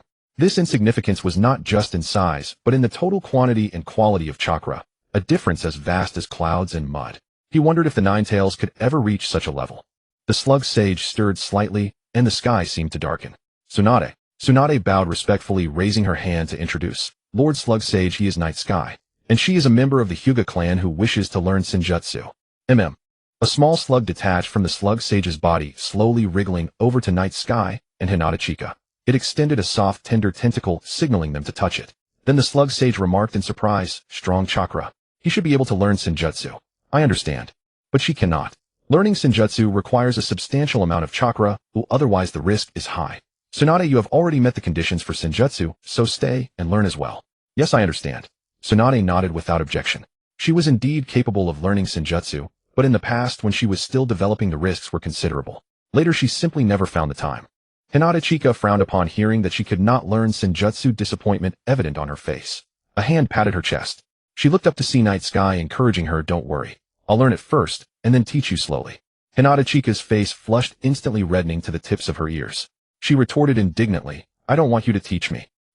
What's with the anger? Night Sky was baffled. It was just a pat. If she wanted, he could let her pat him back. Then, under the guidance of the Slug Sage, Night Sky and Tsunade began learning Senjutsu, which meant mastering the method of fusing Senjutsu chakra. The method differed greatly from Mount Myaboku's.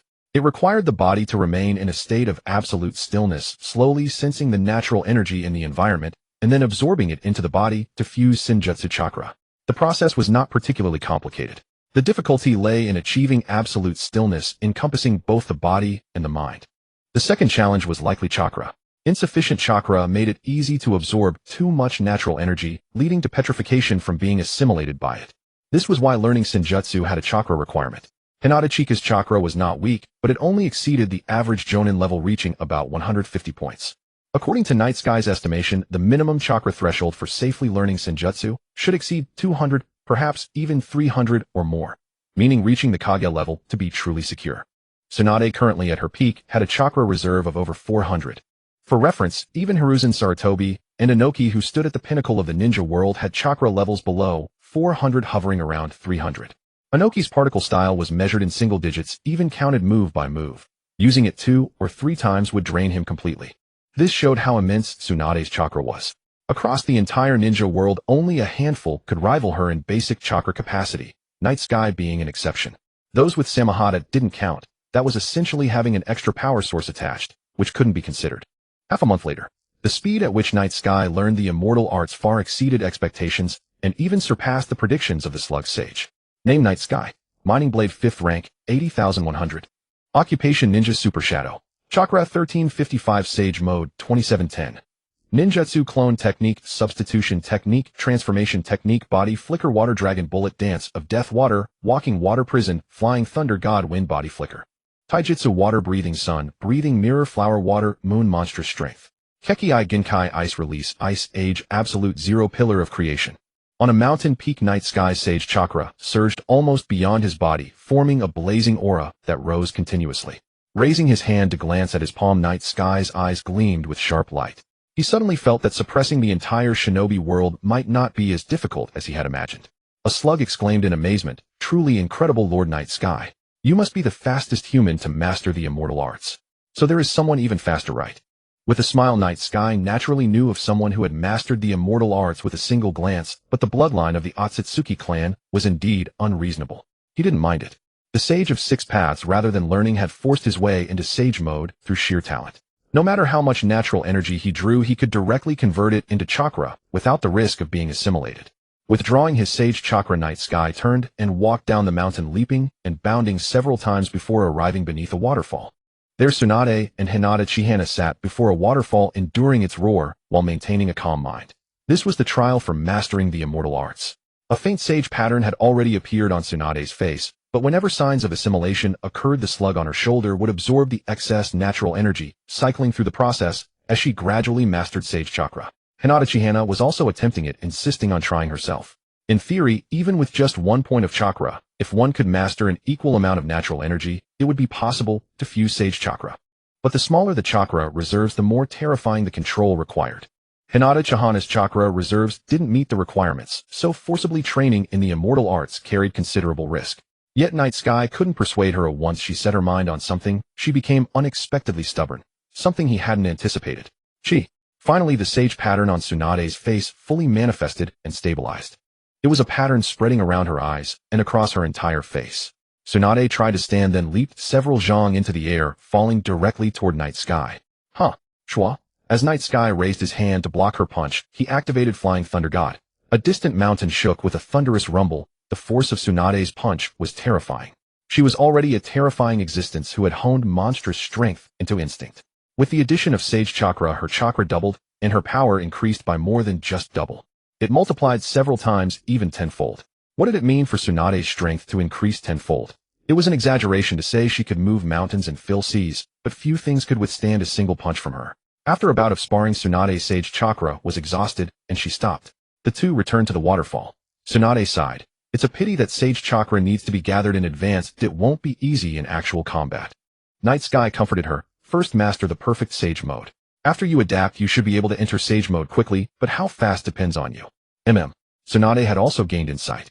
As the strongest medical ninja, chakra control was her forte. With gradual adaptation, even if she couldn't enter Sage mode, instantly applying it in combat would not be a big problem. Looking across the history of the shinobi world, what kind of monsters could instantly enter Sage mode? Either those with chakra more monstrous than a tailed beast like the Sage of Six Paths and Hashirama Senju, or those carrying the nine tails like Minato Namikaze and Naruto. The latter two cases couldn't even be considered entering Sage mode by their own power. They relied on the nine tails to gather Sage Chakra in advance, like carrying an auxiliary power source and an external cheat. Then Night Sky told Tsunade about using shadow clones to gather Sage Chakra in advance, allowing her to train in peace. Tsunade's Sage mode was not perfect, causing some changes in her appearance, which would require time to polish. As for Hinata Chihana, Night Sky had already advised her several times, but the more he advised, the more she seemed to resist. She wouldn't listen. Helpless, Night Sky could only let her be and asked the slug sage to keep an eye on her. Konoha Hot Spring House. After half a month, Night Sky returned. Everything was calm. However, when a message was delivered by Minato Namikaze, Night Sky's brows furrowed. The ancient country of Lulan in the Wind Country, the place we visited, has been invaded by a group of mysterious and powerful ninjas. They are in fierce battle with Tsunade. Rumor has it they seem to possess a special taijutsu like samurai. After Night Sky resolved the shinobi world war, Minato Namikaze became the most active ninja in Konoha, spending most of his time on missions and upholding the title of the fastest man in the ninja world. Others tackled missions one by one. He was a whirlwind. Ordinary missions he speedran, and even high-difficulty ones, infiltration, assassination, intelligence, escort, reconnaissance, were all the same to him. Thus, apart from the higher-ups, he was probably the one with the most intelligence in Konoha. Night Sky was lost in thought. Glancing at Kushina, who had come with Minato, he smiled, pulled 2 discount coupons from behind the counter of the hot spring house, and handed them over, saying, a little gift for you. Hope you have a child soon. Kushina, usually bold, turned crimson in an instant. She stammered, Bibaka. What are you saying? Still she accepted the 2 coupons. Minato could only scratch his head and laugh. Huh.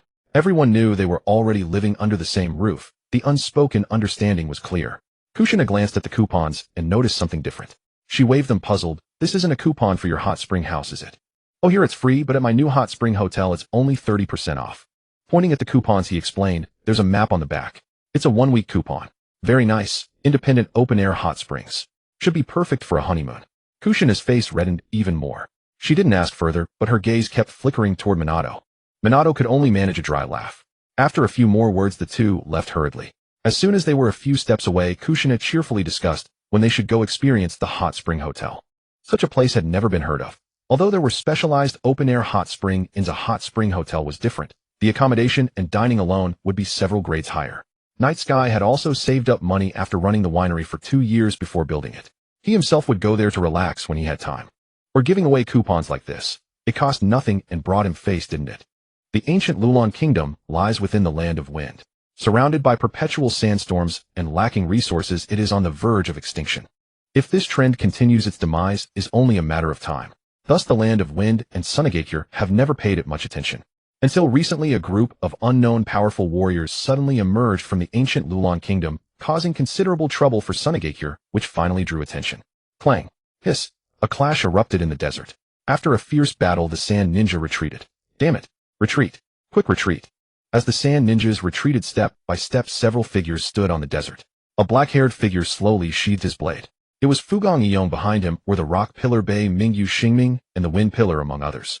Tisk, such a place really exists. Is that guy here too? Bu Shimi's eyes were bloodshot as he said in a deep voice, the master said all demons have been eliminated. Our Demon Slayer Corps has no reason to exist. I never expected it to come to this. Without demons, the Demon Slayer Corps is just a private guard for the Ubuyashiki clan. Its complete decline is only a matter of time. Well, that's not so bad either. Cutie Rin casually picked up a senbon from the ground, one fired by a Tsunade puppet. After a glance, she noticed it was coated with deadly poison. She exclaimed in surprise, but this world seems dangerous too. There are so many ninja. We should learn more and act cautiously. Bei Mingyu Xingming and the others nodded, then returned to Lulon to discuss the next steps. The first priority was naturally to gather intelligence and understand this world before deciding on a strategy. However, to their surprise, before they could even begin, someone had already come to them and offered what they needed.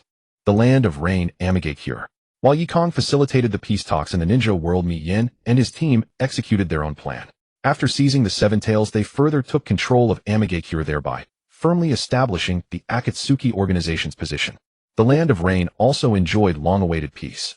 As Mi Yin anticipated, the presence of the Seven Tails made the Land of Earth and the Land of Wind cautious, preventing them from recklessly penetrating deep into the Land of Rain.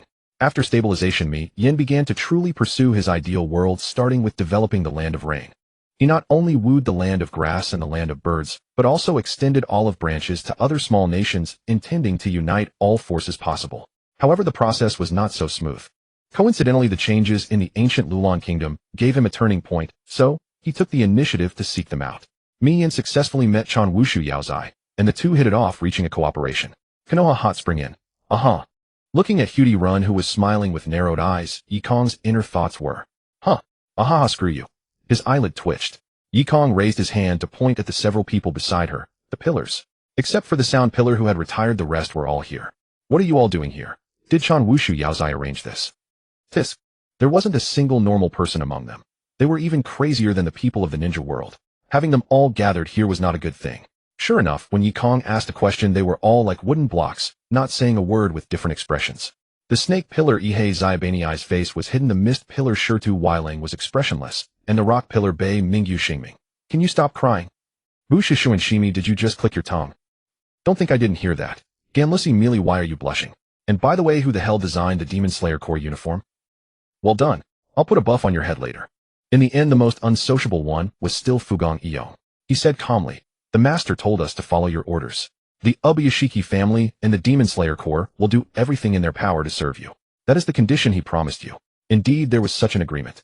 Yekong nodded to himself. Chan Wushu Yaozai was indeed a man of his word. At that time, it was probably the best chance in Chan Wushu Yaozai's life to kill Gue Wusher Wutsan. Naturally, he wouldn't give up no matter how heavy the price. At the same time, he couldn't think of any condition that could move Yekong, so he had to bet everything, even the 1,000-year accumulated heritage of the entire Ubuyashiki family. Forget it. Yekong sighed and waved his hand. I don't have anything for you to do right now. Go back or do whatever you want. But this world has no demons for you to kill. They exchanged glances. In fact, they had sneaked into Konoha. In this world, they could travel the ninja world as warriors from the ancient Lulan kingdom, but during the period just after the Great Ninja War, crossing the border between the Land of Wind and the Land of Fire was not easy. However, all 7 of them had already mastered the basics of chakra, achieving a qualitative improvement in strength.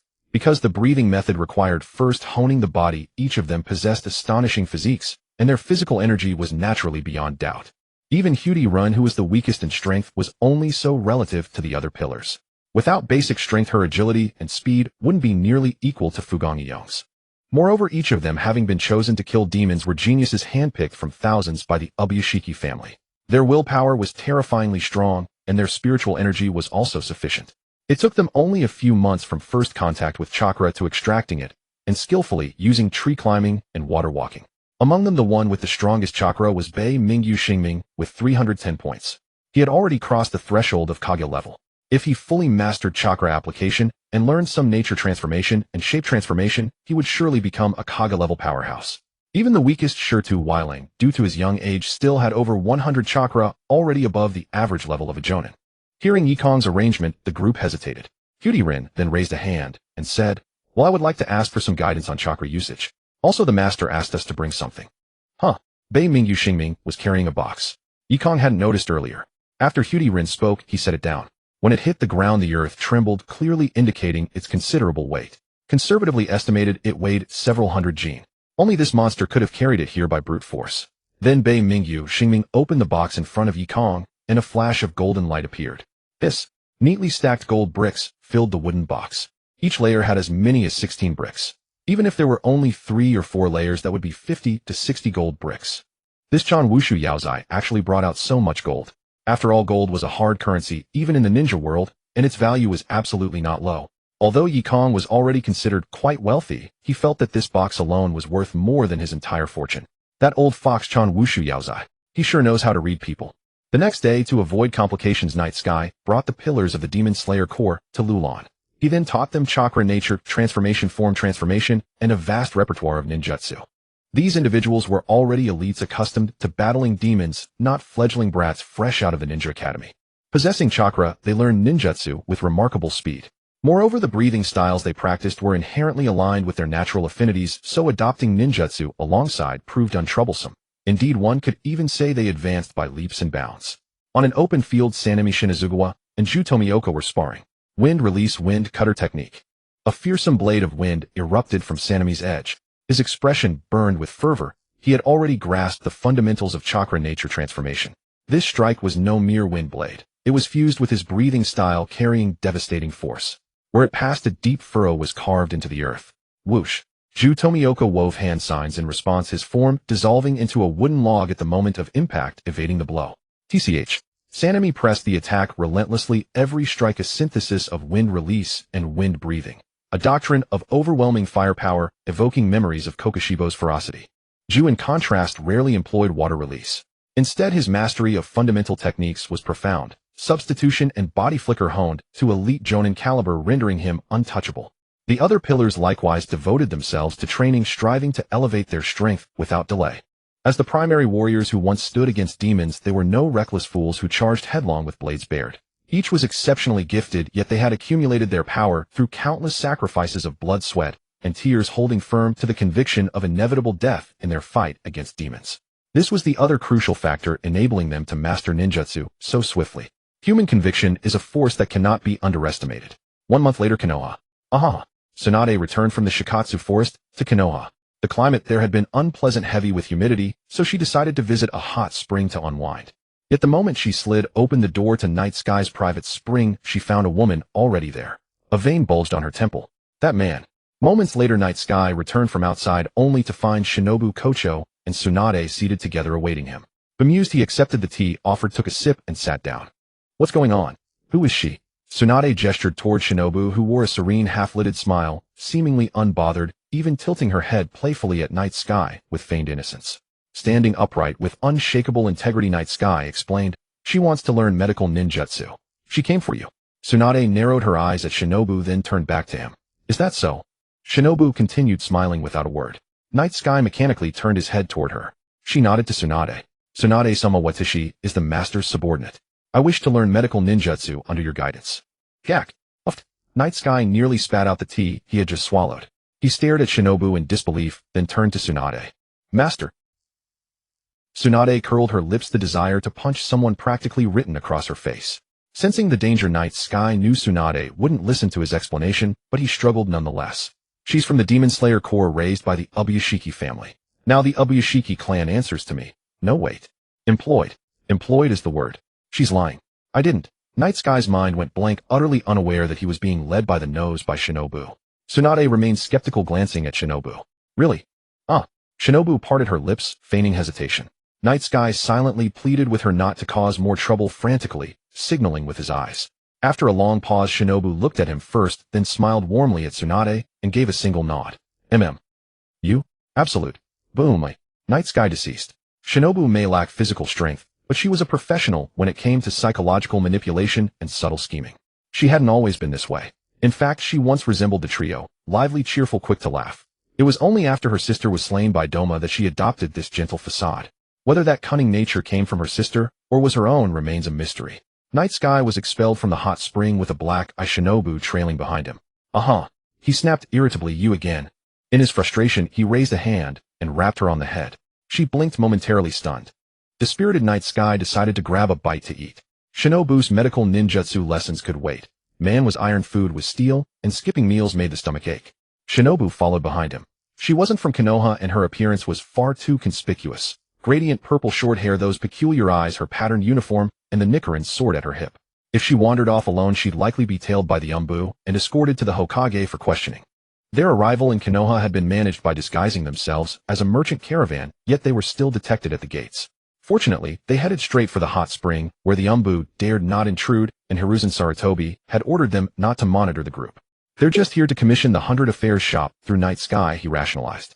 It's not as if Night Sky is plotting to overthrow me as Hokage. Absurd. If he wanted to rebel, would he need to scheme? When had he ever taken the Hokage seriously? Slurp slurp. At the Ichiraku ramen stand, Night Sky was surprised to find a familiar face. He greeted, Yo Orochimaru. Hekukoin. I told you not to add that suffix. Whatever. Wait, what? What are you? Night Sky pushed aside the curtain and stepped to the serving window, noticing a small girl with pale, purple hair seated beside Orochimaru. She looked familiar. It was Anko. Has Orochimaru already started raising a child? Hope he doesn't lead her astray. Anko was eating her ramen. She glanced at him curiously, said nothing, and turned her gaze to Orochimaru. Orochimaru chuckled. This child has great potential. She's my new assistant. Tisk tsk. Night Sky clicked his tongue in obvious disbelief. You're telling me you couldn't find a proper shinobi for an assistant? She hasn't even graduated yet. What can she possibly help you with? Might as well just use her as a lab rat. Squinting slightly, Night Sky suddenly said, Orochimaru, don't tell me you're researching Sage Mode. Orochimaru's expression flickered, then he smiled. As expected of Ku. So you've already delved into it yourself. Sage Mode isn't that difficult to learn, but the things you're tinkering with. Forget it. Just be careful with your boundaries. If something goes wrong, Tsunade and Jiraiya certainly won't let you off easy. Night-sama, your ramen. His bowl arrived. He glanced at Shinobu, who sat quietly with a serene smile, and realized he'd forgotten to order for her. She said nothing, simply watching him. How am I supposed to eat like this? His expression twitched. He pushed the bowl toward her. You eat first. Then he called to the chef, boss, another bowl. No seafood. Oh. Orochimaru fell into thought at Night Sky's words, glancing at the puzzled little Anko. Noticing his gaze, Anko's youthful face broke into a wide grin.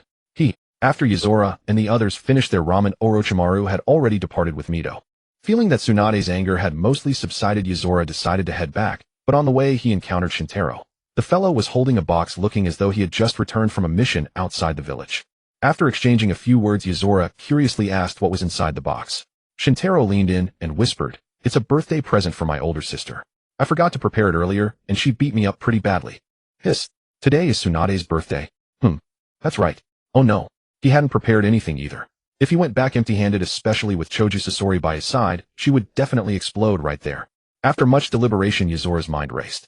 Making something on the spot might be too late, but not necessarily. He first sent Choju Sasori back to feel out Tsunade's mood, promising in exchange to ask Tsunade to instruct her in medical ninjutsu. Then Yuzora directly used the Flying Thunder God technique to teleport away, first heading to the Land of Iron to obtain chakra metal, then to the Land of Craftsmen. In just half a day, he had essentially circled the entire Land of Fire. By the time he returned to Konoha, the sky had grown dark. Sister, stop messing with my hair, I'm not a kid anymore. Haha, you brat, come on, I'm treating you to grilled meat today. Tsunade was delighted to receive the gift and decided to be generous for once treating Shintaro to grilled meat. The grilled meat shops in Konoha were mostly run by the Akimichi clan. It was a rather profitable business, especially since the Nara clan raised deer, providing high-quality meat. With fresh ingredients, their reputation was naturally excellent. However, the prices were not exactly affordable, so even Ninja would only come occasionally. Cheers. Tsunade raised her glass to celebrate. Shintaro asked in confusion, Sister, where's Ku? TCH. Tsunade had also brought Shizen over. Hearing this, she put down her glass, her face already slightly flushed, picked up a piece of meat and chewed as she said, Don't mind that guy, Humph. Shizen quietly explained what had happened that day, and Shintaro finally understood. He wanted to persuade his sister, but Tsunade wouldn't listen at this point. She had originally planned to wait for Yuzora to come back and explain, but he had disappeared for an entire day, while Choju Sasori had returned instead. Today was also her birthday, and Yuzora had barely ever given her gifts. The contrast was stark. Plus, there was the matter of Hyuga Chika from before. Anyone would be upset in her place. Her earlier outburst wasn't just because of Choju Sasori's scheming behavior. The real key was the emotions she had been holding inside. Choju Sasori was merely the spark that ignited it. I'm not late, am I? Moi. Inside the booth, Tsunade and Shintaro looked up and were pleasantly surprised to see several familiar figures standing before them. Coop, Minato, Kukona, Jiraiya, and Lord Orochimaru. Jiraiya casually sat next to Tsunade but was pushed away disdainfully, so he grumpily moved to sit beside Shintaro instead. Haha, happy birthday, Tsunade. Even Orochimaru smiled and said happy birthday. Madam Tsunade excused the interruption. Kukona leaned over and called to the staff. Denza, bring a few more orders of grilled meat. I want beef. Roger. Just a moment. After a brief moment of surprise, Tsunade blinked. How did you all? Minato Namikaze, being the socially adept one, sat next to Jiraiya and explained proactively. I was on a mission, but Ku said there was something more important, so he called me back. He gave a slight bitter smile. The mission he was actually executing was to intercept important intelligence from a Wagakure, an S-rank mission. By the time Yuzora found him, it was already evening, and there was no time to waste. So he simply dragged him straight into a Wagakure, beat up Inoki, and snatched the top-secret intelligence. Well, I guess that counts as completing his mission. Indeed, Jiraiya's gaze held a hint of resentment as he looked at Yuzora. I finally found an excellent location for my research material, and this guy ruined it all. Darn it. Research your aunt's foot. You perverted peeping Tom. Everyone burst into laughter, and the atmosphere was filled with joy. Tsunade also smiled, but looking at Yuzora beside her, her eyes held more tenderness. All right. Noticing her gaze, Yuzora smiled and took out an exquisite women's necklace from his person. The pendant was a crystal carved with a snowflake pattern, its texture resembling jade. He raised his hand, looped it around Tsunade's neck, and helped her put it on. Admiring it for a moment, his gaze drifted downward, and he nodded satisfactorily. Not bad, it suits you well. Happy birthday, Coot. Tsunade could no longer restrain herself and proactively threw her arms around Yuzora in an embrace. Beneath her loose casual clothes, her ample bosom was pressed and deformed. Yuzora's heart fluttered. It was all worth it. Jiraiya egged them on, whistling, though his eyes also held a touch of melancholy. His secret crush on Tsunade was no longer a secret, but his personality made it impossible for them to be together. Fortunately, he could let it go. Since they couldn't be together, he could focus on his ideals and ninja way, and silently blessing Tsunade, and Yuzora was also fine. Kukona's eyes were filled with envy. Then she secretly glanced at Minato Namikaze and gave a soft humph. Minato Namikaze scratched his head with an awkward smile. The last time Kukona had her birthday, he had given her a gift, a pair of his custom Flying Thunder God Kanai. 2 hours later, it was already midnight, and the group had dispersed. In the end, Yuzora paid the bill. He was considered wealthy now and had no shortage of money. Goodbye. Yeah, goodbye. After seeing everyone off one by one, only Yuzora and Tsunade remained under the streetlights at night. Yuzora looked at Tsunade leaning against his chest and smiled. Everyone's gone, you can wake up now, right? Tsunade's eyelids fluttered slightly with her eyes closed, then she continued to pretend to sleep. She had drunk a lot, but with her tolerance, she certainly wouldn't have gotten truly drunk. However, because she had been so moved earlier, she had gotten a bit too excited and directly kissed Yuzora passionately. Thinking back on it afterward made her too embarrassed, so she had forcibly gotten herself drunk. It served as a cover, preserving her last bit of dignity, at least that's what she thought. Yuzora smiled, one arm holding her while the other hand quietly slipped under Tsunade's arm. Wait. Whoosh. Too late. Yuzora decisively used the Flying Thunder God technique to bring Tsunade back home. Dry firewood meets blazing flames. This would surely be an intense encounter. The next day at the hot spring inn, Tsunade began instructing Choju Sasori in medical ninjutsu. Everything had returned to calm, but Tsunade would still occasionally shoot Yuzora resentful glances, her eyes filled with lingering grievance. Her expression was also somewhat listless, having not slept at all the previous night. Yuzora was also puzzled. Logically, a flesh-and-blood body shouldn't have this kind of stamina, yet he now felt as though he couldn't feel any fatigue at all. Even if he didn't eat, drink, or sleep, he could maintain high energy for a long time. Moreover, he even felt as though he had been reborn, his body becoming lighter and more agile. In the past, maintaining the constant state of total concentration breathing actually put him in a state of slight continuous physical consumption, so his stamina would be depleted. But now, let alone breathing techniques, he could use the Flying Thunder God technique to dart back and forth across the entire ninja world crazily, and still feel as though he had strength to spare. Afterward, he could still have dozens of rounds with Tsunade. This was somewhat abnormal. Yuzora even suspected there might be something wrong with his body, but Tsunade's examination results simply showed he was full of vitality. After a period of deliberation, Yekong finally arrived at a plausible conclusion: it was the Immortal Technique. The Immortal Technique draws in natural energy to fuse with Sage Chakra, thereby increasing the chakra reserve and enhancing one's strength. Once the Sage mode was mastered, the next step was to adapt to this sudden surge of chakra and convert it into personal power. Both Yekong and Gangsho possessed exceptional chakra control, so the adaptation process was brief and almost negligible. After learning Sage mode, Gangsho also remarked that her body felt lighter, but not to the terrifying extent that Yekong experienced. Yekong carefully sensed the difference and finally discovered the distinction between himself and Gangsho. Gangsho had to actively draw in natural energy to enter Sage mode. Under normal circumstances, the only way for her body to absorb external energy was through eating. That was the process of integrating natural energy into the cells of the body, then converting it into chakra through physical and spiritual energy. Yekong was different. He did not know why, but in the constant state of total concentration breathing, he unconsciously absorbed faint natural energy from the surrounding environment into his body. Though the amount was small, it occurred every moment. These natural energies almost replaced a portion of the energy intake he would normally obtain through eating. This was terrifying. It might not seem like much, and the effect was merely that he was brimming with energy. But what if the process was permanent? When cells receive abundant energy, their metabolism slows down and vitality increases. What did these two things mean? Eternal youth and vitality. Gangsho offered her own speculation, gazing at Yekong with a complicated expression. Yekong understood her thoughts. He smiled, wrapped his arms around her soft form, and gave her a kiss. It's not that exaggerated. At most, I'll live a bit longer than ordinary people. Besides, I can teach you the breathing technique as well. Maybe it will work for you too. Gangsho then composed herself. It wasn't that she cared about immortality, rather she feared the thought of Yekong remaining the same decades later, while she herself. She felt an inexplicable dread. At that moment, she realized she was already over 30, while Yekong was only in his 20s. Although she still appeared youthful and her figure was perfect, she knew she would age before Yekong. This was something she could not accept, even though she had developed the Yin Seal and Creation Rebirth. These two techniques merely maintained her cells in a more vibrant state. They could not alter the rate of cellular metabolism. In fact, they accelerated it, draining the remaining years of her life.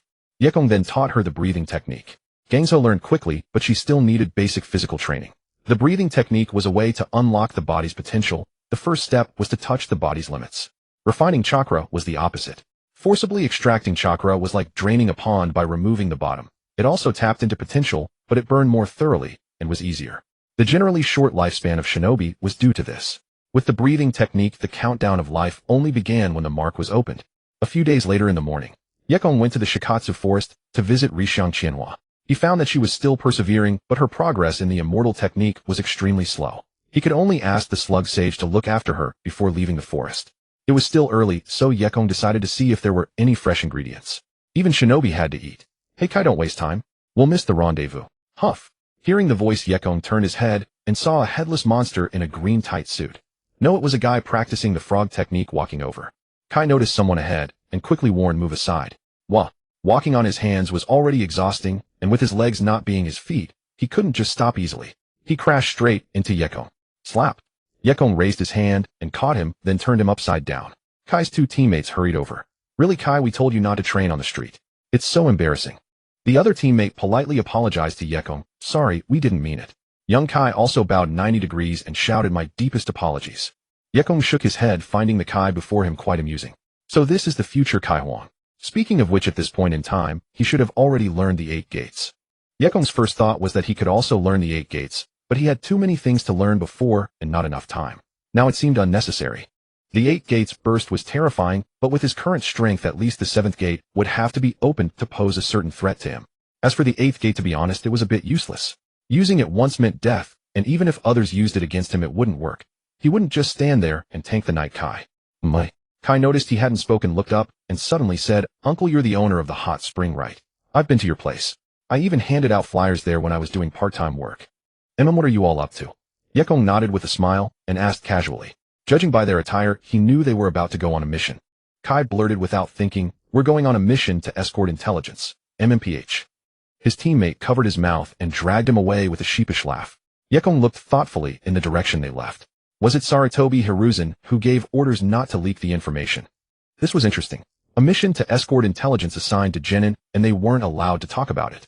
There were only two possibilities: either the intelligence was very important or the intelligence was fake, and their real mission was merely a decoy. Having served in the Umbu, Yekong could easily deduce such a judgment. Kai and his team soon left Konoha and headed toward the mission site. One teammate complained to Kai, "Kai, our mission is confidential. Did you forget what the Hokage said? You're too careless." "Haha, sorry. Kai clasped his hands repeatedly in apology and explained, "But I feel that the boss is a good person. It shouldn't be a problem. TCH, it's a mission, you idiot." The two teammates couldn't say more if they were used to it. They continued traveling for most of the day and arrived near the mission site. On an open space by a stream they landed and found that the contact target had not appeared, so they waited. Kai couldn't stay still. He ran to the stream to practice walking on water. The other two didn't stop him. Another 10 minutes passed. Boom. The sudden explosion put the three on alert. They looked up at the smoke rising in the distance, uncertain. What should we do? Maybe someone triggered a trap by accident. If it's a village shinobi, we might be able to help. Hey, Kai, wait. Idiot. Before the other teammate could finish, Kai had already dashed off. Hearing that it might be a comrade from the village injured, he rushed out without hesitation. A few minutes later, the three arrived at the scene. They found only traces of destruction from an explosion, signs of ninjutsu bombardment. As they looked at the devastated area, a large tree snapped in half. The two teammates hesitated. Kai also stood still, furrowing his thick black brows. He was hot-blooded, not stupid. "Your mission is complete. Go back. Hot spring, uncle." Yekong's figure appeared silently behind Kai and patted him on the shoulder. Kai shuddered, turned around, and burst into tears. Was he that timid? It wasn't really Kai's fault. Yekong had appeared too suddenly. Kai's brain and body hadn't reacted. Not peeing himself was already a testament to his strong will. After explaining and sending the three away, Yekong turned his gaze into the distance. He could tell at a glance that this was a chase, and the attackers were definitely not Konoha shinobi. He walked over to a broken tree trunk. Though the entire tree was snapped, he could still see the marks of a blade slash. To cut such a large tree with a single slash of a blade, the user's strength was beyond doubt, and the blade itself was no ordinary ninja sword. It must have been heavy. There were also traces of lightning release and water release around. Yekong walked up to a tree trunk charred black by fire, and in his mind, he already visualized who the combatants were. The 7 ninja swordsmen. No, now it should be the 3 ninja swordsmen. If he remembered correctly, the users of the Executioner's Blade Samahata and Thunderblade Fong were the ones who escaped back then. The remaining 4 all died at his hands. Back then they had intended to rescue the 3rd Mizukage from him, but in the end, they were almost all wiped out. The scene was extremely chaotic at the time, and he couldn't recall clearly. He only vaguely remembered several wielders of oddly shaped weapons being killed by him one by one. After all, there were thousands of IWNine and Kirinine present, then a one more or less made no difference.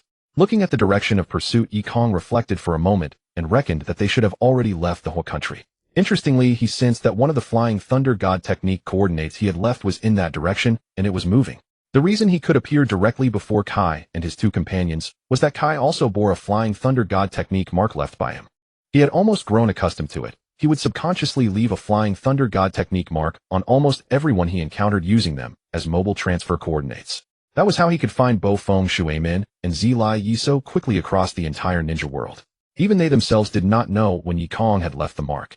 Once a Flying Thunder God technique mark was inscribed, it would not fade for decades unless the target was destroyed, and only the caster could personally remove it. After a moment's thought, Yekong did not give chase. He wanted to see where the other party would move to. He had left marks in too many places across the entire ninja world, yet there were still many areas that were pitch black to him. This feeling was like exploring the map beyond the fog of war. Very interesting. Just as Yekong turned to leave, he suddenly sensed another Flying Thunder God technique mark nearby. Out of curiosity, he teleported over. Water release. The moment Yekong appeared, he sensed at least a dozen figures gathered around. One of them decisively formed hand seals at lightning speed, almost as fast as instantaneous release, but at the last moment, he forcefully stopped because he recognized Yekong's face. Seeing that the others around were about to strike, the man quickly shouted, "Stop!" Yekong's gaze swept across and found that the dozen or so figures were all elite ninja, a considerable force. They wore forehead protectors of the Wu-In, and the leader was none other than Shirtsong. As his gaze swept over the surrounding Kirinin, were suddenly startled.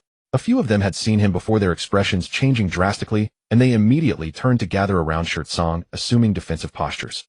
Yekong paid no attention to them. He merely looked at Shirtsong, eyes narrowed, and said, "What are you doing in the whole country? I don't recall allowing you to violate the peace treaty." Boom. An invisible, imposing aura spread out. Shirtsong's eyes were filled with terror, cold sweat trickling down. He explained, "I came to the whole country to visit Mu Yi. I had previously corresponded with the Hokage. I have no intention of declaring war." Oh, only then did Yekong withdraw his chakra. The group of Kirinin were terrified, their faces pale. For Shirtsong, it was more psychological, for them both psychological and physical suppression. So this is the strength of the demon of the water, the sword-bearer of the ninja world.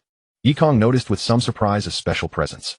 Although she was standing in the corner, she showed no fear of his aura. Instead, she stared straight at him, a strange glint flickering in her eyes. Her hair was a shade between brown and orange, and her eyes held a brightness and composure beyond her age. The future fourth Mizukage, Zhao Meiming. Shirtsong, as if afraid Yekong might misunderstand, took out a scroll and had his subordinate deliver it to Yekong. Yekong glanced at it. It was indeed content about friendly exchanges with Mu Yi, some formalized stuff. He didn't know who had proposed it. None of these leaders of major ninja villages were easy to deal with. Even though he had forced them to sign a peace treaty, the external threats were resolved, but internal troubles remained. Therefore, they would certainly adopt different strategies. For instance, this seemingly friendly visit might inevitably involve some scheming behind the scenes. Casually tossing the scroll back to Shirtsong, Yekong's figure vanished from the spot, without saying another word. Gulp. Several Kirinin felt as if they had been granted a pardon. One of Shirtsong's guards asked, "Mizukage-sama, is he that?" Shirtsong nodded.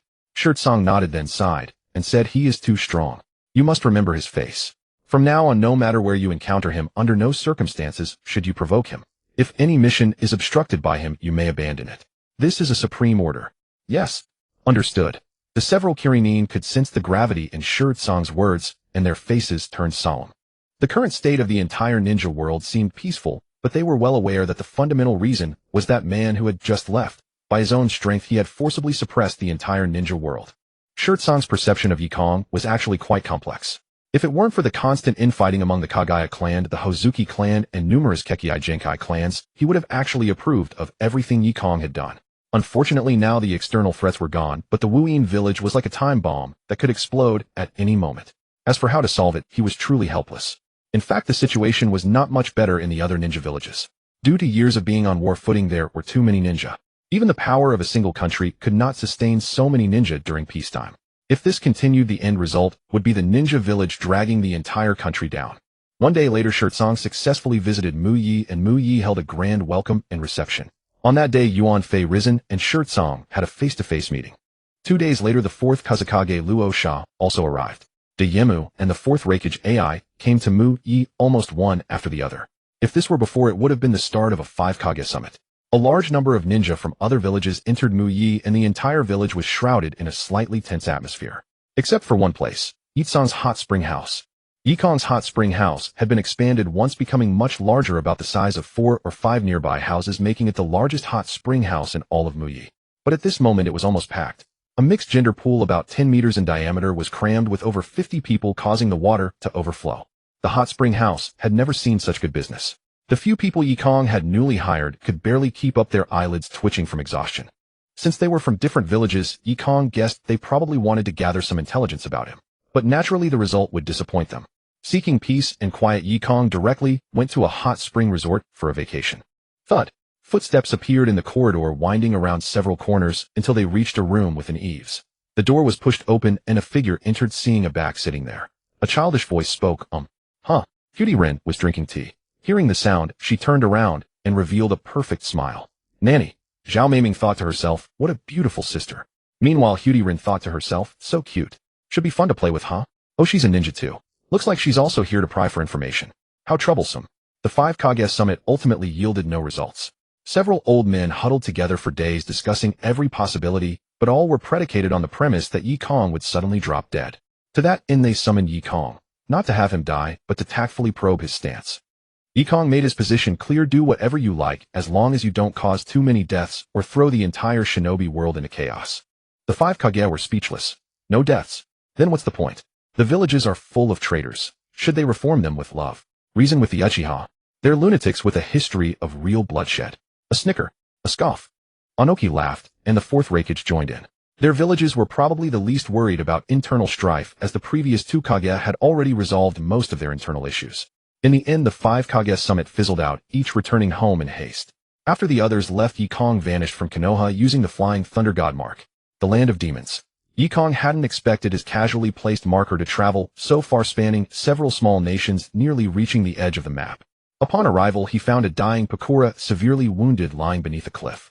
He glanced at her, silent, his expression complex. Alohum. Yekong used a medical scroll to stabilize her serious external injuries.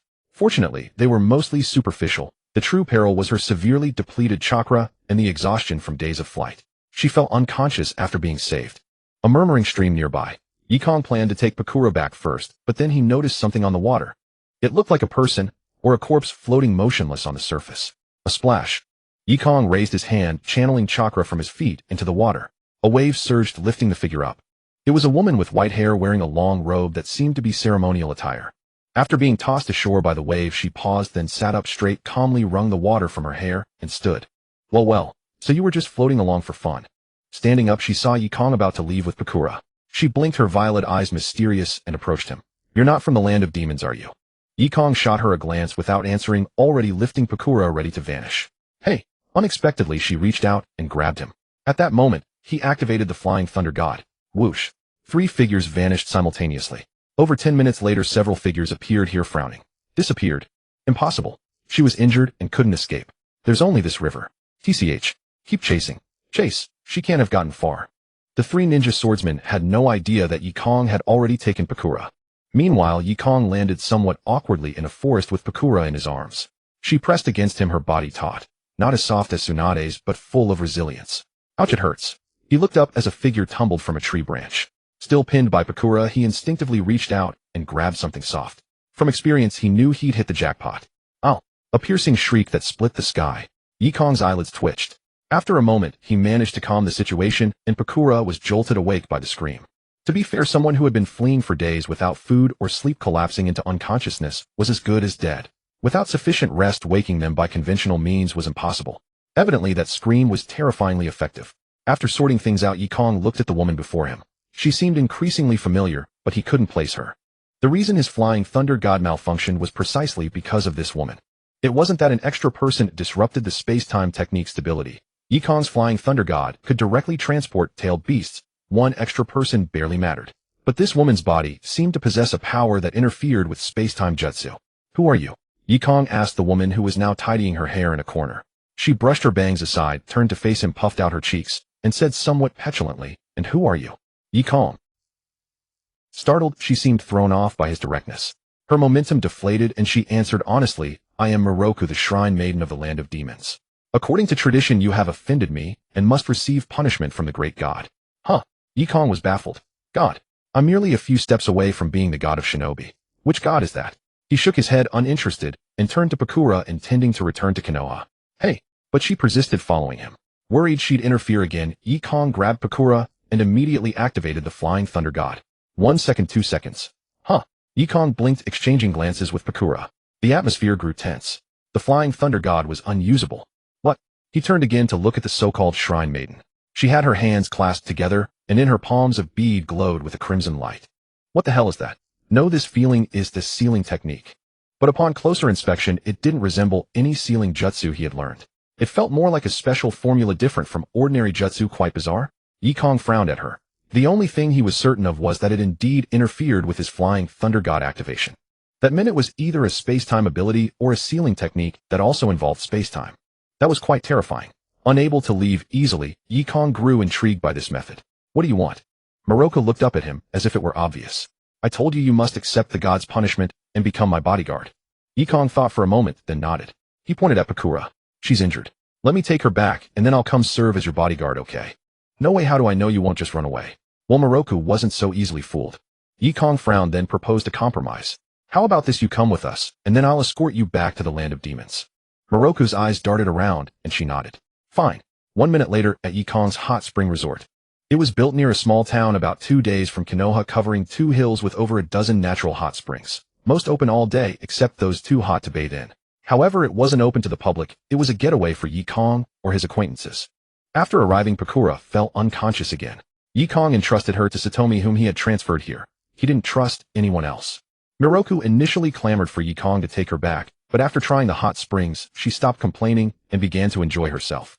This place wasn't just about natural hot springs. The hotel provided full accommodation with an array of food, drinks, and even professional masseurs. The theme was pure luxury. If not for the fact that she was the shrine maiden of the land of demons, Yekong wouldn't have bothered entertaining her. Moroku sipped some chilled wine, something she'd never tasted before. Her cheeks flushed, and soon she fell into a deep sleep. Yekong then returned to Konoha. The 5 Kage had left.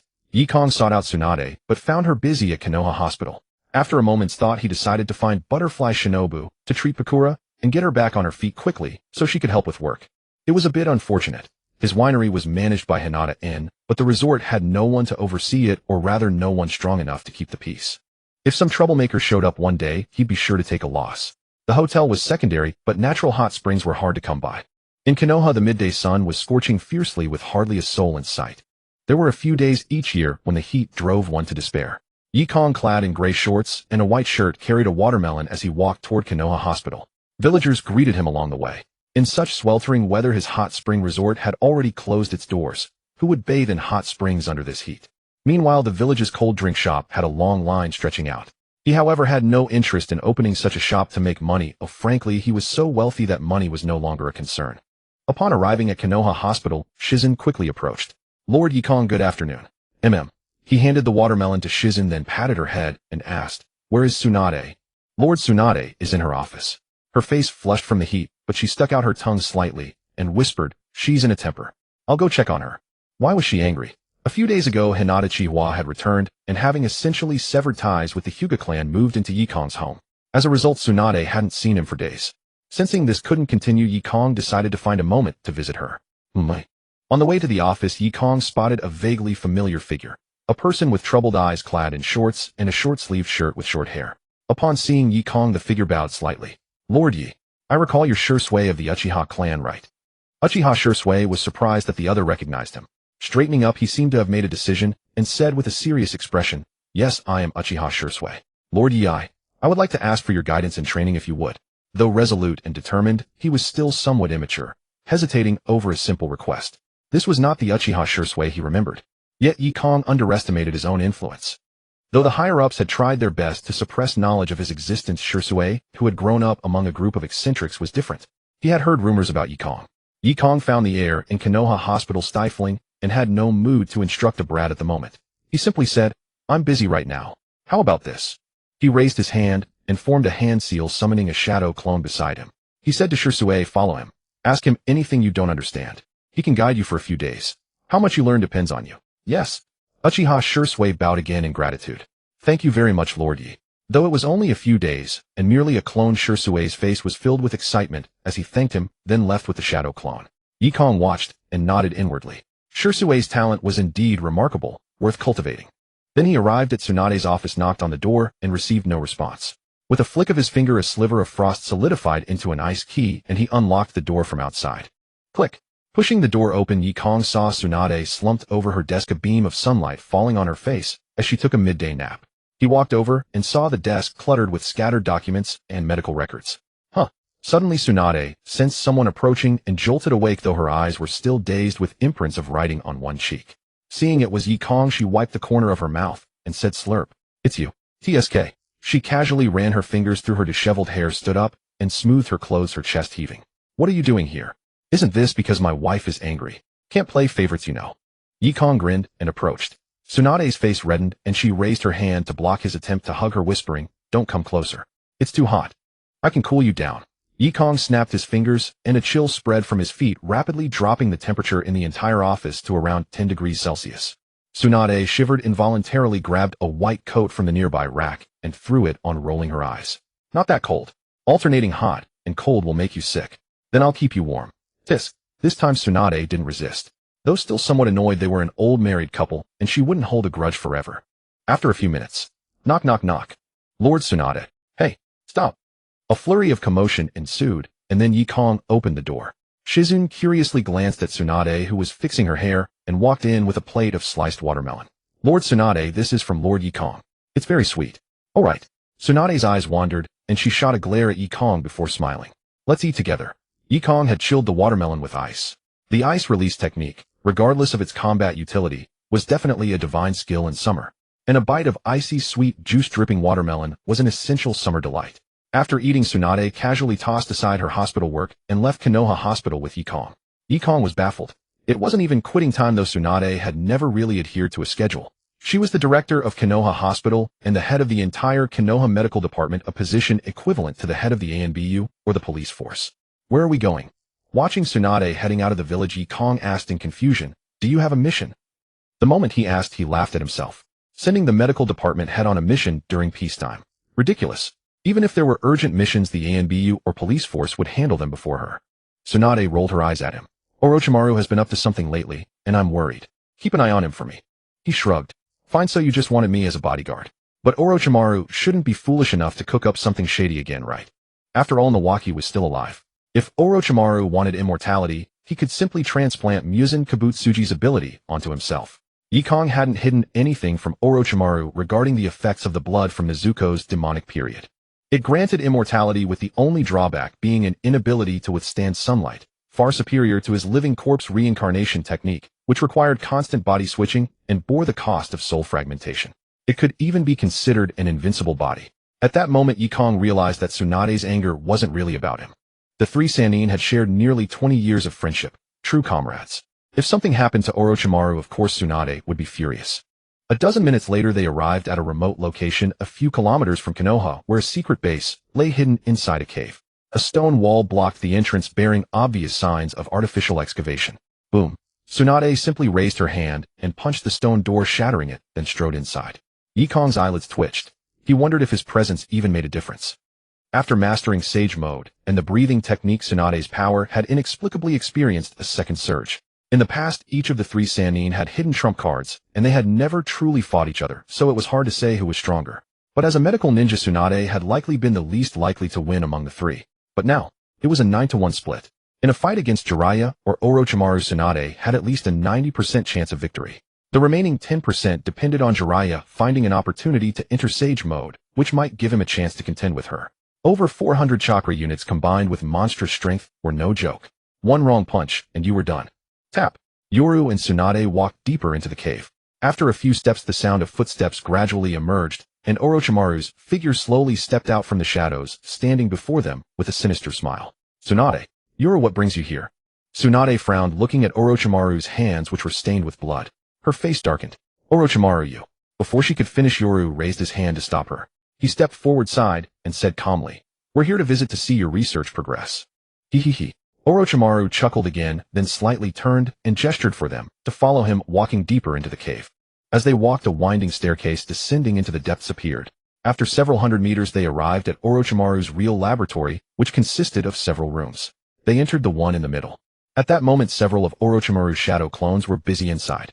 Various unidentified instruments and containers held unknown liquids and solutions. The air was filled with a smell between medicine and stench, which was quite unpleasant. Tsunade frowned slightly. She looked at the white-haired gorilla lying on the experimental table used as a test subject by Orochimaru and secretly breathed a sigh of relief. Yoru, on the other hand, walked to a corner and looked up at a pale white mass of flesh stored in a cultivation container. He could even sense the aura that was between natural energy and chakra. Senju Hashirama's cell tissue. What is this? Tsunade suddenly walked up beside him, making Yoru's eye twitch. Oh no. The implication of this thing appearing here was obvious. Her grandfather's grave had been robbed. Orochimaru remained silent. One of his clones had already moved near the exit, ready to flee at any moment. If this matter was exposed, he could not stay in Konoha. Of course, he also had no idea how many people would be implicated by Tsunade's fury. Orochimaru. Rumble. The ground shook, and the entire laboratory was soon reduced to rubble by Tsunade. Tsunade was truly enraged. Yoru waited until she had vented her anger before flashing to her side. Panting. Looking at the almost completely changed terrain, the ground collapsed. Yoru swallowed secretly. He then said, well, Orochimaru escaped beforehand. Also, what do you plan to do about this? Seeing Tsunade turn and walk away, her chest heaving, looking extremely furious and out of control, Yoru had to quickly say, You won't get anything out of Sarutobi Hiruzen by asking. If you really want to kill him, but can't bring yourself to do it, I can help you. But you can't hate me. Tsunade stopped in her tracks, turned to look at Yoru, and stared directly at him. You knew all along. Yoru shook his head directly, sighed, and explained, I didn't know, but I guessed some of it. I've attacked Danzo more than once. He had transplanted the first Hokage cells and obtained an arm that could use would release. I cut it off. Was it Danzo who made Orochimaru research this? Not entirely. Yoru looked at Tsunade's state, knowing she could hardly think calmly. He spread his hands and said, do you think without Sarutobi Hiruzen's approval or tacit consent, he could establish the route and hide from the entire village's high-level officials to let Orochimaru research this? Huff. After a long while, Tsunade took a deep breath and finally calmed down, her eyes wavering. After a long time, Tsunade's eyes dimmed, as if all her energy had been drained, and she remained silent. Yoru knew that Tsunade must be very sad now. Just like Nawaki, she hoped that Konoha could become better, realizing Senju Hashirama's ideal village. The Senju clan had vanished. The siblings relied on each other. After Senju Tobarama died, Senju Hashirama's ideal became their spiritual pillar. But what could Tsunade do? In today's Konoha, there was no Senju clan to support her. Even if she wanted to make changes, she would have to find a way to first sit in that position, otherwise everything was in vain. But she couldn't possibly act against Sarutobi Hiruzen. Personally, he was her teacher. Publicly suddenly losing a Hokage would also be a blow to Konoha, especially when the major clans had not been weakened, which would be a huge destabilizing factor. Even if Tsunade really sat in that position, she had no confidence to suppress the Uchiha and Hyuga clans. A hand reached out, hesitated, then patted her shoulder. Yoru wanted to hug her to make Tsunade feel better, but unexpectedly, she suddenly raised her head, staring at him with burning eyes. You become the Hokage? Huh. Yoru blinked, pointed at himself. Me. His eyelids twitched, then he understood Tsunade's meaning. It seemed like the best solution so far. As long as he sat in the Hokage position, what could the major clans say? Just like Senju Hashirama and Senju Tobarama in the past, as long as they were alive, Konoha would at least be stable on the surface, and the major clans would behave. Yoru shook his head without hesitation. Not doing it. Things are not as simple as you think. With a bitter smile, Yoru continued to explain, although it's not obvious, didn't you notice that from your grandfather to your second grandfather they were appointed in times of crisis? But at that time your second grandfather also didn't have the support of the Senju clan. He also sacrificed a lot of interest to barely stabilize the Uchiha clan. Now if you want me to go, even if I rise to power through forceful means, it would directly erase the legitimacy from the second Hokage to Sarutobi Hiruzen. Even if the Uchiha and Hyuga don't confront me head-on, they will desperately fight for the next Hokage position, doing anything. The situation will only get worse. If it really came to that, Yoru would have to destroy the Uchiha and Hyuga using terror to complete the reshuffling of Konoha's power structure. And it would leave endless troubles unless he diligently managed for decades using time and achievements to make Konoha forget these. He would have to be out of his mind to ask for trouble. Become Hokage? No way. Tsunade also frowned at a loss for ideas, but her expression was not as terrifying as before. Yoru had to comfort her in time. Actually, you don't need to be like this. Your grandfather is dead. They just stole a little sample to cultivate cells. Easy for you to say. It's not your grandfather's grave that was dug up. Tsunade rolled her eyes, slapped his hand away, turned and left. Yoru could only follow. Back in Konoha, Tsunade, unsurprisingly, went to check her grandfather's tombstone. However, when Tsunade and Yoru arrived, they were stopped by two Umbu. Lady Tsunade, Lord Yoru. Yoru sighed. Tsunade looked at the two Umbu with dangerous eyes. What? Do I need to apply to the Hokage to pay respects to my own grandfather? The two Umbu exchanged glances, said nothing, and lowered their heads, but did not step aside. Boom. A crack spread from under Tsunade's feet, the ground trembled. Then without a word, Tsunade turned and walked straight toward the Hokage's office. It's over. In the Hua-ing office, Yuanfei Risen was looking down at the documents sent by Bluffing Schumann's team. After reading, he nodded and said, not bad, the mission was executed quite excellently. Bluffing Schumann's team consisted of 4 people. Besides the leader Bluffing Schumann, the other 3 were also present. Upon hearing this, Kakashi, wearing a mask, showed no visible expression or reaction. However, Yuzhibo Daitu and Yiyuan Lin both wore happy expressions. For a genin, completing a B-level mission was a cause for celebration. It was already the highest level of mission ordinary ninjas could undertake. Because only when a mission reached B-level would there be direct confrontations, mountain bandits, robbers, or some samurai and rogue ninjas. The difficulty would skyrocket. Beyond that, missions would involve important matters concerning other ninja villages, and genin teams were generally not assigned to them. They high-fived each other in celebration, and Yuanfei Risen watched with a benevolent smile on his face. Just then, hurried footsteps sounded outside the Hua-ing office, and the next moment, boom. The door of the Hua-ing office burst open with a violent crash, sending splinters flying everywhere. Lady Gangsho. Yuanfei Risen looked at the shattered door. Wolfing Shuemin had already turned around in an instant, shielding the three, Kakashi, Yuzhibo Daido, and Yuan Lin, with a special kunai appearing in his hand. But the next moment a hand patted his shoulder, stopping him. Looking at Gang Ho, who walked into the Hua Ying office with shock and uncertainty, Wolfing Shuemin turned his gaze questioningly toward Yekong. Yekong sighed, shook his head at him, and offered no explanation. This matter could no longer be explained. Originally, Gang Ho had believed him, thinking that Yuan Fei Risen was unaware of the situation.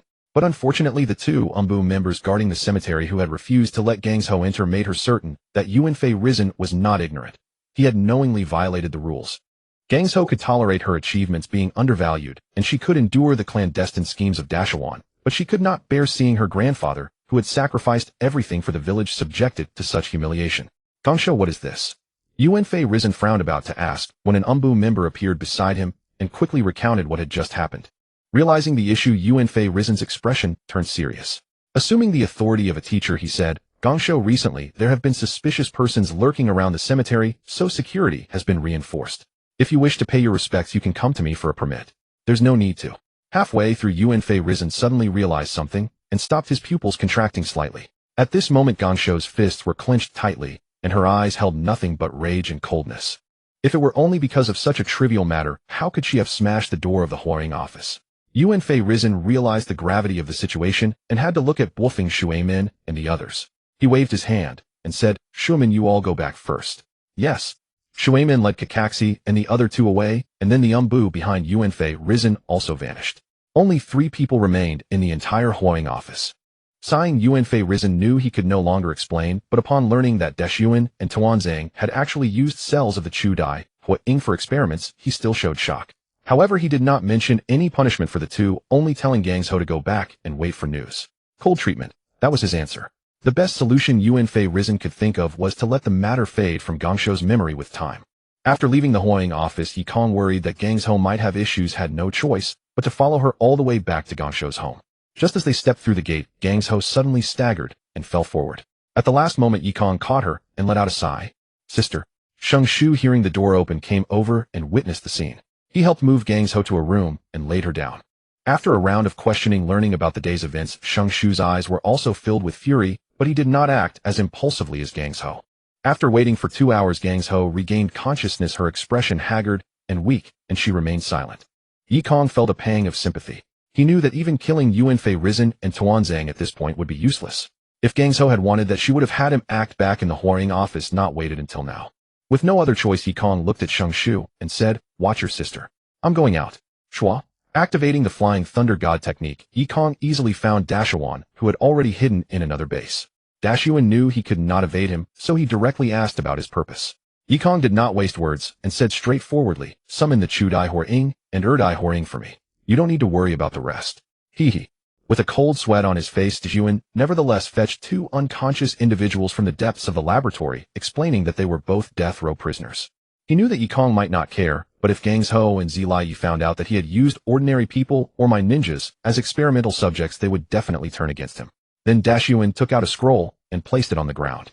Without explaining where he had obtained the cell samples of the Erdai Hua Ying, he began forming hand seals rapidly, then slapped his palm onto the ground. As the Hui Tu gradually covered the 2 figures, the technique was completed. Rustle, rustle. After the Hui Tu gradually peeled away, 2 figures with hollow eyes and bodies covered in cracks appeared before them. Then eyeballs formed in their eyes and moved slightly. The consciousness of Qinsho Feijian was pulled back from the underworld. He first noticed Dashuan. Then he turned his gaze to Yekong, sized him up for a moment, and recognized him. Kong, did you summon me? What is the matter? Feijian, this is the forbidden technique you researched, isn't it? I told you not to study these things, but you never listened. You. TSK. Qinsho Feijian crossed his arms and turned his head away, ignoring his elder brother's nagging. Qinsho Zhujian sighed, then looked at Yekong and Dashuan. He scratched his head with a puzzled expression and said, I remember you should be one of Gangsho's classmates. You've grown so much, it seems many years have passed. So who are you? Yekong nodded slightly and explained, I am Yekong. Lord Feijian once gave me guidance. I am now the owner of a hot spring inn. A hot spring inn. That's nice. Qinsho Zhujian then turned to look at Yekong and frowned. Hot spring inn. Weren't you the Umbu director? What about Qi Mushuomao? And Monkey should be the 3rd Hua Ying, right? It must be said that Qinsho Feijian's political acumen far surpassed Qinsho Zhujian's. With just a bit of information, he had deduced many insights. Then Dashuan roughly explained the events that had occurred after Qinsho Feijian's death. including the Second Shinobi War and the Third. Shinsho Feijian nodded inwardly. These major events were mostly within his expectations. After his death, things would certainly develop in this direction. However, when Dashuan mentioned what Yekong had done, he began to frown. You killed Shan Jiaoyu Banzong. Chimu Shuomao was my trusted subordinate. Why didn't you compete for the position of Ombu director? Shinsho Feijian looked at Yekong with puzzlement and asked. In his view, the death of Chimu Shuomao was not important because he was his trusted subordinate. For Yuanfei risen to quickly secure the position of Hua Ying, such a sacrifice was necessary. But in his eyes, Yekong was actually the most suitable candidate to replace Chimu Shuomao. Yekong's eyelid twitched. He suppressed the impulse to punch the second Hua Ying directly and said, Lord Feijian, let's talk about something else. Your granddaughter now wants me to kill the third Hua Ying. I called you two back to persuade her, or... He did not finish, but his meaning was clear. Either the two would find a way to persuade Gangsho to give up and let it go, or if they were useless, he would have to kill Yuanfei Risen. He could even be forced into the role, but he absolutely would not become the damned Hua Ying. Whoever wanted it could have it. Edo Tensei was a technique developed by Senju Tobarama, and it was actually quite complete. The reason Orochimaru had never used it was that without a controlling talisman, it was a useless ability. Isn't that obvious? I don't feel anything anymore. I'm already dead, and now I have an immortal body. Do you think you can still control my freedom? Thus, Orochimaru's true development of Edo Tensei lay in pre-embedding control talismans within the impure bodies, allowing him to forcibly command the summoned strong ones for his own use. But it was still useless because those too powerful could never be controlled by any talisman. The gap was too great. Unless it was like the present situation where he summoned a target without malice to help. Senju Hashirama and Senju Tobarama listened carefully to the current situation. The latter merely frowned slightly, but Hashirama was silent for a moment before looking at the night sky and saying, You and Tsunade are not living together yet. I see. Thank you for your trouble. Senju Hashirama smiled and expressed his gratitude, then said, Let's go. I'll go see her. She must have had a hard time all these years. Brother, don't go. Even I would do this in such a situation.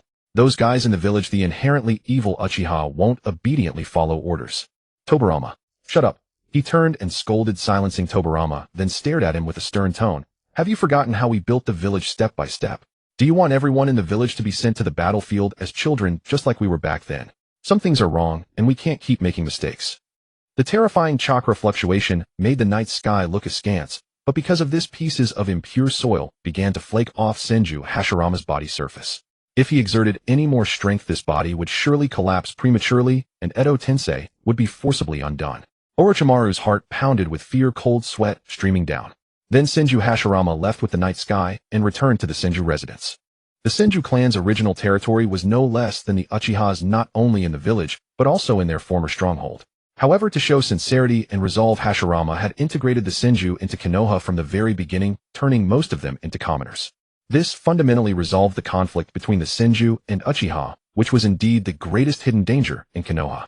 But he never expected that Uchiha Madara, the one who should have been least problematic, would suddenly rebel and become the greatest disaster. With Senju Hashirama personally appearing, Tsunade finally pulled herself together. Nawaki, who had never met his most revered grandfather since he could remember, was also very excited. After persuading Tsunade, Hashirama stayed for half a day without visiting Sarutobi Hiruzen. Instead, he patiently chatted with the siblings, occasionally letting out hearty laughter. Unknowingly, the night passed. He sent Tsunade and Nawaki to their rooms to sleep, then came to the courtyard and looked at the night sky sitting there. Thank you so much, Kuo. No need to be polite. First, Hokage-sama. Are you leaving? The night sky, who was meditating under the eaves, looked up at Senju Hashirama. He nodded, and visible pieces of impure soil began to emanate from his body. He smiled and said, I am already a dead person. There is no need for me to continue existing in this world.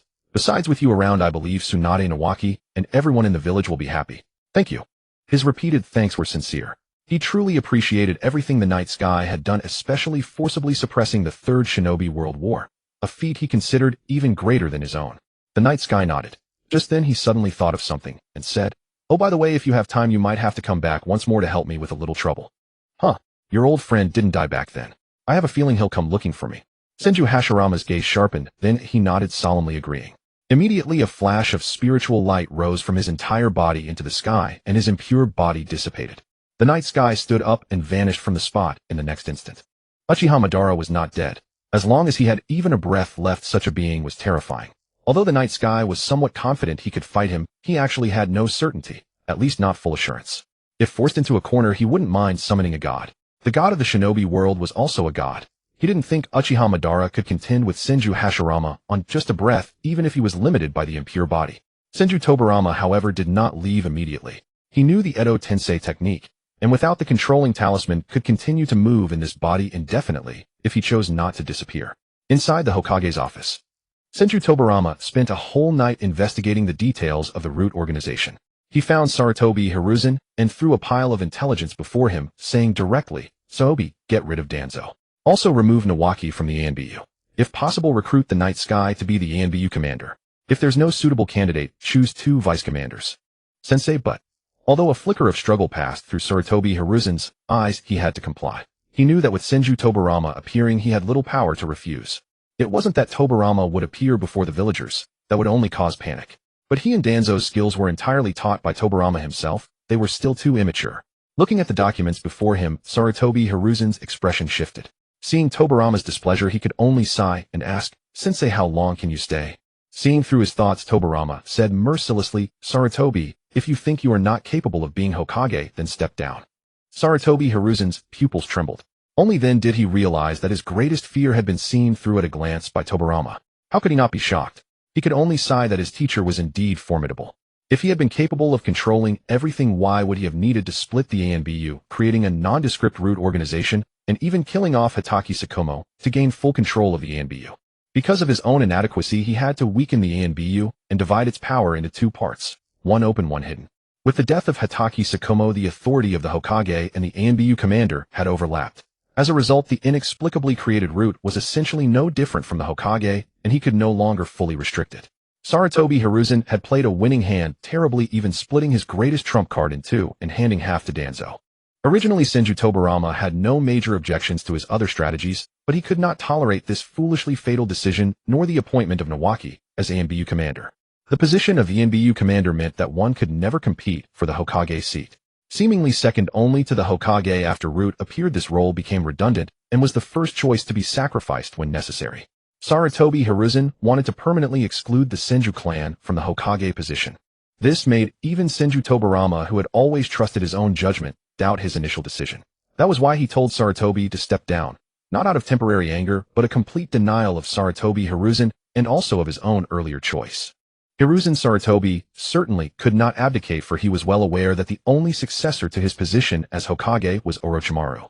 Unfortunately, Orochimaru had already been tainted by Danzo's darkness, and the Hokage must not bear such a stain. Just like Nawaki, once he had been stained by the darkness of the ANBU, it was destined to be forever indelible, thus forever barring him from the path to becoming Hokage. Minato, Namikaze, and Nawaki lacked both the experience and the strength to shoulder the great responsibility. Therefore, despite Tobarama Senju's profound disappointment, he did not forcibly replace him as Hokage. Konoha Prison. Clank clang. Get in. In the dim prison, Danzo, his hands shackled, was confined to a solitary cell. He raised his head in silence, his deadened eyes suddenly trembling. "Teacher, you."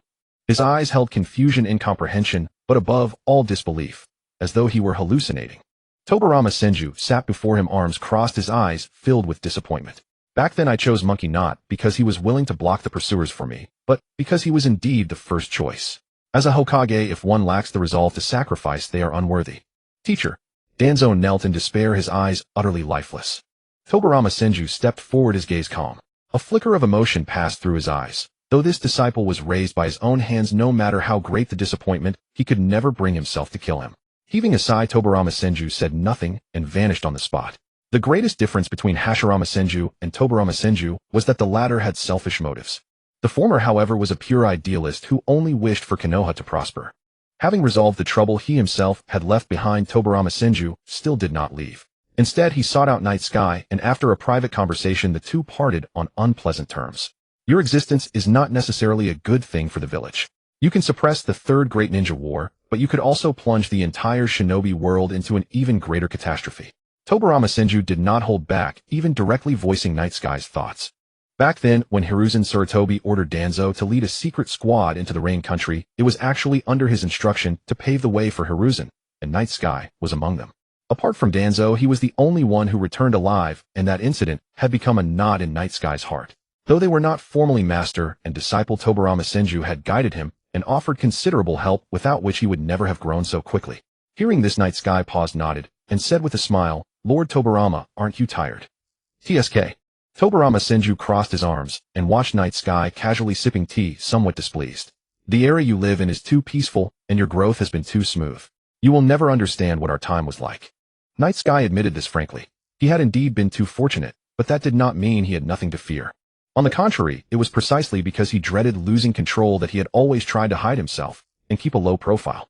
Look at others. Once an ordinary ninja attains Hokage-level power, they may not run rampant, but they will certainly trample the so-called rules and assert their presence. This is not a psychological disorder, it is human nature. With the power to crush dozens, or even hundreds of people with a single hand, who the hell would still eat beef?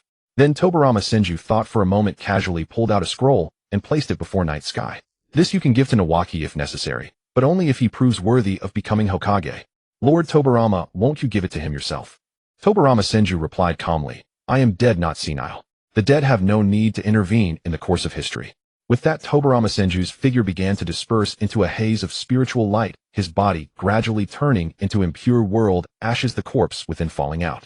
Night Sky's eyelids twitched. He sighed, raised his hand to create a block of ice to dispose of the corpse, then picked up the scroll and turned to leave. Senju Mansion.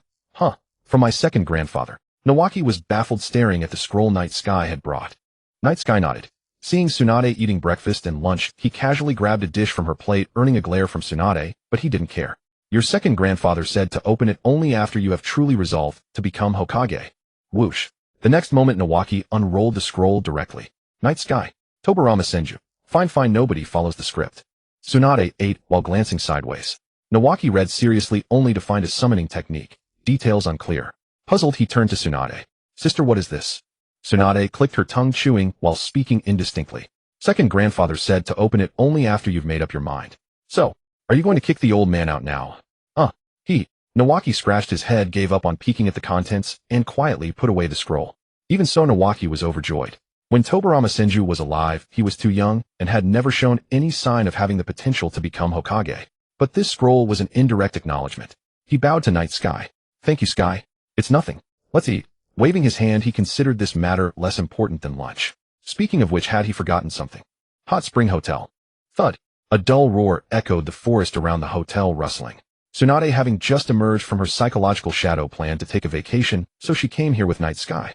Then they encountered Yagura, who had changed her identity. Dressed in a kimono-made outfit, her tall figure was quite striking. But her first word, master, instantly numbed Night Sky. Tsunade's eyelid twitched. She looked at Night Sky beside her. What is she about? Night Sky remained calm and unflustered. San Ninja S rank missing mean. I hired her to manage the hotel. Really? Watching Night Sky nod repeatedly, Tsunade set aside her suspicion. But then a voice came, it's you. They turned to see a woman with a white blunt fringe wrapped in a towel walking out, her mysterious purple eyes unashamed. Facing Tsunade's gaze, Night Sky remained composed. A clear conscience fears no accusation. He had built this place for vacations, and Tsunade knew it. But Moroka's next move made things serious. She approached and directly hugged Night Sky, leaning gently against his chest, cooing, darling of disaster. Tsunade wore a look of, now explain yourself. Night Sky was dumbfounded. Was he under a genjutsu? He certainly didn't recall having any past with this shrine maiden of the land of demons. He looked at Tsunade, raising his hands. You saw it. Tsunade snorted again, ignored him, and walked into the hotel to enjoy her vacation. Alright, stop acting. Tsunade is one of the Sannin. Your acting is too crude. Seeing her plan fail, Moroka's expression changed instantly. She stepped back 2 paces silently, then smoothed her hair, looked up at Night Sky with a smile. I need to return to the land of demons. As a guardian, you must escort me. Night Sky shook his head. I am not from the land of demons, but I can send you back. He placed his hand on her bare shoulder, intending to use the flying thunder god to return her to the land of demons. He had left his technique marks at specific places he had visited. But the technique didn't activate. A faint purple glow flickered in her eyes, as she was clearly using her shrine maiden power to prevent him from using the flying thunder god. Moroka still wore a smile, her cheeks slightly flushed. She pushed his hand away and continued, though I am a guardian, such an act would incur divine punishment. Clack. Tsunade's dangerous gaze came from nearby. Night Sky sighed, feeling extremely troubled, but had to reluctantly compromise. I'll have Yagura escort you back to the land of demons. Is that acceptable? Miroku lowered her head, a look of dejection on her face, her voice filled with grievance. Do I disgust you so much? Tsunade's gaze grew even more dangerous. Night Sky felt his scalp tingle. This mess, Tsunade had just recovered, and he didn't want another incident. With no choice, Night Sky forced a pained smile. What do you want? 2 days later, in the shrine of Gueiji country. In Gueiji country, there was no daimyo nor any ninja village. Everything centered around the shrine maiden, who served as both the daimyo and the key to maintaining the stability of the entire Gueiji country. After changing into the previous shrine maiden attire, Mi Lu tied her long hair back, her expression solemn and dignified. Surrounded by the ministers of Guizhi country, she came with a solemn demeanor to a place resembling a shrine for worshipping deities. Then Mi Lu instructed the ministers to handle the affairs of Guizhi country. In truth, there were not many people. The entire Guizhi country was not large, with a total population of perhaps less than 100,000. Having been missing for so long, the government affairs were actually completed in just one day. After a busy day, Mi Lu returned to her residence, a shrine located on a mountaintop. She asked Yekong to help complete the so-called ritual before he could leave. There was no choice, but it was only a few days. Yekong was quite curious about the monster named Wangliang, so he decided to come and see it. Night fell, and summer insects chirped. Yekong's room was arranged inside the shrine because, according to Mi Lu, she was most likely to be in danger while completing the ritual, so she needed Yekong's protection. As a condition, she could offer generous rewards. Somehow she had learned about the everything shop that Yekong ran, and thus she entrusted this matter to him as a mission. However, Yekong had no high expectations for a remote and impoverished place like Guizhi country. No matter how much reward she could offer, his everything shop only took on tasks based on his mood. The night passed without incident. The next day, Yekong and Mi Lu arrived together at the altar where Wangliang was sealed.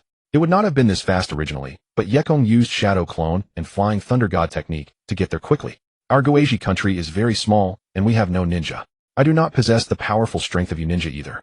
Our ancestors once said that although the demon could lead to the destruction of Guizhi country, it is also the foundation of Guizhi country's continuation. The gem in Mi Lu's hand emitted a dazzling red light. A low, deep roar came from the seal, as if it was reinforcing the seal. Her expression showed signs of strain.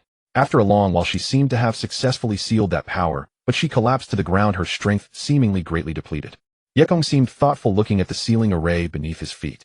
This thing was different from the sealing techniques he had learned, but it was indeed a mysterious sealing formula. What he had learned was actually the sealing technique inheritance from the Huachao hidden village. After the destruction of the Xuanhua clan, the Qinsho clan, as close relatives, inherited the legacy of the Xuanhua clan, including the survivor Jiu Xian Nai.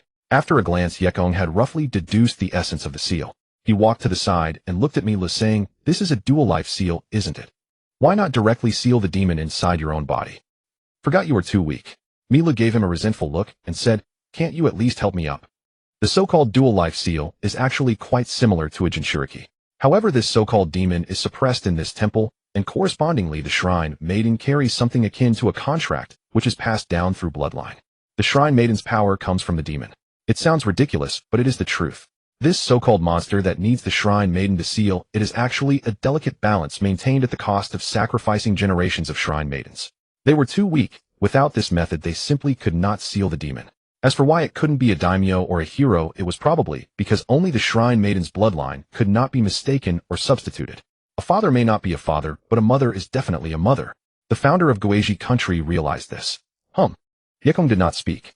He suddenly raised his hand and slapped it on the ground. A red light abruptly lit up from the sealing formula beneath his feet, and a startling surge of energy poured in from all directions. "What are you doing? Stop!"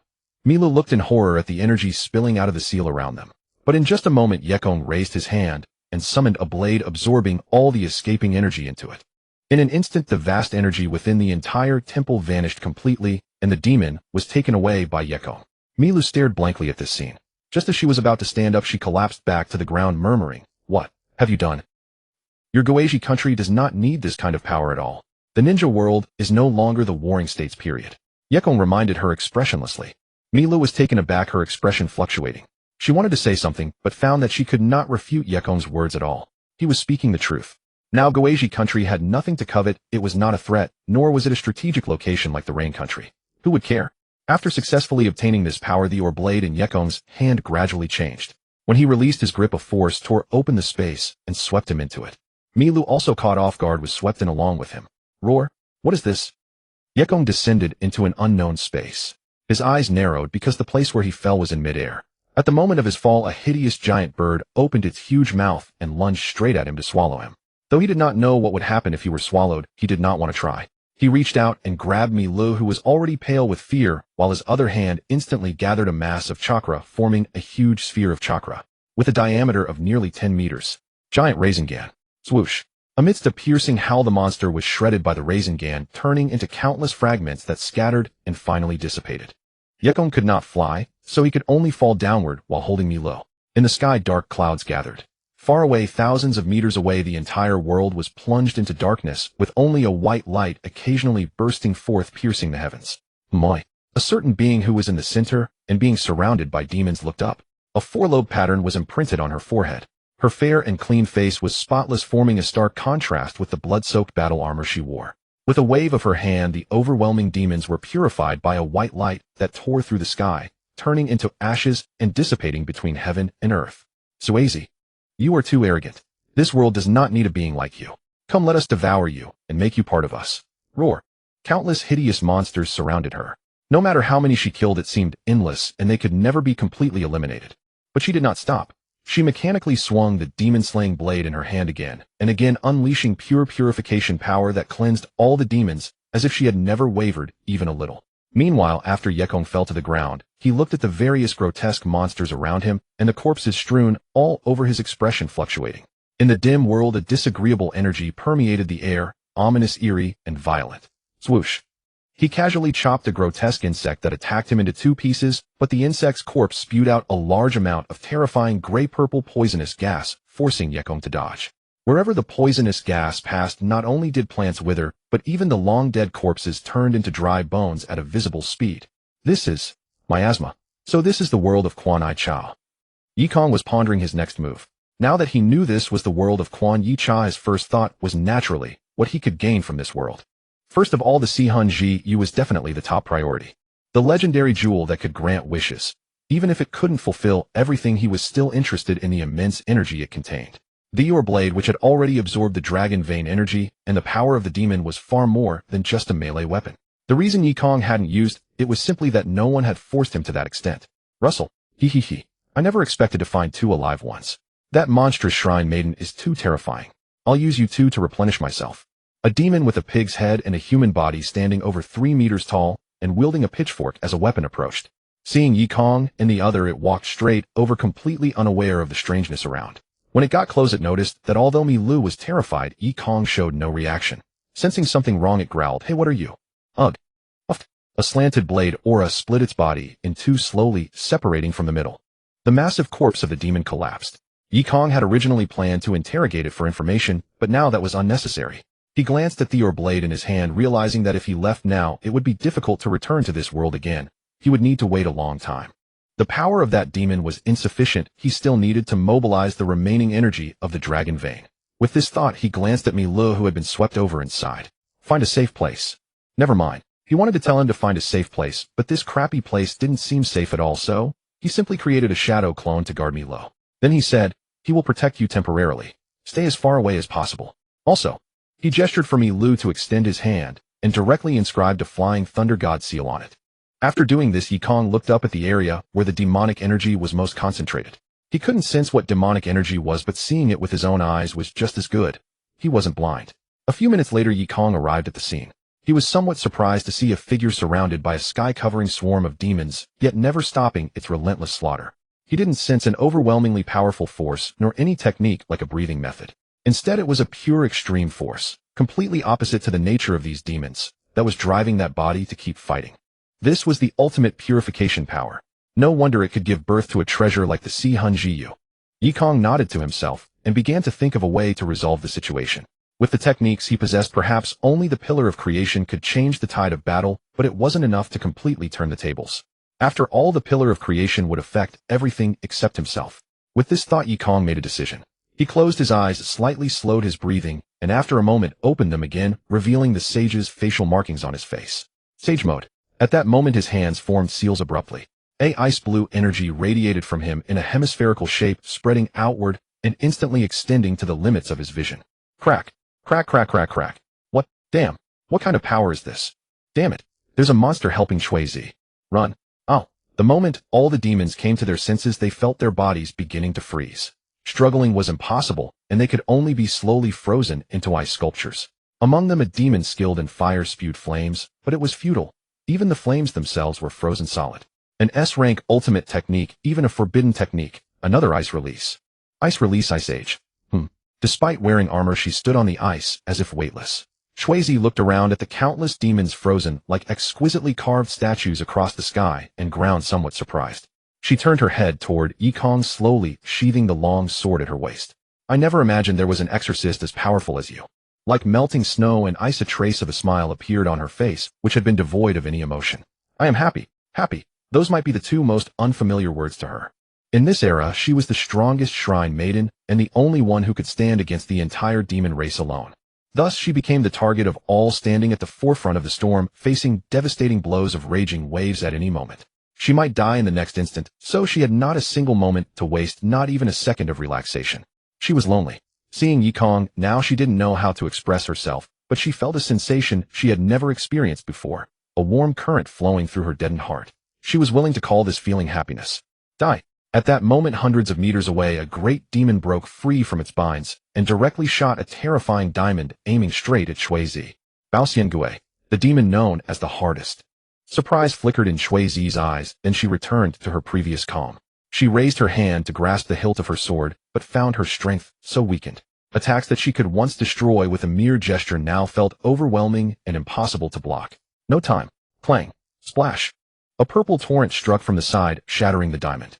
Accompanied by the sound of rushing water, mixed with the roar, it instantly reached hundreds of meters away.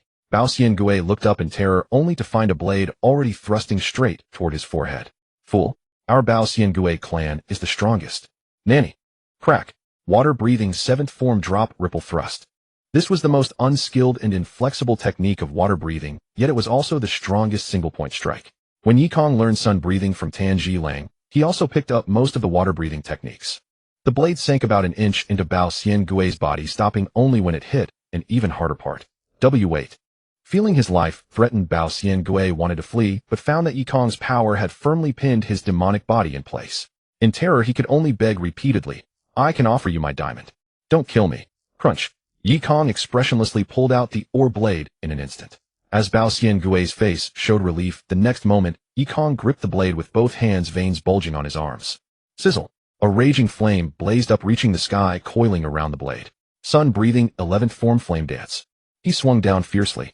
Amid Bao Xiangui's piercing screams, the combination of terrifying force and extreme speed gave birth to the purest aesthetics of violence in this world. The diamond, claimed to be the hardest, was split into countless shattered crystals, turning into flying debris. Yekong's arms trembled slightly as he looked at the ore blade, which now had a crack appearing on it. His eyes were filled with ecstasy. Ore blade level 5, 1100. Just a little more. If the level 5 ore blade shattered, his chakra capacity would surge again, breaking through 10,000. With 10,000 points of chakra, he would have enough confidence to fight Yuji Bo Ban, who was barely clinging to life. But even that little bit was not easy to break through. In this world, finding something as hard as Bao Xiangui was no easy task. Landing on the ground, Yekong casually picked up the two halves of the black stone. This was the true diamond, a supreme treasure that the Bao Xiangui clan needed a lifetime to nurture. It was not only the hardest part, but also possessed the power to connect the yin and yang, the most miraculous gem. The Bao Xiangui clan itself was a special type of demon that guarded various gems. But for some unknown reason, they had come to provoke Shuizi. These are the gems of the Baoxian Ghost clan, which can be used to forge formidable weapons. Shuizi released her grip on the sword hilt, stepped out from the forest, and approached Yekong. She explained, if you need, I might be able to find someone to craft the weapon you desire. Yekong glanced at her, then raised his hand to hand over the two diamonds. I don't need a weapon, but there is indeed something I require your assistance with. Shuizi was puzzled, yet she felt grateful for Yekong's help. Then a few days later, with Shuizi's aid, Yekong sought out nearly all the great demons of this world: the flying demon moth, the dragon bone spirit, the demon wolf tribe, the dog demon tribe, and the death god tribe.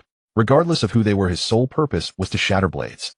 Unfortunately, even the netherworld path, which was said to devour all things, was due to the death god ghost's power being too weak, so Yekong directly hacked it into pieces and cast them into the path. The other great demons were also slain by him. Even those who managed to barely survive were severely wounded, retreating into corners and not emerging again. Clang. Wind scar. Here it comes. The great general's ultimate technique.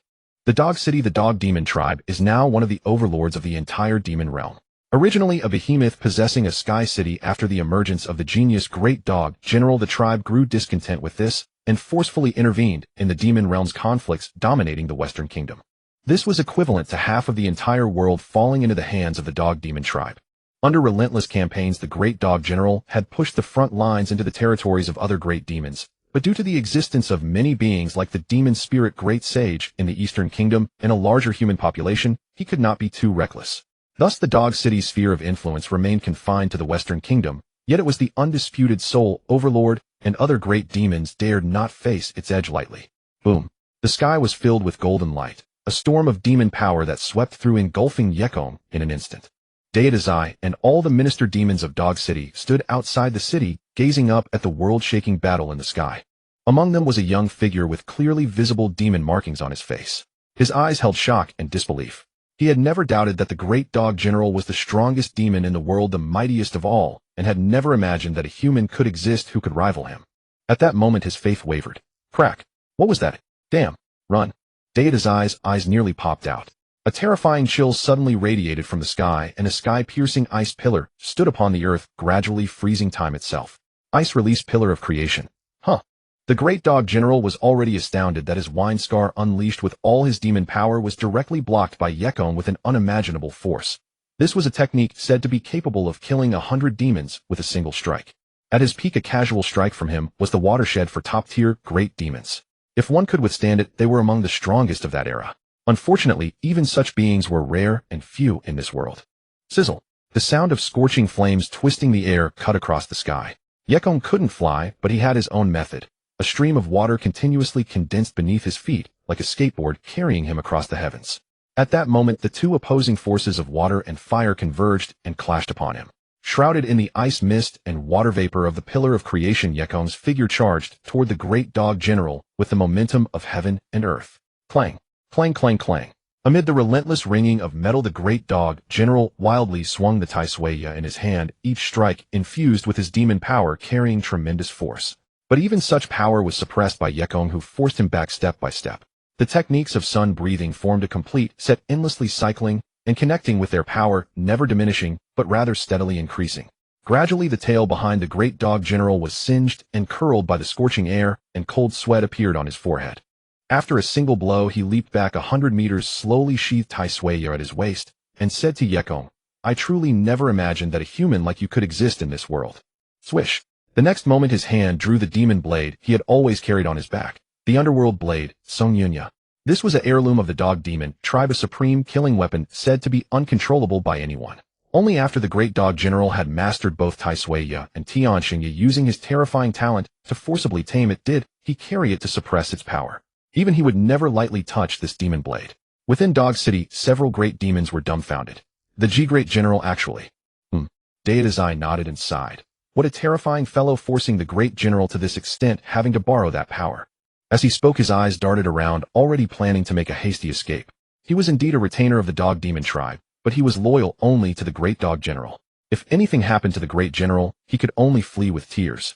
He glanced at the young Sesomaru beside him, pondering whether he should take the young master away or... Then he looked toward the general's mansion within Dog City, where another bloodline of the great dog general resided. Roar! The great dog general let out a furious roar, his eyes bloodshot, nearly entering a demonized state. A terrifying demon aura blotted out the sky, shrouding the heavens. Clearly, even he found it difficult to control and wield this power. At this moment, the great dog general suppressed Songyunya, and his demon aura surged several-fold, doubling his strength. He did not use the ultimate technique of Songyunya. That power would only bring death.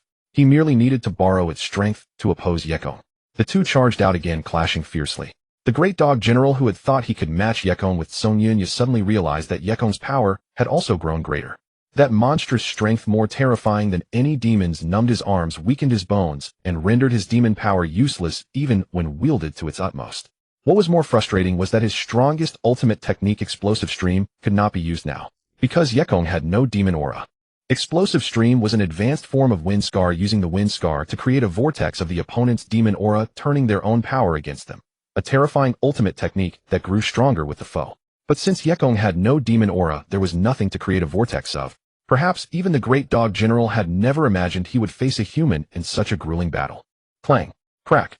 Finally, after a fierce battle lasting 2 full days and nights, the mining blade in Yekong's hand shattered, but the Songyunya that the great dog general had been controlling also reached its limit.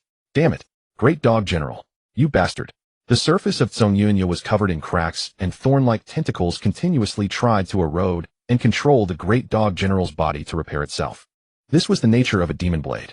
The great dog general had suppressed it firmly from beginning to end. Seeing the blade in Yekong's hand break, he felt a touch of disappointment, but was also nearing his limit. Reluctantly, he had to sheath it behind his back. But at that moment Yekong suddenly unleashed a speed beyond his comprehension, appearing beside him in an instant and reaching out to grab that Tsunade in his hand. Careful! The great dog general was greatly alarmed. He had sensed no killing intent from Yekong, only battle spirit, so he had never regarded Yekong as an enemy. As a noble clan in the demon realm, the great dog general disdained killing ordinary humans and weak demons. He was a rare demon who possessed immense power yet adhered to principles. Seeing Yekong actually grab the Tsunade, how could he not be shocked? But as he watched Yekong's reaction after seizing the blade, his expression shifted from alarm to astonishment. Or blade 6th order 100,100. Chakra 10,000. Yekong's strength also surged from the pinnacle of Kage level to another realm entirely, Super Kage. But that wasn't the main point. The moment his hand gripped the hilt of Sannin, a wild surge of thoughts began assaulting his consciousness. Yes, human, use my power. I can grant you the mightiest strength in this world, stronger than even the great dog demon. Swoosh. Thorn-like tendrils shot toward his arm, but Yekong merely flickered a sharp glint in his eyes, making no attempt to resist. As the tendrils pierced his skin and the violent consciousness invaded his mind, Sannin's demon spirit arrived in an unknown space, filled with delight, ecstasy, and fervor. Foolish human. How wonderful. To think there exists a human as powerful as that bastard great dog demon. This must be fate. A human's will can never suppress my power. Once I seize this body, the dog demon clan, and the entire world will be mine. Ha ha ha. Just then Sannin's demon spirit sensed something amiss. It was too quiet. Throughout the entire psychic space, he couldn't even see any trace of Yekong's main consciousness. Puzzled, he walked forward, unsure how long he traveled, yet never reaching the end, as if the space were boundless and limitless. The view expanded infinitely. Beyond a colossal space the size of a planet, a pair of eyes gazed indifferently at the trapped demon spirit of Sona within. This was Yekong's true main consciousness. To think that someone who mastered sealing arts could be controlled, Sannin's naivety was laughable. Back in reality, Yekong's eyes were as cold as winter stars, completely unaffected by Sona. The thorns on his arm had shattered, and he casually sheathed the sword. He stepped back and turned to leave. He had achieved his goal. There was no need to linger. Wait. The great dog demon suddenly called out, hesitating for a moment before speaking seriously. Thank you very much.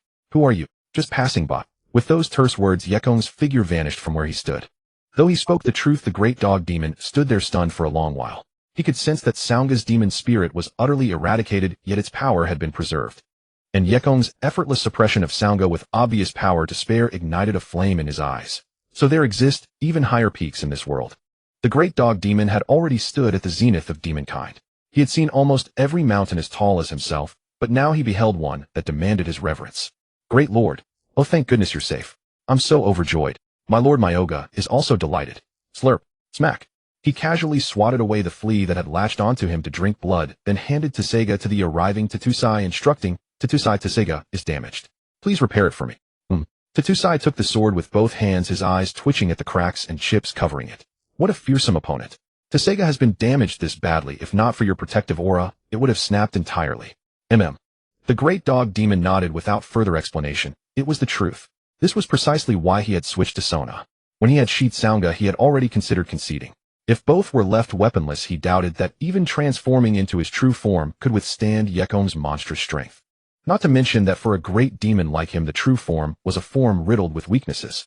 Having successfully shattered the Ore Blade, Yekong had essentially achieved his goal and saw no reason to linger in this world. He returned to the village where Midoriko resided, finding Miroku, the shrine maiden of the ghost country, whom he had temporarily left there. It seemed they had gotten along surprisingly well. Perhaps because both were shrine maidens, despite hailing from different worlds, their beliefs aligned in many ways. Are you heading back? Midoriko had changed into a red and white shrine maiden outfit. The imposing battle armor she wore before was for fighting demons, as she was an outlier even among shrine maidens. Other shrine maidens use spells to unleash purification energy, their tools typically bows, bells, prayer beads, and the like for exorcism. Those tools served to better channel the purification energy within, but she was different. Her fighting style was the most brutal among shrine maidens. She directly imbued her blade with the purest purification energy, so potent that even demons like the great dog demon struggled to withstand it. Moreover, she possessed strength that approached the limits of human potential. Even without purification energy, she was a formidable warrior in her own right. Her long hair flowed in the wind, the unique pattern on her forehead her only adornment. Farewell. Watching the two vanish in a flash of light, Midoriko stood still for a long moment, murmuring, "Will we meet again?" Perhaps. A ripple spread through the calm depths of her heart. In the ninja world, Konoha year 50, Yekong returned to his routine after sending Miroku off. Life settled back into its peaceful rhythm, days passing leisurely. As usual, Yekong planned to visit Konoha Hospital to check on Tsunade and Shinobu. It was worth noting that although Shinobu had no official registration, Tsunade had overruled objections to place her at the hospital. Konoha's departments were largely autonomous. Besides the police force, which was entirely under the Uchiha clan's control, the medical department had considerable independence, especially after Hiruzen Sarutobi was warned by Tobarama Senju and stopped restricting Tsunade. This gave Tsunade substantial authority, rivaling even that of the former Anbu captain. Nice weather. How about swimming? Yekong glanced sideways and casually proposed to Hyuga Chika, who walked beside him. What do you think? Since Hyuga Chika had started staying by his side, she seemed like a different person, seamlessly embracing the role of a devoted wife, dressing and carrying herself with a mature and composed grace. At his words, she seemed to recall something, shaking her head. I want to go see Yen. He's delivering goods to a few villages and should be back in a couple of days. Then let's have lunch first. All right. Yekong didn't press. How you think you can get away? You're mine today. The more you resist, the more excited I get, he. He had originally intended to check on Tsunade, and Hyuga Chika noticed. She rarely spoke, simply helping manage the Hyakujiya shop and occasionally handling tasks when needed. But over time she gradually realized the distance growing between her and Yekong, which was why she took the initiative to find an excuse to go out with him. Isn't this just a date? Yekong wasn't one for such games, but making Hyuga Chika fall into step was never difficult. After the meal, he continued accompanying her on a stroll, looking like a loving couple to outsiders. Half a day slipped by without notice. At dinner he secretly bought a bouquet of flowers and presented it to her. Hyuga Chika was so moved her cheeks flushed, and she didn't resist when he took her hand, letting him lead her toward home. Click. Ahaha, good evening. Yekong. Hyuga Chika instinctively withdrew her hand, while Yekong's face darkened. He switched on the light to find Shinobu there, and his expression grew even darker. What are you doing in my house? Well, actually it's like this. Shinobu stumbled over two phrases before explaining seriously. A problem had arisen in the Demon Slayer world, and she needed to return to handle it. The passage Yekong had opened couldn't remain open indefinitely, and the Dragon Meridian's energy was insufficient. Wind Country, Lulan Dragon Vein. Ever since the Ubuyashiki clan took over, the environment in Lulan had improved significantly. No longer was it the desolate city in the desert, in fact it had become even more prosperous than most places in the Wind Country. He wondered what means the Ubuyashiki had employed. Yet given that their lineage had endured for 1,000 years and amassed considerable wealth and influence in another world, it stood to reason they were masters at such affairs. Lord Yorichi, it has been a long time. Ubuyashiki Yorichi stood at the ceiling point of the Dragon Vein, flanked by Tomioka-ju and Urokadaki Sakanji. Yorichi had no intention of wasting time. What is it? He asked concisely. In truth, this matter likely concerned Muzan Kibutsuji. Glancing at Ubuyashiki Yorichi and confirming he was alive and no longer appeared on the brink of death, Yorichi realized he was deliberately building suspense. It could not possibly mean Muzan Kibutsuji still lived. He had dealt with him personally. If Muzan could survive that, Yorichi would truly have seen ghosts. Demon Slayer World. At the Ubuyashiki estate, Tanjiro and the three children arrived with Nezuko, who was now unconscious. Upon seeing Yorichi, Tanjiro's expression grew anxious. Mr. Sora, please save Nezuko. He dropped to his knees. Yorichi's brows furrowed. Sitting beside Nezuko, he said nothing, merely raising his hand and pressing a finger to her brow. His consciousness entered another realm. The space was filled with thorny flesh, a landscape of isolated chambers. The Infinity Castle. Schlick. Stepping upon a patch of flesh, Yorichi's expression darkened. The surrounding thorny flesh began to retreat, as if fearing him. After navigating through the labyrinth, Yorichi arrived at a chamber and saw Nezuko alongside a woman. Nezuko and Tanjiro's mother. Souls. What was the nature of this world? Did souls truly exist here? He had always believed this world lacked souls, that those so-called life flashing before one's eyes visions were merely illusions experienced at the threshold of death. But now it left him astonished. Nezuko remained in her demon form, neither fully restored to humanity nor completely transformed. She was cradled in her mother's arms. She could communicate normally, suggesting she had completely overcome her weakness to sunlight, a perfect demon form. Though the medicine Ubuyashiki had given him was administered at the last possible moment, he had still used Flying Thunder God to deliver it to Nezuko's hands, so she could consume it. Was it a matter of insufficient time? 3 minutes had not been enough for full restoration, coupled with the chain reaction triggered by Muzan Kibutsuji's death. After understanding the circumstances, Yorichi located Nezuko's other family members within the Infinity Castle, the spiritual anchors she had relied upon to resist Muzan Kibutsuji's influence all this time. Thank you for your care of Nezuko and Tanjiro. He waved his hand dismissively. Gazing at the gathering of spirits beside Nezuko, Yorichi asked, so you are truly conscious souls? Or does this world possess some realm akin to the underworld that can contain you? They exchanged glances. The woman looked at Nezuko and explained gently. In truth, we exist because of Nezuko and Tanjiro's remembrance of us. We persist only so long as we are remembered. Should we be completely forgotten, we shall vanish. Nezuko grew anxious, wanting to say something, but her mother gently stroked her head to soothe her. Hearing this, Yoruichi nodded thoughtfully. It all made sense now. Then what of Muzan Kibutsuji? Is there anyone who remembers him? Are you jesting? If that were the case, Kujisaki Yoruichi would have long since reincarnated to slay him. The Tanjiro family merely underwent generations of fire god dance refinement, which gradually altered their constitution to become nearly identical to Kujisaki Yoruichi's extraordinary physique. With questions lingering, Yoruichi led Nezuko's family along, making his way to the deepest part of the Infinity Castle. Whoosh! Splat! The moment flesh tendrils approached Yoruichi, they were consumed by flames. Blade slashes transformed into crimson light, severing and burning them to ash. Damn it! Why? Why have you returned here? Muzan Kibutsuji's frantic voice echoed. Nezuko felt fear, but after glancing at her family beside her, she gathered courage and followed Yoruichi inside. In the core chamber, a massive, deformed tumor grew, resembling a grotesque insect cocoon. Yoruichi gazed at Muzan Kibutsuji, suspended in midair, his expression cold. You shouldn't have any residual flesh left, should you? Ragged gasps echoed incessantly.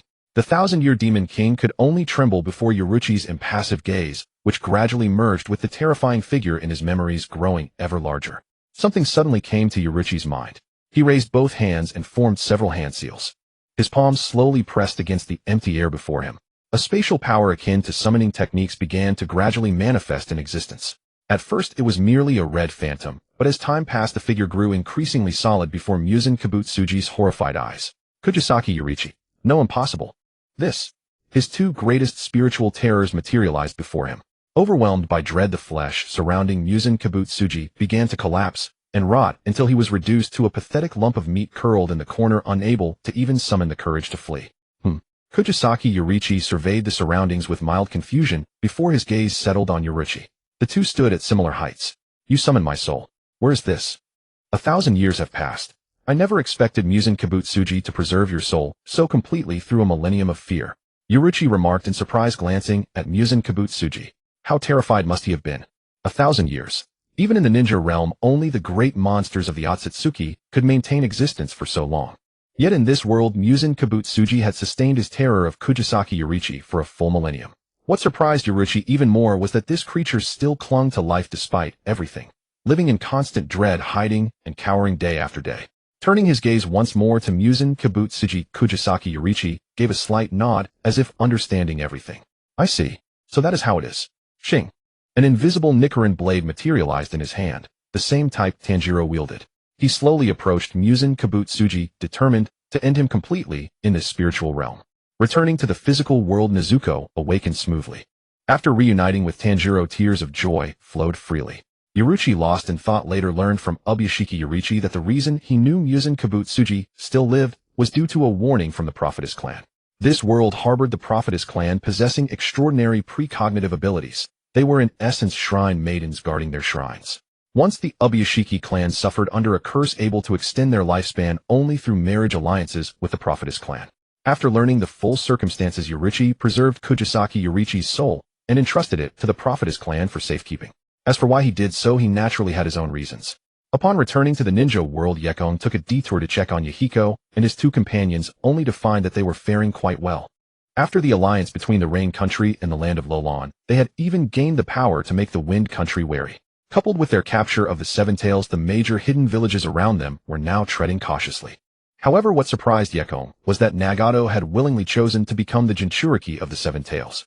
The combination of the Rinnegan and tailed beast chakra produced a remarkable transformation. His physical condition was no longer as frail as before, a development that did not stray from Yekong's expectations. Even if the Rinnegan was not original, as long as Nagato could unleash even a tenth of its power, suppressing a tailed beast would naturally be a trivial matter.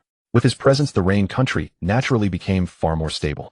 In the Rain Country, within the Amigate Cure, inside a spacious Rain Shadow office, Yahiko bowed deeply with a determined expression, saying, "Master, please." Yekong was speechless. Good grief, I just came to take a casual look, and now you're getting presumptuous. Casually tossing aside the items on the Rain Shadow's desk, Yekong said expressionlessly, "No way. Everything comes with a price. I won't interfere with the development of the ninja world, nor will I favor anyone. But you clearly stopped the third." Ouched. With a smack, Yekong slapped him on the head while Konan nearby covered her mouth to stifle a laugh. Giving Yahiko a displeased look, Yekong said coldly, "Then should I let those villages go back to fighting? Those big villages would be more than willing." "Master, I was wrong." This time, even Conan stopped smiling. The matter was quite serious. It was one of the few things Yekong truly cared about. Whether the ninja world was in chaos didn't matter to him, but keeping it at peace mattered greatly. Having swung the stick, it was time to offer a carrot. Glancing at Yahiko, he said with mild irritation, "As for trade matters, go negotiate with Konoha or other villages yourself." At the mention of business, Yahiko's face twisted in frustration. "But I've already sent people out. The Earth Country, Wind Country, and Fire Country all refuse to trade with us, coupled with the Rain Country's scarce resources, then why not use your brain, learn from the Lightning Country or something?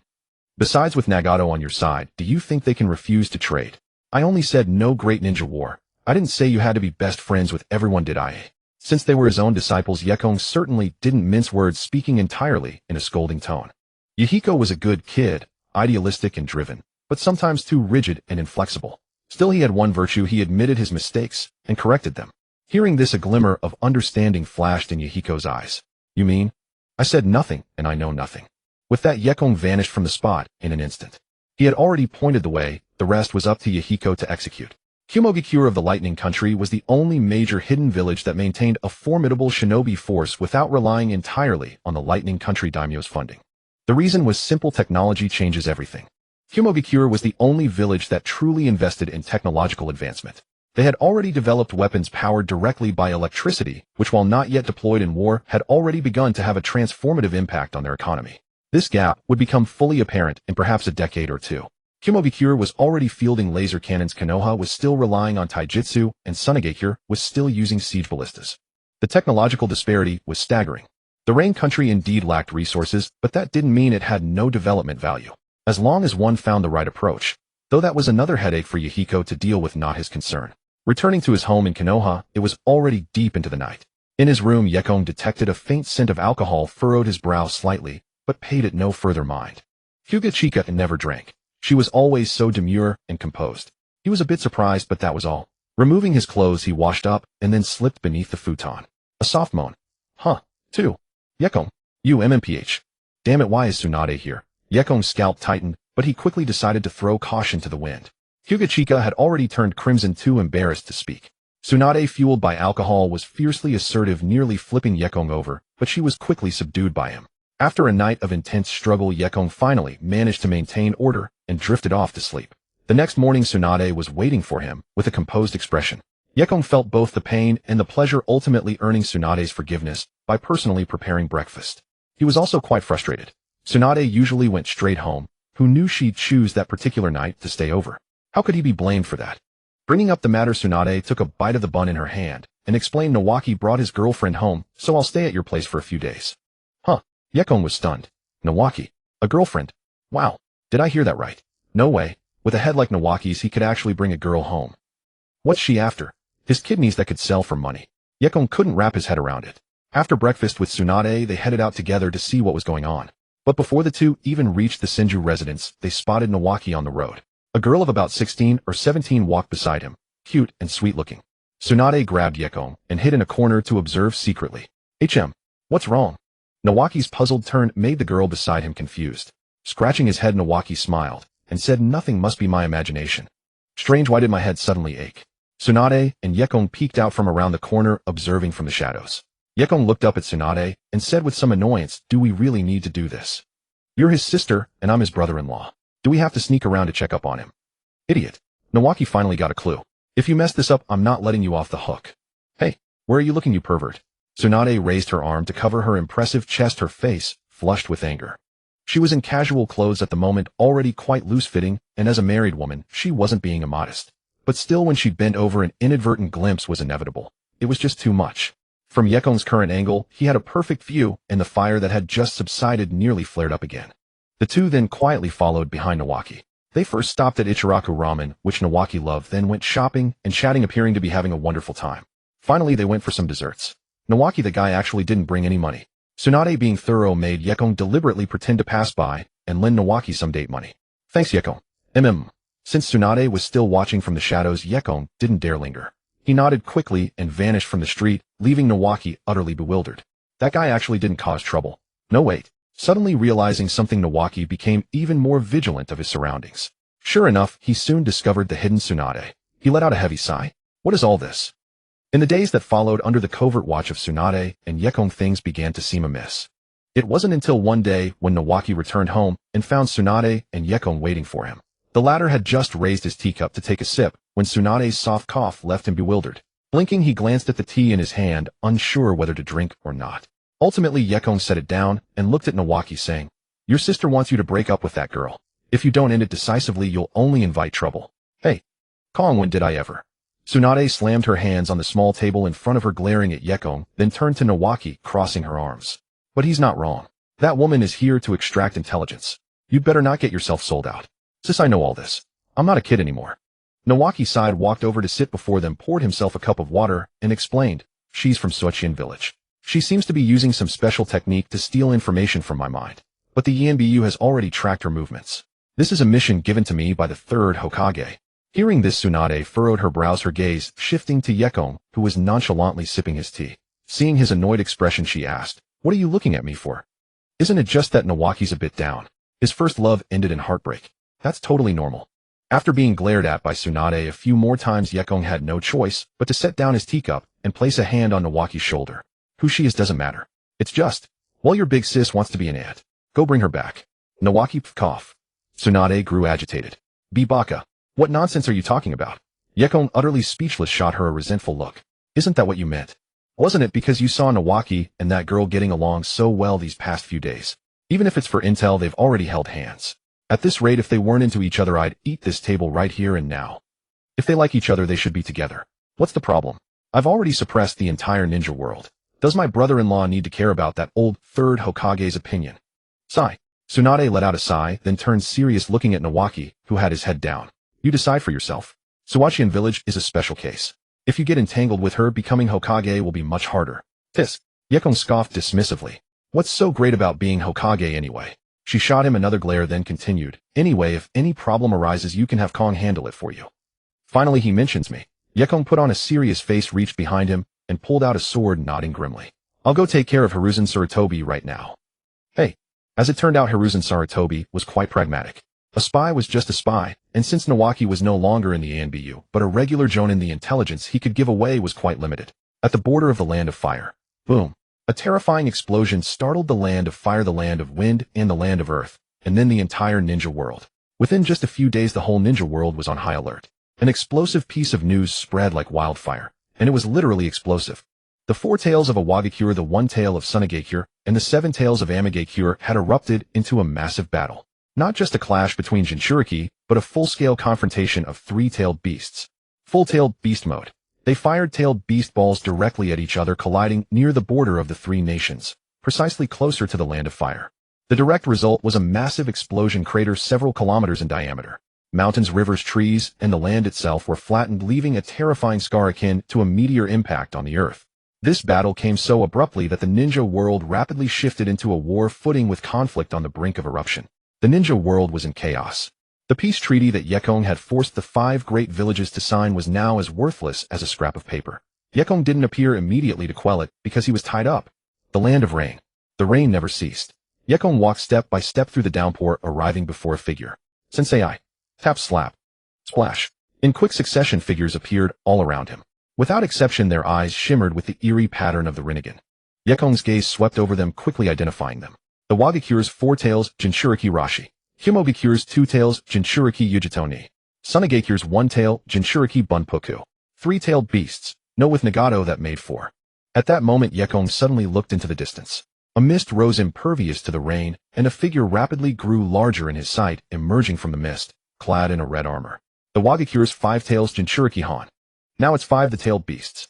Letting out a deep breath, Yekong looked at Nagato, or more precisely at the half of his body controlled by Black Zetsu, and said coldly, "Quite an impressive setup, using 5-tailed beasts to trap me." Black Zetsu let out a cold laugh, speaking through Nagato's body. "Madara-sama doesn't want you interfering. The ninja world has no need for someone like you. An old fossil who should be rotting in a coffin now tells me I shouldn't exist." "Who the hell shouldn't exist?" A cold glint flashed in his eyes. Black Zetsu was startled, his expression turning serious, cold sweat trickling down.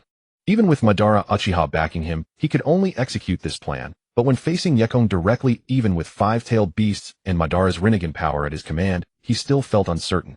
What kind of monster is this guy? He's clearly not the reincarnation of Ashura or Indra, so how did he become so powerful? Damn it. Ding. Yekong raised his hand and waved, and the rain around him instantly froze as if time had stopped. His gaze grew colder, and he said in a deep voice, "Also, since you chose this place as the battlefield, he should have come himself." Shoo. In that instant, every rain droplet transformed into tens of thousands, hundreds of thousands, millions of terrifying beams shooting wildly in all directions.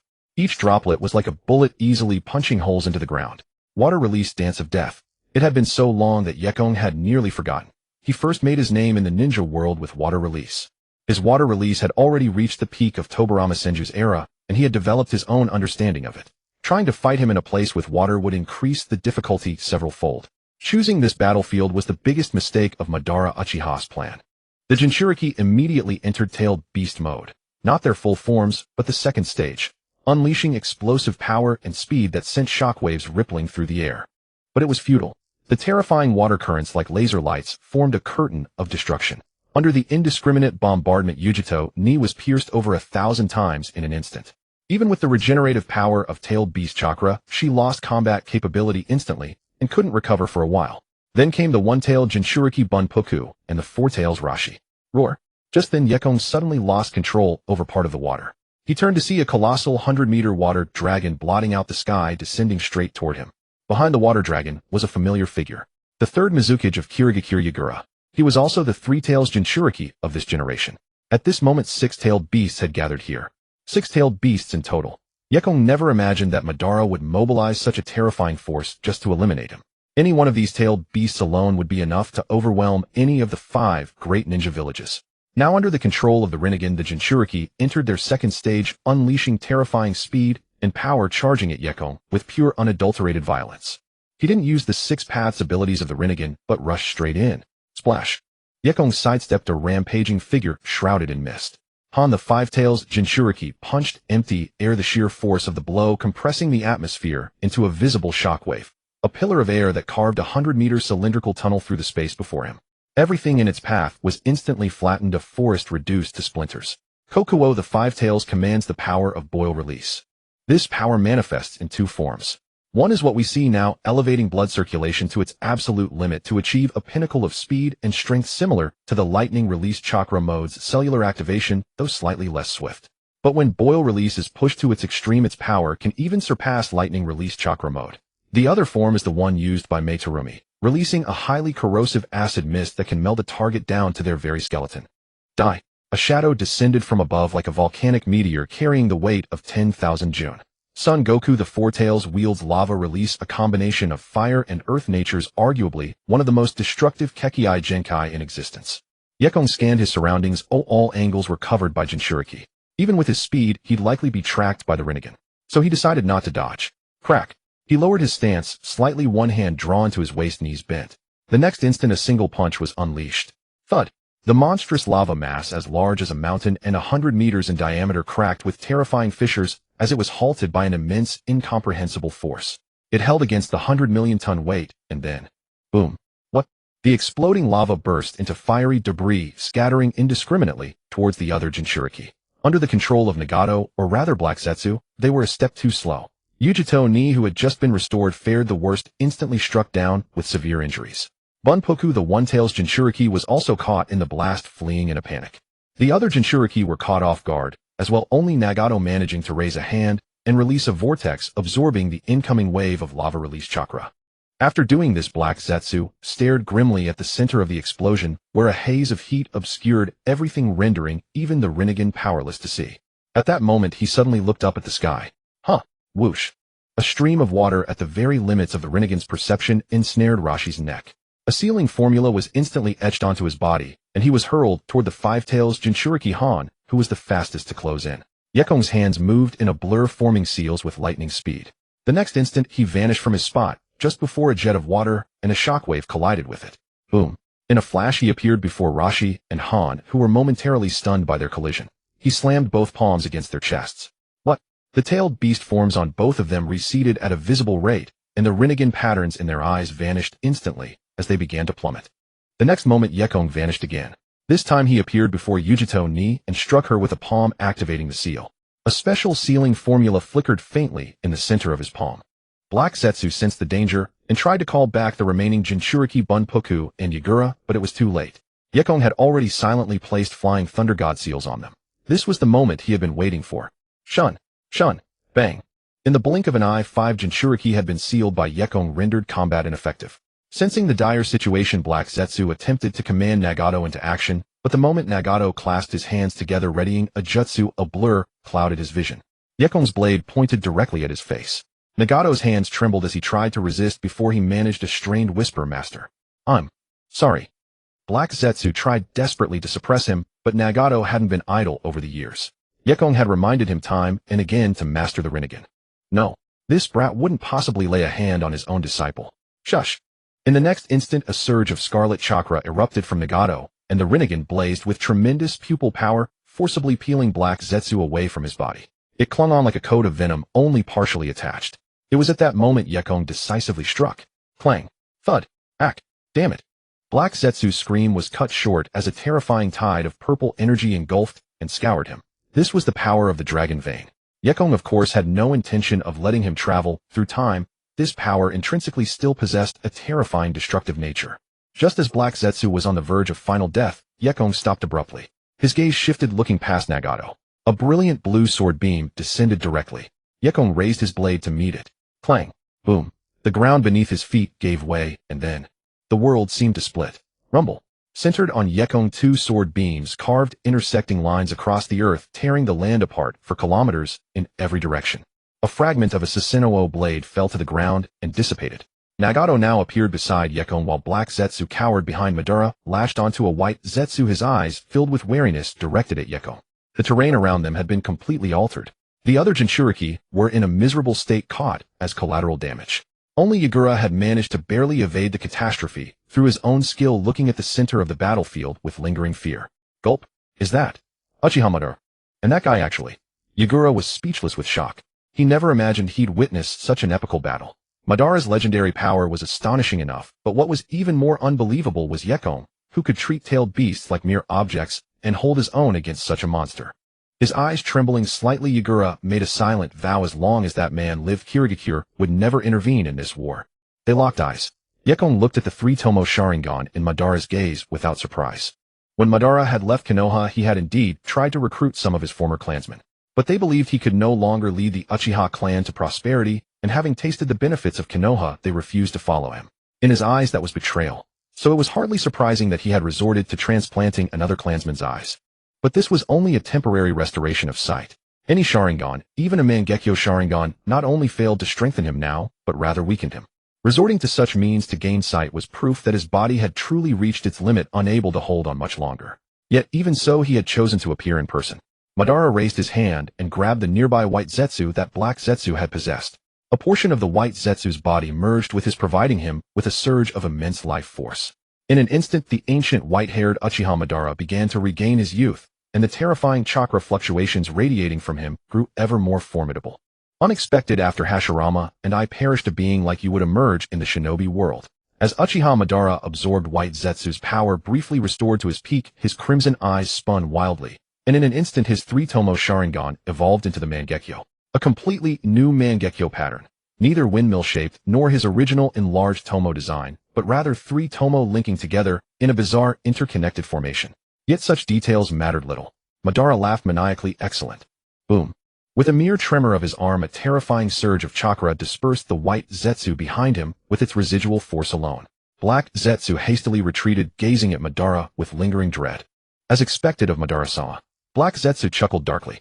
Madara slowly raised his hand, and Black Zetsu immediately summoned a massive war fan into his grasp. Seizing it, Madara fixed his gaze upon the night sky, his fighting spirit soaring. Come, boy. Shing. Yekong answered not with words, but action, sun-breathing, water surface walking. Boom. His form transformed into a searing blaze of light, tearing through the air, in an instant crossing 100 meters to appear before Madara. The Mangekyo within the latter's eyes spun, crimson light blazing, eyes burning with battle lust and fierce excitement. Clang. Though slower than Yekong, Madara relied purely on battlefield prediction, intercepting the savage strike with his Uchiha war fan. Yekong narrowed his eyes. Among all the powerful warriors who could not match his speed, the only one who could take his frontal assault head-on was Uchiha Madara. Other Kage-level fighters had to compensate with various techniques, dodging or defending, but only Madara met the blow head-on. Not bad. Is this Tobirama's technique? Know that one lacked such raw power. This feels more like Hashirama's. Amid the fierce battle, Madara still had the presence of mind to pass judgment. Chakra erupted from his hand as the war fan rebounded with immense force, sending Yekong staggering backward. The next moment, Madara gave Yekong no chance to launch another devastating assault. He casually swept his hand across the fan, erasing a flying thunder god seal that had been silently inscribed upon it, then formed hand signs and drew a deep breath. Fire style. His chest swelled, terrifying chakra converging in his throat before erupting forth. Great fire annihilation. Boom. Water style, great waterfall technique. Boom. Raging torrents and searing flames collided, triggering a violent chemical reaction that spawned an even more devastating explosion. Superheated steam at over 1,000 degrees expanded, distorting the air itself.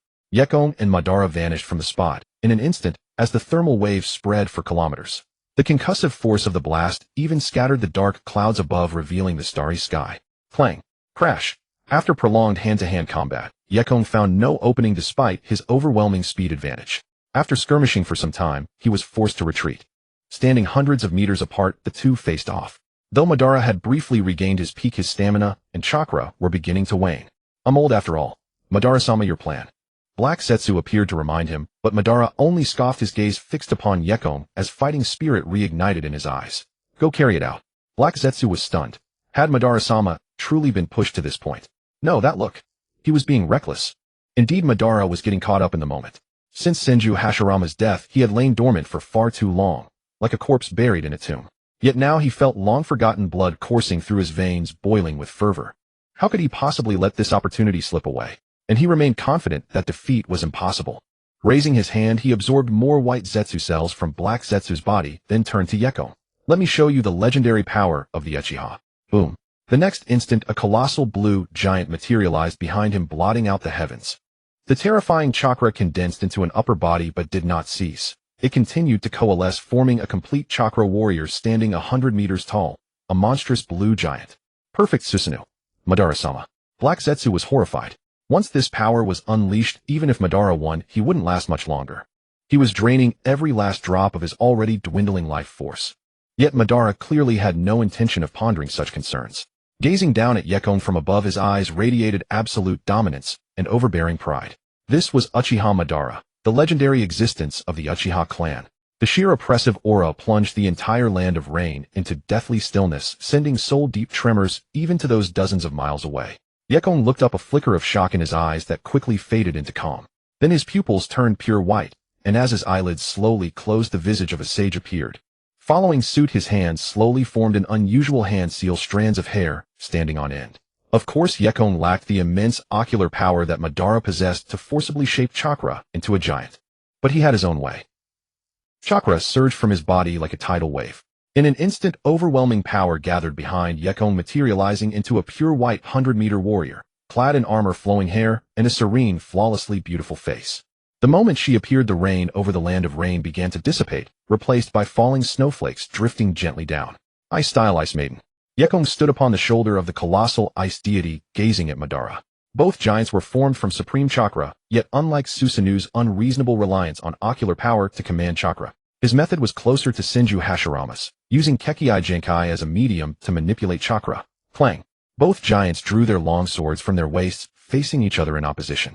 Susanoo wielded the sword of Susanoo, pure chakra condensed to its absolute limit, while Yekong's Ice Maiden was modeled after Suko herself. Her blade was no mere ice, but the pinnacle of his mastery over ice style. Boom. Boom. As the devastating blades clashed, both colossal figures staggered backward, each step shaking the earth and tilting heaven and earth. A single shockwave from the collision split a distant mountain peak clean in two. Meanwhile, the Ice Maiden's attacks froze everything in their path. Within a single hour, the land of Rain, perpetually shrouded in monsoon, experienced a winter it had never known. Boom. Clang. Hours passed, and neither of the two supreme combatants could claim victory. As the Ice Maiden dissolved from Yekong's depleted chakra, Madara spat out a mouthful of blood, then seeped from all 7 orifices, and he was forced to release his Susanoo. Hiss. Yekong's eyelids twitched. He simply could not comprehend it. His chakra reserves exceeded 10,000, and in sage mode that meant over 20,000. Yet even so, he had lost to a dying Uchiha Madara in sheer chakra volume. So this is the reincarnation of Indra. Truly unreasonable. Although his chakra reserves were still suppressed, Uchiha Madara had forcibly drained the last remnants of his life, and now his end was near. As the vitality within him gradually ebbed away, Uchiha Madara finally realized he had underestimated the man before him. TCH. Too weary to raise his hand and wipe the blood from his face, Uchiha Madara showed no sign of defeat even now. Gazing into the night sky, he spoke in a solemn tone, "Boy, your name." "Yekong. You're quite impressive, but..." Uchiha Madara's words came to an abrupt halt. Yekong narrowed his eyes, not letting his guard down despite Madara's dying state. Such a man might suddenly unleash some terrifying technique, and he wouldn't be surprised. True enough, Uchiha Madara quickly formed hand seals, and in the distance Nagato let out a scream, involuntarily forming seals as well. Yekong's expression shifted slightly. If Nagato were to use the Rinne rebirth technique, now no? At this moment Nagato's mastery of the Rinnegan was insufficient. He couldn't perform the Rinne rebirth technique. That was the true ultimate power of the Rinnegan. So what was Uchiha Madara trying to? The next instant Yekong realized what Madara intended, but it was already too late to stop him. Summoning. Nagato slammed his hand onto the ground, and in the next moment a colossal hand emerged from the earth, letting out a roar like a demon from the abyss. Six Paths Gedo Statue. Roar. Its wild chakra was no less than Uchiha Madara's, perhaps even greater, shattering the snow and ice with a visible shockwave. Yekong raised his arms, shielding his eyes from the violent blast. This was going to be troublesome. The Gedo statue was merely an empty shell, yet its chakra was far greater than any tailed beast save the Nine Tails. Even more troubling was that Uchiha Madara was still alive. Hiss. Yekong's gaze swept across the area, quickly locking onto Black Zetsu in a corner. He pulled out a scroll and unrolled it. Uchiha Madara noticed this, and with a wave of his hand brought down a terrifying blue Susanoo blade. He didn't know what Yekong was planning, but he wouldn't allow him to interfere further. Swish. Flying Thunder God. Yekong appeared behind Black Zetsu and grabbed White Zetsu's shoulder. Black Zetsu was startled. Why was this man targeting him? Without time to think, Black Zetsu instinctively tried to flee from this dangerous figure, separating from White Zetsu's body and melting into the ground. Yekong completed his hand seals, tossing the scroll onto the ground. A massive summoning array appeared. Sizzle. A large amount of dirt began to cover White Zetsu's form, and in moments a new figure emerged. Hashirama. Uchiha Madara was genuinely shocked, this time his face twisting. On the verge of death, he unhesitatingly commanded the Gedo statue to unleash a devastating strike, a tailed beast ball. Wood style with dragon technique. Boom. Rumble. The earth trembled, matching the intensity of their earlier earth-shattering battle. A colossal wooden dragon tore through the ground, its jaws clamping down on the fearsome, tailed beast ball, devouring it whole. Wood style with human technique. Roar. In the next instant, a gigantic arm as massive as the wooden dragon reached out, grasping the tailed beast ball like a billiard ball and thrusting it into the sky. Yes, thrusting it. The tailed beast ball, with power comparable to a nuclear explosion, was forcibly pushed away. Huff. Was this the god of shinobi? Yekong let out a long breath. In the end, he had no choice but to resort to this summoning. While not at his peak, the Hashirama Senju reincarnated through White Zetsu's body, possessed at least 70% of his prime strength. 70% was enough. As the dust cleared, Hashirama Senju stood atop the massive wooden human, staring at Uchiha Madara in the distance. Madara, so you really didn't die? Uchiha Madara didn't answer, nor did he show any excitement at meeting his old friend after so many years.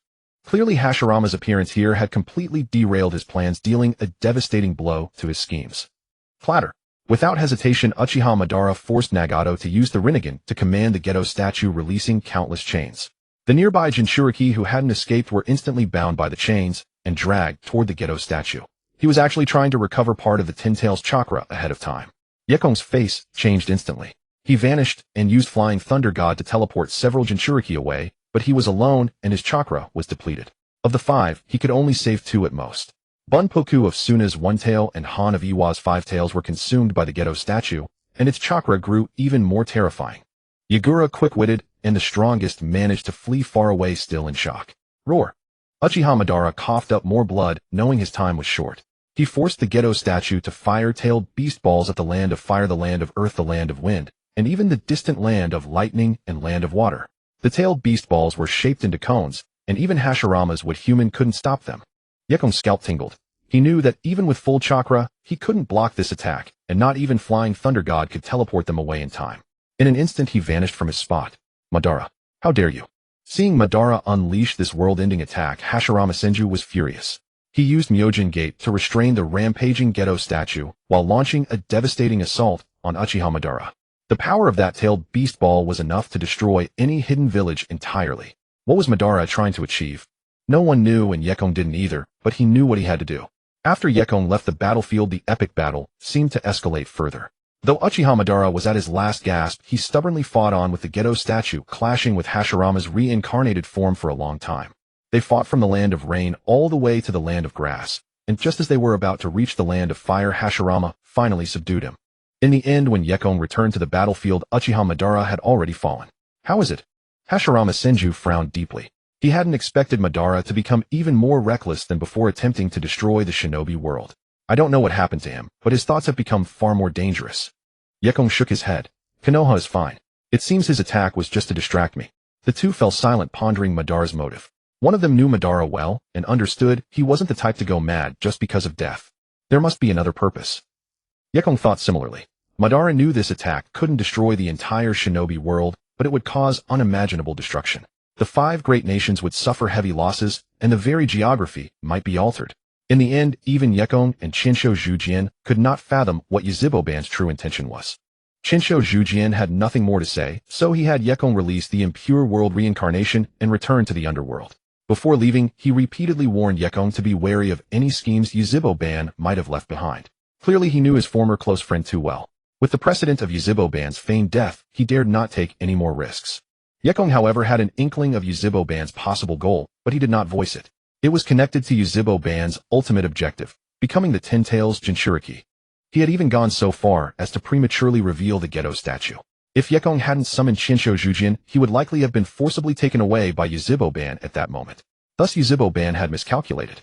And indeed his plan had never accounted for the variable of Yekong, nor did he expect Yekong to become so powerful and even summon Chinsho Zhujian. If Yziboban's inner thoughts were made manifest, they might be. Year 51 of Mai. The ninja world was not ravaged by the Great Ninja War, but was heavily damaged by that single strike from Yziboban. It could be said that everything was in ruins and awaiting reconstruction. The worst hit was the Shui country. A single-tailed beast bomb triggered a once-in-a-century tsunami that nearly destroyed the Wuin village. Moreover, since Yagura was absent, even harnessing the power of Sanwei to suppress the tsunami was impossible. The entire Shui country suffered immense losses, truly tragic. Next was probably the Feng country, where a tailed beast bomb caused a terrifying super sandstorm that buried the entire Shine village. It took 2 months of excavation before the village saw the light of day again. The Hua country, Lei country, and Tu country each sustained damage, but it was manageable. Of course, compared to the losses of the Yu country, these were nothing. Yekong dispelled the effects of the Ice Priestess in time, but it still plunged the entire Yu country into an unprecedented winter. Compounded by resource scarcity, Yuin village was nearly wiped out. In the end, Yekong asked Chinsho Zhujian to unleash a large-scale wood release before his departure, altering the terrain and climate of the Yu country, which finally gave them a respite. In the same year, Yuan Fei Risen voluntarily abdicated, allowing Bluffing Shuimin to become the 4th Hokage. It was as if the world line was beginning to converge. Shengshu was saddened by this for a while, but facts were facts, and he could do nothing about it. As for Bluffing Shuimin becoming Hokage, he actually had to thank Yziboban's tailed beast bomb. Originally, without the 3rd Great Ninja War to make Bluffing Shuimin widely renowned, his prestige was insufficient to overshadow the Sannin and become a candidate for Hokage. However, when that tailed beast bomb struck, he happened to be nearby and saved many my ninja, thus achieving instant fame. The name, Yellow Flash, resounded throughout the ninja world. Becoming the 4th Hokage was a natural progression. Shengshu's envy was futile. Nine Tails Chakra. After Bluffing Shuimin became Hokage, Jixinai soon became pregnant. Truly, he was the fastest man in the ninja world. Yekong did not contest this title. Looking at the astonished couple, Yekong nodded and said, "I don't need all of it, half of the Nine Tails Chakra is enough." Exchanging glances, the two naturally trusted Yekong implicitly and agreed without much hesitation. In truth, the reason Jixinai agreed was that the Nine Tails' power was too formidable. Even as a member of the Uzumaki clan and proficient in sealing techniques, if the Nine Tails were to act up during childbirth, it would be a major headache. Thus, Yekong extracting the Nine Tails Chakra was actually beneficial to her. With 3 experts in sealing techniques working together, the process of extracting the Nine Tails Chakra went smoothly. Gulp. Yekong looked at the Kwangdao wrapped in a layer of tailed beast coat, nodded, and then took his leave from Bluffing Shuimin's home. Arriving outside, my Yekong merged the Nine Tails Chakra into the blade. A new power gradually surged forth. As his eyes slightly closed, a visible vortex appeared before him. 6th grade Kwangdao Plane Passage. After advancing to the 6th grade, the Kwangdao no longer needed as much energy to connect different planes. And obtaining the Nine Tails Chakra was not for its energy, it was merely a medium. Even tens of thousands of chakra were insufficient to contend with Yziboban. If a 6 pads level powerhouse were to truly appear, he would likely be reduced to mere cannon fodder. Yekong would not sit idly by, he would prepare for the worst. Unlike Yuzhibo Ban, he would not engage in elaborate schemes. He needed stronger power. At that moment, just as he was about to use the Kwangdao to travel to a special space-time, Yekong sensed a faint connection to himself within the disordered time and space before his eyes. Surprised, he used the Kwangdao to stabilize the space-time, then took a step forward and entered. Buzz. Disordered time and space interweaved. Yekong could only rely on the Kwangdao's power to protect himself. The surrounding mottled colors were terrifying laws beyond imagination. A single touch would likely reduce him to ashes instantly. Ding. At that moment, a white phantom blossomed from time and appeared before him. Though only a phantom, Yekong recognized her at a glance. Tsunade, how could she be here? Then a scene unfolded before his eyes. Tsunade's life. From a young age, she had shown extraordinary priestess talent, possessing immense spiritual power and a gift for purification. In an era rampant with demons, she learned to slay them as a child, becoming the guardian deity in people's hearts. From then on, her life seemed set in stone. Endless battles with demons, tireless and purposeless, as if she was born solely to kill demons. The scene shifted. Tsunade was surrounded by demons. Though accustomed to such situations, she had never faced such a desperate strait. Her defense was flawless, but her power ultimately had limits. As if sensing her own death, she instead relaxed. Finally. Is it ending? Crack. Just as she thought that, Yekong's figure appeared, slaying the demons for her. In a pure world as if sprinkled with different colors, Tsunade's eyes and world changed. Then her memories accelerated. She killed many more demons, still the invincible priestess. Because Yekong had slain a great number of powerful demons, in one go the pressure on Tsunade greatly diminished. She even drove the demon race to near extinction for a time.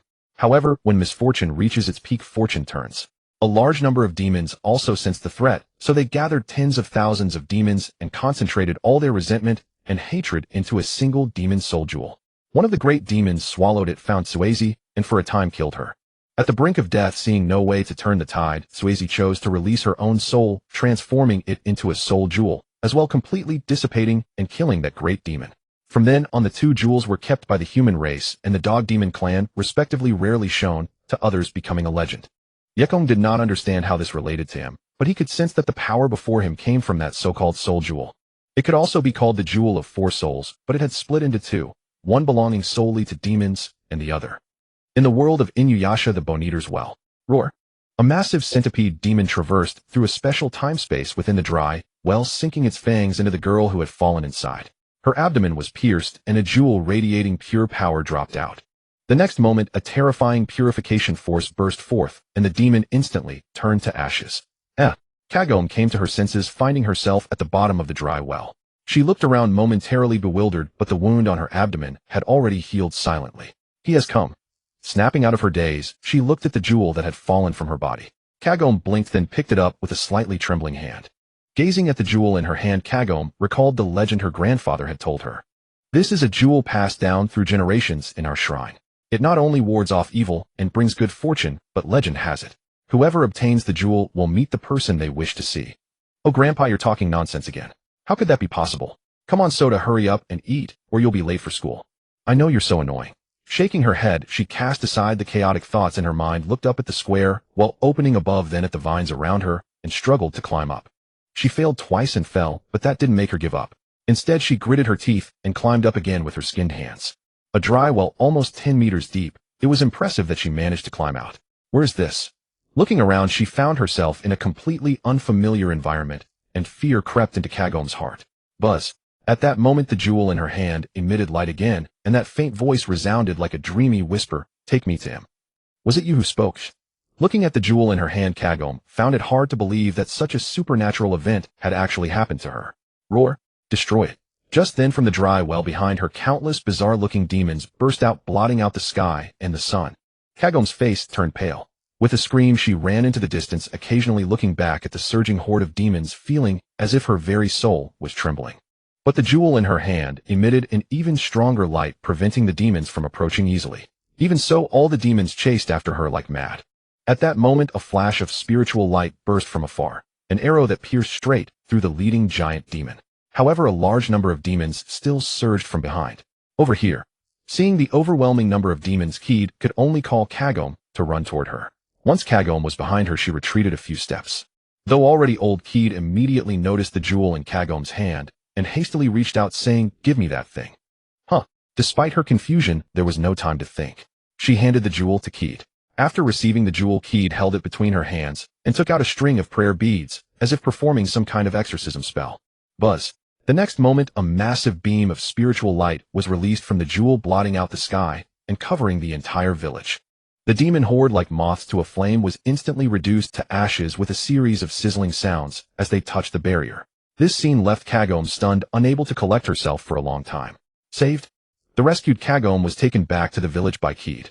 In truth, Keed was equally shocked because Kagome's face was far too familiar to her.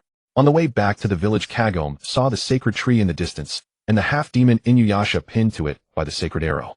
Keed first explained to Kagome the origin of Inuyasha and his relationship with Kikyo. Then she pointed at the jewel in Kagome's hand, saying that the demons wanted to destroy it because it had the power to kill all demons. It was a precious treasure manifested from the soul of the legendary priestess Midoriko. Any priestess who knows how to use it can easily kill any demon. Then why did it appear in my body? Keed shook her head and continued explaining.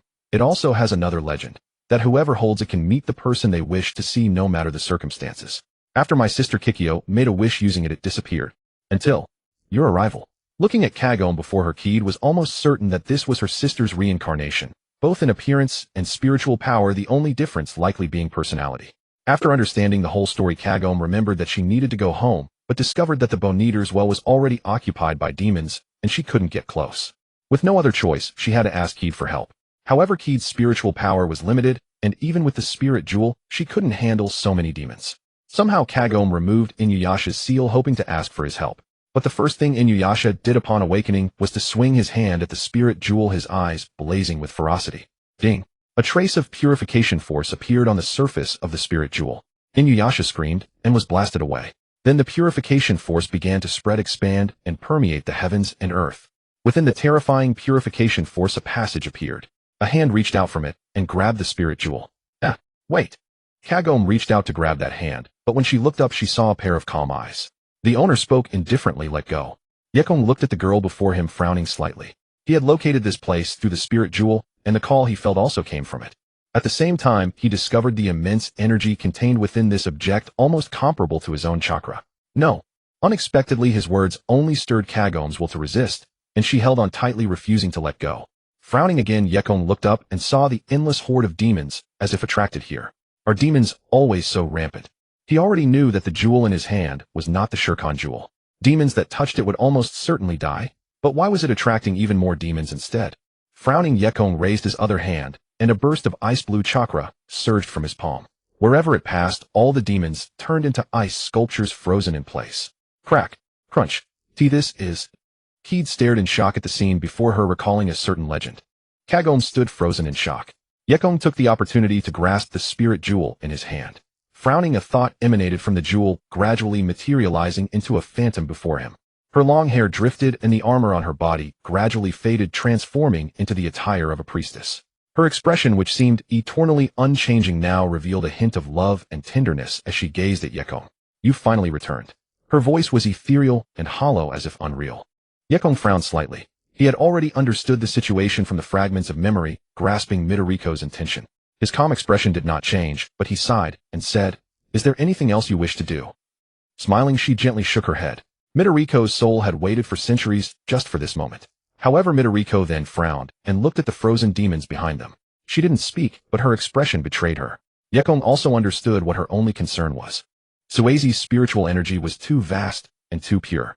Even if she had died a natural death, anything she left behind would have become a powerful exorcism artifact brimming with immense spiritual energy. Yet she resolutely chose to preserve her soul and memories, transforming into this jewel. For centuries, many priestesses had drawn upon her power to slay demons, yet they remained unable to comprehend what she had been waiting for. It was not until the night sky tore open the fabric of time and space, sensing this, that he returned to this era. Let's go. Having obtained the soul orb, Yekong further understood Tsuazi's intentions. After she became the soul orb, there was no demon in this world that could not be slain. Realizing the threat, the demons gathered together and condensed the demon soul orb to counter it. Forged from the resentment and hatred of countless demons, that jewel was guarded by the Inu clan, yet it could not be fully suppressed. The baleful aura it emitted alone was enough to corrupt ordinary demons, driving them to recklessly destroy the soul orb. This stalemate had persisted for centuries. Tsunade feared that once she left, the demon soul would completely run amok and this world would be destroyed. Without wasting words, Yekong vanished from his spot in an instant, following the guidance of the soul orb toward the demon soul's location. Wait. Gawei was frantic, never expecting her jewel to be taken so easily. Feng came over, held her back, and consoled, "Don't chase after him. Perhaps that person is the one the jewel has been waiting for." Gawei was bewildered. Nanny. Feng sighed and began to explain. Legend had it that the priestess Tsunade transformed into the soul orb not to continue slaying demons after death, but to await a person, a deity known as the Master of Ice and Snow. Feng continued based on the tales she had heard. In the legend, Tsunade was the perfect priestess, possessing the strongest spiritual power and purification force. But precisely because she was too powerful, she was besieged by demons, countless times trapped in peril, yet never had anyone by her side to help her, until the appearance of that deity. Gawei stared blankly, imagining Tsunade's loneliness after waiting for centuries. And indeed it was so. Yekong said nothing. 300 years of waiting surpassed any words. The Inu clan, the Sky Castle. The moment Yekong set foot on this land, the Inu clan took notice and surrounded him. "Who goes there? How dare you trespass upon the sacred grounds of the Inu clan? Who are you?" Expressionless, he walked past a crowd of ordinary demons. By the time he reached the steps, all the lesser demons had turned into ice sculptures. They were too weak. His power had long since been able to crush even the so-called great demons with ease. What did these ordinary ones matter? He traversed the Sky Castle until he reached its depths. Lingyue Shinji sat upon the throne, symbolizing the Inu clan. Yekong did not see the Inu no Teisho and felt a flicker of curiosity. Logically, since he had previously crippled or killed most of the great demons that could rival the Inu no Teisho, the latter should have survived. The Inu no Teisho was in his prime back then. Unless they met with an unexpected demise, such demons could easily live for hundreds or even thousands of years. Finally, Lingyue Shinji rose and addressed Yekong. "You have appeared at last. You were waiting for me." Yekong was puzzled. Tsunade's case could be explained, but why would the Inu clan be waiting for him? Without answering, Lingyue Shinji removed the Mingdao stone from her neck, perhaps the largest of its kind in this world. She placed it before Yekong, and a complete Mingdao manifested in the sky. In an instant, a terrifying, baleful aura emanated from it. Lingyue Shinji's eyes turned crimson, and she nearly entered a half-demon state. Yekong frowned slightly. He could sense that the baleful aura within the Mingdao had materialized into a tangible form. Suppressing the urge to succumb to demonic frenzy, Lingyue Shinji explained, "The power of that demon soul is too malevolent. If it were allowed to descend into the lower realm, all demons would go utterly mad." To maintain balance, the Inu no Teisho took the demon soul and voluntarily entered the Mingdao, sealing himself within. "Now he is likely dead." She spoke without a trace of sorrow, as if discussing a complete stranger. In truth, if she had not cared for the Inu no Teisho, why would she have been concerned about their only son Sesomaru? And why would she have left in anger after the Inu no Teisho fell in love with Inuyasha's mother? Yekong's brow furrowed deeper. This baleful aura was truly horrifying. In the span of mere moments, it had already spread from the Inu clan's sacred ground to the entire demon realm. How terrifying was that? If not for the Inu no Teisho's sacrifice, the world would have been destroyed before his arrival. The soul orb could at most protect a portion of humanity. Leaping into the Mingdao, Yekong headed toward the source of the demon's soul. After walking for an unknown duration, he reached a passage floating in the void. Ahead lay the colossal corpse of the Lord of the Underworld, who was responsible for sending souls to reincarnation. But now he was dead. Not that it mattered, the rules of this world would soon give birth to a new Lord of the Underworld. Continuing deeper, Yekong finally arrived at the center of the Mingdao, a singularity resembling a black hole. The Inu no Teisho stood with closed eyes in the void. As Yekong approached, he slowly opened his eyes, which were no longer his own. Only a sea of scarlet remained. Reaching back, he slowly drew the Tsunade blade from its sheath. The surrounding space began to warp and shatter. So this was the demon's soul. It had not been this powerful initially. It had grown to such magnitude through centuries of accumulated resentment and hatred from countless departed souls. With little intention to exchange words, Yekong drew his own blade. A few days later, the Mingdao collapsed, and the Inu clan's sky castle nearly fell. Yekong handed the shattered Tsunade blade to Lingyue Shinji, then departed from this world, taking Tsunade's soul with him. The Inu no Teisho's soul was not completely extinguished, but resurrection was impossible. He could only be sustained through the Tsunade blade. What happened afterward was no longer Yekong's concern. After leaving, Yekong did not immediately return to the ninja world. Instead, he used his blade to traverse time and space, heading toward another era. The ninja world 1,000 years ago. Beneath the colossal divine tree that blotted out the sky, a vortex appeared. Yekong stepped out, but his feet sank, and he nearly stumbled. The power of that demon's soul had exceeded his expectations. Though he had destroyed it, Yekong had not escaped unscathed. His chakra was severely depleted, and even drawing on natural energy could not restore him quickly. Tsuade's soul appeared beside him, equally dimmed. The best way to counter demonic energy was her purification power. Without it, Yekong might not have been able to completely eliminate the demon soul. Someone is coming. Tsuade looked into the distance. Yekong raised his head, his expression solemn. He had not arrived in this era on a whim. It was the fastest method he could conceive to enhance his strength. He had already mastered sage techniques. To rapidly increase his power, he had to shatter his blade. The 6th-tier blade increased his chakra by 10,000. Combined with sage techniques, his chakra could exceed 20,000. But it was not enough, far from enough. Even Uchiha Madara, on the verge of death, had more chakra than him.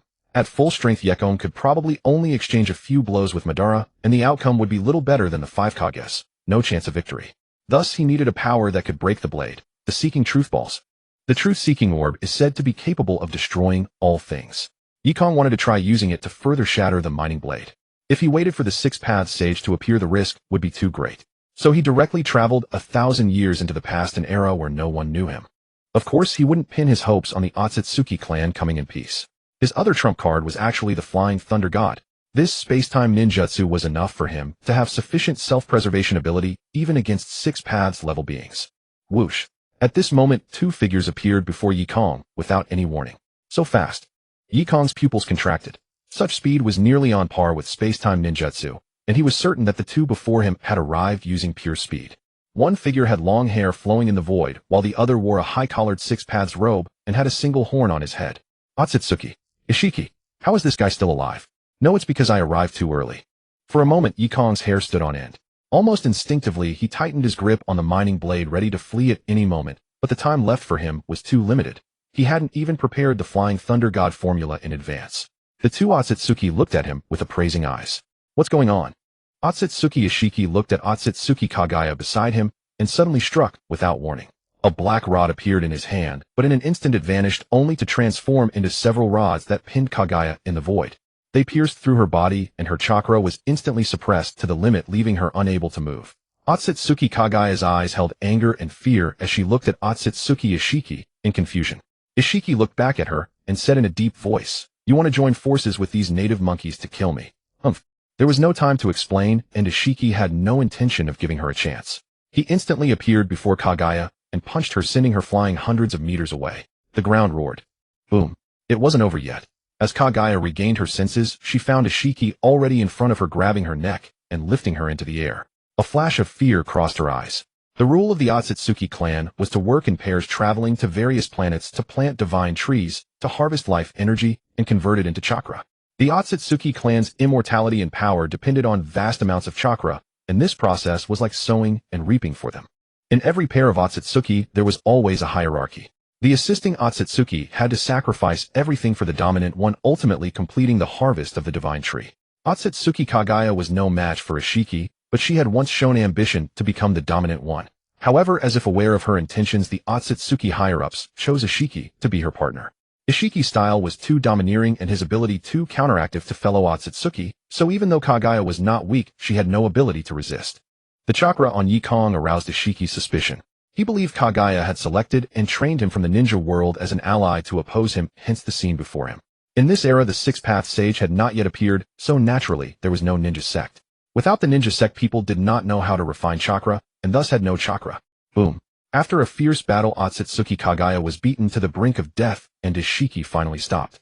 But when he turned to look for Yekong, he found that Yekong had vanished. He cast a dark glance at Kagaya and snorted. Then he turned and flew away. The black rods on Kagaya's body firmly sealed her chakra, leaving her barely stronger than an ordinary person. Her eyes were expressionless, but deep within them lay a trace of coldness. The more Ishiki suppressed her, the stronger her will to resist became. Her Byakugan looked at the 2 divine trees in the distance. One had gradually grown to maturity and was taller. Both divine trees were over 100 jong tall. The image of Yekong flashed through her mind, and she frowned. Who is that person? I haven't even started my plan yet. Bewildered, Kagaya no longer had any intention of explaining to Ishiki. Things having come to this, she would only act more cautiously. After a long while, Kagaya removed some of the black rods from her body, gradually regaining freedom of movement, and walked toward a village several kilometers away. Lady Kagaya, you've returned. Did something happen at the divine tree? Several villagers came over to ask, but Kagaya just walked past them expressionlessly. Seeing this, the villagers dared not ask further. After returning to her dwelling, Kaguya fell into deep thought, pondering Yekong's identity. Suddenly the veins on both sides of her eyes bulged and her Byakugan activated. The next moment, without hesitation, she struck beside her with a palm. The terrifying palm wind formed hundreds of visible phantoms. Gentle fist, 80 divine vacuum strikes. Boom, boom, boom, boom, boom, boom, clang. The mining blade flew out of Yekong's hand, and his figure shot backward like a meteor toward one side of the village. Wherever he passed, the entire village seemed struck by a meteor, and a deep trench tore through the earth. Hiss! This! Yekong felt his arms almost lose strength. He activated the Flying Thunder God and vanished. By the time Kaguya's figure descended from the air, Yekong was already gone. Confused, her Byakugan continuously scanned the area within several kilometers, but found nothing. Is he dead? Know this feeling? The 80 divine vacuum strikes is undoubtedly one of the strongest taijutsu techniques, its terrifying power unimaginable. She didn't think a mortal body could withstand it, but the sensation just now told her that the unknown lowlife was definitely not dead. Somewhere in the ninja world, Yekong's face was pale, one arm hanging limp at his side. But as he looked at the mining blade with a crack on it, his gaze was deep. Just a little more. He had originally wanted to try using the truth-seeking orb to shatter the mining blade, but he hadn't expected the 80 divine vacuum strikes to be so terrifyingly powerful. That blow had already pushed his monstrous strength to the limit. His power was considered by Uchiha Madara to be on par with Senju Hashirama. Senju Hashirama might seem to only have a massive amount of chakra, but how could the power of the sage body be weak?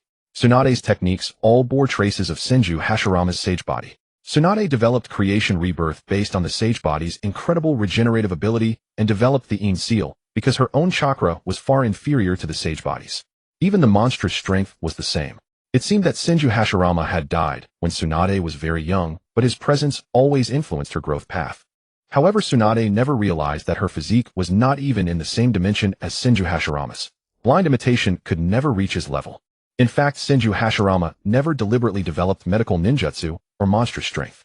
Everything was simply based on his own overwhelming chakra reserves and the terrifying characteristics of his sage body.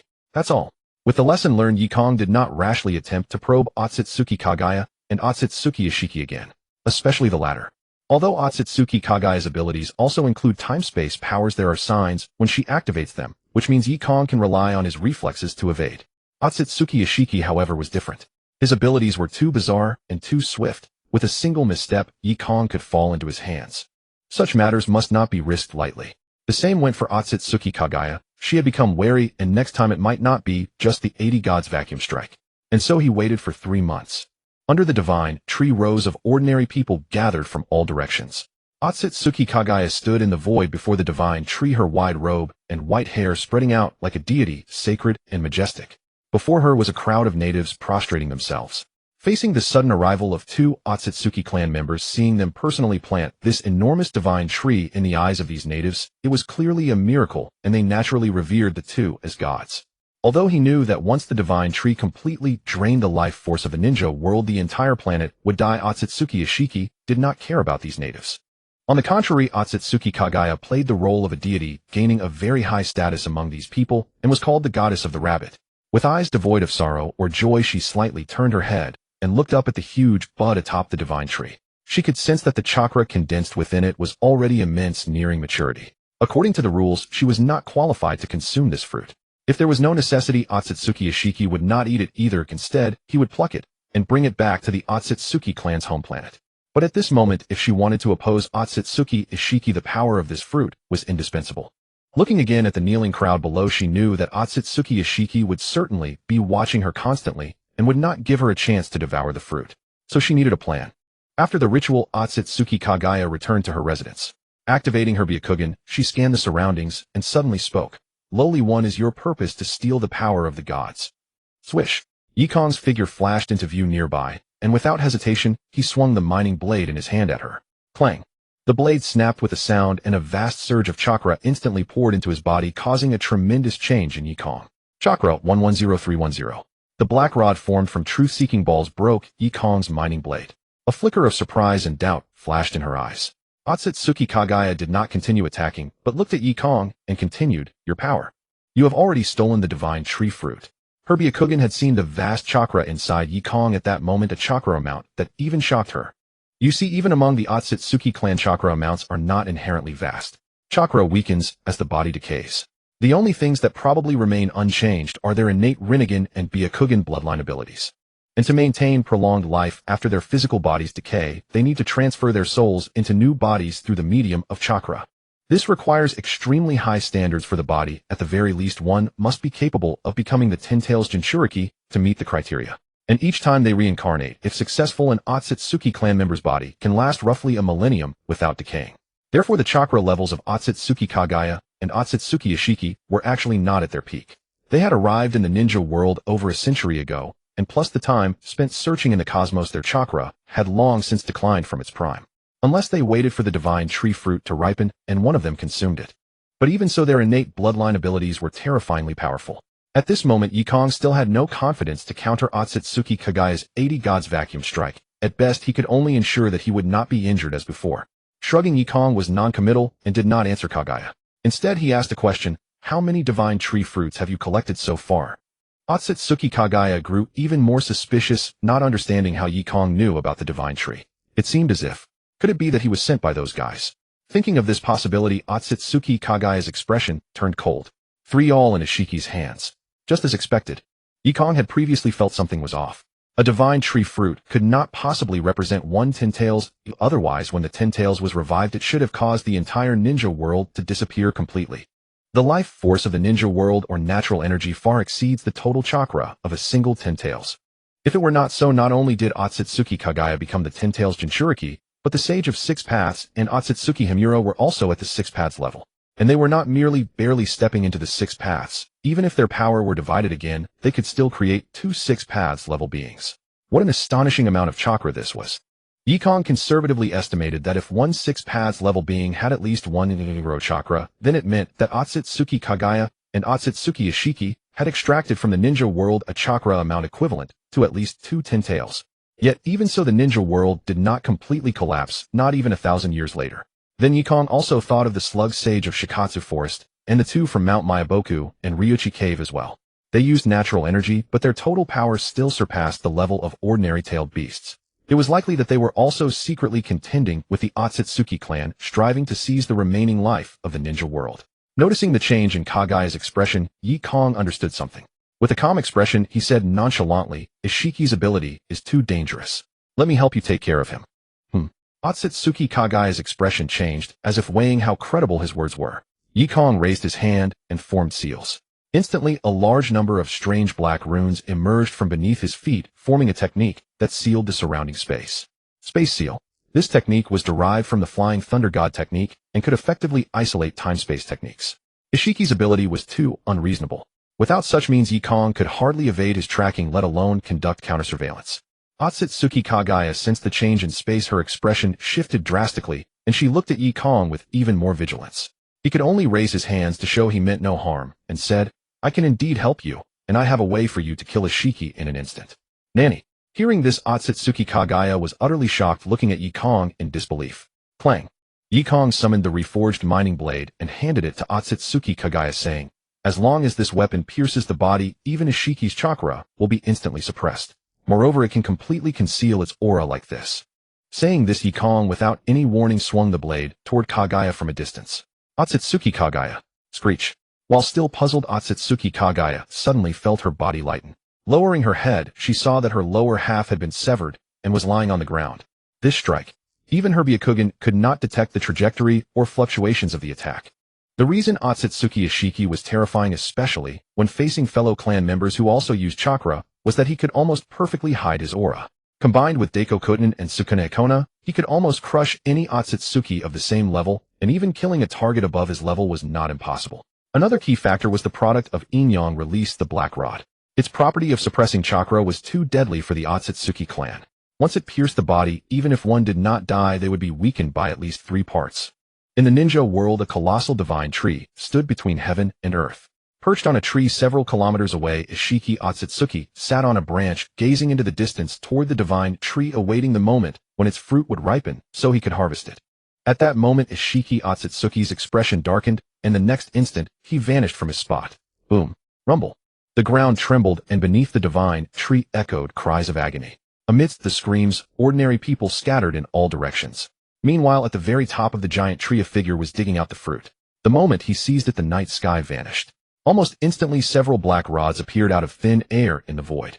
Over a dozen kilometers away, Yekong's face changed slightly as he looked down at his abdomen. A black rod had pierced straight through his body. So this is Ishiki's ability. Hiss. The sensation of being struck without any warning sent chills down his spine. In just an instant, Ishiki had already made his move. Not only that, if he had been even a fraction slower, he wouldn't have gotten away. Shudder. The next moment, a visible white light on Yekong's body condensed into a robe, and blue-white chakra filled every cell and fiber of his being. The sage's visage appeared, yet peculiar blue stripes covered his entire body. This was a new sage mode achieved by the overwhelming chakra within him combined with natural energy. It could also be called the preliminary six paths mode. Yekong had never eaten a divine tree fruit, nor was he of Otsutsuki bloodline, so he could only enter this state much like Naruto and Minato in their later stages. This state could also be regarded as the ultimate form of sage mode. Clank. By suppressing the black rod with sage art chakra, Yekong managed to pull it out of his abdomen. He looked at the blood-red peach in his hand. This was the divine tree fruit. To him, it felt like it contained at least one zero chakra, enough to create a lower six-path level powerhouse. Boom. Rumble. Suddenly the sky darkened as massive black cubes descended from above, crushing down toward Yekong's location. Ishiki Otsutsuki had caught up. After a barrage of destruction, Ishiki looked down with a grim expression. He was gone again. Could that lowly one also possess space-time abilities? Impossible. His mind raced, and suddenly a thought struck him. Like Kagaya Otsutsuki, he was reluctant to believe a native could wield such power. That left only one other possibility. Another of his clan had come to this planet, and likely had already allied with that woman Kagaya. Damn it. With that thought, Ishiki Otsutsuki vanished in an instant and headed straight for the village near the divine tree where Kagaya Otsutsuki resided. Without any intention of communication, he relentlessly unleashed a devastating attack, annihilating the village in one blow. Overbearing, savage, and utterly overwhelming. This was Ishiki Otsutsuki, an anomaly even among the Otsutsuki clan. After destroying the village, Ishiki found no trace of Kagaya, his brows furrowed. But at that moment his expression suddenly changed drastically. He slowly turned to look into the distance. The two divine trees that once stood between heaven and earth, now only the smaller one remained. The larger one had vanished entirely, replaced by Kagaya Otsutsuki, standing in the void, her aura terrifying to an extreme degree. You're asking for death. Ishiki Otsutsuki roared in fury. His figure blurred out of existence in an instant, reappearing before Kagaya Otsutsuki as he thrust a black rod at her. Clang. 80 Gods vacuum attack. Boom. Boom boom boom boom boom. Uft. In their first clash, Ishiki was driven back by thousands of terrifying phantom strikes from the void, spitting out a mouthful of blood, his expression the darkest it had ever been. At this moment, Kagaya Otsutsuki's chakra was several times greater than his. Having devoured the divine tree early, she had directly gained a chakra volume that could only be controlled in her prime state. Whoosh. His figure vanished and Ishiki Otsutsuki unleashed his signature ability, Daikokutten. At the same time, he concealed his own aura. Now even Kagaya Otsutsuki couldn't lock onto his position, not even with the Byakugan's visual prowess. The object shrunk by Sukune Hikona could reach the very limits of the Byakugan's perception, especially with black rods, tools for suppressing chakra. Even at normal size, the Byakugan couldn't track them through chakra flow. Schlick, splurt, schlick. In an instant, Kagaya Otsutsuki's arms and body were pierced by several black rods, pinning her in the void. Ishiki Otsutsuki reappeared, his eyes cold and sinister. He raised a hand, a Rinnegan in his palm, and slowly reached toward Kagaya Otsutsuki's head. He intended to extract the chakra of the divine tree from her. A visible stream of chakra began to drain from Kagaya Otsutsuki's body. However, he underestimated the power Kagaya Otsutsuki had gained after fusing with the divine tree. Boom. She managed to forcefully expel the black rods from her body, using the sheer volume of her chakra, then, without hesitation, raised her hand and released a black rod. Ishiki Otsutsuki's figure instantly vanished, his voice echoing from the surrounding space. You're walking into death. I'll drain every last drop of your chakra, then erase your soul. Kagaya Otsutsuki's gaze darted rapidly, but it was futile. Ishiki never revealed himself again, continuously using his ability to pierce her with black rods from all directions. 1, 2, 3. Until her limbs and torso were riddled with countless black rods, Kagaya Otsutsuki was utterly immobilized, suspended in the void, unable to move an inch. The immense chakra within her seemed to fall into complete stillness. As Ishiki Otsutsuki reappeared for the first time, fear flickered in Kagaya Otsutsuki's eyes as her gaze trembled. Ishiki Otsutsuki wasted no time and began to extract her chakra directly. A wave of weakness spread through her body. Kagaya Otsutsuki's heart sank into despair. Just then a sealing mark spread from Kagaya Otsutsuki's hand into the void, then unfolded. Within the blink of an eye, the mark expanded through the surrounding space, forming a twisted spatial prison. Ishiki Otsutsuki didn't recognize these seals, and a moment of hesitation flashed in his reaction, a flaw that would seal his doom. Splurt. Gah! A blade pierced through him from behind without warning. Ishiki Otsutsuki's expression shifted drastically. He tried to activate Daikokutten to escape, only to find it failed. Spatial confinement. Impossible. Ishiki Otsutsuki roared, grabbing the longsword, piercing his chest in fury, attempting to snap it. In his mind, no metal was truly unbreakable. But a wave of weakness pulled him back to reality. The chakra within him seemed to find a bottomless abyss leaking out uncontrollably. Its suppression was no less than that of the black rods. It even actively devoured chakra.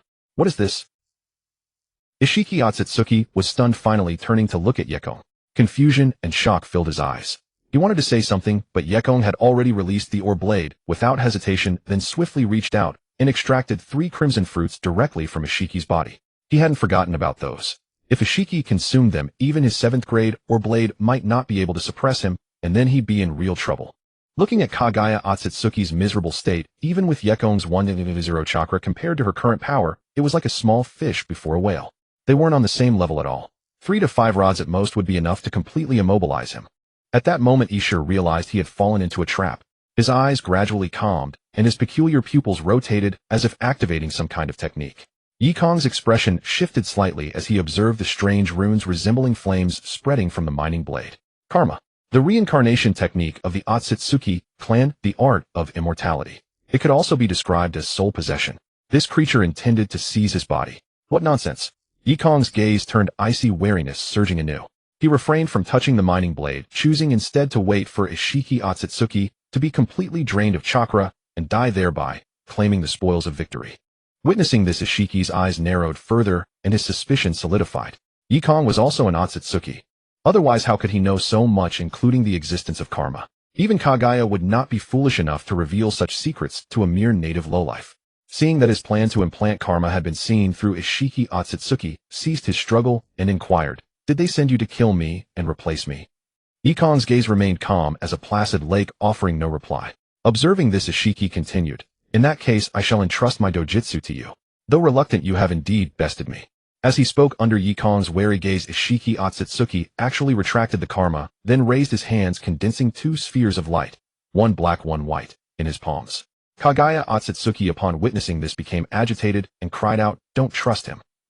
A flicker of greed passed through Yekong's eyes. Ishiki Otsutsuki's dojutsu, if conditions permitted and setting aside the so-called Otsutsuki god, was undoubtedly a terrifying ability on par with the clan's combat ceiling. It could be called an Otsutsuki slayer.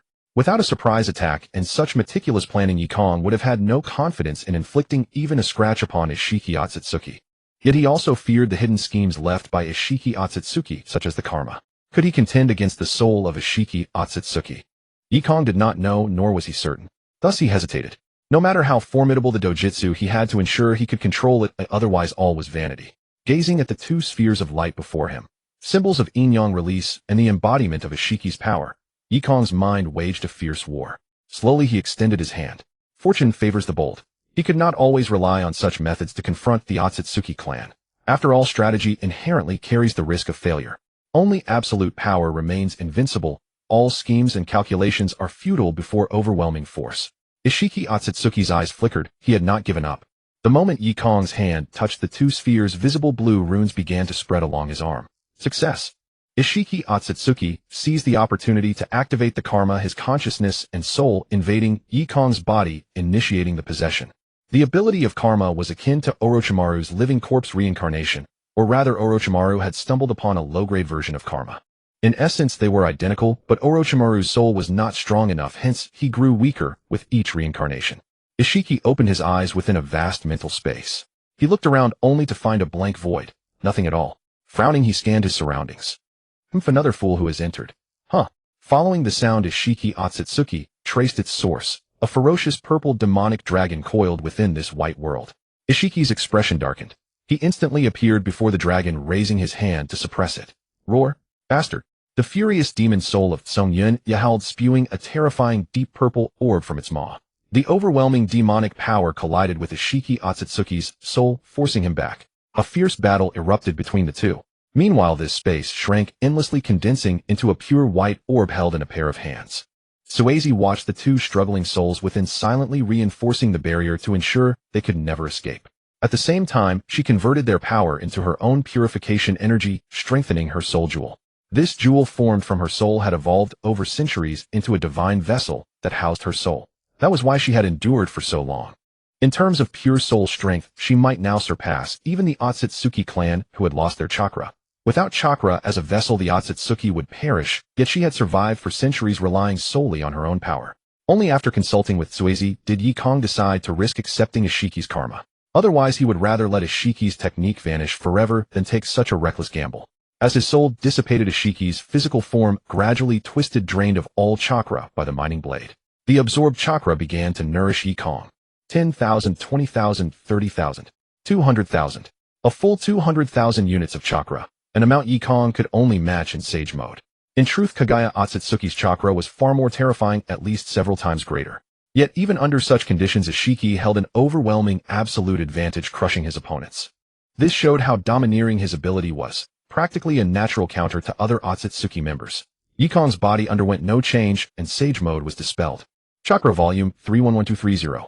The fractional amount alone surpassed ordinary Kaga level, even Super Kaga level. This was the 6 paths level. Clenching his eyes, briefly feeling the terrifying chakra gradually flowing back into him, Yekong sensed his own strength was now fearsome. Only then did he turn his gaze to Kaguya Otsutsuki. If he could add her chakra, what would it matter if other Otsutsuki arrived? Kaguya Otsutsuki, still believing Yekong to be an Otsutsuki, remained unaware of his intentions. She asked solemnly, "Have you suppressed Ishiki?" "More or less." Yekong reached out his hand toward Kaguya Otsutsuki, thinking she would help remove the black rods. She did not become wary until a Rinnegan manifested in his palm, beginning to drain her chakra. "What are you doing?" Realizing his intent, Kaguya Otsutsuki struggled violently, but the black rods on her body trembled fiercely without being removed. Foreseeing that she would suffer the same fate as Ishiki, Kaguya Otsutsuki panicked. The next moment she began to swell, her body bloating and expanding until it transformed into a colossal rabbit that blotted out the sky. This was the reason Kaguya was called the Rabbit Goddess. And this technique was her most terrifying killing move. The expanding body was gradually replaced by a black sphere, the expansive truth-seeking ball. Yekong's expression changed. He vanished in an instant. Kaguya Otsutsuki's ability might not be as practical as Ishiki's, but its destructive power was undoubtedly the most exaggerated without equal. This expansive truth-seeking ball could only be activated when she was at her peak. Once formed, it could annihilate all life in the ninja world in an instant. There was also a way to stop it: defeat Kaguya Otsutsuki before it detonated. Unfortunately, Yekong had not yet developed abilities like 6 paths, Chibaku Tensei. Moreover, under the current circumstances, even if he forcibly fought Kaguya Otsutsuki and won, the entire ninja world would likely be lost. Stop! Yekong entered Sage Art Chakra mode, condensing a terrifying ice pillar over 1,000 meters tall with his raging chakra. Time seemed to freeze, and the expansion of the truth-seeking ball was suppressed for a moment. Feeling his chakra drain rapidly, Yekong understood that such techniques had limited effect in 6 paths level confrontations, but he had no choice but to do so. If the shinobi world were to be destroyed, or if the future were altered, he dared not imagine what it would become. Rather than risk such an outcome, it would be better to keep Kaguya Otsutsuki alive, which would also allow him to maintain his hidden identity. In light of this, Yekong changed his mind. Instead of forcibly devouring Kaguya Otsutsuki, he reached an alternative agreement. "I need 2 divine trees fruits." Kaguya Otsutsuki perceived Yekong's hesitation and seized the opportunity to make an exorbitant demand. Yekong's expression darkened. "Are you joking?" Kaguya remained silent, glancing toward another divine tree in the distance, and dropped the subject of the fruit. Seeing this, Yekong had no intention of lingering further. His mission had exceeded expectations, and it was time to return. As he stepped into the spatial temporal passage, Kaguya Otsutsuki watched him with a thoughtful expression. The next moment, a crimson fruit appeared in her palm. Without hesitation, she tilted her head back and swallowed it whole. A hum resonated. Immense chakra surged within her, nearly overflowing, and the excess energy gradually condensed before her, taking the form of 2 small figures. The original shinobi world's timeline. During the 2 months Yekong was away, nothing significant occurred. After Uchiha Madara's disappearance, the entire shinobi world seemed to have settled into tranquility. Back at his home in Konoha, Tsunade and Hyuga were both present, their expressions varying as they regarded the woman named Tsunade before them. Tsunade huffed indignantly. Hyuga showed little reaction, merely gazing curiously at the crimson fruit on the table. Yekong pretended not to notice Tsunade's expression, cleared his throat, and pointed to the divine tree fruit. "Your constitutions differ from mine. Consuming this directly could overwhelm you or prove unabsorbable, so I plan to dilute it." Dilute. Confused Tsunade crossed her arms beneath her chest and shot a sidelong glance at Chuizi. Shouldn't you first explain her situation? She is Chuizi Amiko by profession. Yekong then introduced them to one another. Tsunade Hyuga Chihua, get along well from now on. He barely forced those words out through gritted teeth. Hyuga Chihua posed no difficulty. She simply nodded and fixed her gaze wistfully upon the divine tree fruit before her. Chuizi appeared equally unfazed, offering only a moment of surprise before glancing at Yekong and nodding politely to both Hyuga Chihua and Tsunade. Her eyes drifted downward slightly, and she paused. Fine. Tsunade huffed again. Resigned to the inevitability of the situation, she knew opposition would be futile and might cost her sleep. Yet she cast a scornful look at Yekong. Amiko, didn't you already have one? Yekong cleared his throat, catching Chuizi's glance, and explained, the one from the land of demons doesn't count. Huh. Tsunade was unconvinced. She slammed her palm on the table, rose to her feet, and leaned slightly forward, fixing him with an intense stare. Then why did you provoke her? Don't you know Amiko of the land of demons can only have one partner? I don't believe I did anything of the sort. Yekong replied awkwardly. He genuinely couldn't recall ever provoking Moroku. Did helping eliminate a demon obligate one to marriage? He'd never heard such a notion. Tsunade furrowed her brow, confirmed his ignorance, and settled back into her seat. Waving a hand, she pointed toward the fruit. Never mind. Tell me, how do you plan to dilute this? Upon learning of the divine tree fruit's nature, she had been profoundly shaken, and reasonably convinced that Yekong's claims were true. Tracing her lineage back, she could claim descent from Ajura, but the bloodline had thinned to near irrelevance, and her connection to the Otsutsuki clan was even more remote. She was neither the reincarnation of Ajura nor Indra. Even with a physique superior to ordinary humans, that was all. To absorb a divine tree fruit containing chakra equivalent to 100,000 in a single sitting, without proper preparation, the best-case scenario would be total loss of control and the worst, immediate death from bodily rupture. They lacked Yekong's extraordinary advantage. In truth, without the mining blade, Yekong himself would never have dared consume Ishiki's chakra so recklessly. It was akin to the relationship between a Jinchuriki and their tailed beast. Should the beast refuse cooperation, each transformation could cost the host half their life, or their life entirely. Yekong then attempted to divide the fruit into the smallest possible portions, but discovered that even minuscule fragments contained chakra far beyond their limits. Diluting it with water or other mediums proved equally ineffective. Ultimately, Hyuga Chihua proposed a compromise: strengthen their physical prowess first, then gradually attempt integration. After discussion, they deemed the plan viable, and the two women began their taijutsu training. Both possessed their own specialized methods, requiring no concern from Yekong, though their regimen would be far more rigorous than before. Chuizi, however, faced no such difficulty. Upon inquiry, Yekong learned she was attempting to emulate the Otsutsuki clan's technique, using chakra to stabilize her soul. Taijutsu training, however, was not the forte of most ninja. Ninja primarily focused on developing chakra. Taijutsu served merely as a supplementary method to enhance physical energy. The reason was straightforward: direct chakra cultivation yielded immediate tangible results. Taijutsu offered no shortcuts, only the relentless accumulation of effort over years. Tsunade and Hyuga Chihua's approach was merely foundational physical conditioning, yielding limited results. Yekong decided to recruit Kashujin to guide their taijutsu training. After all, Kashujin was currently stationed in Konoha, assigned to the Konoha hospital by Tsunade. Taijutsu isn't exactly my specialty either, but I know someone who can help. Moi. Before Yekong could question her, Kashujin led him through Konoha's streets, and soon they spotted a familiar figure outside a pastry shop. A voluminous pink ponytail, a figure that rivaled Tsunade's. Oh, Master Ku. Long time no see. Kenroji Mitsuri greeted them warmly. Yekong nodded and asked Kashujin, you mean her? Yes. Kashujin smiled and nodded. Don't let her appearance fool you. If she weren't suppressing her power, she could rival Gimiai.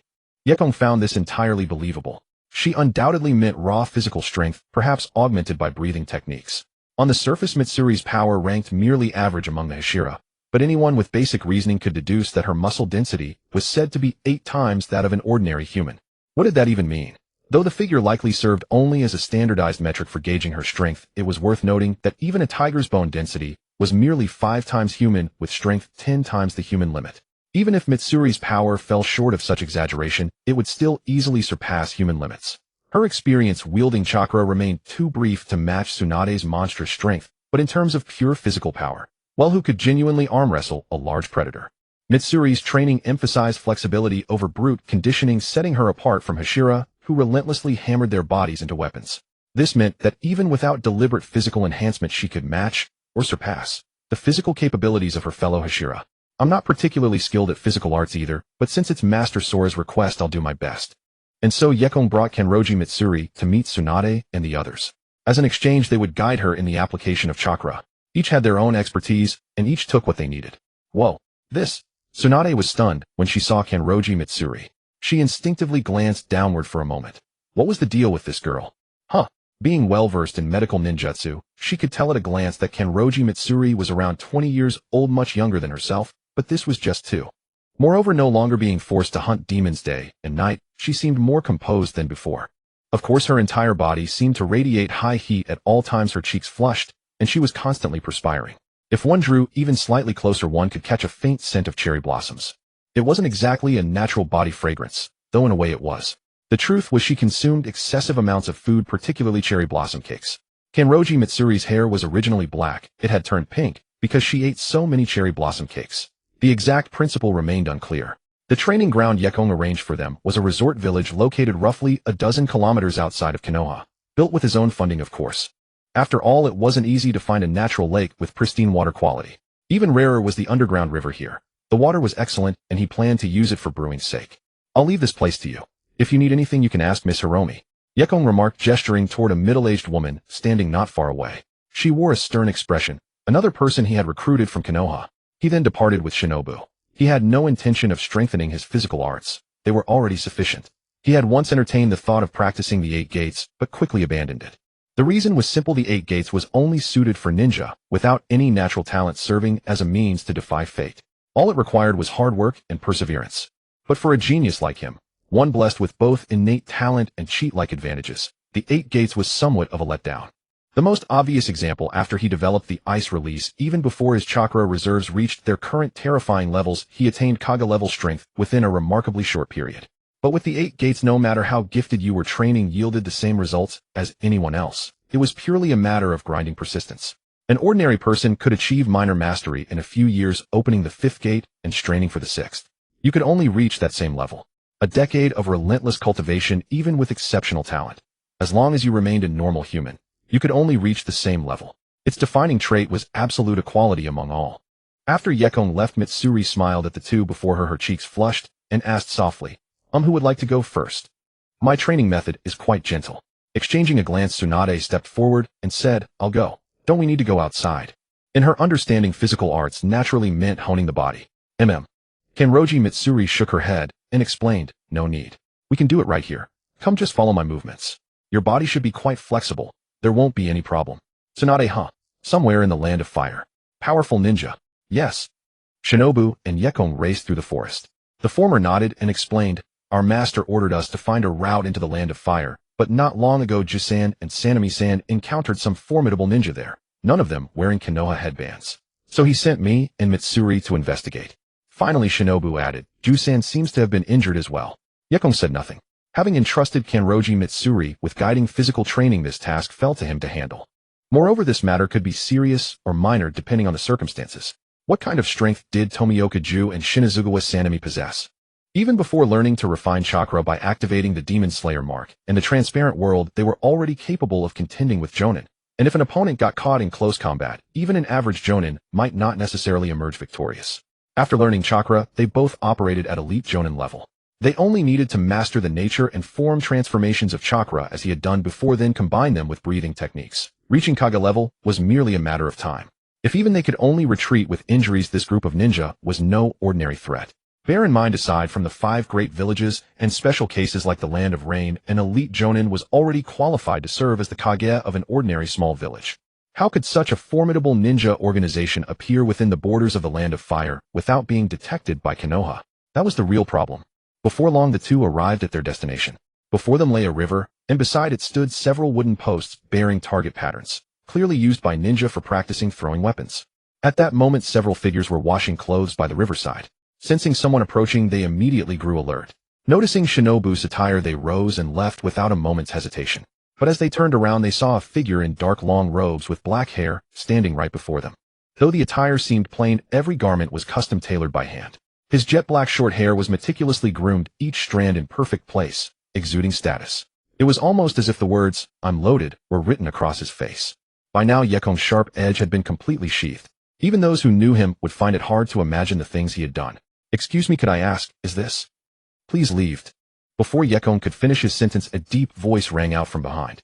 Turning around, he saw a figure clad in ancient black battle armor, the kind he had only ever seen worn by Hashirama Senju Madara Uchiha and Tobarama Senju. It was a distinctive style unique to the Warring States period, offering considerable defensive power, capable of practically ignoring kunai attacks. Yekong then noticed the emblem on the man's shoulder and nodded inwardly, just as he suspected. The two he had cornered quickly slipped away. Shinobu's figure landed lightly beside him, smiling at the figures slowly emerging from the forest one after another, as if materializing out of thin air. My, this seems a bit troublesome. Indeed, somewhat troublesome. Yekong nodded, then raised a hand, and sent a wave of frigid cold forward. A single point. Then he walked forward. The Senju clan members before him, who had been eyeing him fiercely, now stood frozen, stiff lips, pale bodies covered in frost, powerless to do anything but watch him stride into the forest. Wait. The leading Senju clansman had some real skill. He hadn't been frozen stiff by Yekong's technique. Trembling, he managed to speak. I'll take you in. Just don't destroy the forest's defenses. Quite sensible, aren't you? Yekong looked at him with a hint of surprise. They say the Uchiha clan has a habit of looking down their noses at everyone. In truth, as another great clan that emerged from the Warring States period, the Senju weren't much better. This wasn't some inherent flaw of character, but an inevitability born from the circumstances of that era. Consider this: who could possibly be cordial with their mortal enemy? Someone who might have cut down your own brother just the day before, while you yourself had killed their father yesterday. The haughty nose-in-the-air attitude was the result of decades of gradual adjustment. Otherwise, after 1,000 years of chaotic bloodshed, being forcibly gathered into a single village without it exploding was already a stroke of immense fortune. Senju of the Forest. Wasn't that a legendary clan in Konoha? The clan of the first Hokage. Butterfly Shinobu curiously observed the Senju clansman leading the way ahead. He was a middle-aged man with a stern expression, brown hair, and a cross-shaped scar on his face. He did not respond to her words, silently continuing to lead the way ahead. Night Sky's gaze shifted slightly.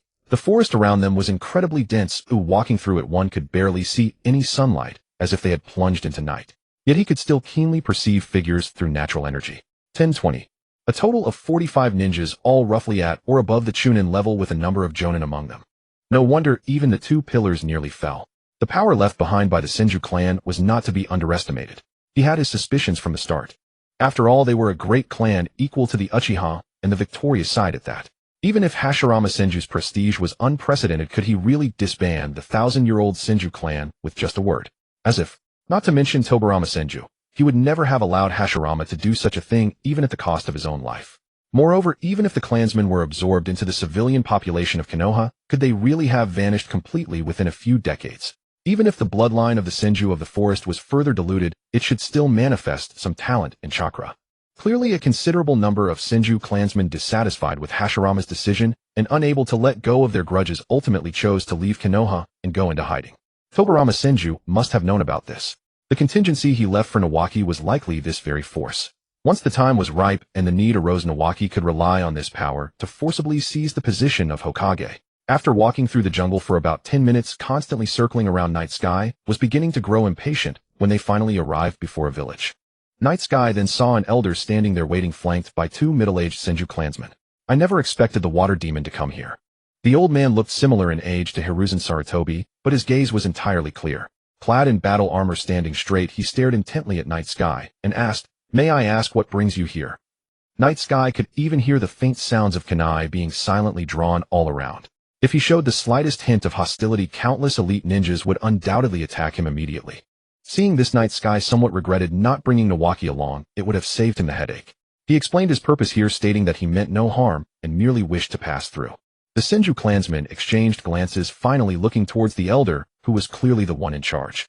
After hearing him out, the elder finally shook his head and said, "I apologize, but our clan has taken root here. We do not wish to be disturbed by the outside world. Is there no room for negotiation?" Night Sky sighed inwardly, thinking, why must it come to this? The other party gave no answer, but one of the middle-aged men behind stepped forward, pressing his hands together as if about to unleash some jutsu. The ground trembled with considerable force, certainly at the level of an elite jonin, if not more. However, before he could complete his technique, a hand silently landed on his shoulder. A calm voice followed. "When I'm trying to talk to you nicely, you'd better not leave me with nothing to say."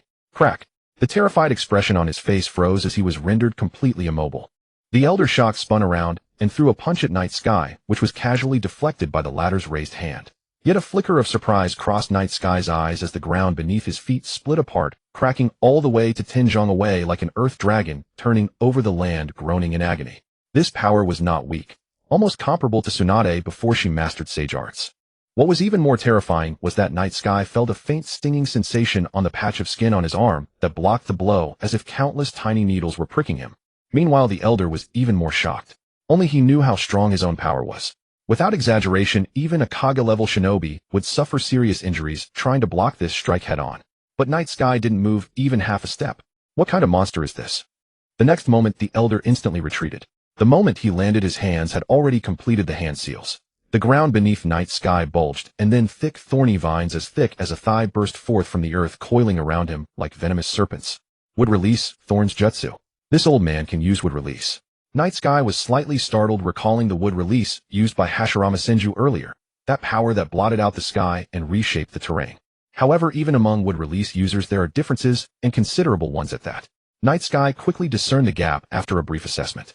He raised his hand, freezing the thorns in ice, then shattered them with a mere touch. Hashirama Senju's Wood Release was that of the god of shinobi. This ordinary Wood Release was only good for landscaping. Attack. Silence. Senju Domu, realizing he couldn't contend with Night Sky, wanted to call for his clansmen's help, but after giving the order, he found not a sound or movement, his heart sinking. He looked towards the other guard, who was now less than 3 meters from Night Sky, but had similarly been turned into a frozen statue, unable to move. The situation in the forest was much the same, frozen statues struggling to move inch by inch. Night Sky's palm, radiating cold air, slowly lowered. Now let's talk about you relocating. The elder's wrinkled face stiffened, yet he could not refute. Since you won't let me pass through, you'll just have to move elsewhere. Same thing. Night Sky wouldn't yield just because they were kin of Tsunade and Nawaki. This was a simple matter, might makes right. And coincidentally, he happened to possess that might.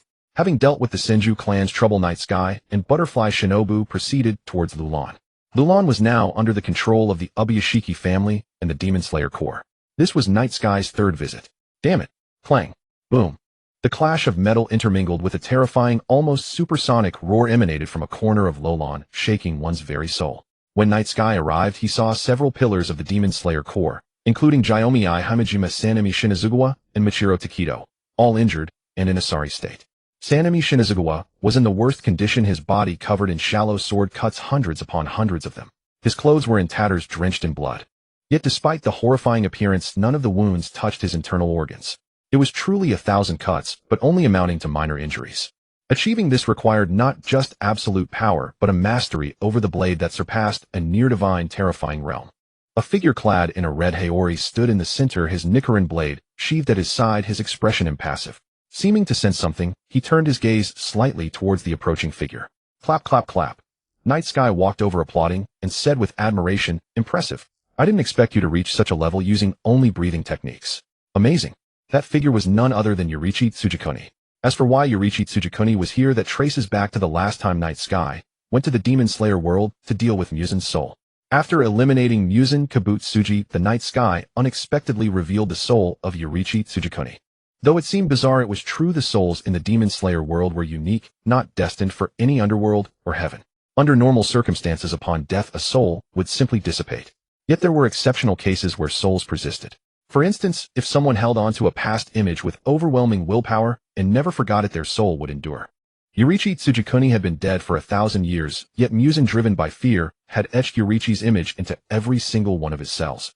Thus, Yoriichi Tsujikuni had always existed, even though his soul remained imperceptible. Yoriichi Tsujikuni gazed at the Night Sky and suddenly spoke in a calm voice. "This world holds no meaning for me. Even if you resurrect me, it is meaningless." TCH. Night Sky found this somewhat vexing. Yoriichi Tsujikuni was perfect in every way, a true genius. Otherwise, he wouldn't have gone to such great lengths to resurrect him. But precisely because he was too brilliant, Yoriichi Tsujikuni had no aspirations. To him, from the moment he first touched a blade as a child, he had defeated a samurai sent to instruct him. He possessed an innate mark, the transparent world, and even breathing came naturally to him. Strictly speaking, he was the only one who truly mastered sun breathing, the sole original version, because he was born with it. The so-called sun breathing was a technique he refined from his own breathing method and taught to others. Yet not a single member of the Demon Slayer Corps from his era could learn it. The burden of sun breathing was far too immense. Ordinary people, even so-called geniuses, could never master it. Such was the gap. In Yoriichi Tsujikone's eyes, increasing one's strength was an innate instinct requiring no method or arduous training. On the contrary, what others called training and becoming stronger was merely imitating him, and even that imitation was beyond their reach. Clang!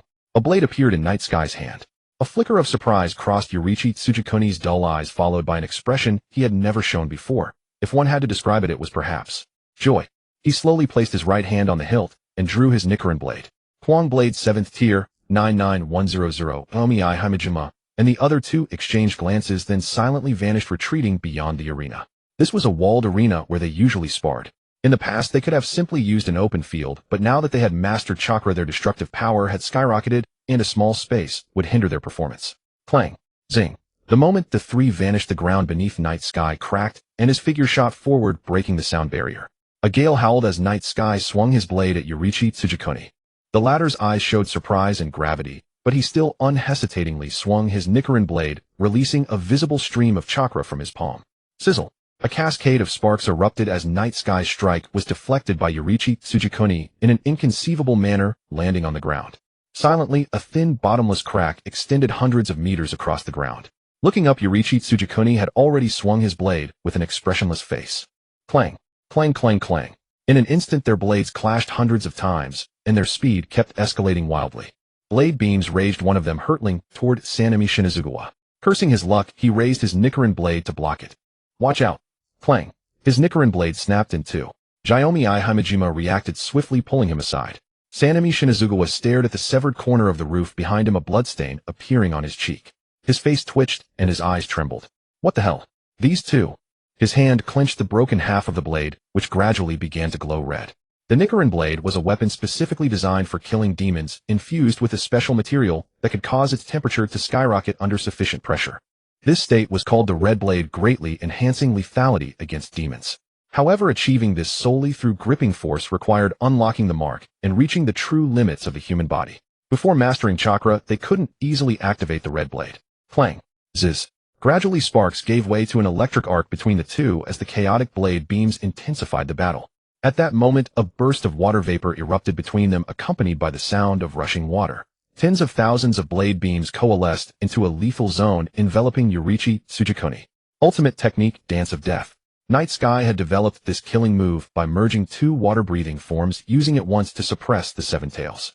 Now he could endlessly amplify its power through his mastery of water nature chakra. Though untested, he was confident that in terms of skill this technique could rival the 80 Gods vacuum attack. Hiss! The mark on Yoriichi Tsujikone's forehead seemed to glow red. He lowered his Nichiren blade, then slowly traced a horizontal arc from left to right. Then a vertical slash, seemingly random, but Night Sky recognized it. A technique of sun breathing. Sun breathing had 12 forms, forming a cycle. The last form was the starting stance of the first. By linking all the forms and synchronizing the breathing method, one could swing the Nichiren blade, endlessly reaching the ultimate state of flawlessness and perfection. Clang! Sizzle! The collision of water and fire unleashed a terrifying power that warped the void. Finally, a crisp clang signaled the temporary halt of the battle. Night Sky landed not far from Yoriichi Tsujikone and suddenly smiled. Yoriichi Tsujikone, staring at his broken Nichiren blade, remained expressionless. Inwardly, Night Sky was also stunned. This was too insane. Kwang Blade 7th Tier, 95100. It was known that after the Kwang Blade reached the 7th tier, even Ishiki Otsutsuki couldn't forcibly destroy it, and his desperate struggle merely reduced its durability by 1 point. Yoriichi Tsujikone had been resurrected only recently with chakra still in its infancy. He probably hadn't even fully grasped shape transformation and nature transformation. Yet he seemed to skip the intermediate steps and started using it directly. Initially, Night Sky was only testing so he didn't unleash his full power. Otherwise, even a casual strike from him would be too much for a mortal body. But as Night Sky gradually increased the pressure, Yoriichi Tsujikone seemed to be hiding his true strength, as well visibly integrating chakra usage into his instincts at an astonishing cheat-like pace. For a ninja, mastering chakra involved a process, first refining chakra, then improving control, and finally skillfully applying nature transformation and shape transformation. Yoriichi Tsujikone essentially watched a tutorial and jumped straight to the second stage, even beginning to explore the third.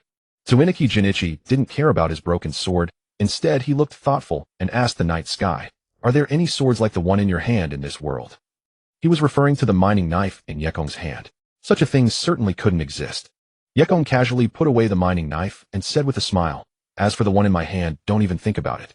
However, there are some legendary weapons in this world, like the 3 Kusanagi swords.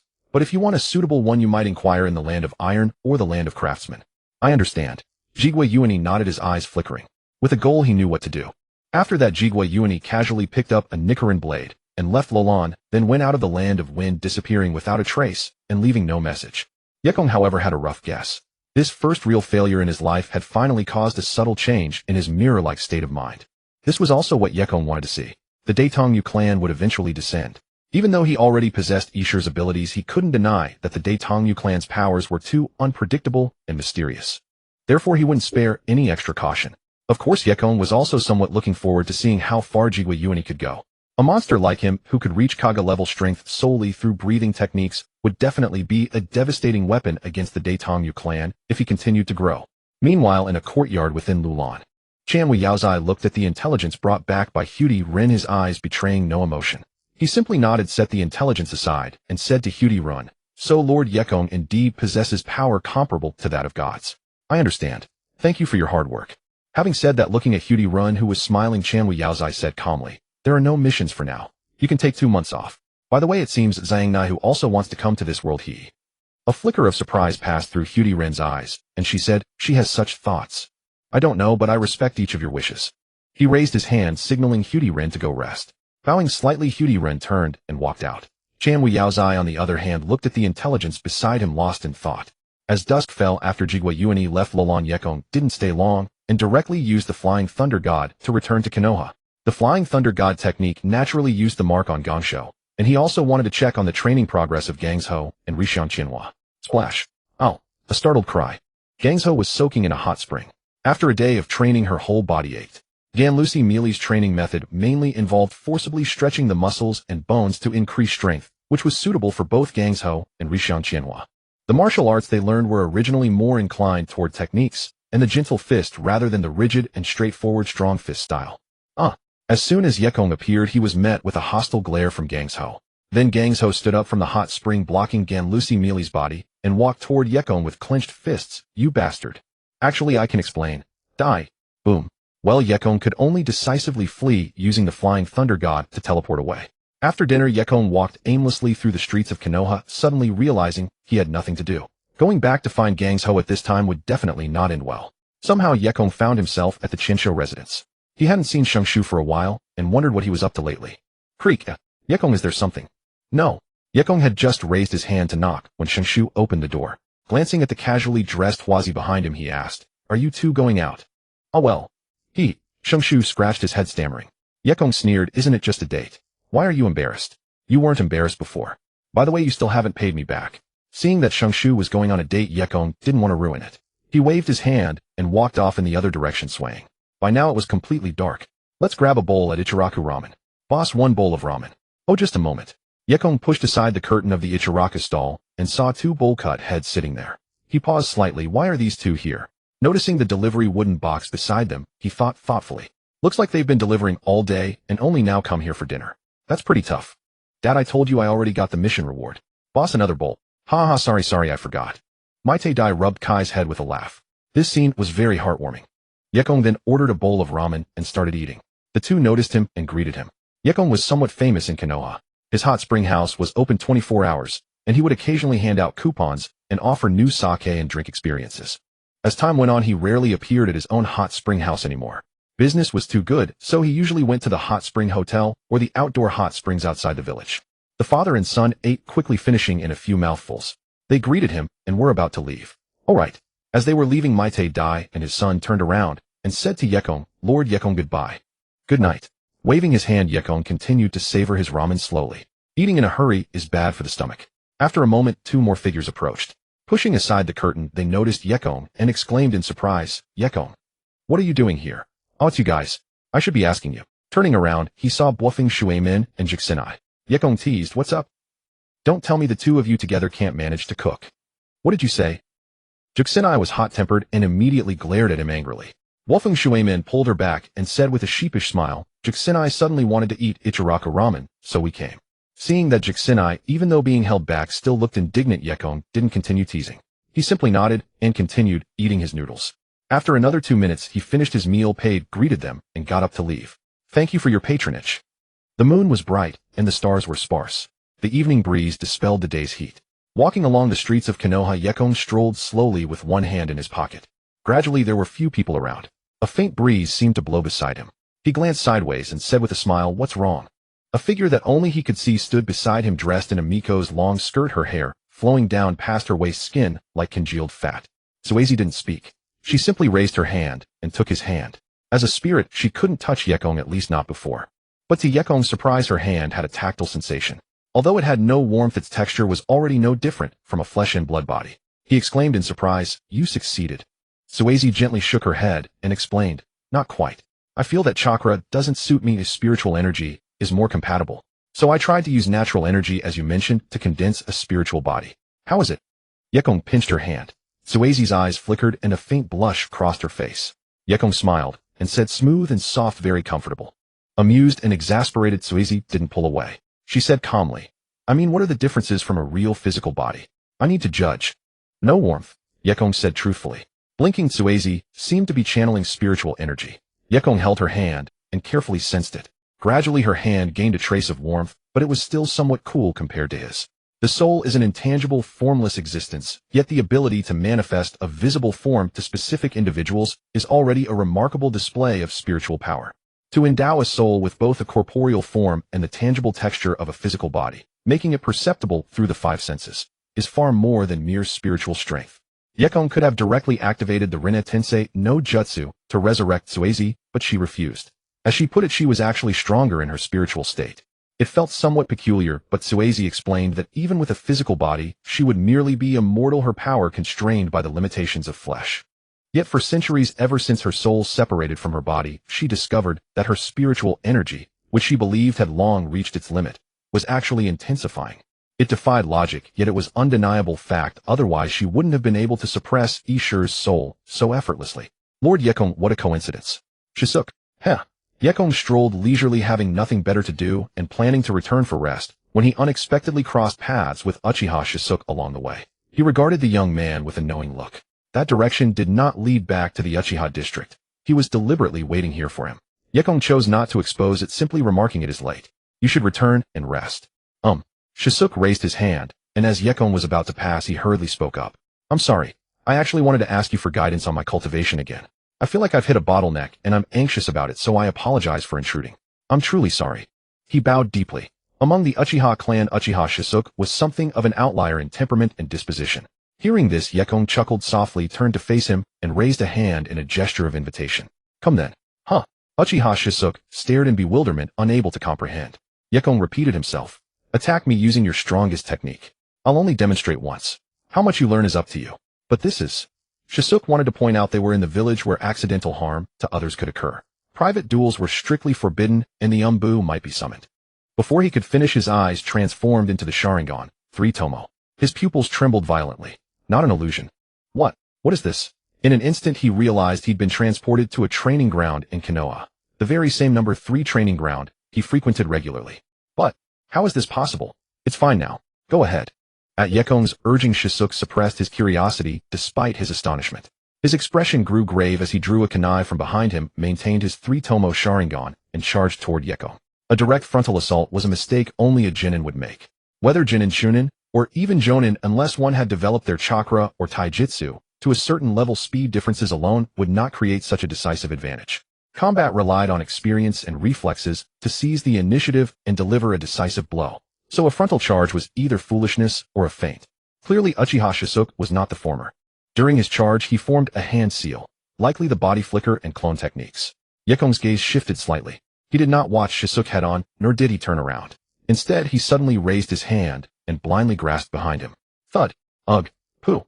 A palm struck his chest with precision. Rather than sending Shisuke flying, Yekong grabbed his collar and yanked him backward, then raised his other hand in a spear-like motion aimed at his eyes. The searing pain in his chest had thrown him off balance, and he instinctively squeezed his eyes shut, a reflex even Shisuke could not suppress. His body felt weightless as he was thrown through the air. Opening his eyes again, he found himself 10 meters above the ground. His heart skipped a beat. Below, Yekong stood with hands forming seals at such speed that even Shisuke's 3 Tomo Sharingan could not track the motion. A smirk crossed Yekong's lips. In the next instant, a violent updraft surged upward. Rumble. Wah. Amid screams, Shisuke was hurled toward 100 meters into the sky. Yet the updraft showed no signs of stopping, continuing to carry him higher. 200 meters. 300. 1,000. When his body finally began to fall, Uchiha Shisuke's mind went blank. In the face of life and death, his brain nearly shut down. Whether from oxygen deprivation or sheer terror, he could not tell. At that very moment, his eyes underwent a profound transformation. The three tomo spun wildly, then gradually twisted and expanded until the tomo pattern reshaped into a four-pointed Fuma Shuriken, a symbol like that of a throwing star, appearing before his eyes. Mangekyo Sharingan awakened. Whoosh. But this could not change the fact that he was falling. As the ground rushed toward him, Uchiha Shisuke's heart turned to ash and blood streamed from his eyes. Suddenly, emerald green chakra erupted from his body, coalescing behind him into a colossal skeletal figure. Susanoo. Activate. Yekong stood on the ground, surprise flashing across his eyes. That actually worked. He had only been testing Uchiha Shisuke's potential. In a life-or-death crisis, as long as the potential was sufficient, the Mangekyo Sharingan would naturally awaken. It was borderline forcing growth, but who could blame him? Shisuke had brought this upon himself. How old was he anyway? 14 or 15? If he wanted to break through to Kage-level strength, the price had to be paid. Since he refused to walk the steady path step by step, Yekong would simply carve out a shortcut for him. Whoosh. With a gesture of his hand, another updraft rose, significantly slowing Shisuke's descent. At that acceleration, even with a Phase 1 Susanoo, the fall would have killed him or left him crippled. Whoosh. Crash. Finally, Shisuke crashed through a massive tree before hitting the ground. As the dust settled, he emerged pale and shaken, his gaze toward Yekong now laced with fear. But he forced himself forward anyway, bowing deeply. Thank you, senior. The power of the Mangekyo is a double-edged sword. The more you use it, the faster you will lose your sight. But this was your own choice. Consider it carefully. Yekong shook his head and turned to leave. Shisuke stood motionless for a long while, but soon his gaze hardened. Yekong was right. This was his own choice and the outcome he had desired. He looked down at his palm, where the Sharingan glowed with an eerie red light in the night. I must possess this power, or I cannot protect my clan. If Yekong had known his thoughts, he would likely have laughed out loud. Obsession and arrogance, traits carved into the very bones of the Uchiha clan. He had assumed Shisuke had abandoned arrogance and should be somewhat different from the rest. Yet he had overlooked the obsession, which may have been even more severe than arrogance. This obsession would allow him to focus on anything he pursued, but it would also cloud his judgment. Once he made a decision, there would be no turning back. It was a sickness. Shortly after Shursui successfully awakened his Mangekyo Sharingan, Minato Namikaze and Hiruzen Sarutobi approached him and appointed him as deputy captain of the ANBU. Initially, Shursui was filled with trepidation. Though young, he was no ordinary youth. He was well aware of the sensitivity surrounding the Uchiha clan within Konoha. It was no exaggeration to say that even the Hyuga clan could potentially produce a Hokage, but the Uchiha were the sole exception. They couldn't even enter Konoha's core power structure. The position of ANBU commander had remained vacant since Hiruzen Sarutobi assumed office and eliminated Tsukumo Hatake. It was held concurrently by the Hokage. With Danzo imprisoned by Tobarama Senju, the root organization had effectively disbanded, necessitating a deputy ANBU captain to assist the Hokage. After much deliberation, Hiruzen Sarutobi found no suitable candidate until Minato Namikaze suggested looking within the Uchiha or Hyuga clans. The risk was considerable, but Hiruzen had no better alternatives at the moment. After thoroughly testing Shursui and confirming his loyalty, the appointment was finalized. As deputy ANBU captain, Shursui became busy. His first mission: infiltrate the Land of Rain and gather intelligence. The Land of Rain had been too quiet these years. The last incident seemed connected to the Rinnegan. Please, Shursui, we're counting on you. In the Land of Rain, Shursui cautiously and skillfully navigated deep into its heart, approaching the vicinity of Amigakure.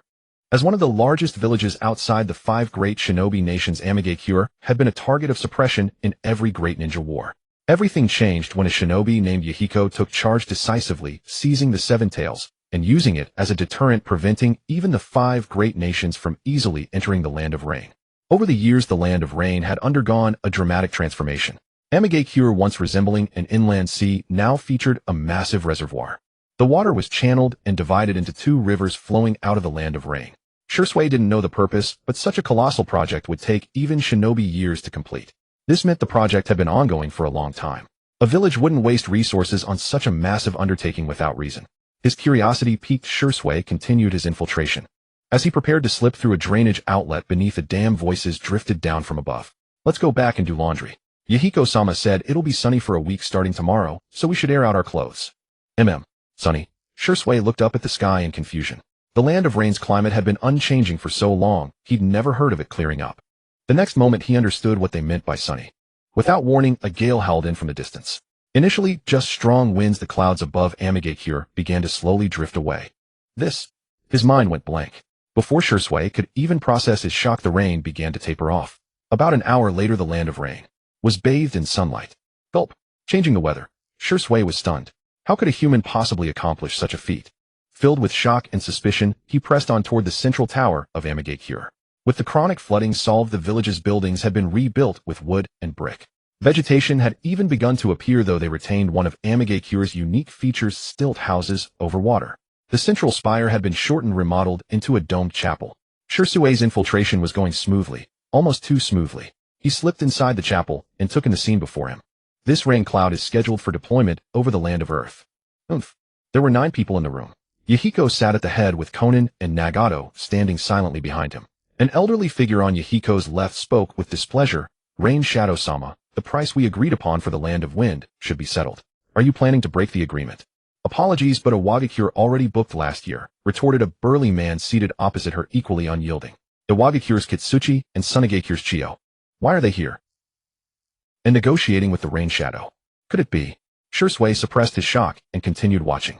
If the 2 great villages were allying with Amigakure, Konoha would be in grave danger. He felt like he had stumbled upon intelligence of utmost importance. At the negotiation table, Yahiko watched the 2 parties bicker, then raised a hand to calm them. He explained to Chiyo, our research institute in Amigakure visited the land of wind.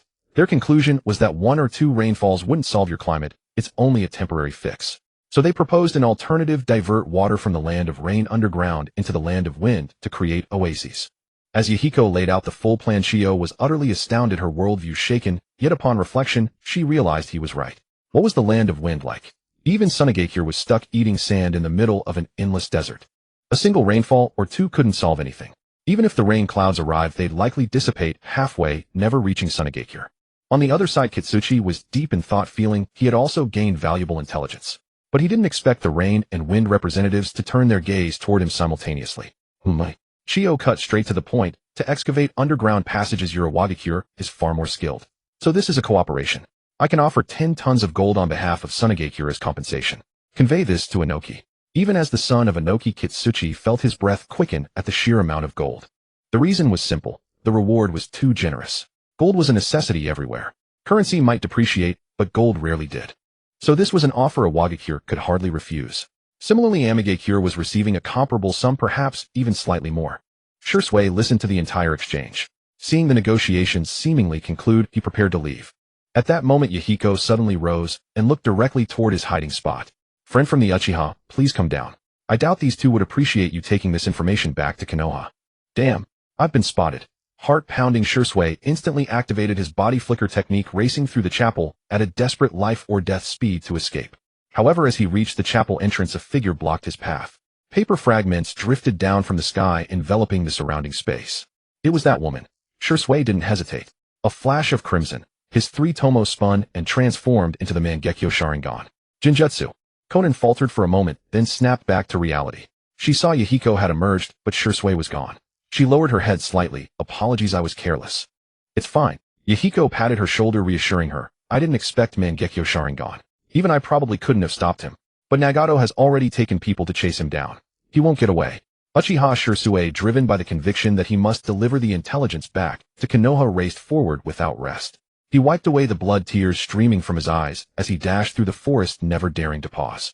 He glanced back from time to time, seeing no pursuers, yet the sense of urgency did not diminish, instead it intensified. Just then he felt the sky above him darken. Thud. Rumble. A colossal shadow blotting out the sky descended instantly, sending the entire forest reeling and shaking as if heaven and earth were splitting apart. This. Shursui flashed onto a treetop and gazed at the mountain-like behemoth before him, feeling despair spreading through his heart. Meanwhile, Nagato, standing atop the 7 tails, turned to look down at him and said, Found you. If you keep running, I'll kill you. In the sunlight, the Rinnegan resembled the eyes of death, its terrifying pressure causing Shursui's scalp to tingle and even a sharp pain in his brain. A moment ago, he had attempted to use Jinjutsu, but it was directly reflected back at him. So this is the Rinnegan. One of the 3 great dojutsu, the legendary Eyes of the Sage of 6 Paths, the Eyes of the Sage. TCH. The next moment, a giant emerald being with only half a body manifested around Shursui, clad in armor and imposing with a strange 8 trigrams pattern on its chest. Susanoo. Judging by its appearance, this was the 3rd stage of Susanoo. Essentially a Susanoo whose chakra was insufficient to reach its complete form, but whose ocular power had been pushed to its limit. Roar! With a roar, Susanoo swept its hand and hurled a string of 3 Magatama connected end to end toward the Seven Tails. Yasaka Magatama. Boom. Struck by the attack, the Seven Tails staggered back, its massive body nearly losing balance. But this only infuriated it completely, and Nagato released his control over the Seven Tails, allowing it to charge at Shursui. A great battle erupted.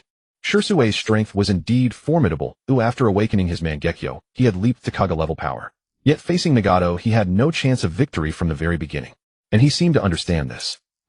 The Seven Tails hit several more times by Shursui's Susanoo fell into a complete rampage, inwardly furious. Damn brat. Already irritated by being completely suppressed by Nagato's Rinnegan, the Seven Tails found Shursui's attacks unable to inflict serious damage, yet extremely agile, failing to land a single hit, which drove it gradually insane. Raising its massive horn, a terrifying gray-purple energy sphere began to form. Tailed Beast Bomb. At that moment, Shursui's four-cornered windmill pattern spun in his eyes. Now.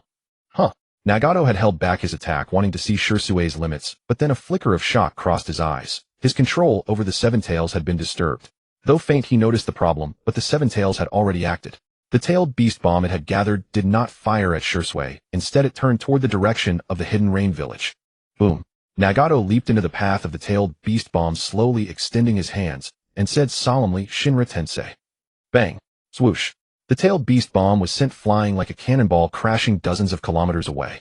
Nagato had no idea where it landed, only hoping it was not heavily populated. What made tailed beasts terrifying was first that ordinary ninjutsu was utterly useless against them. Thousands or tens of thousands were mere cannon fodder. Another reason was the tailed beast bomb with power akin to a nuclear bomb. Let alone fighting back, if a tailed beast bomb struck a ninja village, would be razed to the ground in an instant. Even Kage-level ninja, only a rare few could directly neutralize such a devastating attack once or twice. Having dealt with the tailed beast bomb, Nagato frowned and looked down, but Shursui's figure had already vanished. Nagato, what happened? Yahiko and Konan arrived with the rain ninja, both having sensed the terrifying chakra fluctuation. Nagato explained briefly, then said apologetically, sorry, I'll go after him. Wait. Yahiko stopped him and explained, forget it. This intelligence isn't that important anyway. Let him take it back. Let's first suppress the Seven Tails. Nagato felt a little guilty, but Yahiko's reassurance worked, and he did not continue pursuing Uchiha Shursui. Fire Country Konoha. Shursui returned to Konoha with severe injuries, handed the intelligence to Minato Namikaze, then collapsed. Minato immediately sent him to Konoha Hospital and read the report, his brows furrowed. Third Hokage-sama. At that moment, Hiruzen Sarutobi entered the Hokage's office. Minato looked up, handed the intelligence to Hiruzen, and said gravely, Third Hokage, please take a look at this. After reading the intelligence, Hiruzen Sarutobi also frowned deeply, just like him. The Rain Country, Earth Country, and Wind Country all bordered Fire Country, with only the Grass Country and River Country in between. These two small nations, lacking even ninja villages, served only as strategic depth, meaningless. Learning that the 3 ninja villages showed signs of cooperation was not good news for Konoha. After some discussion, Hiruzen and Minato were at a loss. Minato, what do you think? After a moment's thought, Minato said, thoughtfully, I think Shursui's intelligence didn't say the 3 countries formed an alliance, just cooperation. How about sending a delegation to visit them? Hiruzen nodded, approving the idea. Although no longer Hokage, Hiruzen's decade-long influence meant Minato's foundation was still shallow, and his decision-making weight might not outweigh Hiruzen's. As Hiruzen prepared to leave, Minato called him back and asked, I'm about Shursui's ANBU status. Let him lead a squad first. I recommend a candidate for ANBU vice captain. Yes. With that, Hiruzen disappeared around the corner. Minato was not naive, he simply did not have a gloomy personality. He understood that the other party still did not want the Uchiha clan to approach Konoha's power core, a long-term strategy established since the era of Tobirama Senju. But Minato did not approve of this approach. In his view, blindly suppressing the Uchiha clan would only backfire. He sighed. A figure wearing an eye patch, and with one eye also covered by a headband, appeared beside him, bowing slightly. Hokage-sama. He handed a report to Minato, who took it and opened it while saying to the newcomer, Kakashi, to be honest, I don't want you to join the ANBU. You're under too much pressure now, it's not good for you. Kakashi did not speak, his gaze merely dimmed. Minato did not know how to console him. He sighed, stood up, and patted his shoulder. Come on, Kushina, should have dinner ready. It's not convenient for you alone at home. Eat at my place. No need, sensei. Before he could finish, Minato used the Flying Thunder God technique, bringing him along home. Whoa. Kushina was walking out of the kitchen with a bowl of soup when she saw Minato appear suddenly and was startled. Minato. Ahaha, well, Kushina, I brought Kakashi over for dinner. Sorry. Humph. Seeing Minato acting like a child who had done wrong, Kushina let him off, and then turned to Kakashi, her expression instantly changing to a smile. Kakashi, go sit in the living room. Dinner will be ready soon. Since things had come to this, Kakashi could not just leave. He could only say obediently, yes, sorry for the intrusion. The next day on the east street of Konoha. Konoha was a land of prime value. In truth, it was because too many clans had settled here initially, and as the number of ninjas grew, there was simply not enough space to allocate. Clans like the Uchiha and Hyuga occupied vast tracts of land, yet their members were not numerous, far fewer than the common folk. This made it difficult for Yekong to even secure a larger house. His original two-story cottage was fine for himself, and when Hyuga Chika left her clan and moved in with him, it remained adequate. But when Tsunade began squeezing in every few days, it became a tight fit. Left with no choice, Yekong started looking for a new place. After futile searches, he eventually obtained a piece of land through Tsunade. How about this place? Tsunade led Yekong to a large area not far from the Hokage Tower. Numerous abandoned wooden houses stood there, weathered and old from years of neglect. But its size was impressive. It covered nearly a tenth of Konoha's territory. Even the Uchiha clan probably didn't have this much land, and perhaps only combined with the Hyuga clan would they match it. This was also the former stronghold of the Senju clan. Yekong looked at Tsunade in surprise and asked, has this place just been left deserted all this time? Tsunade clicked her tongue. She shot him a displeased look and said, what do you think? Who would buy it? That was true enough. It wasn't because people feared the Senju name. The clan had long ceased to exist after all. But if one wanted to purchase such a large plot, only the daimyo of the Land of Fire could afford it.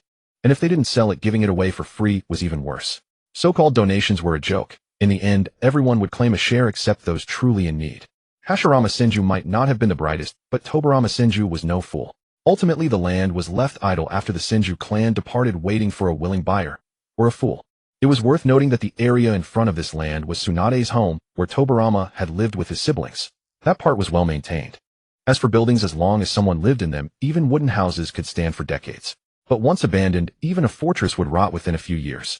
Yekong propped his chin on one hand, pondering what price to offer for the land, while Tsunade urged him, if you want it, I can give you a discount. Just trade me your hot spring house and winery, all of them. She said it as if Yekong were getting a great deal. Yekong gave her a you must be dreaming look and retorted, why don't you just give it to me as a dowry? Otherwise I can hardly afford to keep you. What a... Tsunade glared at him dangerously. Are you saying I'm fat? Sweat broke out on Yekong's forehead. He was in trouble. Before she could strike, he looked behind her and shouted, Nawaki. Huh. Tsunade fell for it and turned around only to find nothing. She turned back furiously, ready to pounce, but the next instant Yekong closed in on her. Her eyes still dangerous, Yekong felt a sting on his lips and released her. Humph. Fortunately, Tsunade's anger subsided. She pointed at the Senju ruins ahead and said, I don't care what you do with this land, but no gambling den. Yekong nodded in a daze, puzzled. Had she changed her ways?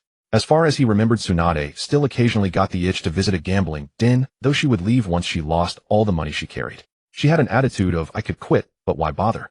Just like her heavy drinking. She only indulged when in a bad mood. Under normal circumstances, she was quite excellent. Whether as the head of the medical department or in her personal relationships, she handled everything without issue. Having successfully obtained the land, Yekong pondered for a moment and came up with some ideas.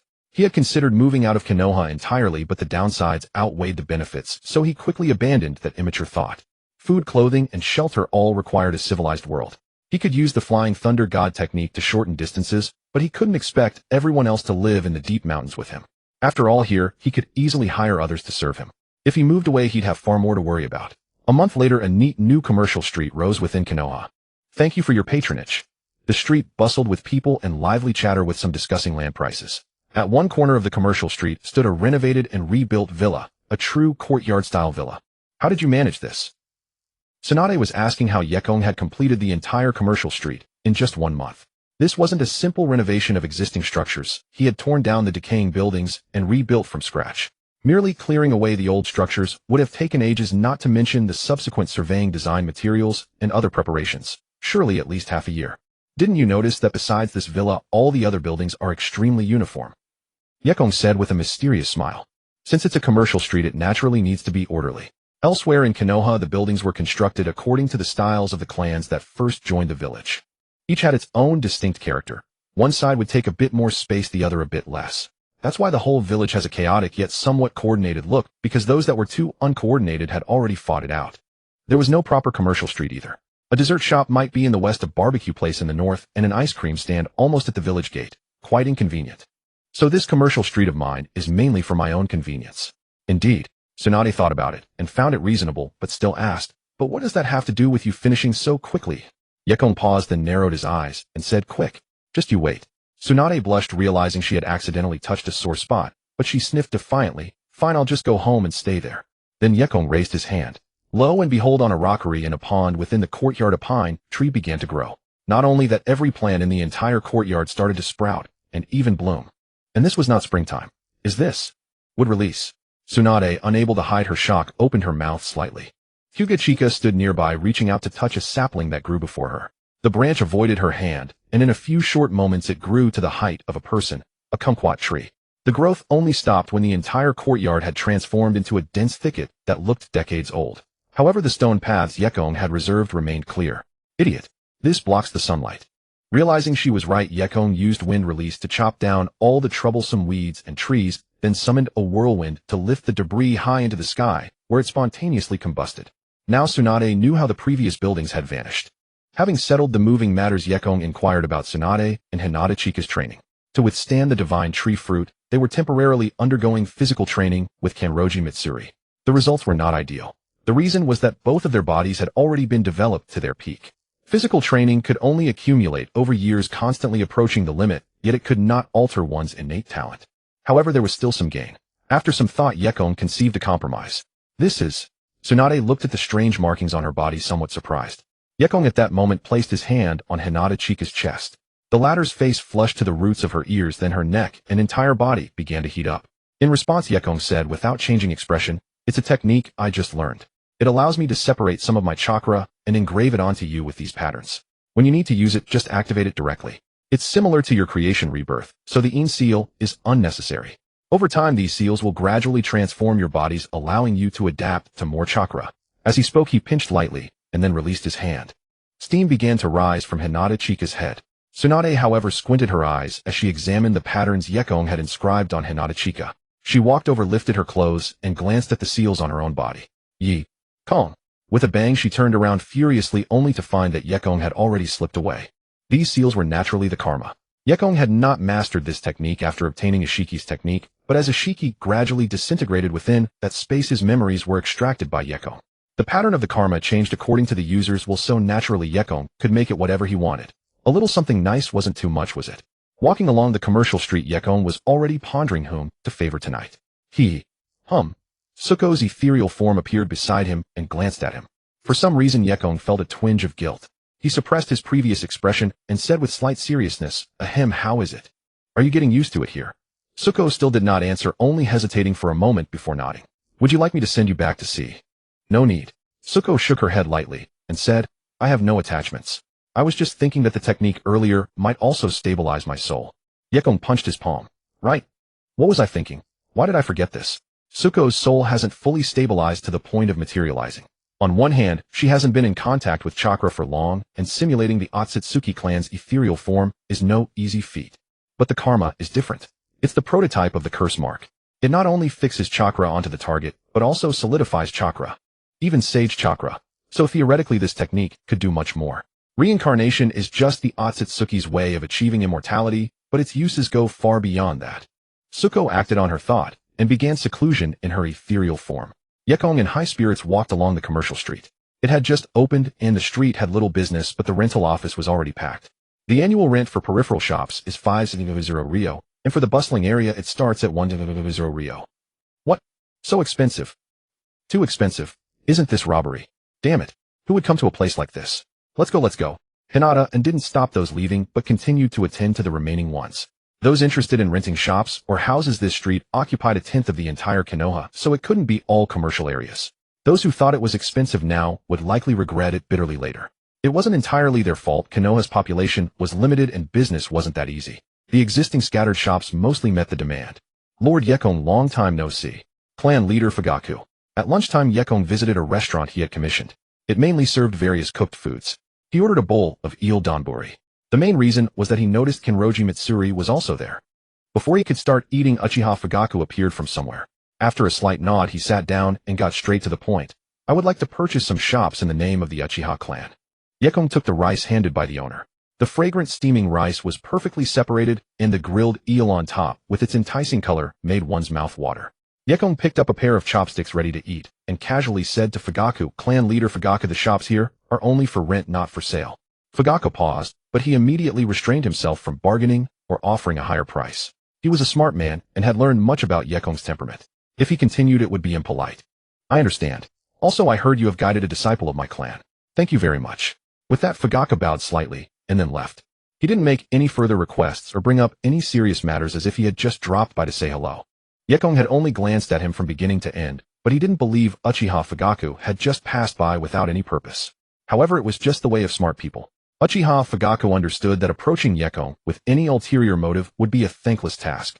The strong do not wish to feel any sense of constraint. Whether it was requests, transactions, or commands to Yekong, they were all the same. That was Uchiha Fugaku's wisdom. Clang, clang, clang. Another bowl.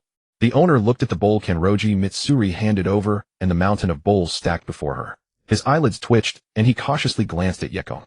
Yekong raised his eyes to the owner and said, "Give it to her." "Yes." Due to her constitution, Kenroji Mitsuri always seemed to have a rosy, shy expression, partly from shyness and partly because her high physical strength gave her an abnormally high body temperature.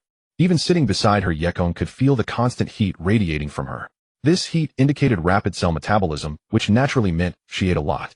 Kenroji Mitsuri smiled shyly at Yekong. After finishing his meal, Yekong got up and left.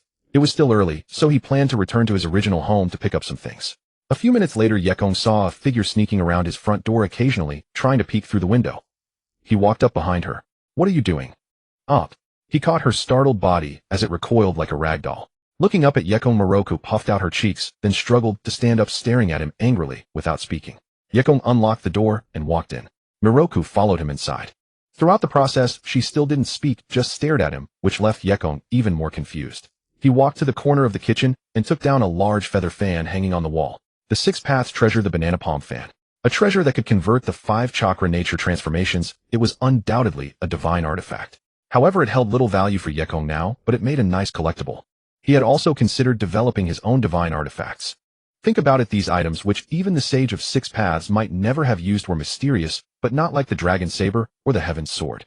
An ordinary ninja would gain little from them, and for Kage-level fighters, being defeated by such treasures only showed their lack of skill. And for those below Kage level, if they had the chakra to practice other techniques, they wouldn't be weak. Using such treasures would drain their chakra in no time. In summary, these things were also useless, but they had another hidden value. Imagine many years later, even hundreds or thousands of years from now, someone suddenly picks up a divine artifact and proclaims the name of Yekong, the legendary divine treasure. How cool would that be? Yekong seriously suspected that the Sage of Six Paths, that old man, had thought the same way back then. Otherwise, why would he develop a bunch of junk like that?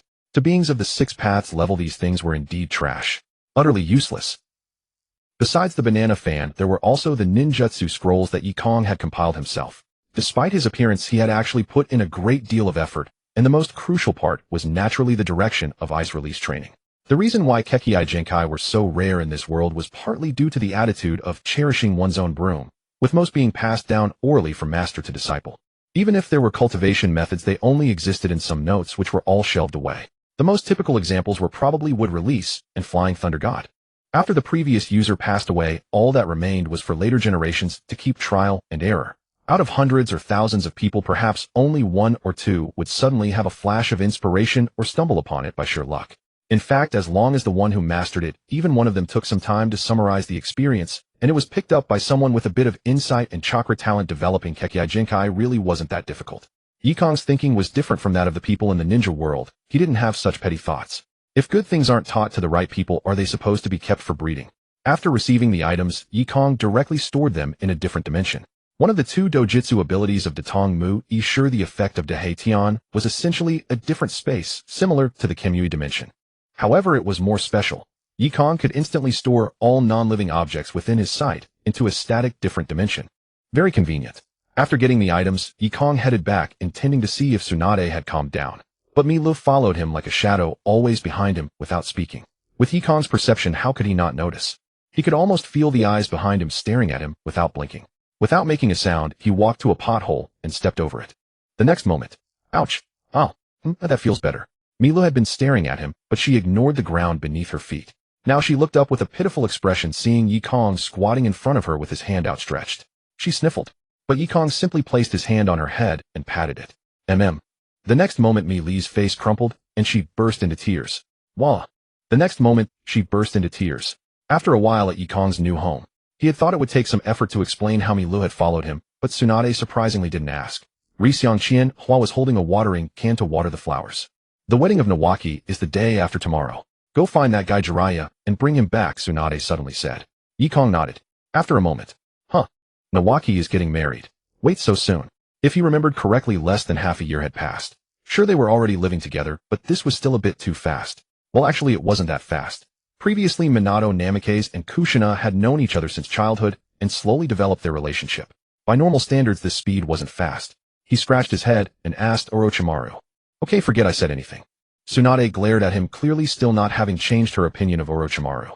Researching human bodies and the first Hokage's cells, neither of which was something Tsunade could tolerate, even if he was once a comrade. Perhaps it was precisely because of this that Tsunade could never forgive Orochimaru.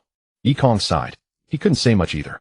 Orochimaru was actually quite principled. How to put it, this might be the difference in thinking between geniuses and ordinary people.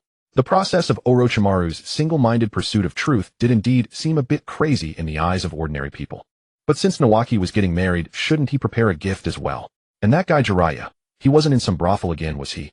Last time he went to find Jiraiya, it had disgusted him, surrounded by a bunch of fat, bloated old women. Yekong strongly suspected that Jiraiya was getting greasier because he ate too much fatty meat. Damn it, now even seeing similar things made him feel sick.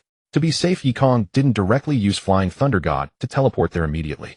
Instead, he found a Flying Thunder God coordinate not far from Jiraiya. Swoosh! Somewhere in the ninja world in a dense forest. Yekong arrived and looked around, spotting a Flying Thunder God seal on a tree.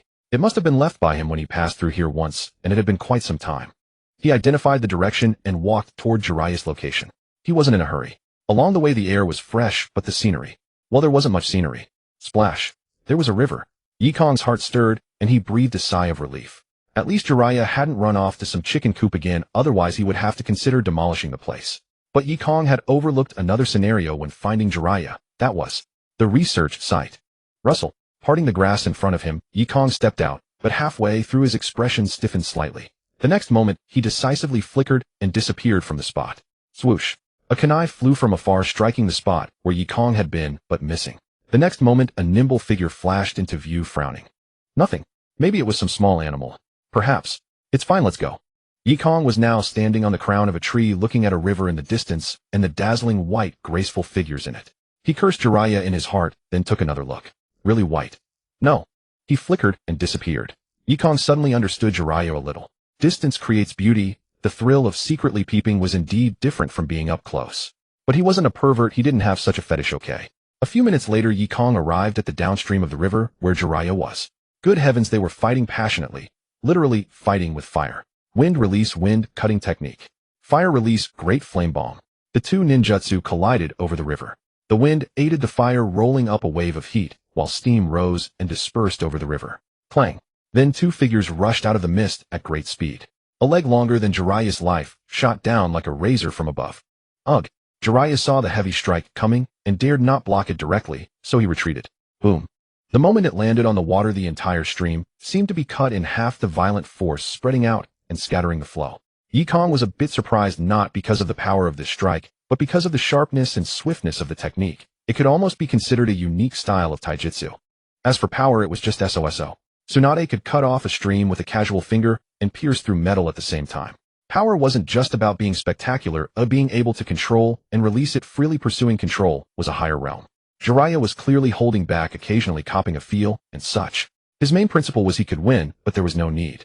Yekong also noticed that compared to finding a woman to settle down with, Jiraiya seemed to prefer this kind of push and pull with a bit of distance. In plain words, he was chasing thrills. The other party was furious, but still gave it their all, trying to defeat Jiraiya. But that was easier said than done. After all, he was one of the Sannin. In the entire ninja world, he might not be at the very top of the pyramid, but he was definitely high tier. If he entered Sage mode, even randomly picking one of the 5 Kage might not guarantee a victory over him. The other party was at best an elite Chunin, with some unique taijutsu hovering around Jounin level strength. After they had been fighting for an hour, the female ninja was panting with exhaustion, but still showed no intention of stopping. With chakra swirling around one hand, she charged at Jiraiya at high speed. Jiraiya, with a look that begged to be hit, kept backing away. Just then he suddenly felt something push him from behind and trip his heel. In an instant, even as one of the Sannin, he couldn't defy gravity and lost his balance. Damn! His heart skipped a beat. The other party didn't expect him to fall suddenly either. She was moving too fast to stop and crashed into him, both losing balance together. Silence. The two figures stared at each other, and the air seemed to freeze at that moment. MMPH'd. Though a faint blush dusted her cheeks, the woman reacted instantly. She rose swiftly, creating distance, and assumed a combat stance, fixing her gaze upon Jiraiya. An awkward silence hung between them, neither knowing what to say. Sensing trouble, Jiraiya rose to his feet, scanned their surroundings, and then suddenly burst into laughter. Haha, well, I'm afraid I have prior engagements. I must take my leave. Leave? Did she truly believe she could escape his notice? Yekong knew all too well that for someone of Jiraiya's caliber, even an assault from the Six Paths level would struggle to go undetected. Yet he had made no attempt at concealment, blundering in with a blatant divine move. Wait! To his astonishment, she had no intention of letting him go. Gazing steadily at him, she declared, "You may not leave. You are the powerhouse I have chosen, and I must defeat you." Well? Jiraiya scratched his head, growing increasingly tense. He felt certain eyes were watching him from the shadows. Before him stood a woman with short brown hair. She was not conventionally beautiful, yet she possessed a striking figure, tall and poised, exuding an air of refined intellect. But as a wandering rogue, how could he ever be tethered by a single woman, abandoning the entire forest for one tree? Never. Whoosh. Seeing his reaction, she wasted no more words and charged again, ready to strike.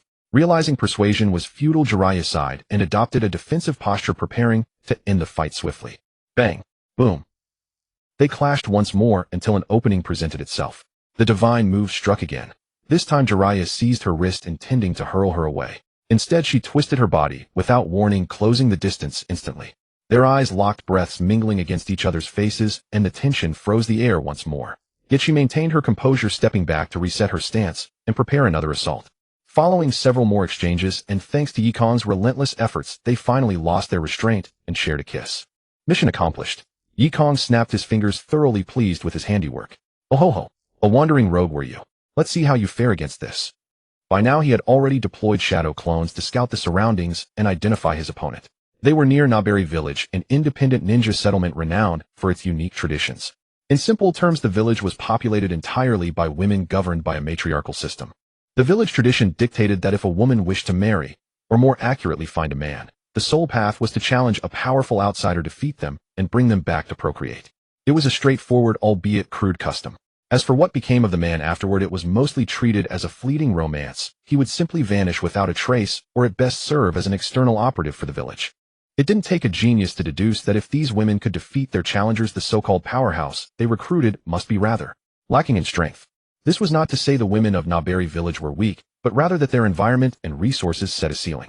The limit was precisely the woman standing before them, now Naberi Arashi, the village chief. Jiraiya, who walked by the river so often, had somehow heard rumors of this all-female village and considered it a paradise.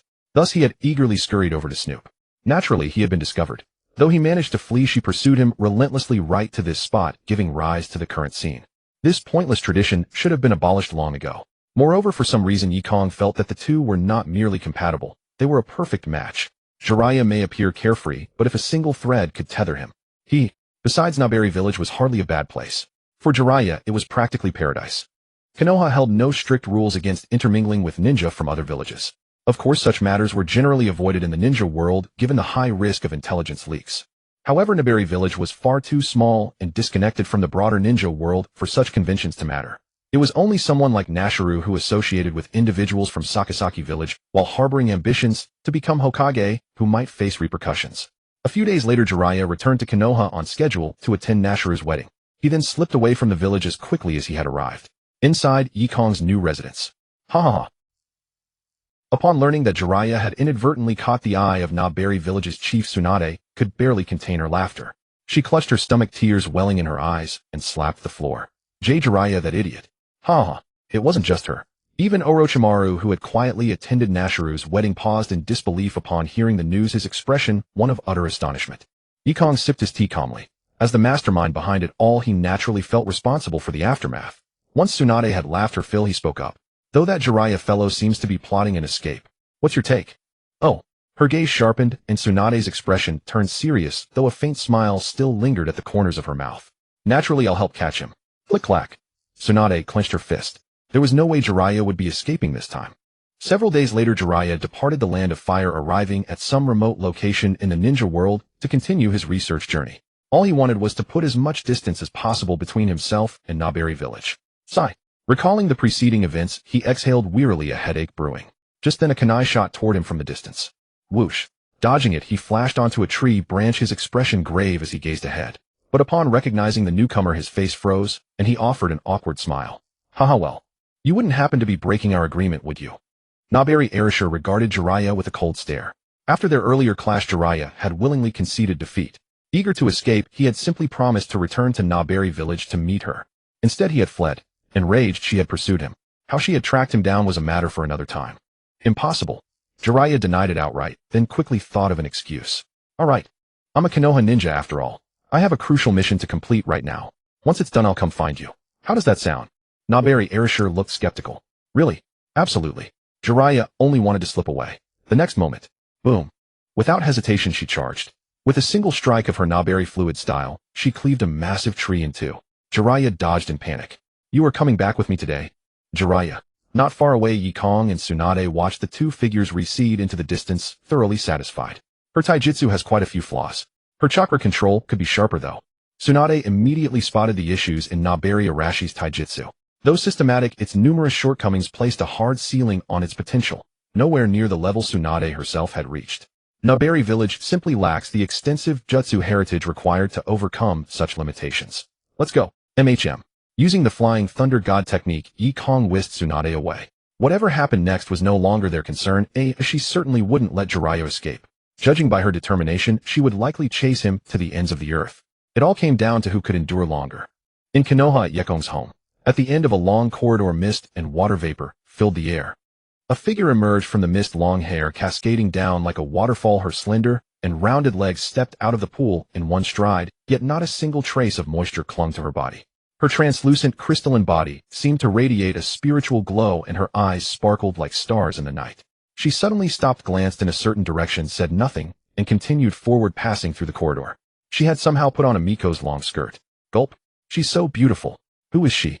Mile hid in a room, watching Tsuade walk past, feeling overshadowed. She quietly slipped out of the room, looked in the direction Tsuade had gone, and slowly followed. But as she walked, she realized she could never find the other's figure, ignoring the fact that she herself was running around in a bathrobe. After a while, Mile gave up and returned to her room, intending to enjoy the hot spring. But the moment she opened the door, she saw Tsuade standing right in front of her, startling her. Just as she was about to scream, a hand gently covered her mouth. Tsuade looked at her calmly, then her gaze shifted slightly, and her entire form transformed into a beam of spiritual light, merging into Miles' body. The next moment, Miles' eyes changed, becoming utterly calm, yet tinged with a faint spiritual radiance. Meanwhile, Yekong was enjoying the hot spring. The water here was changed every day, and he wasn't short of water anyway. His elbows rested on the edge of the hot spring behind him, his entire body leaning against a stone, his eyes slightly closed, savoring the pleasure that made every cell seem to cheer. Tap. Someone's coming. Is it Gang Shou? No, Gang Shou had already bathed. Oh, she should be sleeping now. Rixiang Qianhua didn't seem like it either. Usually when he hugged her, she turned as red as a boiled lobster, never resisting, but never initiating either. Who is it then? Yekong felt a bit creeped out, but at that moment the other person had already stepped down from the edge of the hot spring. The mist couldn't obstruct his vision, and upon seeing who it was, he breathed a sigh of relief. Wrong. Why is she here? If Gang Shou saw this, it would be disastrous. Before he could think further, he guessed that Mile had been a Miko for so long that her eyesight might be poor and she hadn't noticed him, so she would probably leave soon. But then Miles' actions made him lose his composure. A supple body slowly leaned in, warm and full. Splash. The next day in the living room, Yekong and several others were having a meal. Gang Shou ate while squinting at Yekong, and Mile beside him looking suspicious. Yekong felt very uncomfortable under her gaze, but managed to keep his composure. After all, Gang Shou was his primary wife. If he didn't handle this properly, her outburst would be no joke. He had to bring it up when she was in a good mood. Mile, however, had little appetite after a few bites. She stood up, walked over to Yekong, kissed him, and then walked out without saying a word. Crack. The chopsticks in Gang Shou's hand snapped in two. She glared at Yekong with a look that said, "You'd better give me a reasonable explanation." At that moment, Yekong's heart finally sank. He helplessly spread his hands, said nothing, just stood up, walked over to Gang Shou, picked her up, and vanished from the spot. Hey, calm. Wait. Oh, now is... After a flurry of sounds, all problems were smoothly resolved. A few days later, Yekong was leisurely strolling through the commercial street when a figure blocked his way. Lord Yi, the Hokage, wishes to see you. Moi. Looking at the Uchiha Itachi before him, Yekong was somewhat surprised. Although he wore a mask, Yekong could see through his identity at a glance. This kid has already joined the Umbu. How old is he? If he remembered correctly, Uchiha Itachi was a few years younger than Uchiha Shisui. He had probably just graduated from the Ninja Academy with hardly any missions under his belt, yet he entered the high-risk Umbu. No wonder he later had such a detached, indifferent demeanor. No one who came out of the Umbu was without a poker face. Kakashi was like that, and so was Uchiha Itachi. In the end, the Umbu forged people, but it could also ruin them. A few minutes later, Yekong arrived at the Hokage's office. Before he could speak, an excited voice rang out, "Teacher, what are you all doing here?" He looked at the three of them, Mai, Konan, and Yahiko, in surprise. Good heavens, the current F3 of Amigakure were all here.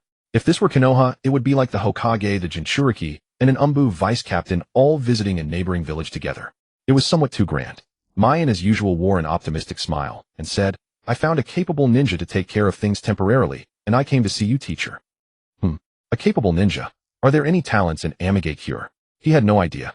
It wasn't that he had been isolated for too long, but that Amigakure truly had no talented people. In the original timeline, the three of them had grown up under Jiraiya's tutelage. Whether it was heritage or resources, Amigakure lacked everything. How could it produce talents? But now perhaps there might be some, since the three of them were managing Amigakure quite impressively. "Teacher," Konan said, not looking optimistic. She looked at Yekong and said, "That ninja uses the Sharingan's ocular powers. He is very mysterious. Mai trusts him too easily. I feel he is dangerous." The Sharingan. Minato, who was also here, was surprised to hear this. He knew about the relationship between the three and Yekong, so he wasn't too surprised to learn they were visiting as representatives of Amigakure. In fact, when Uchiha Shisui had brought back intelligence earlier, he had already considered this, which was why he hadn't launched a large-scale investigation. Looking at Yekong, Minato asked with some doubt, "The Uchiha clan should have no rogue ninjas." "Now they do," Yekong replied casually, already guessing who that Uchiha was, Obito Uchiha. Glancing at Minato, Yekong suddenly looked toward the window behind him and said, "Kakashi, come out. I have something to ask you." "Shush." Kakashi appeared behind Minato. He was currently the Umbu responsible for Minato's security. After appearing, he nodded to Minato and the three from Amigakure, then looked at Yekong and said, "Lord Kong, what do you wish to ask?" "Obito is dead, right? And Lin's body?" Silence. The three from Amigakure were baffled. Minato furrowed his brows. He had always been reticent about this matter, afraid to mention it in front of Kakashi, not even urging him to talk about them for fear that it would further traumatize Kakashi. Having lost his father at a young age, Kakashi had gradually emerged from the shadows, only to suffer the successive loss of his closest friends. This experience even made Minato worry that Kakashi might go to extremes, which was why he kept him close, hoping time would heal him. As expected, Kakashi's eyes dimmed. He nodded and said, "Yes, when I went to look for Lin's body, it was already gone." "Kong." Minato rushed to stop him, hoping Yekong wouldn't further provoke him. Raising his hand to cut off Minato's words, Yekong nodded and muttered to himself, "So that's correct. That means Obito is still alive and Lin's body is with him. If you can retrieve Lin's body now, I can use the Edo Tensei to let you meet again." He didn't mention resurrection. If everyone could be revived, his chakra could achieve it, but he had concerns. Yekong was sure that 1,000 years ago there was no such thing as the underworld in this world, but now there was. That old hag, the Sage of Six Paths, had died physically without using a karma seal to reincarnate, yet he had survived for 1,000 years and could casually create 2 Six Paths level beings. He was clearly on par with Kaguya Otsutsuki in her prime. Yekong didn't believe that the sage had done nothing in 1,000 years. He had to be on guard. "You're telling the truth." Kakashi looked at Yekong in disbelief, his eyes trembling. He had been awakened by that nightmare for countless nights. Now Yekong's words were undoubtedly a huge shock to him. Yekong nodded, glanced at Minato Namikaze, and explained, "Edo Tensei. As the Hokage, your teacher also knows about it. I have mastered this technique. However, you must understand that this is not a true resurrection. It merely summons her soul from the other world for a brief period." He said this to prevent Kakashi from falling into despair after holding great hope. If it could resolve his inner knot, that would be best. "Yes, I understand." As he spoke, Kakashi realized he was somewhat emotional and looked at Minato Namikaze. But Minato Namikaze did not blame him. Instead, he nodded, stood up, and said seriously, "Kakashi, I am giving you a mission as the Hokage. Find Obito and Rin." "Master." Kakashi looked at Minato Namikaze in disbelief, but then nodded heavily. "Yes." Furthermore, the next moment Minato Namikaze removed his Hokage cloak, revealing his Jonin attire underneath, and said with sharp eyes, "I will go with you as the teacher of Squad 7. Boom. At that moment, Yahiko and the other two were stunned. As the Hokage, he actually made such an impulsive decision, yet they were also impressed by the brilliance of Minato Namikaze. Such a person would probably be disliked by no one. Yekong, however, shook his head. This was not a judgment a qualified Hokage should make, but it was something Minato Namikaze would do. He might fail, but he would never make a wrong decision.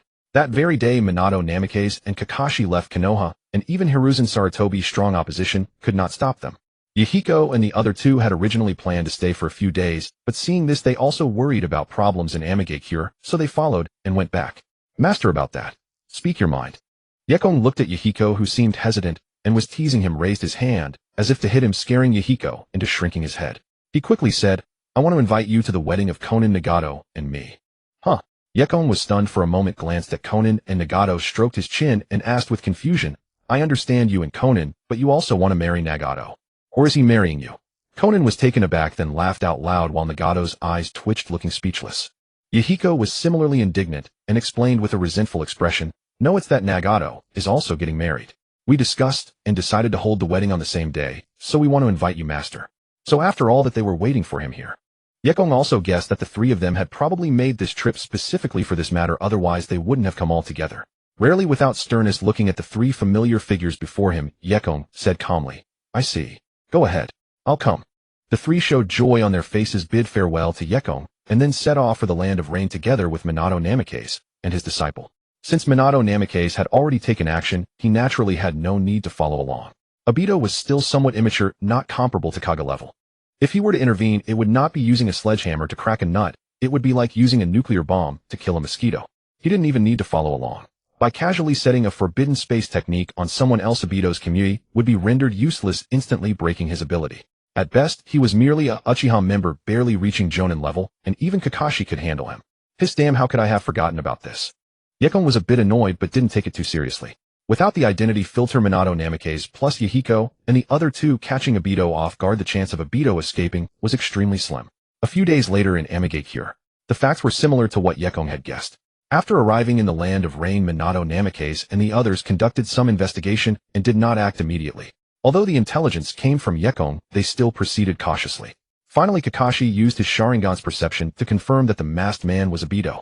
However, this also allowed Obito to detect his presence. Sensing danger, he was about to flee directly, but Minato Namikaze made his move at that moment. Obito! Obito! His expression changed. Although Obito had sealed his heart like concrete, he was still young and inexperienced. How could he remain completely unmoved at this moment? But soon murderous intent surged again in his eyes. Boom. The two sides began to fight. To avoid affecting Amigakure, Minato Namikaze and the others were somewhat restrained. Finally, Nagato stepped in and used the Rinnegan to cast a Genjutsu, dragging Obito out of Amigakure. The group struggled against Obito's Kamui. This ability to ignore all attacks was too troublesome, and the key issue was insufficient intelligence. In the end, Nagato's Rinnegan made Obito hesitant, so he simply activated Kamui space to escape. Before leaving, he cast a deep glance in Kakashi's direction. Obito, you. The nightmare in Kakashi's mind resurfaced. Startled, he could not react at all, and could only let the other leave. The capture failed, and Minato Namikaze was also troubled. Half a year later in Konoha, an important event made the entire Konoha High Command tense. The Nine-Tails Jinchuriki was about to give birth. In plain words, Kushina was about to give birth. If things went wrong, it wouldn't just be Naruto coming out, maybe a brother would come along too. So including Minato, the Konoha High Command was extremely nervous, but the person involved was very calm, eating and drinking as usual. Even Jiraiya had specially returned actually to complain to Yekong. Over the past half-year, he had finally succumbed to Nadeshiko Erasure and was taken back to Nadeshiko village. However, even so, his restless heart had not calmed down. He had only returned a few times in the past half-year. Nadeshiko Erasure didn't care anymore. After all, they had already consummated their marriage, which was also a special rule of Nadeshiko village. Damn it, you bastard Yekong. The two were drinking at a sushi shop. Jiraiya was drunk and complained, you've ruined me. Yekong remained very calm, looked at him with disdain, and said, is she not good enough for you? Or is there something wrong with her? She doesn't ask you to take responsibility, she can bear you a child, and even raise it herself. Are you still not satisfied? TSK. Jiraiya was speechless, and took a sip of strong liquor. That was the situation, but was he the kind of person who shirked responsibility? Looking like it doesn't mean it is. In fact, although he rarely met Nadeshiko Arashi, he would still occasionally sneak back to check on her, ensuring she was fine before setting off again. This made him a wanderer who was used to passing through a myriad of flowers without a single leaf clinging to him, truly troubled. It made him feel a sense of guilt and heaviness whenever he went to gather materials, feeling constrained. Especially as Nadeshiko Arashi's belly grew day by day, he became even more panicked. He felt as if the rest of his life was shrouded in darkness. Yekong had no sympathy for this situation. What is guilt? It doesn't exist. I'll just take responsibility for everything. After finishing the wine, it was already late into the night. Yekong offered Jiraiya a place to stay at his home, But the man had not returned to Konoha for years, and his house had long since fallen into disrepair, uninhabitable. Nevertheless, he insisted on crashing at Orochimaru's place for the night. Yekong was uncertain where Orochimaru lived, but Jiraiya could always find him. A few days later, Kushina's due date arrived. She was secretly moved outside Konoha village to give birth, just in case.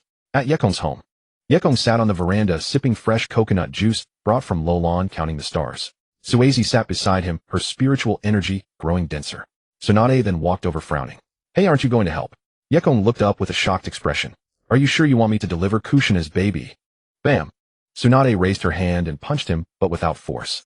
Yekong rubbed his shoulder, grimacing. Just kidding. Besides, if I go, some things become awkward. And I haven't done nothing. Relax, the Nine Tails has already been transferred out. No big deal. Really?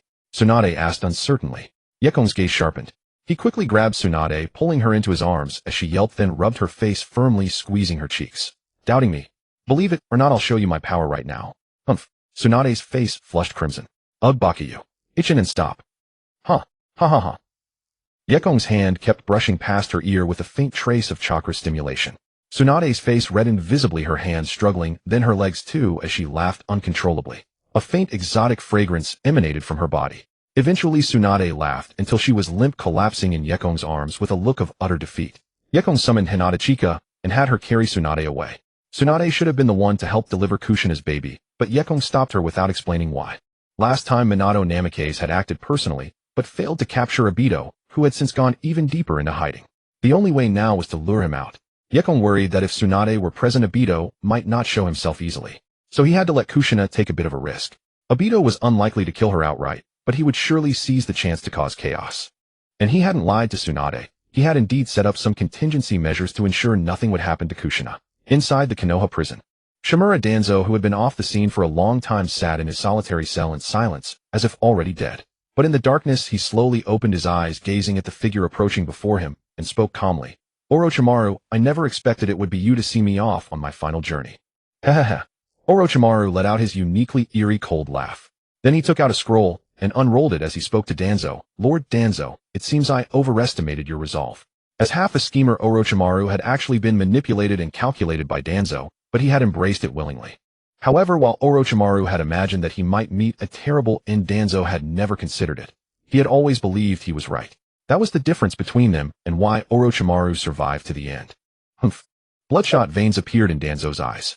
Clearly his inner turmoil was not as calm as his exterior. And when he saw the scroll Orochimaru opened, and the special small jar summoned from it, a flicker of confusion crossed his gaze. The next moment his confusion turned to shock. Orochimaru formed hand seals and summoned a sealing altar covered in candlelight. Lord Danzo, cooperate. Perhaps you might still have a chance to live. Orochimaru's voice was icy. Only then did Danzo realize something, his eyes widening as he stared at Orochimaru in disbelief. You dare to? Haha. Orochimaru didn't explain, only urging Danzo to cooperate. Then, amidst a look of madness, Orochimaru activated the technique and sealed a terrifying surge of chakra into Danzo's body. Roar. During the process, a series of savage howls rang out. Danzo's body began to swell, twist, and contort grotesquely, looking horrifying and malevolent. Orochimaru watched intently. Seeing that Danzo seemed about to collapse, he pulled out a syringe of medicine and jabbed it into Danzo. Even after the medicine entered his body, Danzo's pain did not subside, it continued to tear at him. Time passed. Finally, Danzo fell silent in agony, lying motionless on the altar. A clear 8-trigram seal was visible on his abdomen. Orochimaru, how is it? An aged figure appeared behind him. Sarutobi Bawako, wife of Hiruzen Sarutobi. Orochimaru turned to face her and nodded. Heh, it's done. With that, he turned and left. Outside the prison, Minato Namikaze was already waiting. He nodded to Orochimaru as he emerged. Thank you for your trouble, Lord Orochimaru. Nothing. We each get what we need. For Orochimaru, having the chance to collect experimental data was a great gain, and he was happy to help. After that, his part was done. Meanwhile, at the Konoha hospital, Kushina had begun labor. After recovering, Tsunade came to deliver the baby. The process was smooth, a natural birth. Almost as soon as Naruto was born, the Nine Tails chakra within Kushina was separated and sealed into Naruto's body. Kushina resisted fiercely, but it was useless. Lady Tsunade. Tsunade was healing Kushina while Shizen took the baby. She soothed Kushina. Calm down. He is your and Minato's child. Even if he doesn't become the Nine Tails Jinchuriki, he will still face prejudice. But he has you both, doesn't he? Besides, Yekong said that one day he will surpass you and Minato. Yekong. Kushina was skeptical, but soon understood. It was true. She herself had endured strange looks and treatment, but Minato's arrival had changed her, preventing her from growing up in pain. To use Yekong's words, teasing Minato, "You bastard, you found yourself a child bride." And Naruto was their child, destined to face the same. Rather than avoid it, it was better to let him confront everything head-on. Lady Tsunade the baby. Shizune returned holding Naruto, who had been cleaned of amniotic fluid. Tsunade smiled. "Let the little one see his mother. He's so ugly." Kushina was weak, but she still turned her head slightly to look at the wrinkled, closed-eyed Naruto, a blissful smile on her face. Little Naruto. Boom. A sudden massive explosion erupted outside Konoha village. The entire village felt the tremor. Everyone panicked, staring toward the direction of the blast. Roar. A colossal beast appeared outside the village, its entire body covered in orange fur like a primeval monster. Its roar shook heaven and earth. Instantly, the entire Konoha went on high alert. All ninjas stood ready, and the ANBU gathered at the village entrance. Hiruzen Sarutobi, already in battle gear, stood atop the Hokage building, biting his finger to summon the Monkey King Enma. "Hey Sarutobi, what's going on?" "I don't know, but Minato must be in trouble. We can't let the Nine Tails charge into the village." Enma transform. TCH. Enma flipped over, instantly transforming into a massive staff with golden ends and a dark middle, which landed in Hiruzen's hand. In Konoha prison, Obito was initially puzzled as to why Kushina would be in such a place, but the chakra signature of the Nine Tails was indeed present, and Minato Namikaze was also there, so he didn't suspect anything.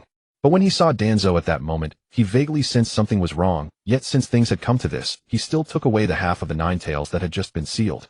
Minato Namikaze arrived late and failed to stop it. He's already taken it.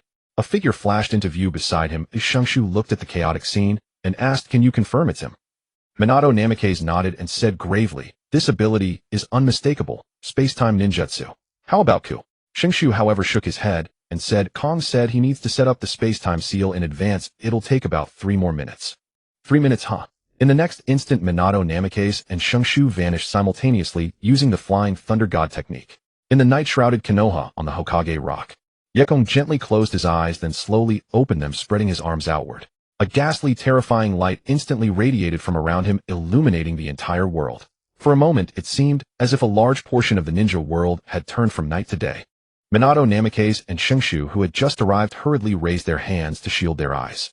"What? Lord Hokage, this is—" Countless ninja in Konoha felt a jolt of alarm, but then came a roar that resounded across the entire world. The Nine Tails had appeared. Yekong's technique was completed at that moment, and his dark robe slowly fell from his body. "Done. Let's go." As he spoke, he leaped down from the Hokage rock, and the instant his feet touched the ground, his form transformed into a blue streak of light, appearing outside Konoha village with a terrifying speed nearly matching the Flying Thunder God technique. Exchanging a glance, Minato Namikaze and Shungshu were both astonished, but in the next moment, they followed swiftly. Their speed was equally formidable. When combined with breathing techniques, their movements were so fast that ordinary ninja couldn't track them with the naked eye. One would need at least a 3-tomo Sharingan to keep up with their speed, and even then the body might not be able to keep up. As for Yekong, even the Mangekyo Sharingan might not be able to react in time. Yekong moved as if time itself had stopped passing by the Konoha ninja, who appeared completely frozen. Boom. Whoa. What? A violent hurricane swept in from behind, blowing away ninja caught in it with terror on their faces. At this moment, Yekong, Minato Namikaze, and Shungshu had already arrived at an open field a few kilometers outside Konoha, blocking Obito's path. "This brat has quite the setup, making me go through such trouble. Konoha may not be at its strongest now, but they've certainly brought out their most impressive lineup. Humph. Obito. Teacher, it's been a long time." Obito looked at the three before him, seemingly unaware of the danger, standing there with a calm expression. Minato Namikaze wanted to persuade him to turn back, but he saw Obito let a chain drop from his hands, clearly not planning to surrender without a fight. Rustle. At that moment, the grass nearby was parted, and Kakashi rushed over. His eyes dimmed upon seeing Obito. "Obito, you." "Shut up." Seeing Kakashi, Obito seemed provoked, roaring with a slightly crazed look, "You murderer of Rin. You have no right to speak to me." "Silence." Seeing Kakashi fall into self-blame again, Minato Namikaze frowned deeply. His 3 students had come to this, and he felt deeply guilty as well. Shungshu seemed pensive and didn't act immediately. Yekong, however, wasn't going to indulge him, and said coldly, "A self-righteous brat, do you think the whole world revolves around you? You?" Obito was slightly startled and instinctively stepped back. Yekong's reputation might not be high among Konoha civilians, but in great clans like the Uchiha his name was spoken of as taboo. Having been influenced by this, Obito naturally regarded him as a force to be feared. Calm. Minato Namikaze wanted him to calm down, but Yekong didn't care about their master-student relationship. He stepped forward, looked at Obito, and said with narrowed eyes, "You don't even know how Rin died, and yet you clamor to destroy the world. With you?" Or with that pile of mud behind you. Black Zetsu hidden in the shadows was startled and silently merged into a tree trunk vanishing. Kong, stop it, Obito is. You shut up too. Minato Namikaze tried to interject, but was cut off by Yekong, who glared at him and pointed at Uchiha Obito, saying solemnly, is this the quality you've trained? If you can teach, if not send them back to the Ninja Academy. Don't mention the Uchiha clan. If they produce such quality again, I'll make the Uchiha clan leader go back to the academy myself. Silence. Yekong's reaction stunned everyone present. Can he say such things? No, only he could say that. Shingshu's eye twitched, feeling that Yekong might actually do such a thing. What was that about? Looking at the silent Minato Namikaze, who could only smile wryly, the teacher he had always respected, the current 4th Hokage, being scolded and not daring to retort, Obito's fear deepened. So this is the water demon, the monster that suppresses the entire ninja world. Taking a deep breath, Obito tried to calm himself. Since things had come to this, he had no way back. Roar. Suddenly, a somewhat piercing scream came, accompanied by the howl of a hurricane. Before the group could react, a massive shadow descended from the sky, blotting out the sun. Rumble.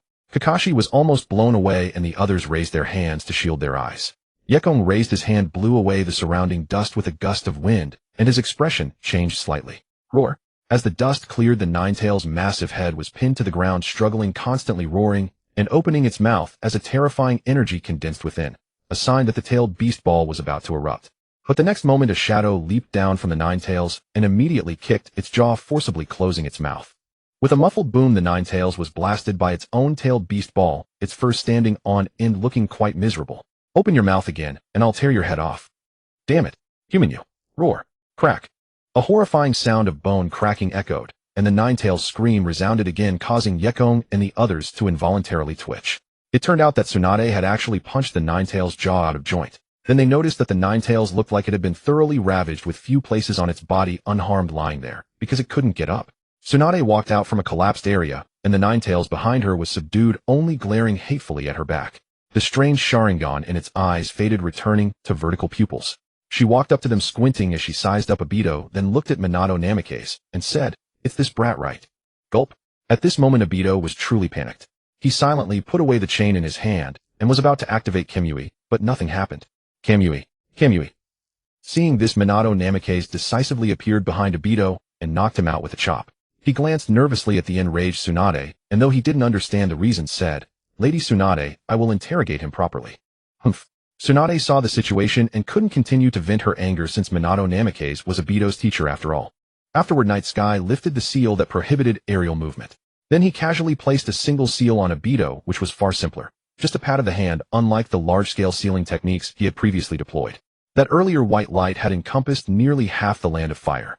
That was why he needed to prepare in advance, ensuring Obito had no chance of escape, otherwise it wouldn't have required such trouble. Later, Night Sky learned the reason for Tsunade's fury. The Ninetales had appeared right at his wine estate outside Konoha, destroying many fine wines that had been aged for over a decade. The monetary loss was secondary. What mattered was that these were wines he had reserved, ones she herself rarely dared to drink. Now Night Sky was angry too. Naruto was born that year, and many others in Konoha were born around the same time, as if by agreement, forming the future 12 Guardian Ninja of Konoha. After being taken away by Minato Namikaze, Obito was imprisoned in the Konoha prison.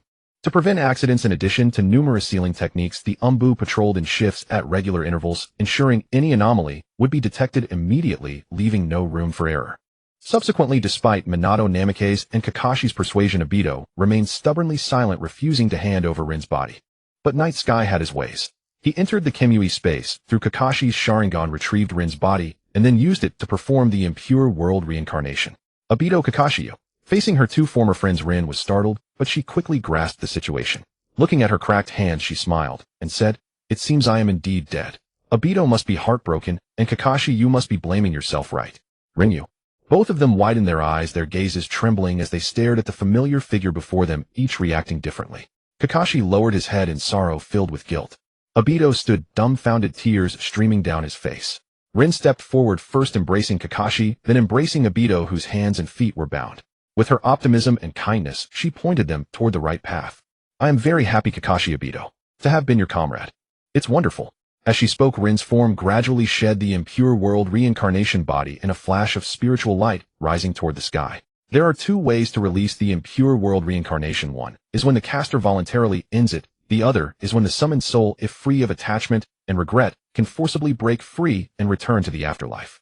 Orochimaru's research on control techniques was precisely aimed at solving this problem, preventing the summoned from escaping on their own, leaving them completely under his control. In Orochimaru's view, this was the true application of the impure world reincarnation. Little did he know that against those stronger than him, even his techniques would prove useless. This research was fundamentally flawed from the start. Who said you could leave? Just as Rin was about to return to the afterlife, a force pulled her back, reconnecting her to her physical body. A surge of vitality gradually revived her. Rin opened her eyes in confusion. I am. Night Sky appeared on the scene, squinting at Obito and Kakashi. Because of you two, the Nine Tails destroyed my wine estate. The loss amounts to roughly 300 million Ryo. The three of you will work for me for free for 200 years. Split evenly and rounded down, that's at least 60 years each to pay off the debt. If I don't see you here tomorrow, I'll go to the Uchiha clan to collect the debt. As he left, Night Sky turned back to warn them. He was serious. If they dared to run, he would simply dismantle the entire Uchiha clan to settle the debt. Kakashi and Obito were dumbfounded. Rin looked at herself, confirming she seemed to have truly been revived. She was incredulous, but soon a smile spread across her face. Well, this isn't so bad. The next day, the three arrived outside Konoha. Hyuga Yin was already waiting there, surrounded by figures busy moving large oak barrels of wine, some of which showed signs of damage. Be careful, don't break them. If anything else gets damaged, we'll lose this month's bonus entirely. TSK. With a dark expression, Hyuga Yin was also irritated. He had finally managed to get a week off from some exploitative boss to go on a trip with Miss Satomi, only to be dragged back before he could leave to clean up this mess. As the largest wine estate under Night Sky's name, the wines stored here were too numerous and too precious. Many were fine reserves laid down over a decade ago. In the ninja world, these items could no longer be measured by mere value. To put it another way, even the blended wine taken after the 5th or 6th extraction was worth 100 times more than the so-called famous spirits the daimyo drank. Needless to say, this wine estate was immensely profitable. The truly fine wines were only those taken from the 2nd and 3rd extractions, and after aging for over a decade, only Night Sky and a few close associates could enjoy them. Other than that, he had only gifted a few bottles to Minato Namake's Nawaki and Yahiko for their weddings. So when the Nine Tails destroyed the estate, he was furious. He had captured Kakashi and the others to work off the debt. Escape? No way. No way. Hyuga Yin, looking like someone owed money, turned to the three. Nanny. Rin, still appearing as she had before her death years ago, stood between Kakashi and Obito, looking younger. It felt like two jonin leading a genin on a mission, a very odd combination. With her hands demurely behind her back, she smiled and said, We're here to work for Lord Night Sky. What should we do? Tisk over there. Hyuga Yin glanced at Kakashi and Obito. The two of them together couldn't even muster a pair of normal eyes. He pointed to the entrance of the damaged wine cellar where horse-drawn carts were transporting the wines. Move everything out, then send them in batches to the land of earth, wind, lightning, and water. Since you're new here, just deliver to the land of snow. Don't worry, no one dares to rob you. Confused, but as a former Umbu, Kakashi asked, no one robs. He rarely drank, but he knew the value of these goods. In today's ninja world, they were unique, liquid gold if you will. Upon hearing this, Hyuga Yin sneered and pointed to the mark on each barrel, a special pattern of a technique and a blade. Do you know what this is, eh? The three looked clueless. Hyuga Yin then tapped his head. This is the highest level wanted notice in the ninja world. You'd better remember it. Anyone who tries to rob this must have a screw loose. Just stay away. Just bringing back intelligence about such a robbery would earn you at least 10 million Ryo. The three exchanged glances, shocked. A mere piece of information was worth 10 million Ryo. Obito was somewhat dazed. If Minato Namake's hadn't captured him and Tsunade had instead. Recalling the Nine Tails' tragic fate, he roughly understood the meaning of this mark. Every clan and village in the ninja world had its own symbol, but none would dare stand in front of this one. This represented the absolute taboo of the entire ninja world. Having resolved the issues of the Watergate squad, he ended up losing his own winery as well. Yekong felt like crying, but had no tears. The key point was that he couldn't find anyone else to shoulder this loss, so he could only grab the three little ones to work for him to pay off the debt. Otherwise, if he had let Watergate or the Uchiha handle it, they would probably rather hand the people over to him. At least hundreds of millions in compensation. Not to mention the severe deficit in Mai's finances, how could the Uchiha possibly pay it off? Despite being the largest clan in Mai, the Uchiha actually had no valuable assets besides those eyes. They did have some supply chains for ninja tools left over from the Warring States period and a few mines. Living off their heritage basically. The problem was that converting these things into wealth required war. The current ninja world was still nominally peaceful, so naturally these assets couldn't be turned into actual value. Moreover, they obviously wouldn't hand over these things. If pushed too hard, those fellows might do something drastic. That day, Yekong finally made a rare visit to his own hot spring inn. He was now quite well off, and this hot spring inn didn't matter much to him anymore. He kept it simply because he was too lazy to transfer it. Jingyin was looking after it. and if she had no time, they would just close it. He brought some pastries to comfort Jingyin, then asked if there were any recent tasks. This place also served as the consulting office. While eating the pastries, Jingyin noticed Yekong's gaze. Her face slightly flushed as she swallowed the yokon in her mouth, almost choking. She patted her chest a few times to swallow it, then said with difficulty, "By the way, Lord Kong, there are a few tasks that need your review. I'm not sure how to decide." Oh, he had just come to take a look, but unexpectedly found a pleasant surprise. Taking the scroll handed over by Jingyin, he glanced over it roughly. One of them was even sealed, apparently intended only for him to see. He opened it directly. Yekong narrowed his eyes. The content of the task was secondary. He immediately recognized the source of this commission from the emblem on it. Every ninja village had its own unique symbol. This commission actually came from a special village, the Star Hidden Village. Well, how to put it? This village was special because what they learned was not conventional ninjutsu, but a secret technique called the Peacock Mysterious Technique, which materialized chakra. It required the magnetic field released by a special meteorite called the star to cultivate. In fact, it was just a fragment of the moon tainted with the chakra of the 10 tails. Exposed to that magnetic field, an ordinary person's body could indeed greatly enhance chakra in a short time, but how could an ordinary person withstand the 10 tails chakra? Those with slightly weaker physiques would meet only death if they forcibly cultivated the so-called Peacock Mysterious Technique. This commission came from the village chief of the Star Hidden Village, the Star Shadow himself, hoping that he could destroy or take away the star. He set the commission aside and looked at the others, curling his lips. Most of them were requests for him to assassinate some big shot from a certain village like a Hokage. And these commissions were almost all anonymous, with the reward directly posted to the black market. He would get the money from the black market after completing the job. They were thinking too, while really trying to use him as a pawn. At that moment, Yekong noticed a somewhat different commission: kill Chanwushi Yaozai. Yekong, whose commission was this? Without an emblem, he could only speculate. First, all the Hashira who had visited the village. But those Hashira, though thoroughly brainwashed, were absolutely loyal to the Chanwushu family. It was almost impossible for them to issue such a commission, so they were ruled out immediately. Then the only remaining suspect was the faction that had come into contact with Lulan, the Wind Country. After all, Lulan was strictly part of the Wind Country. The sudden appearance of so many mysterious, powerful figures must have displeased the Wind Country as well. No. Yekong vanished in a flash and appeared at his hot spring hotel, finding Yitsong. There's no bounty on Chanwushu Yaozai in the black market. Is my lord going to kill someone? Yitsong had been assigned there for a long time, usually responsible for cleaning and driving away unruly people. At the same time, after being abandoned by the Sand Hidden Village, she didn't give up on herself. She always kept an eye on everything in the Sand Hidden Village, and as a rogue ninja, she also monitored the black market since she herself had a high bounty there. Almost every rogue ninja had a bounty. On one hand, the ninja villages didn't lack the money. On the other hand, most rogue ninjas harbored much dissatisfaction toward their original villages. If they could continuously compress their living space through this method, even if they couldn't kill them, it was a sure profit. No need. Yekong glanced at Yitsong, thoughtful. No bounty. Was I wrong?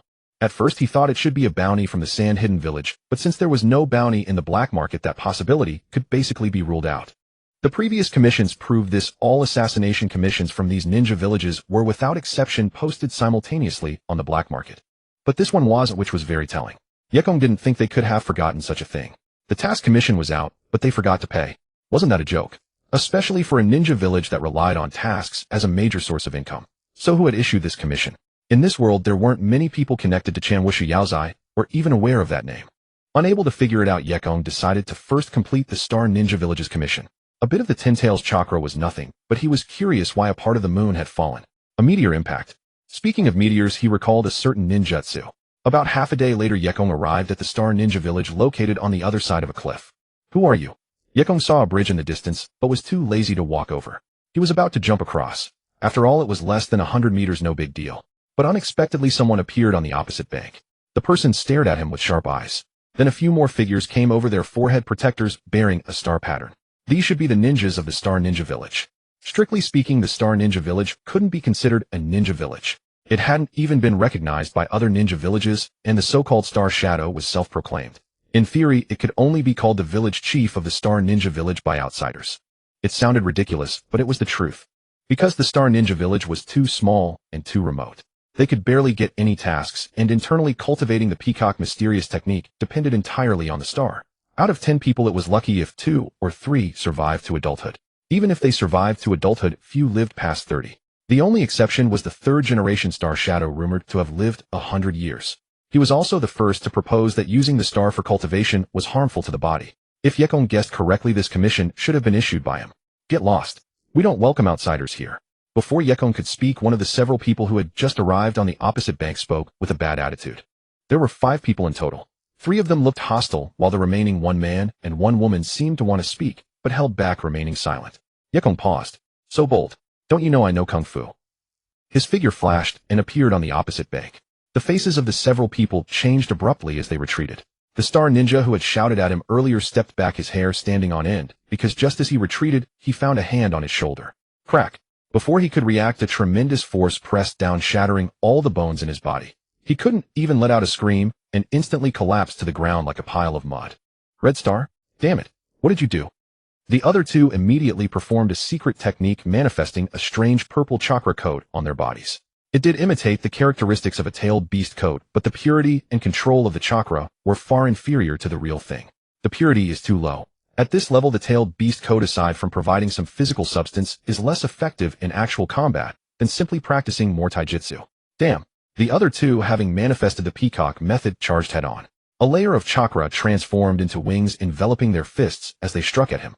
Yekong glanced at them, slowly spread his arms, and a divine light seemed to burst from his gaze. The next moment, he slowly rose a foot into the air, and a twisted spherical force field manifested around his body. Shenluo Tianjin. It paused for an instant, then the force field erupted, instantly blasting away the 2 insignificant foes. Not only that, but within a radius of several hundred meters, sand and stones flew, and the ground seemed to be plowed through. The dust was swept out of the area. Yekong slowly descended back to the ground. Using this technique for the first time, his feeling was exhilarating. He had long wanted to try this move, a near-absolute domain ability. No matter how powerful a jutsu, it cannot resist repulsion and gravity. Moreover, this technique is nearly a map-wide attack.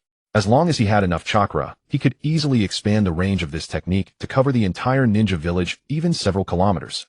He might even be able to push the moon out of its orbit.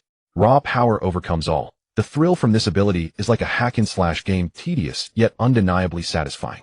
What is this, say? Just as the other 2 star ninja who narrowly escaped were bewildered, several figures ran over from afar. The leader was an old man with white hair and beard. Please don't attack. Having seen the situation, he hurriedly spoke. Please don't attack. So let's talk. I am the village chief of the Star Ninja Village. Yekong looked over upon hearing this. He hadn't noticed before, but now. Good heavens. This old man was probably older than Yuanfei Risen and Jitsuan Tuanzang combined. In this ninja world with an average lifespan of 30, even someone like Yuanfei Risen was considered long-lived. Yekong had once suspected that Yemu's record was probably rare over the past millennium, and even that had to account for the reincarnations of Ashura and Indra. The Uzumaki clan was rumored to have strong vitality, but not even they lived like this. And this one, if he saw correctly, had just run over. At a conservative estimate, he was over 90 and still able to run. Even the Sage of 6 Paths had to lie down when dying. What kind of creature is this old geezer? Yekong was genuinely shocked.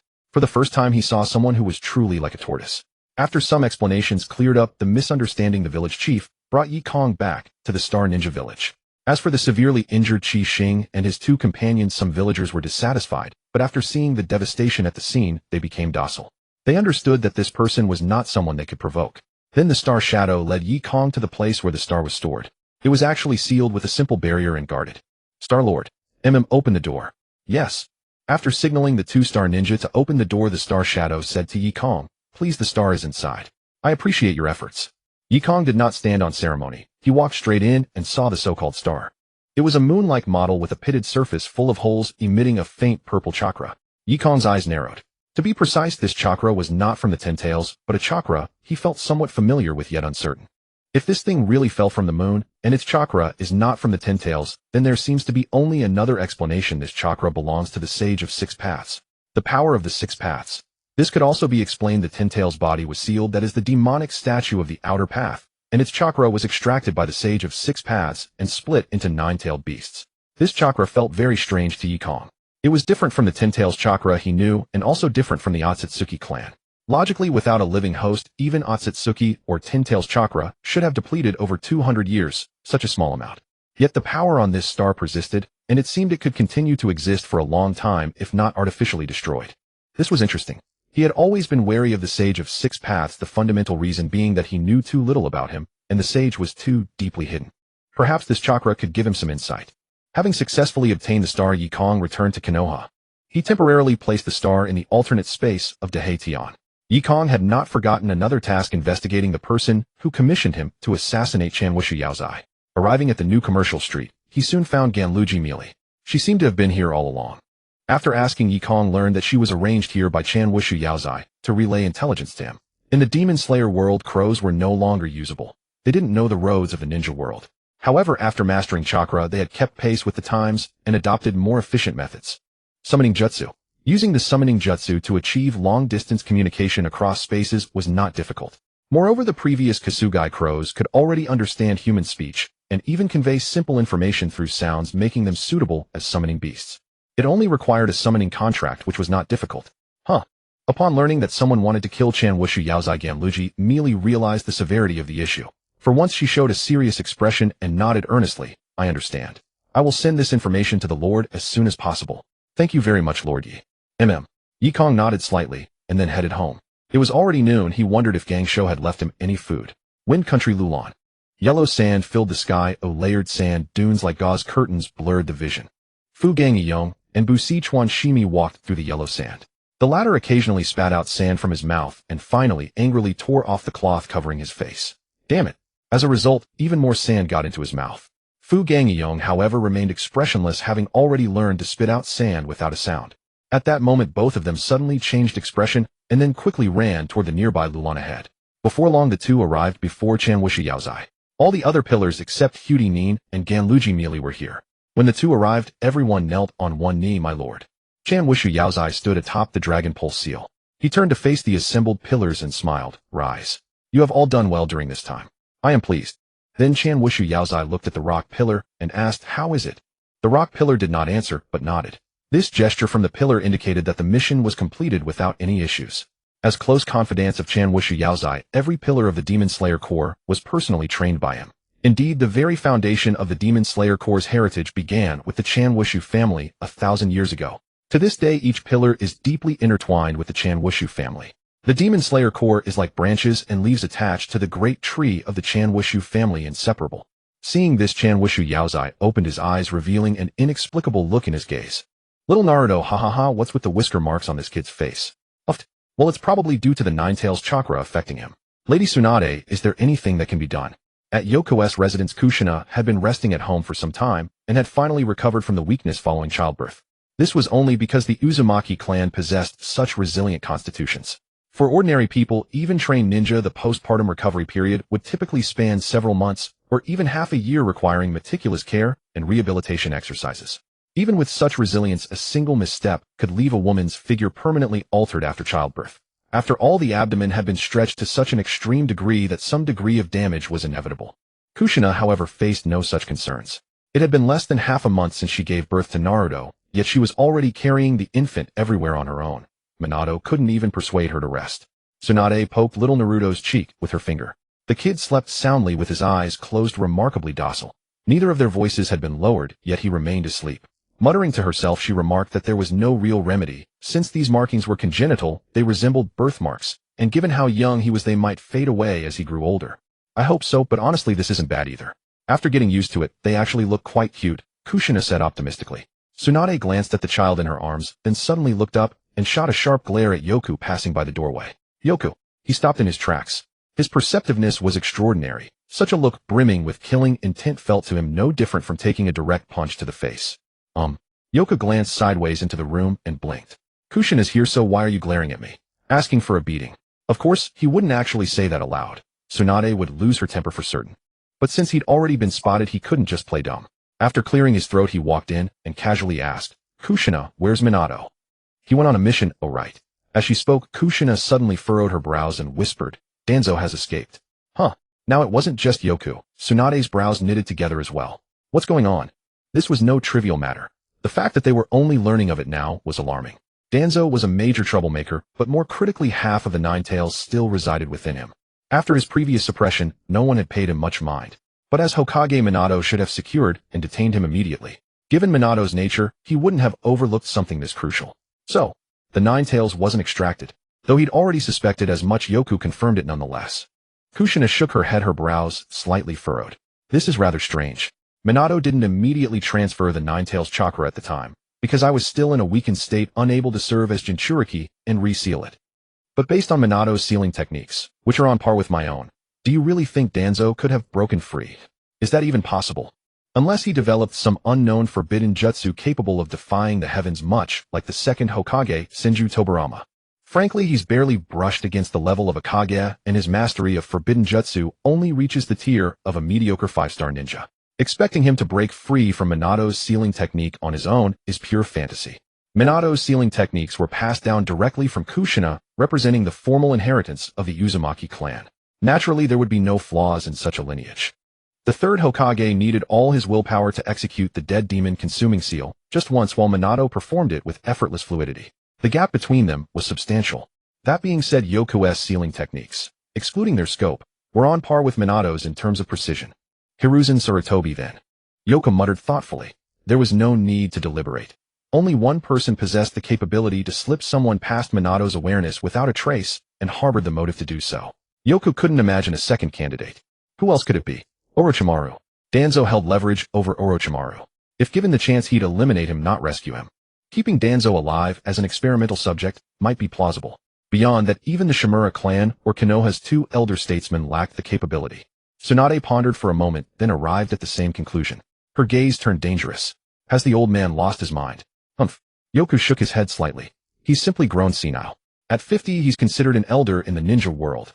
Aging naturally brings clouded judgment. It's to be expected. Tsunade turned to him. What do you plan to do? Do what about it? Yoku wore a puzzled expression and shrugged beneath Tsunade's threatening gaze. Turning to Kushina, he said, You should be asking Kushina what Minato plans to do. Or let me ask you, whenever someone annoys me, I simply dispatch them. Death brings peace. They call me the troubleshoot eliminator. I'm emotionless and ruthless, all right. You're asking me what to do. Naturally, I just cut ties completely. Hearing this, both Kushina and Tsunade fell silent. They couldn't think like Yoku. On this matter, whether public or private, their positions were far more complicated. No matter how misguided the third Hokage had become, he was still the Hokage. Since the second's death, he had been the one maintaining Konoha's stability and security. Based solely on these merits, no Konoha ninja could possibly harbor thoughts of killing him. Yoko lacked any sense of belonging to Konoha. Moreover, he operated on a level so elevated that even if he did feel attached, he could objectively assess who was more suited to serve as Hokage. In truth, Hiruzen Sarutobi was indeed quite suitable, if not for those inexplicable foolish notions that had recently surfaced. Somewhere in the land of fire, deep within a dense forest, rain poured relentlessly. The chilling wind and rain battered Danzo's heart as he stood at his wits' end, his eyes scanning their surroundings like a trapped beast, his freezing aura nearly causing the very air to solidify. Whoosh! A kunai shot out from the forest, aimed directly at Danzo. Danzo sidestepped to dodge it, but the moment he caught sight of the chakra wrapping around the specialized kunai's surface, its bifurcated rear engraved with the unmistakable flying thunder god technique, his pupils contracted. This is... Lord Danzo, if possible, please come back with me now. Minato Namikaze appeared behind Danzo, his voice calm and steady. Danzo remained motionless, letting the rain pour down upon him. He spoke in a deep voice, as expected of the golden flash. That speed. Only that person could possibly match it, I suppose. As he spoke, he glanced slightly to the side at Minato Namikaze. But at that very moment, a torrent of crimson chakra erupted from Danzo's body, without any warning. Roar! The raging power surged like a tidal wave, crashing through the forest, toppling trees, and shaking the earth. Minato Namikaze instantly reappeared atop a treetop hundreds of meters away, with two ANBU operatives materializing behind him. Hokage-sama, you cannot participate in the upcoming battle. Withdraw for now. Minato's calm expression gradually grew grave as he teleported once more to stand before Danzo. Sizzle! An extraordinary sight unfolded before his eyes. This was precisely why Minato's expression had grown so solemn. Even with the power of a Jinchuriki coursing through Danzo, Minato was confident he could suppress him. Yet the scene before him defied all understanding. Danzo's body, nearly half shredded by the Rasengan, was miraculously regenerating at an astonishing pace. In barely a moment, injuries that should have been instantly fatal had completely healed, as if by miracle. Huh? Danzo stared at his arm with a deranged expression, laughing madly. Though he couldn't explain what had transformed within his body, he could feel it. He was immortal, now absolutely indestructible. The sensation was extraordinary. Moreover, he seemed to have gained some peculiar abilities. Control over wind. Whoosh! Minato Namikaze struck once more. At the border between the land of crafts and the land of fire, a figure lifted their head, gazing into the distance. A ghost. After a moment of hesitation, the figure turned and walked toward a certain direction in the land of fire. Each step seemed ordinary, yet their speed was astonishingly fast. Before long, the figure had vanished into the forest.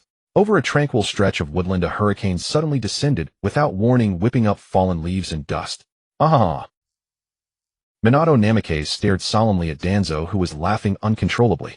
Minato himself was already wounded, while Danzo, enveloped in the Ninetales chakra, bore not a single scratch, though the surrounding terrain had been drastically altered. Especially the terrifying ravines that seemed carved by giant blades. Minato had unleashed every technique he knew, even shattering Danzo's body into pieces, yet he could not kill him. Would release Thorn's technique. Danzo, brimming with arrogance and feeling invincible, instantly activated the technique.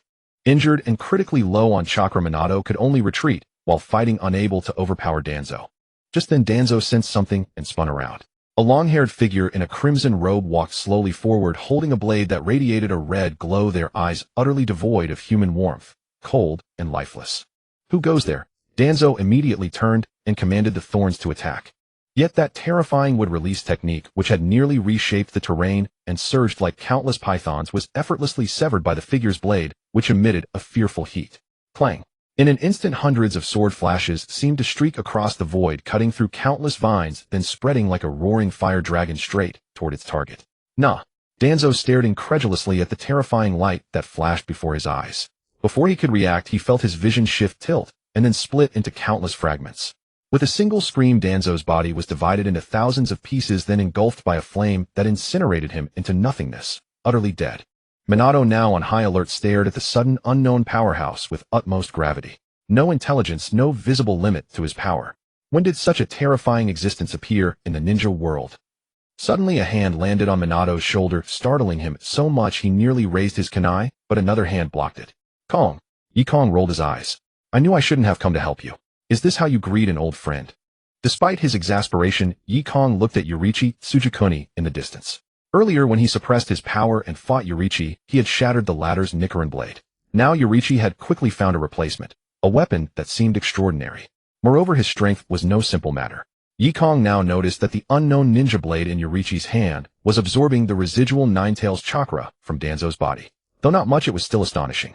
This power was enough to grant Yurichi a foundation comparable to at least 10,000 units of chakra. Yurichi also noticed him, and a battle intent flickered in his eyes, a stark contrast to his earlier demeanor. Without a word, both of them responded almost simultaneously. In an instant, they vanished from their spots and reappeared, blades clashing. Clang! Boom! Wild chakra erupted into a shockwave, boundless sword flashes mixed with raging thunder and lightning, along with a searing, terrifying heat. Not good. Minato instantly used the Flying Thunder God technique to escape. When he turned back, he saw that the forest where they had stood was being vaporized by the collision of endless sword flashes, like the ultimate clash of water and fire. A blinding light swelled continuously, a light formed by thousands of devastating sword flashes, a power of destruction capable of tearing apart anything in this world. Boom. The brief battle lasted about 10 minutes. When the dust settled, only a crater hundreds of meters across remained, the entire forest leveled to the ground. Yekong stood in the void. The blade in his hand trembled slightly before being sheathed. He raised a hand to his face, and a faint cut appeared momentarily. This guy.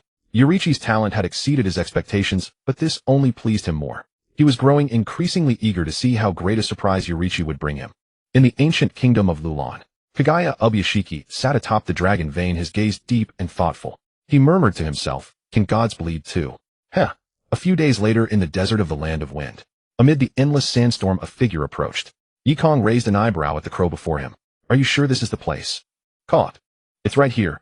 Before Yekong could ask for details, the crow, a special communication tool of the Demon Slayer Corps from the world of Kimetsu no Yaiba, a Kansatsu crow bred by the Ubuyashiki family, spoke. Every Demon Slayer Corps member is assigned one, and the crows serving the Hashira are even more intelligent, capable of making independent decisions to assist in demon hunting.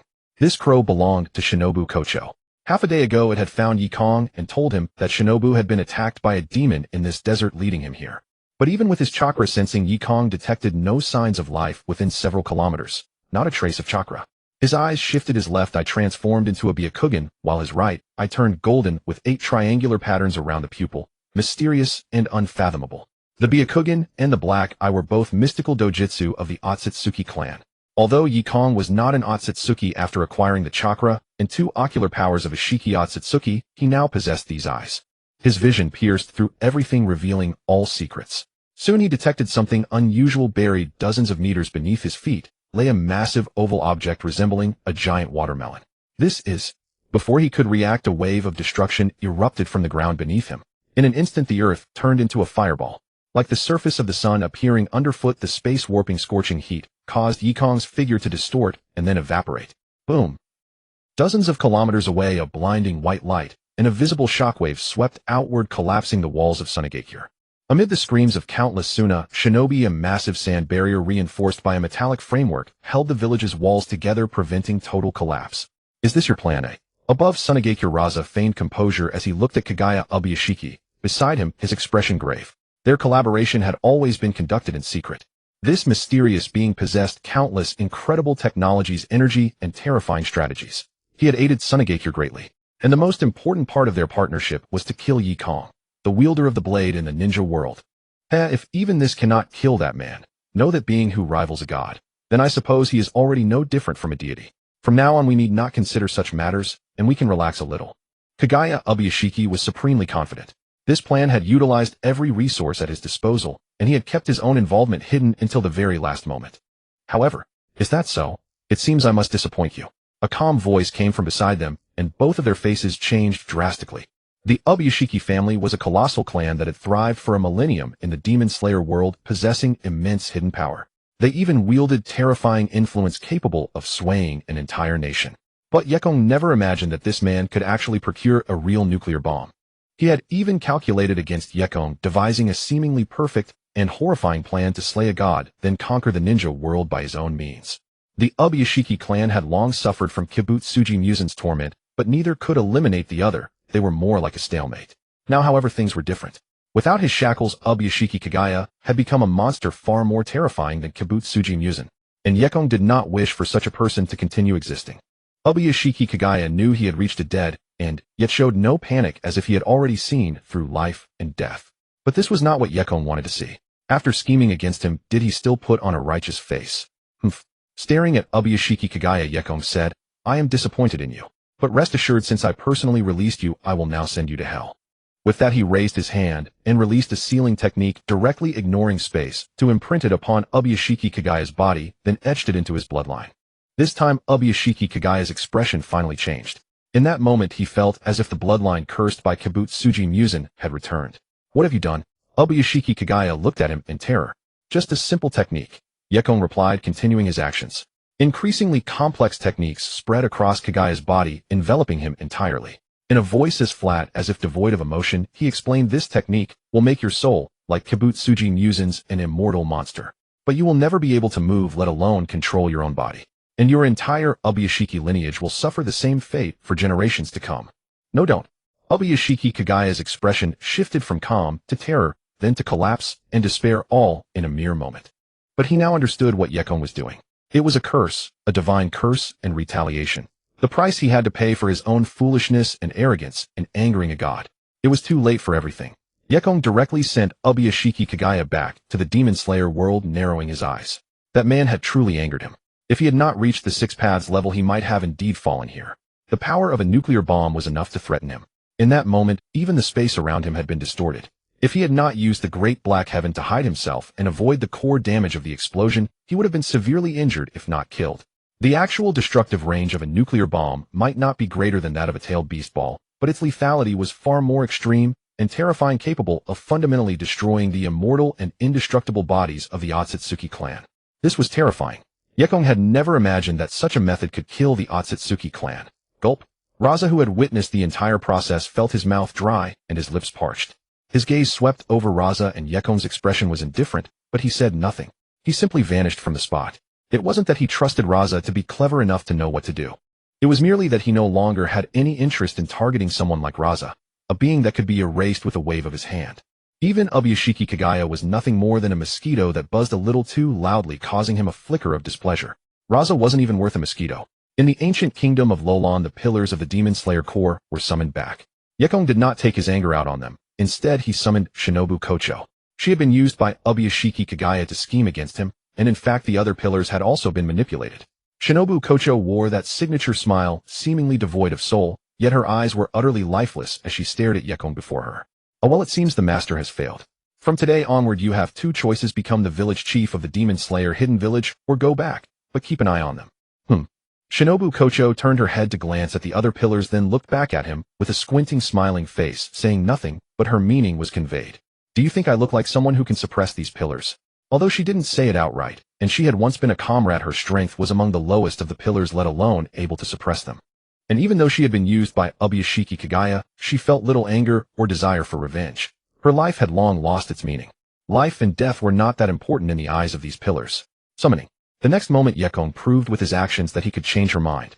He raised his hand and left a seal in the void, summoning a coffin. As the coffin opened, a figure appeared before Shinobu, causing her gaze to change. A head of gradient purple hair, a matching haori, and a Nichiren blade. It was none other than her predecessor as a pillar, the flower pillar Kane Kocho. She was also Shinobu's older sister who had died at the hands of Doma. Shinobu's original personality was not like this, as she had been an impulsive but lively and kind girl. After witnessing her sister's death, she became Kane's shadow. Clang, clang, how dare you! Shinobu Kocho's expression turned terrifying as she instantly drew her blade and slashed at Yekong, but Kane blocked her. Both of their techniques evolved from water breathing, so they focused on flexibility and speed. Yekong was not surprised by this. In fact, the other pillars were now radiating hostility toward him. A mysterious light flickered in his eyes, and the next moment his hand landed on Kane's back. A surge of life force emerged, replacing the debris on the surface of her reanimated body. Outer Path Rinne Tensei no Jutsu, a forbidden resurrection technique unique to the Rinnegan. Because it consumed a massive amount of chakra, if used by someone below the 6 pads level, it would result in only one outcome: certain death. With a chakra consumption of over 10,000 points, only Naruto's later stage Inyang Rasengan and Sasuke's Indra Zero, or the expansion-seeking Truth Ball, could reach such a level of chakra expenditure.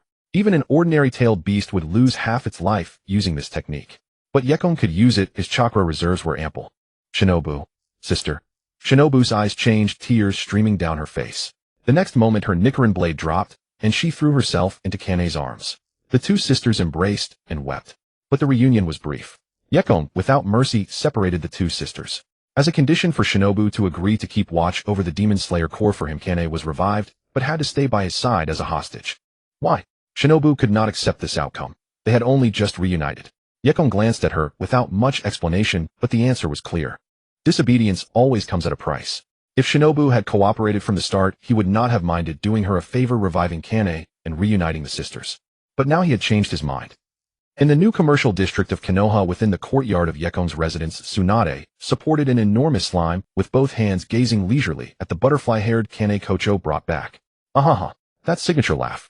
It was utterly identical to Shinobu Kocho's. No, she must have learned it from Kane. Kane Kocho, however, showed not the slightest astonishment. Though still puzzled by the current situation, she quickly adapted and greeted Tsunade and the puff-cheeked Miroku with a warm smile, raising her hand in a gentle wave. Good afternoon, might there be afternoon tea available here? I prefer floral tea, thank you. A vein throbbed on Tsunade's forehead as she was about to snap, but Hyuga Chika had already risen to fetch the tea, for a guest is always honored. Wait, don't go. Tsunade and Miroku rarely saw eye to eye, yet now they stood unexpectedly united, both shouting to halt Hyuga Chika. Miroku glared at Kane Kocho with an expression that clearly said, "Don't you dare move."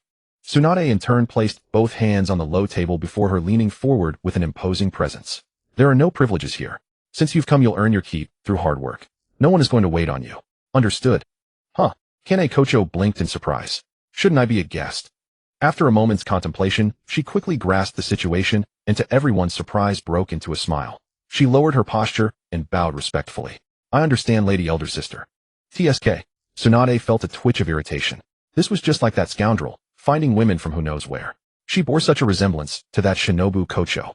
That man truly had a taste for these strange young girls. How infuriating. Thereafter Kane Kocho slipped perfectly into her role, brewing tea, cooking meals, and seamlessly integrating into Tsunade's circle. It wasn't until evening that Yekong returned from outside.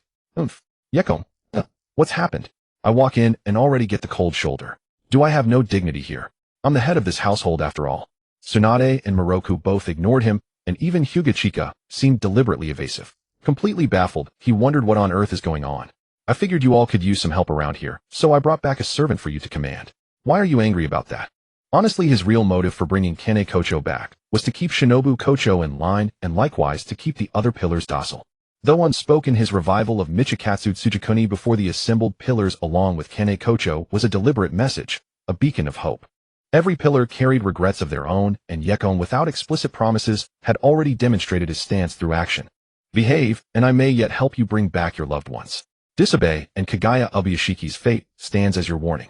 Puzzled but undeterred, Yekong returned to the dining table, where Kane Kocho promptly presented an exquisite dinner. Grilled meat paired with broiled eel, and a seasonal vegetable consommé, visually stunning and fragrant, with a subtle floral note wafting from the soup. Kane Kocho was known as the flower Hashira, and her love for flowers was genuine.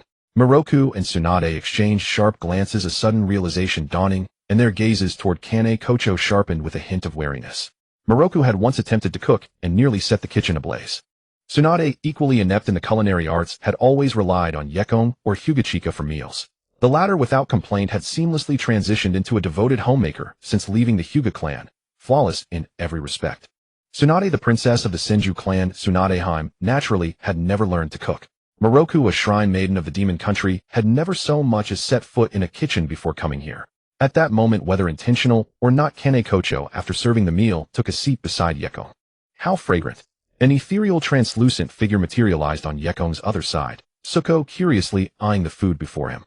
As a half-spirit, she had no need for sustenance, yet her ability to sense the aroma signified that her five senses had awakened, a sign that her spiritual form was nearing full manifestation.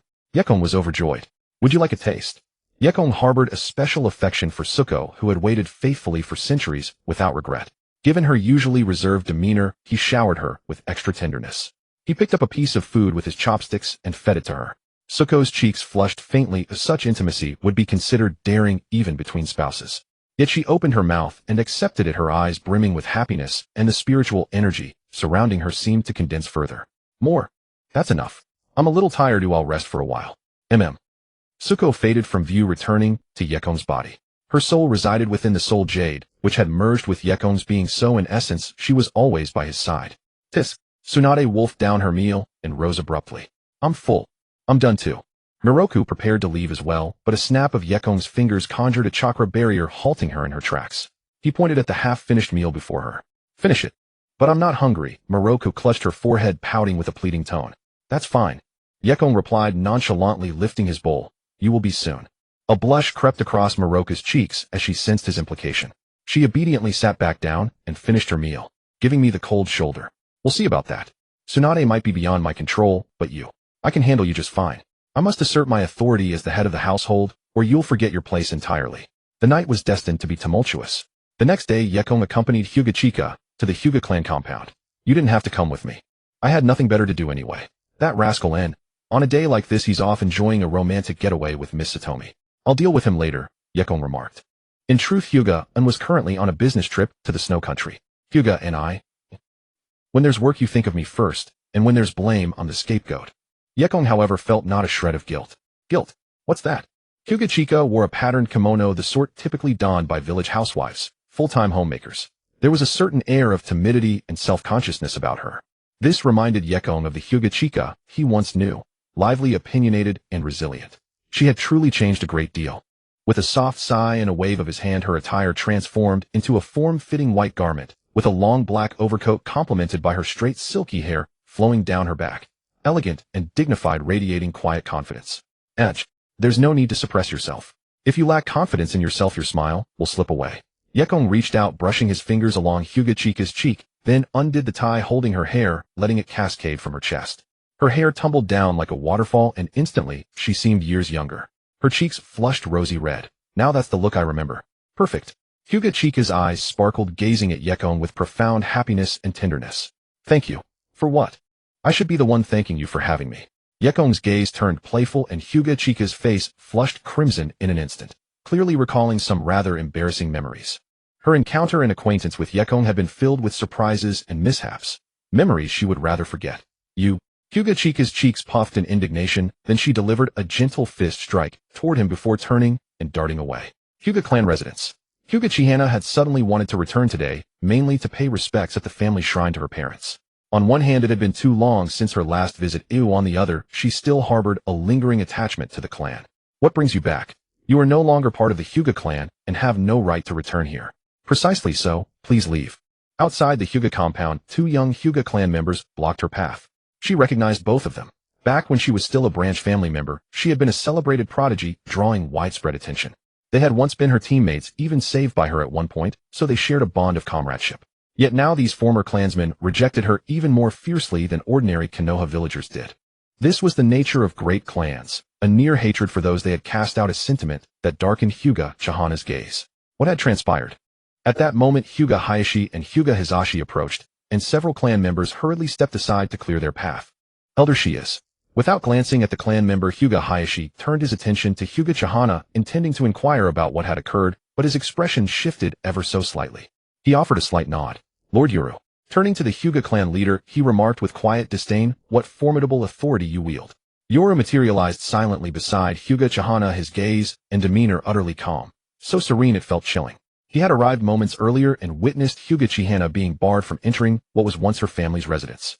Did they truly believe their status as Konoha's second-largest clan granted them such superiority? A bunch of senseless fools. Who granted you the audacity? Did Otsutsuki Himura himself give you permission? We dare not. Lord Yuru, please. Several elderly figures, presumably the Hyuga elders, materialized at the periphery and bowed in unison. Meanwhile, those Hyuga clansmen who had blocked her path stood frozen in the corner, their faces drained of color, trembling uncontrollably. The elders exchanged a single glance, silently condemning those men to death. A handful of marginal branch family members had nearly brought catastrophic disaster upon the clan. Yuru exchanged a look with Hyuga Chihana, and Hyuga Hayashi immediately grasped his intent. He stepped aside and bowed slightly, clearing the path for her. The head of the Hyuga clan, the patriarch of the main family, was bowing and yielding to someone who had once been expelled from the family as a branch member. What an affront to their honor. Many young Hyuga clansmen clenched their fists in silence and lowered their heads. Only the senior elders and the brothers Hayashi and Hizashi understood that this was not disgrace. It was simply reality. Disgrace. In the entire shinobi world, who still possesses the standing to meet his gaze as an equal? Who qualifies? The Hokage, or perhaps one of the other Kage. None of them were worthy. And what right did he, as the Hyuga clan leader, have to object? At this thought, Hyuga Hayashi felt a pang of regret. If only he had not heeded the clan's demands to expel the Hyuga siblings all those years ago, perhaps the Hyuga clan would be utterly different today. Subsequently, under Hyuga Hayashi's personal supervision, Hyuga Chihana conducted the most prestigious ancestral rites at the Hyuga family shrine to honor her parents. All elders, high-ranking members, and jonin clansmen were required to attend, a privilege reserved exclusively for the annual grand ceremony, personally overseen by the clan leader. After completing the rites, the two departed toward the clan's outskirts. The pair walked side by side as Hyuga clansmen lined both sides, an inexplicable tension and solemnity hanging in the air, while Hyuga Chihana's presence carried an air of nobility. Among the crowd, a small, curious figure watched them, its innocent eyes filled with naive wonder. Once outside the Hyuga compound, Hyuga Chihana suddenly spoke. "Thank you." Yuru asked casually, "What would you have done if I had not come?" Hyuga Chihana offered no reply, merely lowering her head slightly. Before she could react, a shadow fell across her vision, and she bumped straight into him. MMPH. Looking up, she met Yoru's slightly stern gaze. He then raised his hand and pressed a finger against her forehead. A jutsu flashed across her brow, and Hyuga Chihana instinctively reached up to touch her smooth, full forehead. "I taught you senjutsu, and so much more. Not so you could be bullied. In the past, you would have simply stormed in and fought your way through." Yuru's expression was grave, clearly not joking. But that would not be right, would it? Hyuga Chihana found herself caught between amusement and exasperation, then lowered her head with a hint of melancholy. Yuru grew visibly irritated and cupped her face, lifting her chin so their eyes met. Looking down at her with domineering intensity, he demanded, "What is wrong with that? Didn't you challenge Hyuga Hizashi back then? You accomplished that relying solely on your own strength. Think about how you mastered senjutsu. The Hyuga Chihana, I know, is no fool who lets others push her around." She gazed at him with a dazed expression, of blush coloring her cheeks. Hyuga Chihana suddenly burst into laughter, trembling with mirth, until Yuru pinched her cheek. She rolled her eyes at him and retorted, "I am not you. I only resorted to force before because the clan truly disappointed me. I would not be as domineering as you, always bullying people." "How am I domineering?" "That is nonsense," Yuru retorted irritably. "Who have I bullied? I am a good person. You can go ask around if you do not believe me." She shot him another exasperated glance, said nothing, and blushed as she sidestepped past him. Her steps grew noticeably lighter, almost buoyant. Being able to return to the clan and perform the ancestral rites had clearly eased her inner turmoil. Though the circumstances differed from what she had imagined, Yuru had touched on something real. She had genuinely considered fighting her way in. After spending time with Yuru for long enough, they all came to feel a certain ease, that nothing was truly unsolvable. And if anything did arise, they would simply turn to Yuru, for he would deal with whoever caused the trouble. On the streets of Konoha, Hyuga Chihana was in good spirits, and Yuru, not wanting to spoil the mood, accompanied her on a shopping trip. "What about this hairpin?" Hyuga Chihana placed a lily-patterned hairpin in her hair and turned to offer a serene smile. It is all right, Yuru remarked, glancing toward a clothing store ahead with a thoughtful expression. Let us go take a look. Like her name suggested, Hyuga Chihana had a fondness for flowers. However, unlike the faint floral fragrance that seemed to naturally emanate from butterflies like Tsunade, her appreciation was more restrained and subtle. At his words, her cheeks puffed out in annoyance, and she glared at Yoru before casually returning the hairpin to its place. With a huff, she turned and walked ahead. Several minutes later, she emerged from the clothing store, her face flushed crimson. Yoru nodded approvingly to himself. Excellent, excellent. These are the outfits for tonight. This was a women's clothing specialty store featuring various styles of lingerie. Several pieces perfectly matched Yoru's taste, and he had also deliberately selected a few sets for Tsunade and Miroku. Do not ask him how he knew their sizes. That is a trivial matter. Noticing Hyuga Chihana's petulant expression, Yoru reached up to ruffle her hair. She instinctively raised her hand to push it away, but then her fingers brushed against something. Her angry expression instantly transformed into delight as she looked at him with surprise. There, adorning her hair, was a lily-shaped hairpin that had suddenly appeared. It added a playful touch to her otherwise cool demeanor, making her even more endearing. Move. The warm atmosphere was thoroughly shattered by an abrupt voice. Yoru. Oh. Someone is going to suffer a bloody disaster today. I will not say who. It is now the 51st year of Konoha. Nothing significant has occurred in the ninja world, but soon it will. Due to one person's tyranny, the entire ninja world has fallen into an eerily internal consumption. This world, which should have been filled with ninja as violent organizations, has lost its crucial wars. Thus, the major ninja villages appear calm on the surface, but in reality they are all racking their brains to stir up trouble, otherwise their internal affairs would become unstable. To give the simplest example, if Konoha does not wage war with other ninja villages, it must spare no effort to guard against the increasingly powerful Uchiha and Hyuga clans, and even other families. The most typical is probably Danzo. The situation in other villages is not much better, even more severe, with Kirigakure being the worst. Almost every bloodline clan is independent, fighting for themselves, especially the Kagaya clan, who are completely war maniacs. Thus, the current situation appears harmonious, but in reality, both the Kage's control over the village and the village's own strength are in a state of continuous weakening. If this continues, there is a risk of the ninja villages splitting, and it's not impossible that they will eventually return to the Warring States era. To resolve this trouble, the major ninja villages dare not challenge Yekong's authority, so they can only find ways through other villages. Exchange and cooperation are essential. Since they cannot fight, isn't cooperation the only path left? Now Kumogakure has come to Konoha for a visit. Although the specific purpose is unclear, the visiting envoy is one of the high-ranking officials of Kumogakure and also a member of the Yatsuki clan, considered the main branch of the Raikage lineage. In fact, they are the ones with darker skin, but most of them are naturally adept at lightning release chakra and have strong physiques. They inherit the lightning release chakra mode and are the elites of Kumogakure. Moreover, Kumogakure is the strongest among the 5 great ninja villages besides Konoha, so its style is inevitably somewhat domineering. Sure enough, the jonin of the envoy led a few people looking around in Konoha. Although they were followed by the Umbu, they did not restrain themselves and were extremely arrogant. Rather than saying they came to exchange, it is better to say plainly that they came to cause trouble. But if you want to cause trouble, why do you have to provoke me? Is the 4th Raikage itching for a fight? Kacha! Yekong raised his hand and froze several reckless cloud ninja into ice sculptures, then left the scene with Hyuga Senka. Swoosh! Several Umbu arrived at the scene and tried to melt the ice. If they delayed, these people might freeze to death, and that would be a disaster. What to do? After failing in their attempts, the several Umbu looked at each other, cold sweat trickling down their faces. Uchiha Shursui was among them. He sighed and said, Lord Ye's ice release is rumored to possess power surpassing water release, and he has even been hailed as the ice god. We should go to the Hokage. The group headed to the Hokage's office. Before long, Minato Namikaze arrived at the scene, looked at the ice sculptures, and shook his head. He raised his hand to try to dissolve the ice, but found that the ice was actually eroding toward him, startling him into quickly pulling away. Lord Hokage, what is the meaning of this? Sokka looked at his frozen companions and demanded with a dark expression. Minato Namikaze turned to him, and without much explanation simply said, I'm sure you Cloud Ninja also know about Ye's ice release. I cannot break it either. If you want to save them, you'll have to find your own way. As for the incident, Uchiha Shursui, standing beside Minato, stepped forward and explained the process. Sokka frowned. These subordinates were all newcomers. They probably hadn't seen Yekong before and didn't recognize him, otherwise they wouldn't have taken the initiative to provoke him. Now who in the entire ninja world would dare to take the initiative to provoke that monster? But now that things had come to this, the people had to be saved. Thinking about facing Yekong, Sokka was still terrified. The scene of Yekong storming into Kumogakure and severely wounding the Raikage was still vivid in his mind. Later, he single-handedly faced the siege of several Kage, resulting in 1 death and multiple injuries. It was from that time that Yekong's status in the entire ninja world was gradually established. And there was the shocking battle in the Land of Rain before. Even now some might suspect that Yekong's power has waned, but no one is willing to test it with their life. Lord Hokage shouldn't Konoha also bear some responsibility for this? Minato Namikaze was silent for a moment.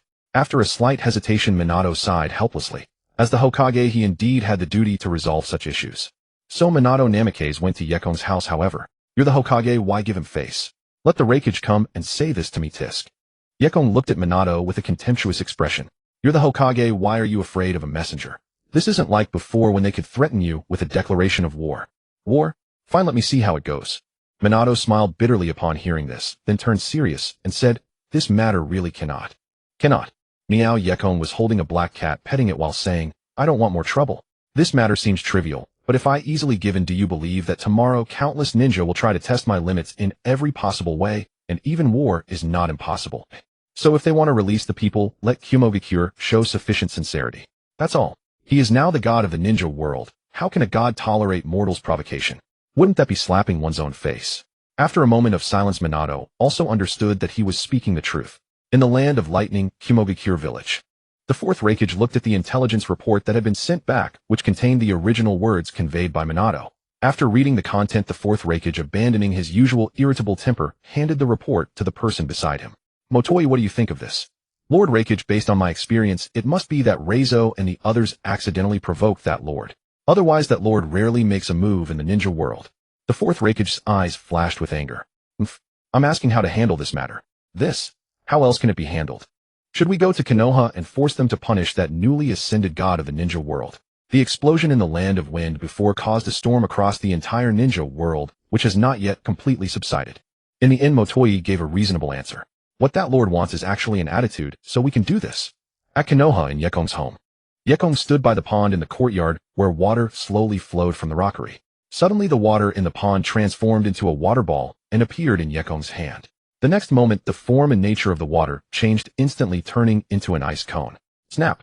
He snapped his fingers, and the ice cone disappeared before his eyes. Hakocho Kene was petting the cat, and at this sight a hint of doubt flashed in her eyes. Miroku beside her wanted to touch the cat, but was scared back by the cat's disdainful hiss. Puffing out her cheeks, she turned her head. "Stupid cat. If you won't let me pet you, fine." What technique is that? Where did you send the ice?" "It's the heaven-sending technique, or in other words, brute force," Yekong said with a slight smile on his face. Shifting his gaze at the Valley of the End about 10 kilometers away, there was a waterfall between the giant statues of Madara and Hashirama. But now the cliff of that waterfall seemed to have been directly pierced by something forcefully carving out a giant chasm, tens of meters in diameter. Even farther away, a mountain peak had been blown into a large gap, as if consumed by the Mingdao Canuep, a dark path, and crescent moonbreak. The heavenly transfer technique is one of the forbidden secret arts of the Yunin village. Originally intended to develop a space-time ninjutsu rivaling the Flying Thunder God, it unexpectedly evolved into this technique. Its principle is to accelerate objects toward a designated direction at a speed that can approach that of the Flying Thunder God. However, the consequence is that ordinary flesh and blood can only be transported once, and it is a one-way trip. Without even passing through the King of Hell, they are sent directly to the destination to begin reincarnation. The focus is on efficiency. The heavenly transfer technique, doesn't it just send one straight to heaven? However, individuals like the third and fourth Raikage could endure it, but their bodies would still suffer damage from the extreme speed. Therefore, this technique can only be used to transport non-living objects, and even then they must not be too fragile. Additionally, the direction is difficult to lock and the chakra consumption is immense, making this technique extremely hard to master. Otherwise, Yunin could pull off some drastic moves such as launching thousands of kunai and explosive tags directly from Yunin to Mai. What else could they do? What is beyond visual range saturation firepower? Unfortunately, Yunin couldn't achieve that. But Yekong could. His Flying Thunder God was like pre-marked coordinates. With these coordinates, he could precisely lock onto the position he wanted to attack, and then unleash the Spear of Truth. Everywhere it arrives, truth prevails.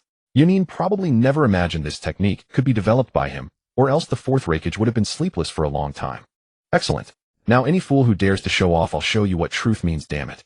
Dare to show your head, and you'll be there in the next second. Death guaranteed. This speed might not be as terrifying as the speed of light, but it can easily reach tens of times the speed of sound. The key is its use with the Flying Thunder God technique. One word: precision. Rustle. At the foot of the Zhongjia Valley, a figure slowly sheathed his longsword, glanced up into the distance with a puzzled expression, and radiated a formidable aura. The ground on both sides of his feet was split in two. Ha ha ha. A dark figure emerged from the corner, and a hoarse low voice sounded, "How about it? That monster has always regarded you as a whetstone. Are you truly willing to stop here forever? I can help you. I can give you the power to contend with him, even to kill that monster. All you need to do is cooperate with me. How about it?" Jigwe Yuani did not reply. He merely glanced in Heiju's direction and turned to leave. Damn it. Heiju, unwilling to give up, quietly followed. But the moment he approached Jigwe Yuani, countless sword lights flashed, instantly shattering Heiju. Boom. Rumble. Caught in the blast, the statue of Yuzhibo Ban collapsed. Hehehe, useless, this kind of attack has no effect on me. Ugh. Heiju was the third son created by Daetong Yuhui. In essence, he was a product of yin-yang release chakra, without a physical form, making him extremely difficult to kill. But at this moment, Jigwe Yuani's blade emitted an eerie red pattern, piercing Heiju and emitting plumes of white smoke. Oh. See. What is this? Heiju realized in horror that his very body was dissolving.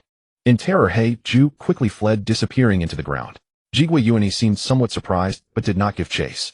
He sheathed his blade and turned away, continuing to wander the ninja world to train and grow stronger. Time passed, and 12 years went by. My year 64. Mingren and the other 12 young elites of my graduated, and in the same year, they participated in the Chunin exam. Everything seemed to have changed. Mingren was no longer the orphan everyone despised, but the son of the fourth Hokage, the hero of Mai. Although over the years there had been endless conflicts among the major clans of Mai, they were all suppressed by bluffing Shueiman. My year 67, the new god of the ninja world, and the Azura of the ninja world had a battle that shattered the moon, releasing a terrifying entity. The era of the ninja world's great calamity began. In that battle, Yekong and Jigwe Yuani used all their means. Although they held an absolute advantage, Jigwe Yuani's ultimate strike, the divine, and still managed to injure him. Taking advantage of this opportunity, Daetong Yuhui used Heiju to regain control of Chongmen, resurrect Yuzhibo Ban, and summon the divine tree, thereby recovering most of her strength. In a fit of rage, Yekong engaged her in battle. The epic battle lasted for 3 full days. In the end, Yekong and Daetong Yuhui had exhausted their chakra and were ambushed by Daetong Yuhui and Daetong Yutsuin, who descended upon Mingren and Zuozhu to launch a sneak attack.